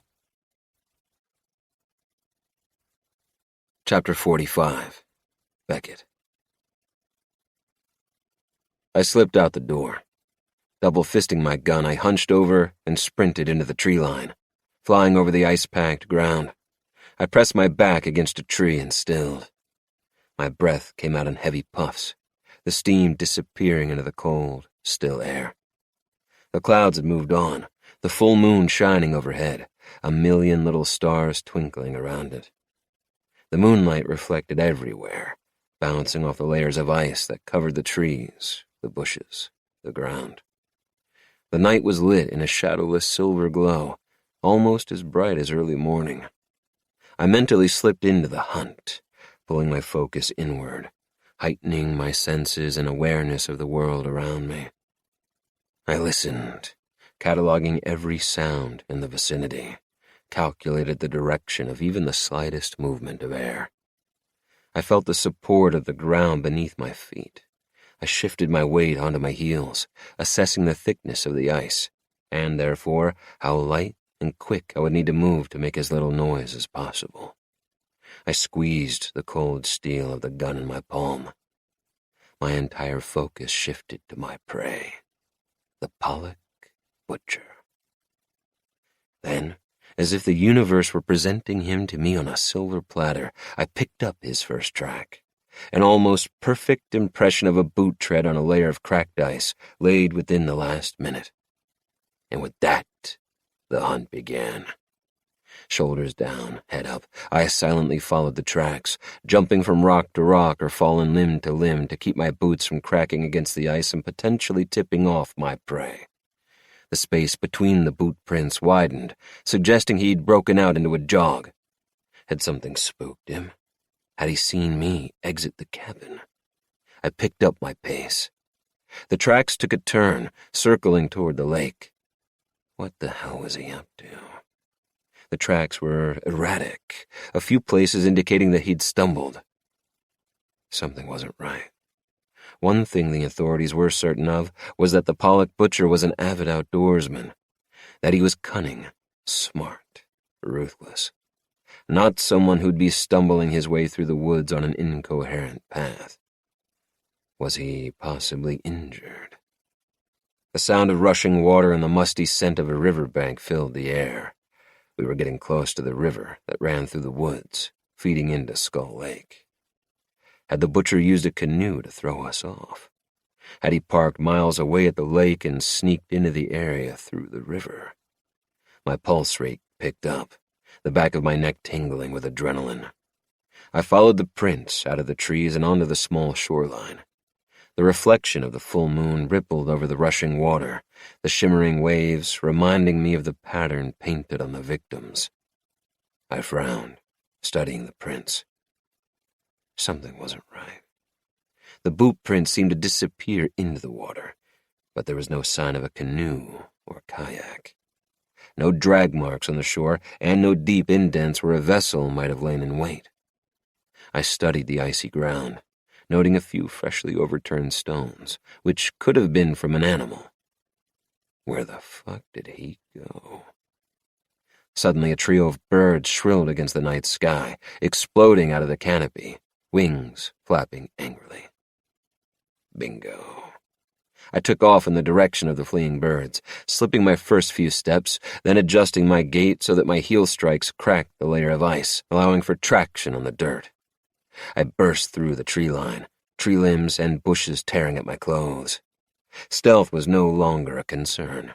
I double-gripped my gun as I neared a thicket of trees. A silhouette darted out of the shadows. I pivoted, pushing to a full sprint, chasing the man who was now running for his life. A branch sliced my cheek, sending a trail of blood down my face. He was faster than expected, especially considering the conditions. Holding the gun was slowing me down, affecting my balance more than the ice. I shoved my gun into my waistband and surged forward. I could smell him, his sweat, his fear. Closer, closer. I was almost close enough to grab the black coat that was flapping behind him. We came to a rocky patch of terrain where massive boulders speared up from the ground. He scrambled over the first. I took 2 leaps, jumped, caught a limb, and propelled my body forward, releasing and flying through the air. The man didn't know what hit him. We slammed into the top of a boulder, tumbled down the rock and down a short hill, hitting with a thud at the base of a small valley. His attempt to fight back was futile at best. We wrestled on the ground. I caught a lucky kidney shot and answered back with a right hook, momentarily stunning my prey. The man, wearing a black balaclava, groaned, but still he fought. Another pop in the face, another, and another. Finally, his body went limp beneath me. My chest heaving, I used one hand to pin his wrist above his head, and with my other, ripped off the black ski mask. Blood spattered his face, pouring like a river from his nose and mouth. I recognized him instantly. Life Ellis. Rage flew through me. Fucking son of a fucking... I reared back to punch him again. No, he mumbled, spitting out the blood that was running down his throat. No. He blinked wildly, coming to. I didn't do it. He struggled against my hold, and I sent my knee into his groin. Fuck. Don't fucking move, I said. What the fuck are you talking about? I'm not the butcher. I didn't kill Marissa, and I didn't attack Joe. I promise it wasn't me. I'd never hurt her. He turned his head and vomited. The smell was rancid, and rage overtook me. I wrapped my hand around his skull and bashed it against a rock. He screamed out in pain. I fucking swear to God, I'll kill you right now if you don't tell me this second why I should believe you aren't the butcher. Life spat out a tooth. I was hired. Hired to do what? Clean up messes. What kind of messes? Life closed his eyes. I didn't know. I promise. The money was good. Really good. I paid off gambling debts and quit dealing. What kind of messes, Life? Whatever he told me to do, I did. I didn't realize until... What did he have you do? Take care of evidence, tracks, throw off the police, whatever. I ground my teeth. So you were the Pollock butcher's cleanup man? Yeah, but I swear, I didn't realize it at first. Fucking Christ, I bellowed. I promise, he screamed back. What the hell are you doing with Joe's mom, you sick fuck? We're together. We don't talk about Joe, I promise. Melinda keeps her separate from us. Did she know you were partners with the butcher? No. God, no. A wave of relief washed over me. Joe couldn't handle any more betrayal from her mother. Were you the person Joe saw around Lookout Point a few nights ago? What? No. His eyes flashed with an epiphany of sorts. The keys. Marissa's keys. He dropped them somewhere after dumping her vehicle. After he'd searched, he asked me to go back and look. Did you paint her house with blood? No, man. No. He did. Who's he? Who hired you? Give me a fucking name. He'll kill me, dude. A name. The former badass biker began weeping like a child. My patience ran out. Tell me! I screamed, a rush of anger blowing through my veins. He'll kill me! Tell me! I shouted again. Life's eyes fluttered. He opened his mouth, inhaled, then mumbled something inaudible, a split second before he drifted away, and his head lolled to the side. Chapter 46. Joe. The silence wrapped around me like a straitjacket, slowly squeezing me to death, as if hiding between a bed and a rock wall weren't suffocating enough. Minutes ticked by. 5, 10, 20.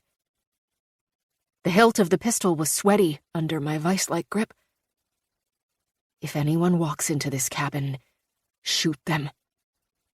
When Beckett had said these words to me, I'd nodded feverishly. Yes, of course I would, I'd thought at the time. But as the minutes ticked by, I began to wonder if I could actually shoot another human being. If I could intentionally kill another person. The thought seemed almost inconceivable to me. After all, I'd made a career out of doing the exact opposite. Saving those who didn't want to live. I thought about a client I had once. His name was Bruce Wellington. He was a 46-year-old account manager for the local electric company. Bruce wanted to kill himself. Not because he'd committed some sort of unforgivable sin, but because his wife had left him for another man, leaving him a mountain of debt, an empty house, and a hole in his heart, which had recently undergone a valve replacement surgery. In all my years of meeting humans in their darkest times, I'd never met one more determined to kill himself than Bruce. 25 minutes.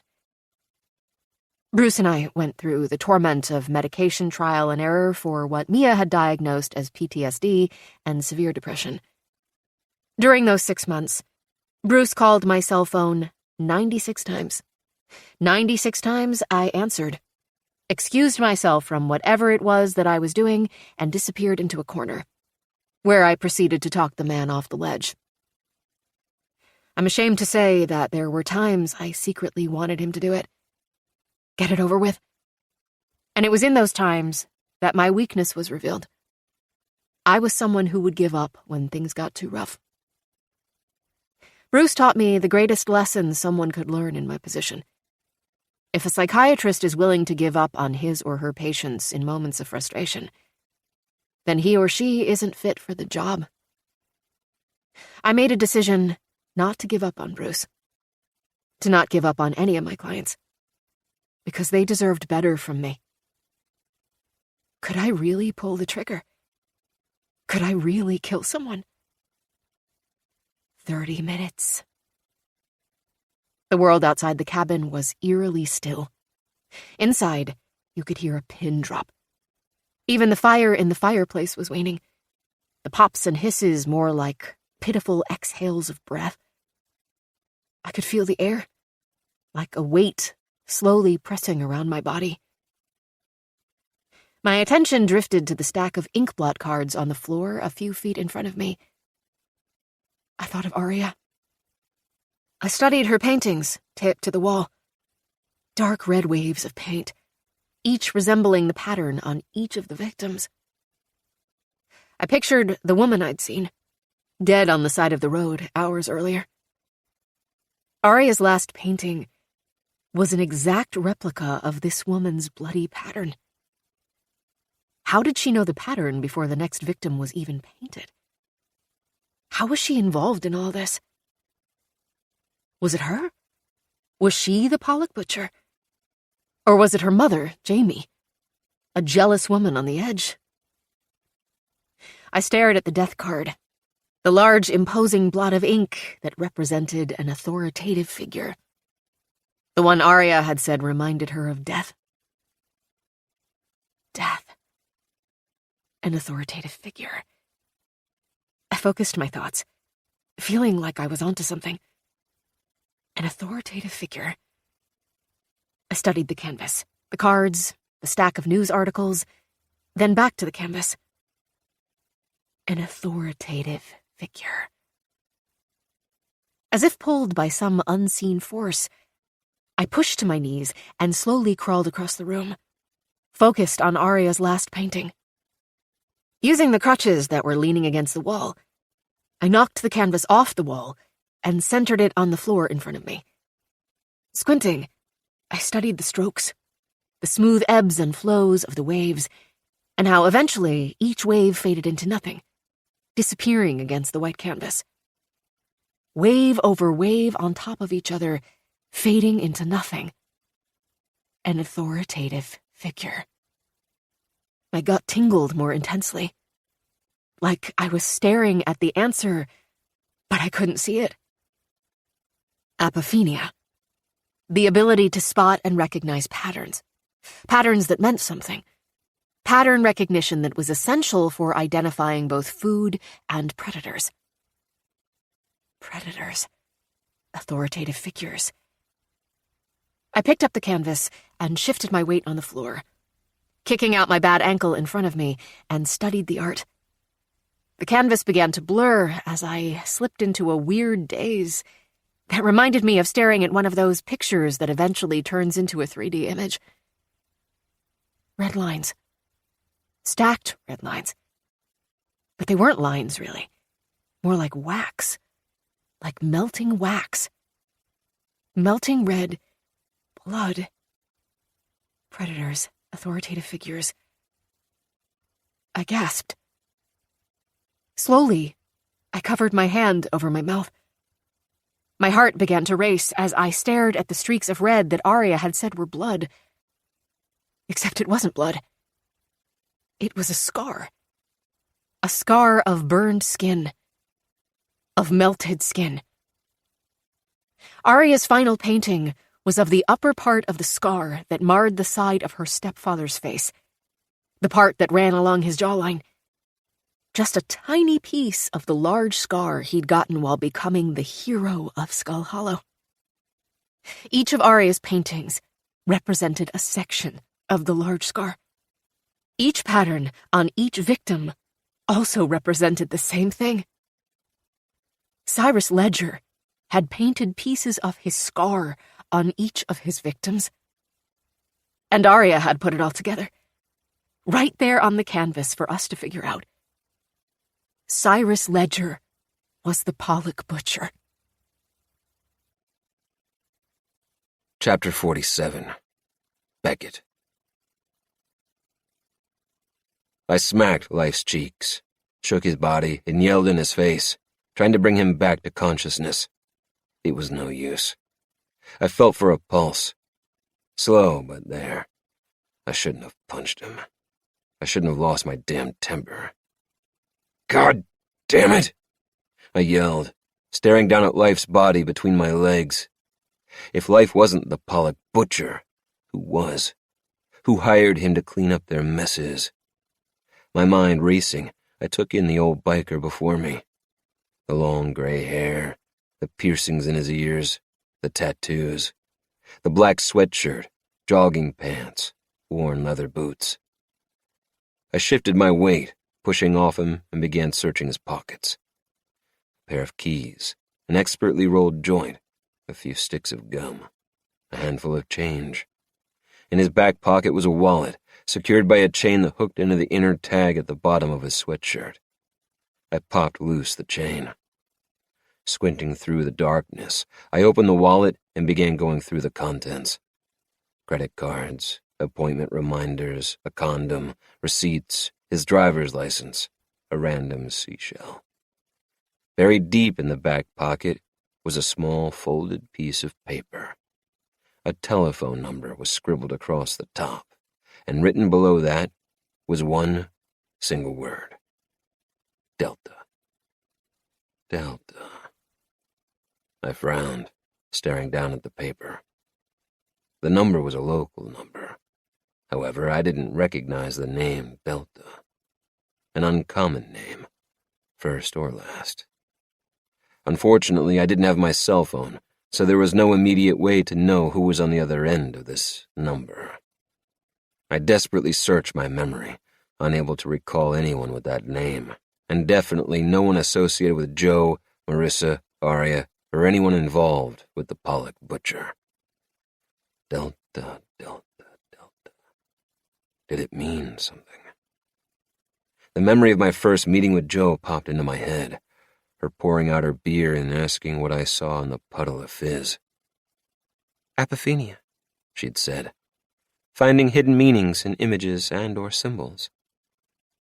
I began thinking of what the word Delta meant, the meaning of it. A flat landscape.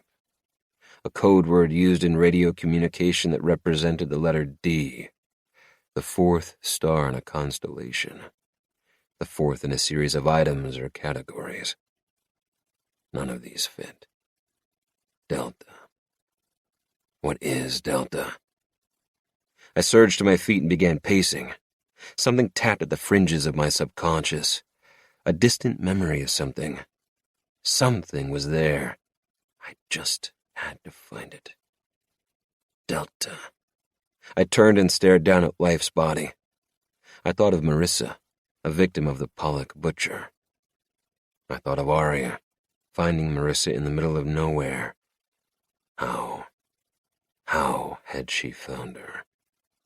Why had Aria gone into the woods that day? What had drawn her to Skull Lake? I thought of Aria's paintings. I thought of her mother, Jamie. I thought of her stepfather. The memory that had been tickling my senses suddenly firmed, like smoke merging together.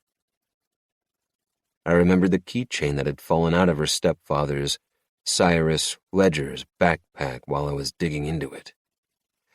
The one that had a triangle etched into it. A triangle. A chill flew up my back. The triangle, otherwise known as a delta symbol, a representation of heat and fire. Delta was a symbol of a firefighter. Holy shit. Delta was Cyrus Ledger. Cyrus Ledger was the Pollock butcher. He was who Joe saw in the woods that night. He was the one hunting Joe. Suddenly everything made sense. Cyrus was an avid outdoorsman. He'd been trained in survival by not only his job as a firefighter, but also by experience. A man like that would know how to survive in an ice storm overnight. Hell, the man had survived getting half his face melted off while saving 3 children from a burning house. A night in the ice was surely nothing compared to that. Cyrus was good-looking, despite the scar, charismatic with a huge ego, and likely huge insecurities as well. He was a man who surely could lure any woman into his path. A modern-day Ted Bundy. Cyrus was also an avid fisherman, who'd even admitted to fishing on Skull Lake several times before. He was wholly familiar with the area. His intense need to find his stepdaughter that night now made sense. It wasn't that he was worried about her safety. He was worried that she was going to find Marissa's body. And she did. And the next night, Joe saw him sneaking through the woods. I thought of Aria's paintings and our conversation. Had she known? Was this her way of trying to tell us? Had she suspected her stepfather was a serial killer? I thought of the bruises on Jamie Ledger's neck. The marks weren't from her lover, Grady. They were from her husband, Cyrus. Cyrus fucking Ledger. I stilled, suddenly recalling what Life had told me just minutes earlier. Cyrus had paid him to throw off the police. A chill rolled up my spine. Was that what Life was doing tonight? Was he serving as a decoy to pull me out of the cottage? I pocketed the wallet, lifted Life's limp body from the ground, and with his body slung over my shoulder, took off toward the cabin. To Joe.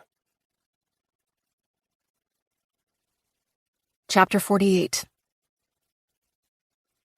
Joe. I scrambled across the floor to the nightstand, where I'd plugged my phone in hours earlier. My stomach was churning. Visions of Cyrus's scarred cheek and neck filling my vision. I should have seen it. The arrogant, sick fuck had painted his scar on his victims. Aria had painted his scar in her own form of communication. My cell phone wasn't on the nightstand. I turned, peeking over the bed, scanning the room until I spotted it on the couch in front of the fireplace. But it was too late. A window shattered, but the explosion of glass wasn't what stole my attention. It was the whoosh of air, followed by a heavy thud on the floor. The object detonated, sending a wave of blazing yellow flames across the floor. A Molotov cocktail had been thrown through the window. The rug ignited instantly, turning it into an ocean of fire. The drapes caught, the couch, The single-room cabin went up in flames so quickly I didn't have time to react. A series of gunshots rang out, one deafening pop after another. The remaining window shattered. Rock and wood and glass exploded over my head as I curled into a ball on the floor, tucking my head into my arms. I could already feel the heat, the thick, cloying smoke wrapping around me like a straitjacket. I heard the door burst open, popping on the hinges. "If anyone comes into this cabin, shoot them." My pulse spiked as I surged forward, pulling myself across the floor that hadn't caught yet, reaching for the gun Beckett had left for me. Just inches from my grasp, the gun was kicked away. 2 black boots appeared before my face. I recoiled, lifting my chin upward. Like the devil emerging from hell, he strutted in front of the dancing flames, which backlit his black pants and a black sweatshirt. It was the same man I'd seen in the woods. I knew it with every fiber of my being. I pulled myself into a seated position, dragged my injured ankle to the side. Cyrus Ledger stared down at me. But instead of meeting my gaze, I focused on the wavy scar that mottled his jaw and neck. Grotesque, stacked layers of melted skin. Cyrus raised the gun, aiming directly between my eyes. My world, and everything in it, stopped. The sounds, my breath, my heart, my thoughts, even my fear. I now know how someone feels, or rather doesn't, the split second before they die. Chapter 49. Beckett. There are many stories of heroic displays of superhuman strength in the military. In moments of life or death, our bodies answer the call for survival. It's called hysterical strength. A seemingly normal person exuding extraordinary strength during a time of crisis, such as lifting a car off a trapped child. I'd never experienced it before that night. Hysterical strength is one way to explain how I was able to make it back to the cabin as quickly as I did, with the weight of a man on my shoulders and the instability of ice below my feet. The other? Love. True love. The all-consuming feral need to protect my woman. I smelled the smoke before I saw the fire. Angry tongues of flames licked out of the cabin windows, followed by a thick, billowing smoke that blackened the virgin snow around it.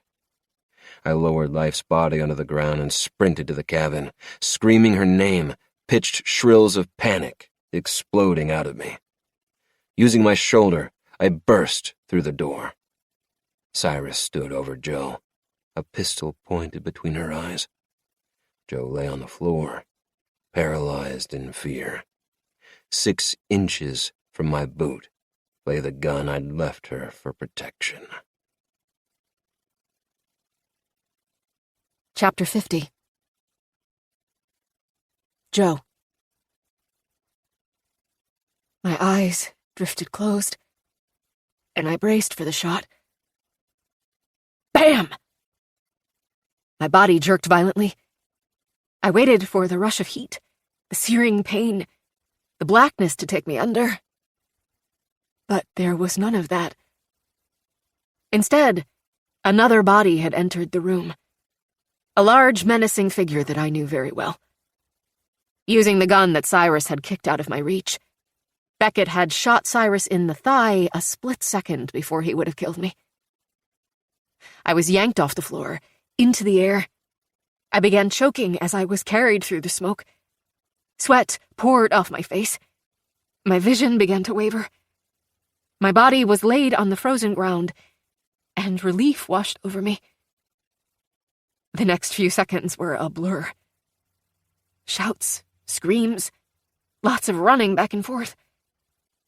When I opened my eyes, I saw Beckett, gun in hand, standing over Cyrus's writhing body on the ice next to me. Life Ellis lay under a sagging pine tree, with tears and blood streaming down his face. Chapter 51. Interview transcript number 3. Interviewee, Jamie Ledger. Interviewer, Special Agent Martin Lance, FBI. Martin. Mrs. Ledger, can you state your full name and date of birth for the record, please? Jamie. Jamie Sharon Ledger. April 7th, 1979. Martin. Thank you. Can I call you Jamie? Or would you prefer Mrs. Ledger? Jamie. Jamie's fine. Martin. Thanks. Now, forgive me for the repetition here, but at the beginning of each interview, for the record, I need to state that I presented you and your attorney with what's called a criminal investigation warning form, which you have confirmed that you and your attorney have gone over. Is that correct? Jamie. Yes. Martin. Great. So, to reiterate, you're here voluntarily, on your own accord. You're not under arrest. You're not going to be arrested. We're here to take a voluntary statement from you. Do you understand this? Jamie. Yes, sir. Martin. Thank you. I'm going to start today's interview by asking you a series of questions that might be a bit uncomfortable for you. Is that okay? Jamie. Yes. Martin. These questions have been derived from our first 2 interviews. The first on January 9th, the day your husband was shot, and the second the following day on January 10th. Do you remember these 2 interviews? Jamie. Yes. Martin. Good. Are you ready to begin? Jamie. Yes. Martin. Can you please tell us again, perhaps in more detail, how you and Cyrus Ledger met? Jamie. I met Cyrus at a barbecue at a friend's house. Martin. How long ago was this? Jamie. About 3 years ago. Martin. And you 2 began dating immediately? Jamie. Yes. He asked me out that day, and we went on a date the following weekend. Martin. Where did he take you on your first date? Jamie. To an Italian restaurant in Searcy. After that, we came back to Skull Hollow and watched a band over at Jolene's. Martin. Can you describe his behavior on the date? Jamie. He was nervous, I think. But normal. Nothing out of the ordinary, I guess. Martin. Did Cyrus show any signs of aggression toward you on that date? Jamie. No. Martin. Did he show any signs of aggression on the night of the barbecue at your friend's house? Jamie. No. Martin. Was there anything that stuck out to you at that point? Any odd behavior that you may have noticed? Jamie. No. Martin. Tell me about your courtship with him. Jamie. It was short. We only dated a few months before he asked me to marry him. The next week, we went to the courthouse and got married. It was a very, very short courtship. Martin. Had he met your daughter Aria at this point? Jamie. Yes. He was very good with her. Martin. In what way? Jamie. I don't know. Patient, I guess. He made an effort to get to know her, but backed off when she needed some space, which is what Aria needs sometimes. Martin. What did Aria think of Cyrus? Jamie. She never said. Martin. Did you ever straight out ask her? Jamie. Yes. Martin. And she didn't respond? Jamie. No. Martin. Did Cyrus ever open up to you about his childhood? Jamie. No. Martin. So he never told you that his father physically abused him as a child? Jamie. No. Like I said yesterday, I didn't know until I spoke with his cousin a few days ago, after you guys did. I had no idea. Martin. And during this courtship, you saw no signs that Cyrus had an aggressive personality? Jamie. No. Not at all. Martin.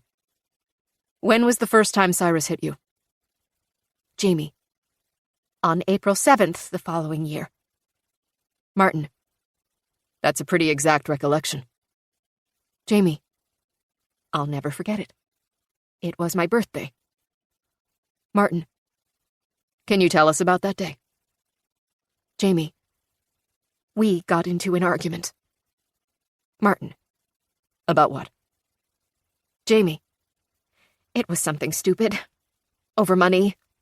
I bought myself a new jacket and hadn't told him about it, and he just snapped. Like lost his mind about it. Screaming, grabbing his head. Martin. And this was an abnormal reaction for him? Jamie. Before the incident, yes. After the incident, no. Martin. Okay, let's talk about the incident. Can you confirm, for the recording, what you are referring to when you say the incident? Jamie. It was just a few months after we got married. The day Cyrus responded to a house fire and almost died. The day he got the scars. Martin.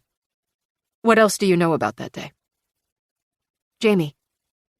I know that he ignored orders and went into the house to save those children, and the room collapsed and something landed on his face and neck, catching him on fire.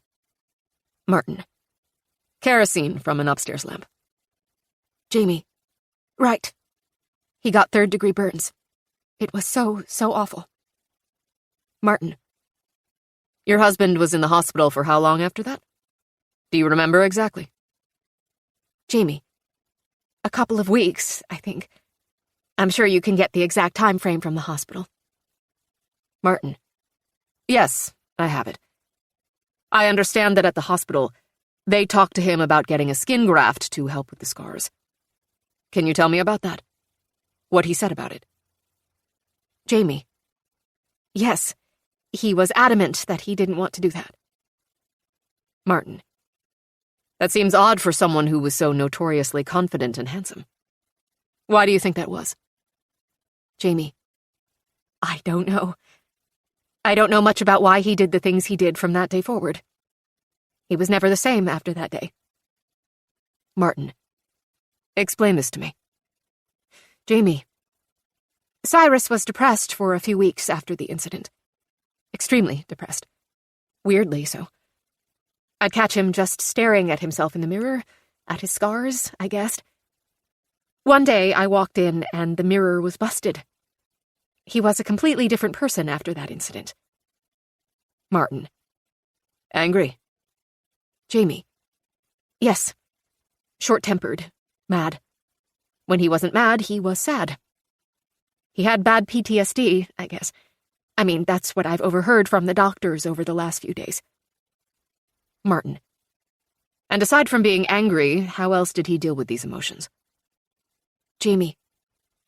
Started going out with his friends. To the bars. He took every volunteer shift at work he could. It was like he never wanted to be home. He began completely distancing himself from Aria and me. Martin. So he was withdrawing? Jamie. Yes. Martin. And is this why you cheated on him? Jamie. Yes. I think so. Yes. Nothing was the same anymore. I actually thought he was cheating on me. Martin. Was he? Jamie. No, I don't think so. Martin. So you sought solace from another man, Grady Humphreys, and you also sought solace in a different way. Is that right? Jamie. Yes. Martin. Can you talk about that?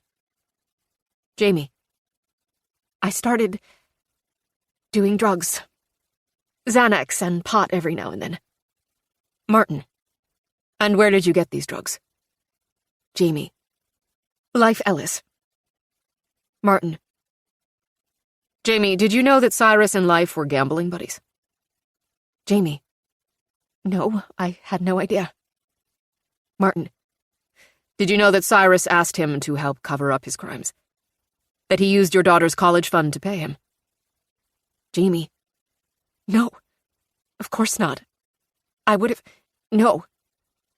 Martin. Sorry, Jamie. I know this is a lot. Jamie. Just keep going. I want to get this done and move on with my life. Martin. Okay. Just a few more questions. To confirm, it wasn't until after Cyrus almost lost his life that he began getting physical with you, correct? Meaning that appeared to be his trigger. The trauma both emotionally and physically that he went through. Jamie. Right. I think so, yes. Martin. That was the beginning of April last year. Jamie. Right. Martin. Can you tell us again where Cyrus had said he'd been in the few days leading up to April 18th? Jamie. He'd gone to Houston for work training, something like that. Insert interviewer note. Pollock butcher victim number 1 found on April 19th in Hennessy Park in Houston, Texas. Martin. Can you talk about when he got home that night? Jamie. He came home really late that night. He was acting really weird. Martin. How so? Jamie. Just really hyper, oddly so. And I remember he just had this weird hyper look in his eyes. I actually thought maybe he was doing drugs. Meth or something. Martin. Like he was on an adrenaline high. Jamie. Yes. I confronted him about it. Martin. About what exactly? Jamie. I asked him if he was on drugs, and also if he was cheating on me. He exploded, and we got in a fight. He threw me against the wall and slapped me across the face. Told me to never question him again. I should have left him. I know that now. I stayed because I felt like he needed somebody. I felt like he was going through something from the incident still, and that I'd be wrong to leave him. I thought he wouldn't hit me again. Martin. But he did. Jamie. Yes. Martin. Can you tell me about the third time? Jamie. Yes. Only about a month after he went to Houston, he said he had another trip for work. I thought this was weird because he never traveled, really. Firefighters don't take work trips. Martin. Can you confirm the location of this trip? Or where he told you he was going? Jamie. Yes, Waco for 2 nights. Insert interviewer note.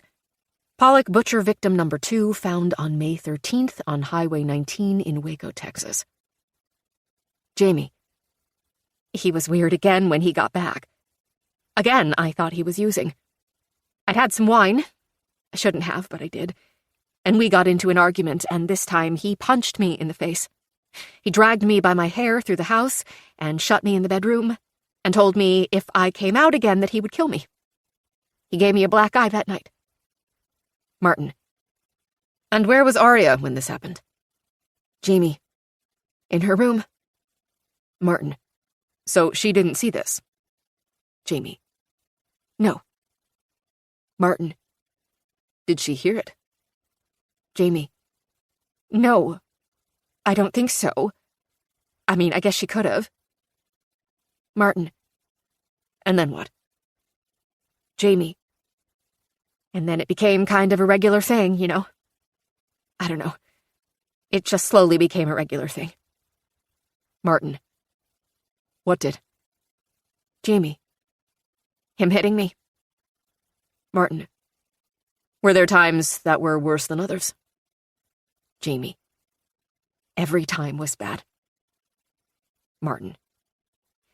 Jamie, yesterday we provided you with a list of 3 dates, and we asked you if you remembered if your husband was out of town on those dates. Jamie.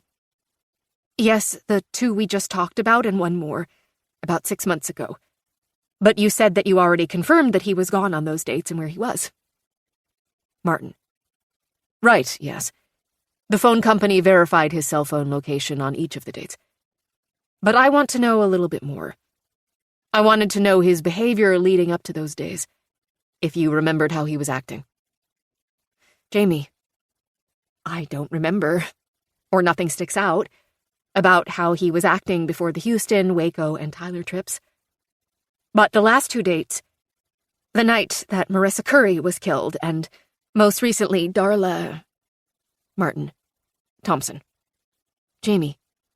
That's right. Anyway, I do remember he wasn't sleeping well. He went out the night after Marissa was killed. He seemed more tired and agitated than usual. Before Marissa was killed, he strangled me. Insert interviewer note. Pollock Butcher victim number 4, Marissa Curry, found on January 12th at Lookout Point, Skull Lake, Skull Hollow, Texas. Pollock Butcher victim number 5, found on January 16th on Country Road 530, Skull Hollow, Texas. Martin. It was the first time he'd done that. Strangled you. Jamie. Yes. Martin. Do you feel like his mental health was deteriorating? Jamie. Yes, I think so. Martin. Did you ever try to seek treatment for him? Jamie. You mean like therapy? Martin. Yes. Jamie. Yes, I suggested it, but he wouldn't do it. Martin. I'd like to revisit the days leading up to his arrest. When exactly did you start to suspect something was going on? Jamie. 2 nights after Aria went missing and Marissa's body was found. Martin. And what did you find that made you suspicious of him? Jamie. I found... Martin. It's okay, Jamie. We know you didn't know. Jamie. I found a black trash bag of what appeared to be remains of pigs in the back of his truck. Blood, all on the inside. I know now he'd stolen them from a farm a few miles away and desecrated Dr. Bellerose's house with their blood. I guess he thought she saw him at some point. Martin. That's right. Jamie, you said in the interview yesterday that Cyrus had always been interested in art, and that you think this is what got Aria interested in it as well, correct? Jamie. Yes. Cyrus liked to draw. He had multiple sketchbooks. I found a bunch of drawings from when he was a kid in his old boxes in the garage. I remember when we were dating, he drew me once. I still have that picture. Martin. And what did he like to draw? People? Jamie. No, landscape stuff mostly. Like mountains and stuff. Martin.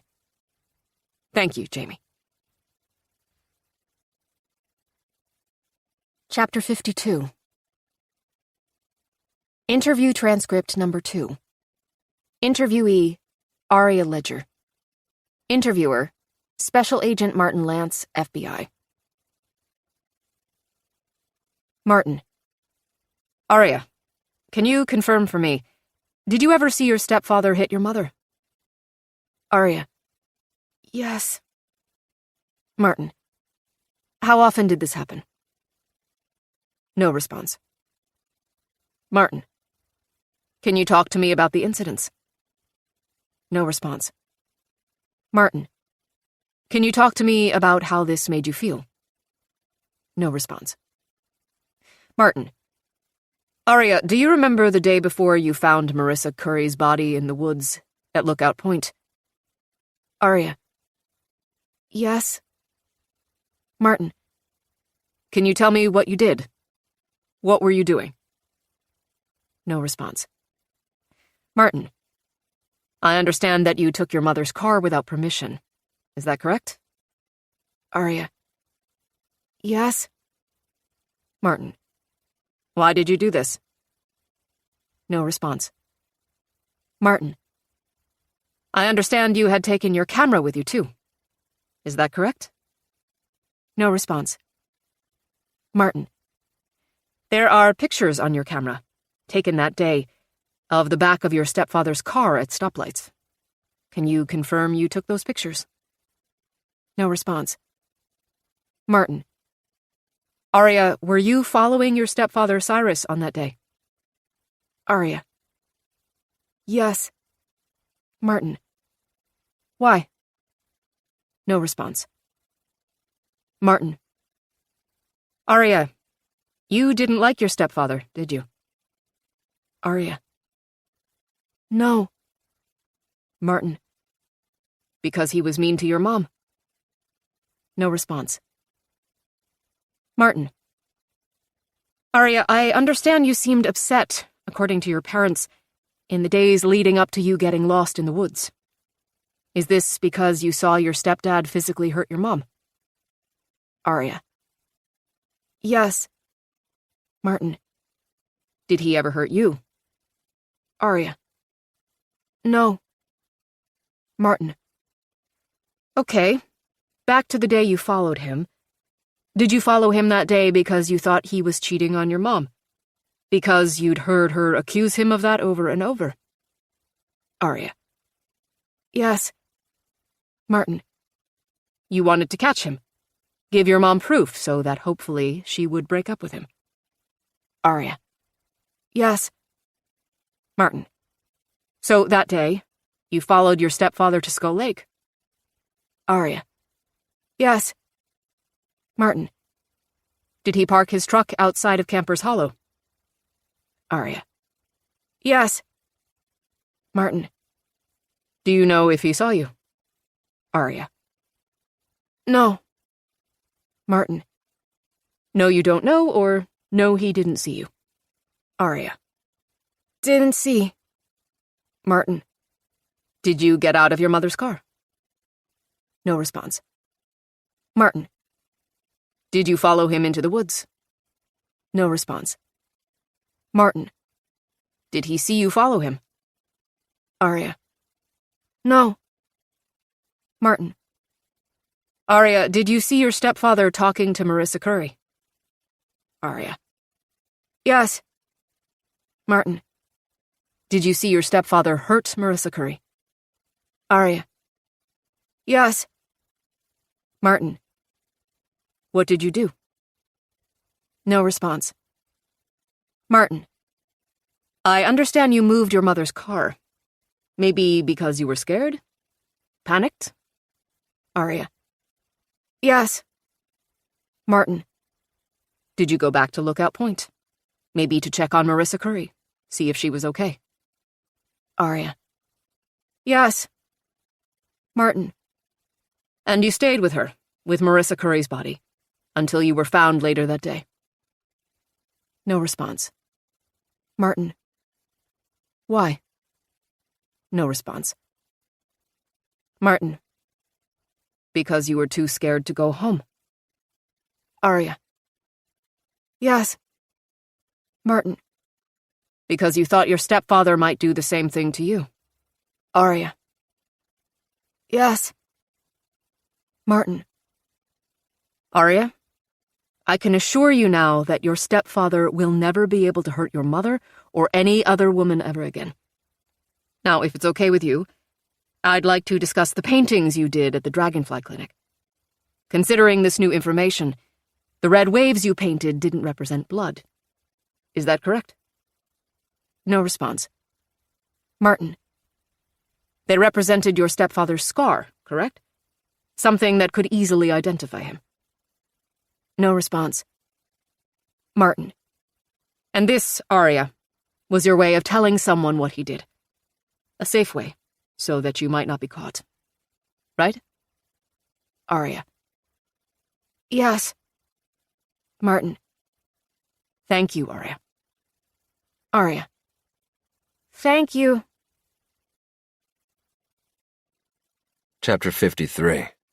Beckett. 5 days later. The parking lot was empty, the building completely silent when I walked inside. The reception area of the Dragonfly Clinic was dimly lit by a table lamp in the corner, a light that Stella insisted on leaving on at all times to ward off potential intruders. I laughed at this, assuming that a mental health clinic would be the last place an intruder would want to find themselves in. Upstairs was completely dark, save for a dim glow in the corner office. It was just past 6:30 in the evening. I closed the door behind myself, slipped the key that Joe had given me back into my pocket. With a handful of roses wrapped in brown craft paper, I slowly ascended the staircase to the second floor. Jo didn't see me at first. I paused, taking a second to soak in her sultry silhouette. I felt my heart stutter as I watched her, the woman who I was totally and completely head over heels in love with. The woman I knew, without question, I would spend the rest of my life with. There is a famous saying I've heard many times in my life. You never know how important something is to you until you've almost lost it. Almost losing Jo had altered every fiber of my being, right down to my soul. It went deeper than realizing how important she was to me. It made me realize how important what we have together is. The night I almost lost her reminded me of how unpredictable, precious, and fragile life is. I had experienced a lot of death while serving my country. But that was different. As a soldier, loss is expected. It is part of the job. We are trained and coached on how to deal with it. Losing Jo is something I will never allow to happen. Jo is my soulmate. She will be the mother of my children. She will be the woman that I will grow old with. I looked at her differently, not just as this exquisite, beautiful woman who I was falling in love with, but as something to cherish, something to grip onto, take the time to appreciate every single word that escapes from her lips, every inhale into her lungs. She was sitting behind her desk, her face glowing in the light of the monitor.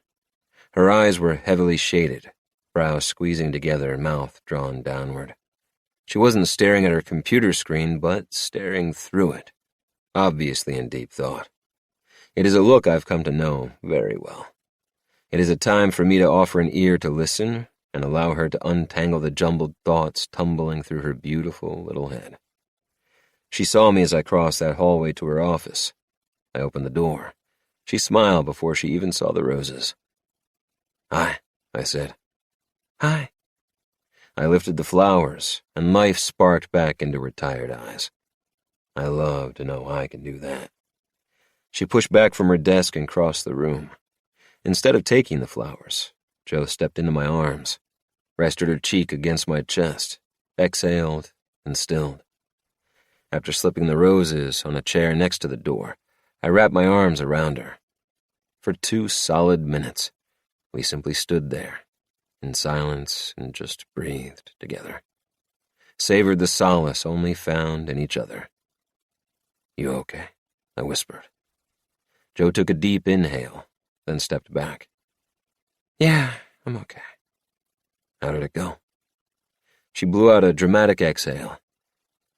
"It went well. Really well, actually. A lot better than I had anticipated." "Do you want to talk about it?" "Actually..." She looked at me. "Yeah, I do."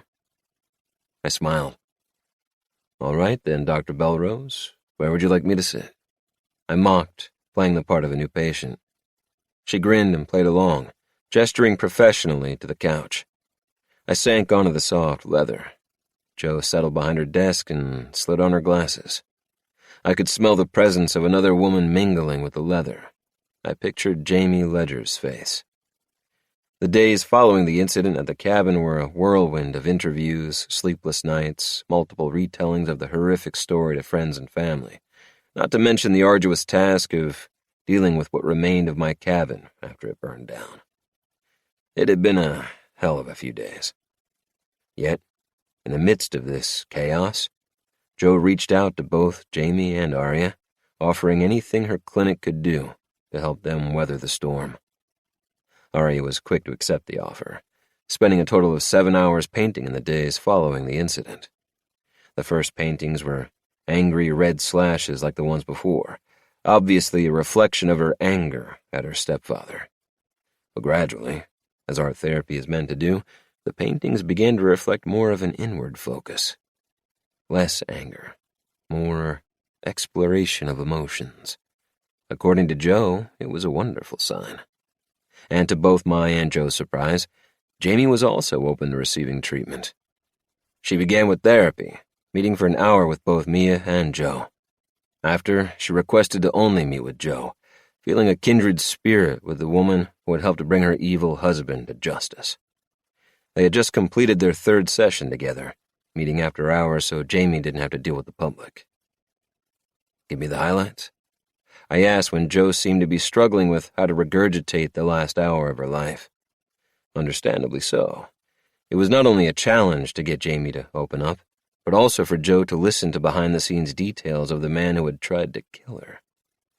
Joe threaded her hands behind the back of her head, leaned back and stared up at the ceiling. Then she began.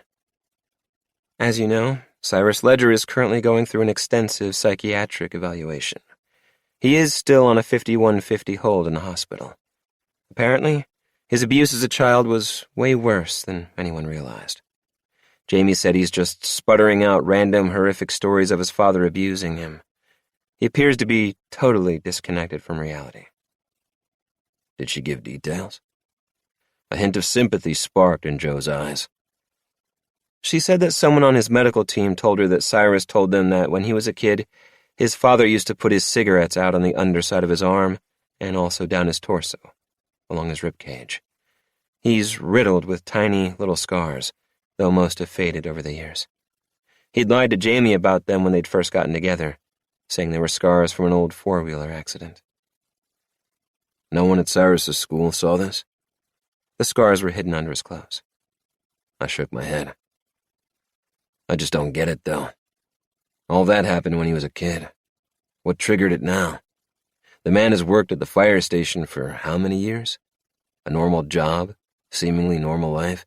I mean, he literally saved lives for a living. Yeah, until he almost died. Until he got third-degree burns over half his body. She took a deep breath.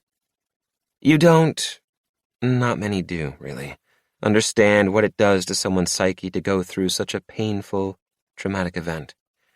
One where they truly believe that they are going to die. You know, Joe. You had a moment where you thought you were going to die. It's different. Cyrus's body was literally on fire. He was literally burning alive. I can't imagine. Mia spoke confidentially with one of the doctors who was evaluating him and was told that the working assumption is that this horrific event triggered the pain from his childhood, reignited his hatred for his father.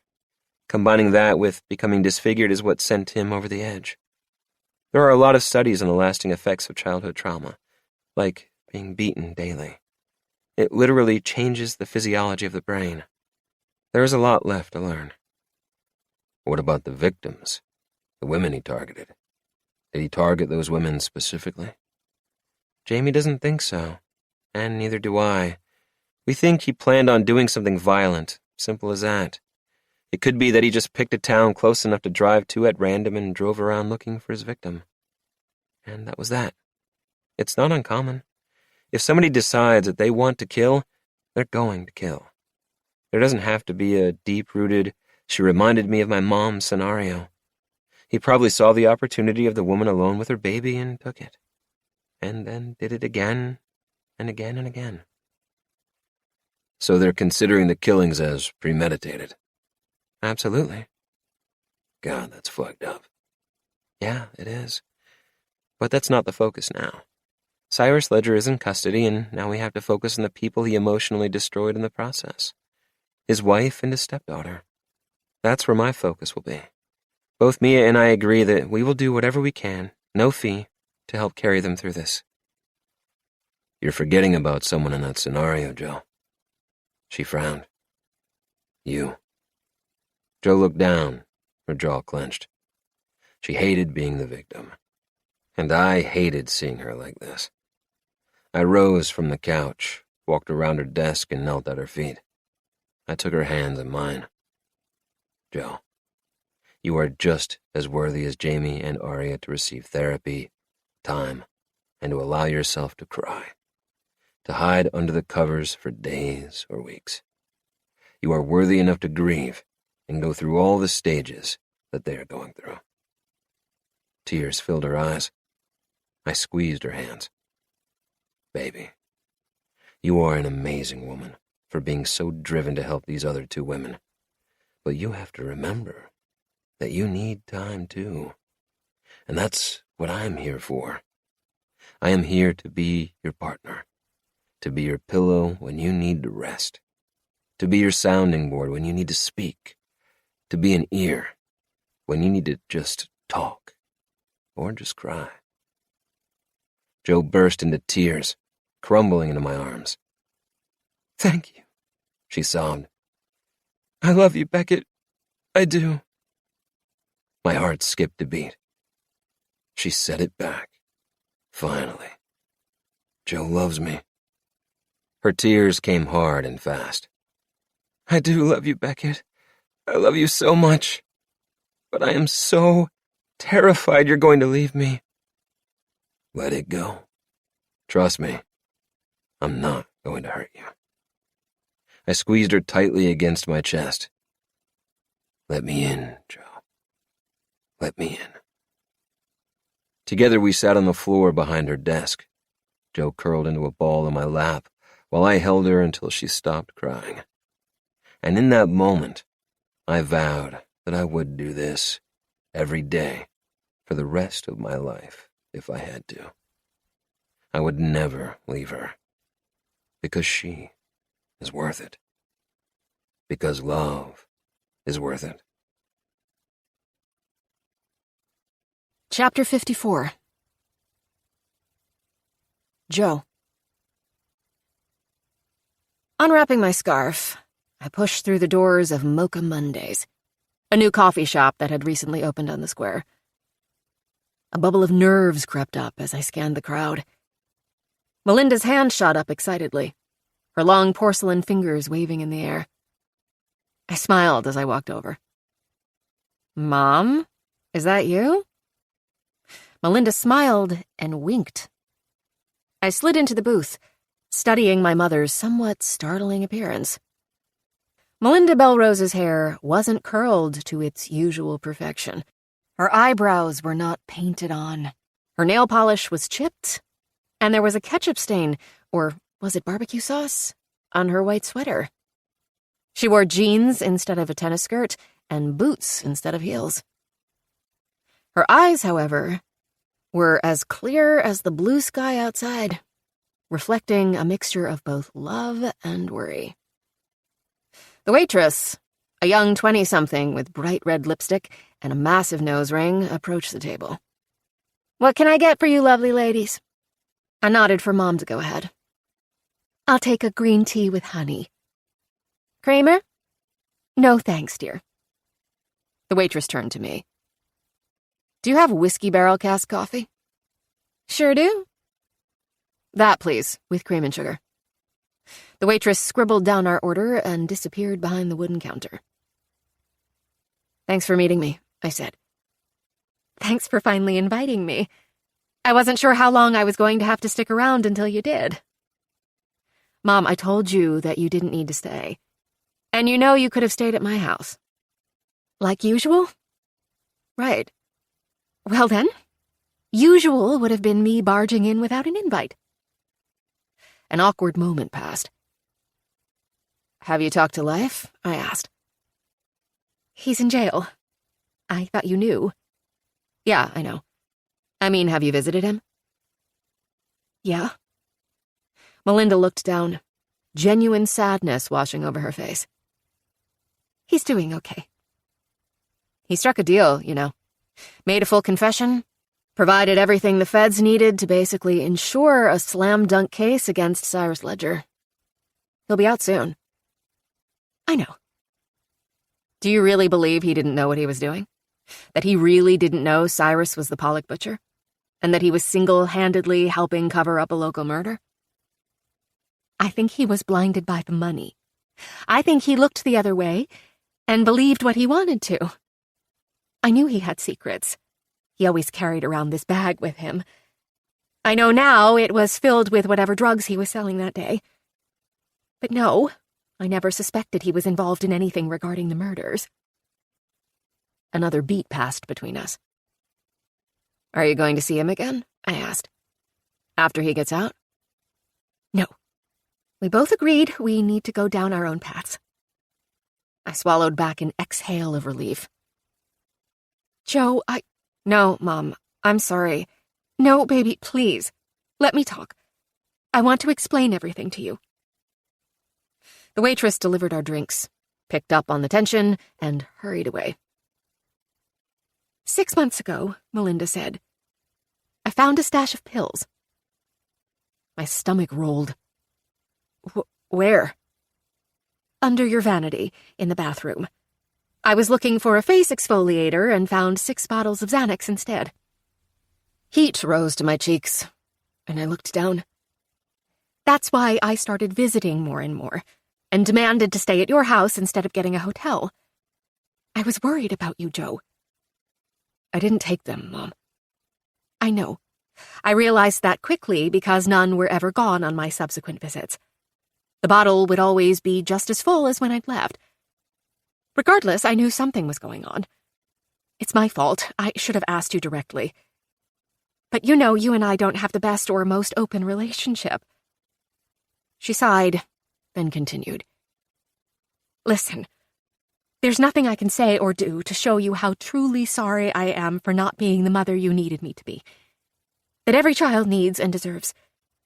I always felt like I owed your father something for the way he swept me out of poverty, and because of that, my focus was always on him. He was my priority. I guess I felt like that was how I could pay him back. That was what he deserved. That's pretty fucked up, Mom.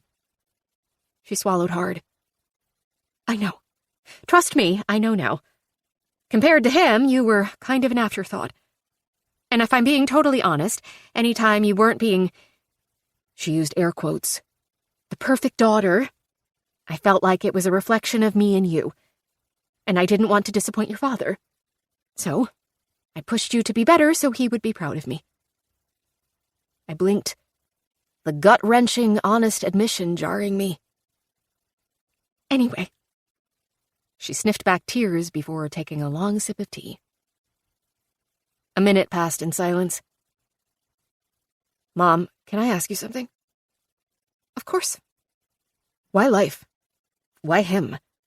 I mean, what was it about him that you liked? Melinda took a minute to consider her answer. He made me relax. Or maybe I should say I felt relaxed around him. He complimented me often. I could tell he really liked me, and he's just... She laughed. He's so cool, you know? Like nothing is a big deal to him. He just goes with the flow. I just felt lighter because of him. His free-spirited personality. Can I respectfully tell you that I think you're wrong? Her brow cocked. I think you just did. I smiled. Sorry. After a deep inhale, I began the assessment I'd spent the last few days putting together in my head. Thing was, thanks to Beckett, I realized how similar my mother and I were. How my faults mirrored hers and vice versa. Here's where I'm going with this. I don't think you liked life because of his personality. I think you liked him because you knew you were better than him. That's rude. Well, by society's standards, I mean. He was a drug dealer who gambled on the weekends and paid for his groceries with food stamps. No education, no real job, nothing really to look up to. Melinda stared at me, her wheels turning, and I continued. Life was a confidence boost for you. That's all. Think about it, Mom. The issue, deep down to the core of it, is your insecurity. Low self-esteem. You grew up being ashamed of being poor. Then spent your entire adult life feeling like you owed Dad for allowing you into his world of wealth. You felt like you had to repay him, which means you didn't feel like you alone, you, were a worthy enough payment, so to speak. And think about this with me. You were so insecure that you looked at my mistakes as a reflection of your younger self. It all boils down to a lack of confidence and self-worth. It's my issue too, you know. I looked to the floor in a moment of vulnerability. Beckett, oh my God, I love him so much for you, Joe. I know, Mom. Hang on, I'm not done. I smiled. Beckett has really made me aware of this fact, that all my issues are rooted in a deep-seated feeling of inadequacy, a lack of self-confidence. I, Mom, have confidence issues, and so do you. And this is where we need to start. We need to totally reset, learn to love ourselves. How the hell do you learn to love yourself? I shrugged. I assume this is the first step. She smiled. God, I love you. I really do, Joe. I love you too, Mom. We simultaneously sniffed away an onslaught of tears. Anyway, I said, wiping away a tear. So I was thinking, we should do something together, like a hobby. I love it. I was thinking about getting into sailing. No, Mom, good Lord. I'm not talking about totally useless pursuits of leisure. I'm talking about something meaningful. I thought we could volunteer together. Volunteer? Yeah. There's a soup kitchen next to the grocery store. I know they're looking for people to deliver meals to people who need them. It sounds selfish, but it feels good to help people, right? We should start there. It makes us feel good about ourselves, and others feel good too. A win-win for confidence all the way around. Exactly. And you like decorating, right? Maybe you could offer your services for free to single moms and help them make the most of their space. Melinda lit up. That's a good idea. I know how hard it is to be a single mom. I could help them get clothes and stuff, too.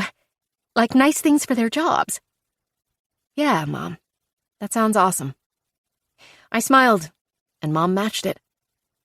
And the other thing, I thought we could get into Tai Chi. I've read a few articles about it. It's apparently huge for reducing stress and depression, and for increasing your stamina, mood, and energy. I took a deep breath. I think this could help us too. Our relationship. Learning it together. This peaceful, intentional de-stressor. What a wonderful thing to share.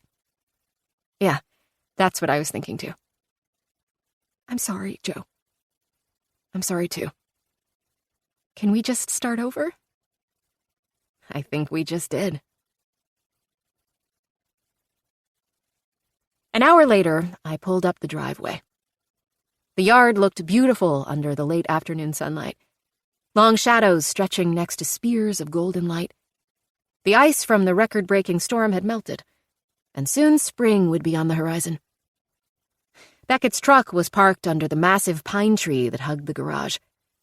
The spot had become his spot, just as the right side of my sink and the left side of my closet had also become his spots.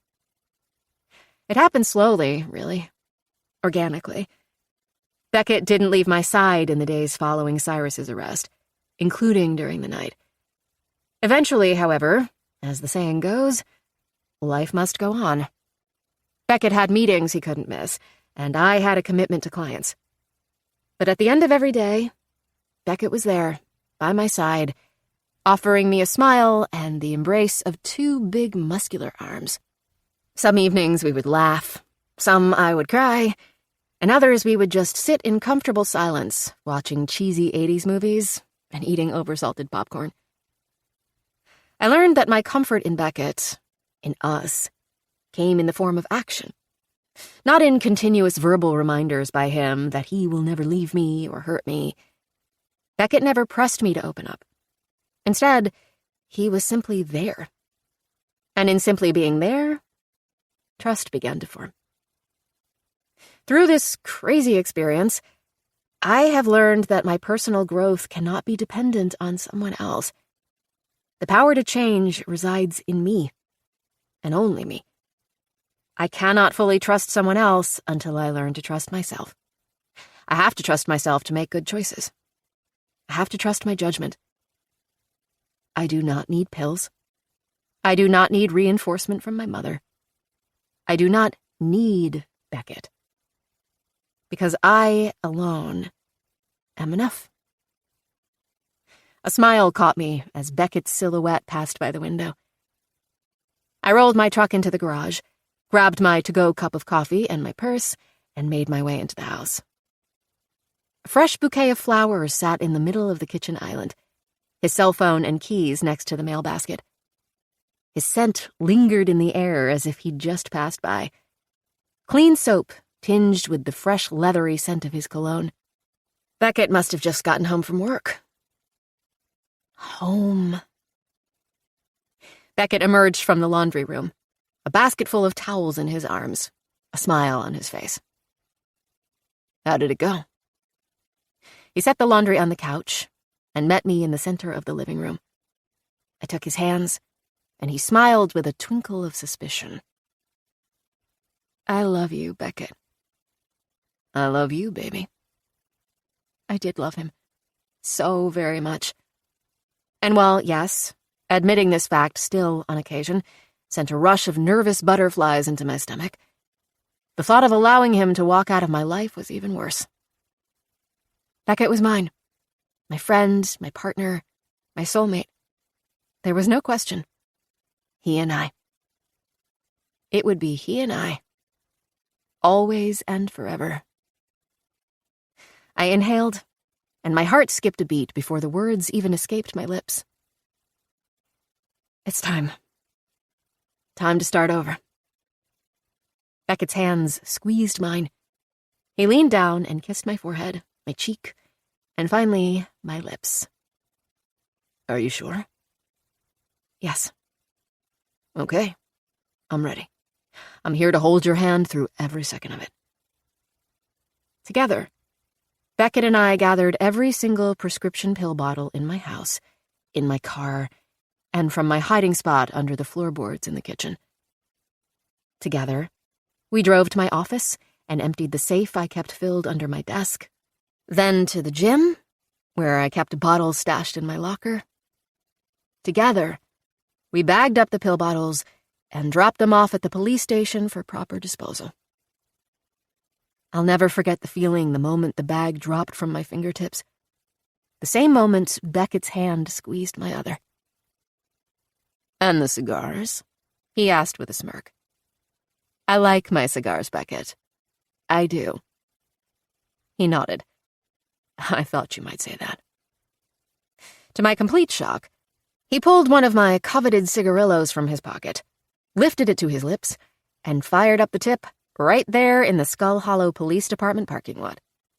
He inhaled, and while rolling the smoke around in his mouth, lifted his brows and canted his head to the side. Not bad. My mouth gaped open with a dopey, shocked smile. He handed the cigarillo to me. Still grinning, I inhaled, then smiled as I blew out the smoke. And it was glorious. Not just the taste or the buzz, but the compromise. His willing acceptance of one of my faults. Another validation that I was good enough for him. Sharp edges and all. Beckett pulled me to himself and kissed me, despite the hoots and whistles from the passing cars. With a sparkle in our eyes and a grin on our lips, we turned away from the station and took the first step into my new self. My new life. The one where I am good enough. Where I choose which path I take.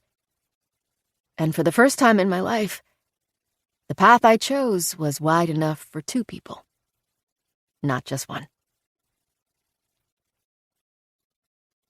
We hope you have enjoyed our presentation of Trail of Deception by Amanda McKinney, performed by Eva Kaminsky and Aaron Shedlock. Performance copyright 2022 by Brilliance Publishing, Inc., all rights reserved. For further information concerning this program or other Brilliance audio titles, please visit our website at www.brilliancepublishing.com. No part of this recording may be played for an audience or reproduced in any form. It may not be streamed, downloaded, broadcast, or copied without written permission. Address all inquiries to Brilliance Audio, P.O. Box 887, Grand Haven, Michigan, 49417. Audible hopes you have enjoyed this program.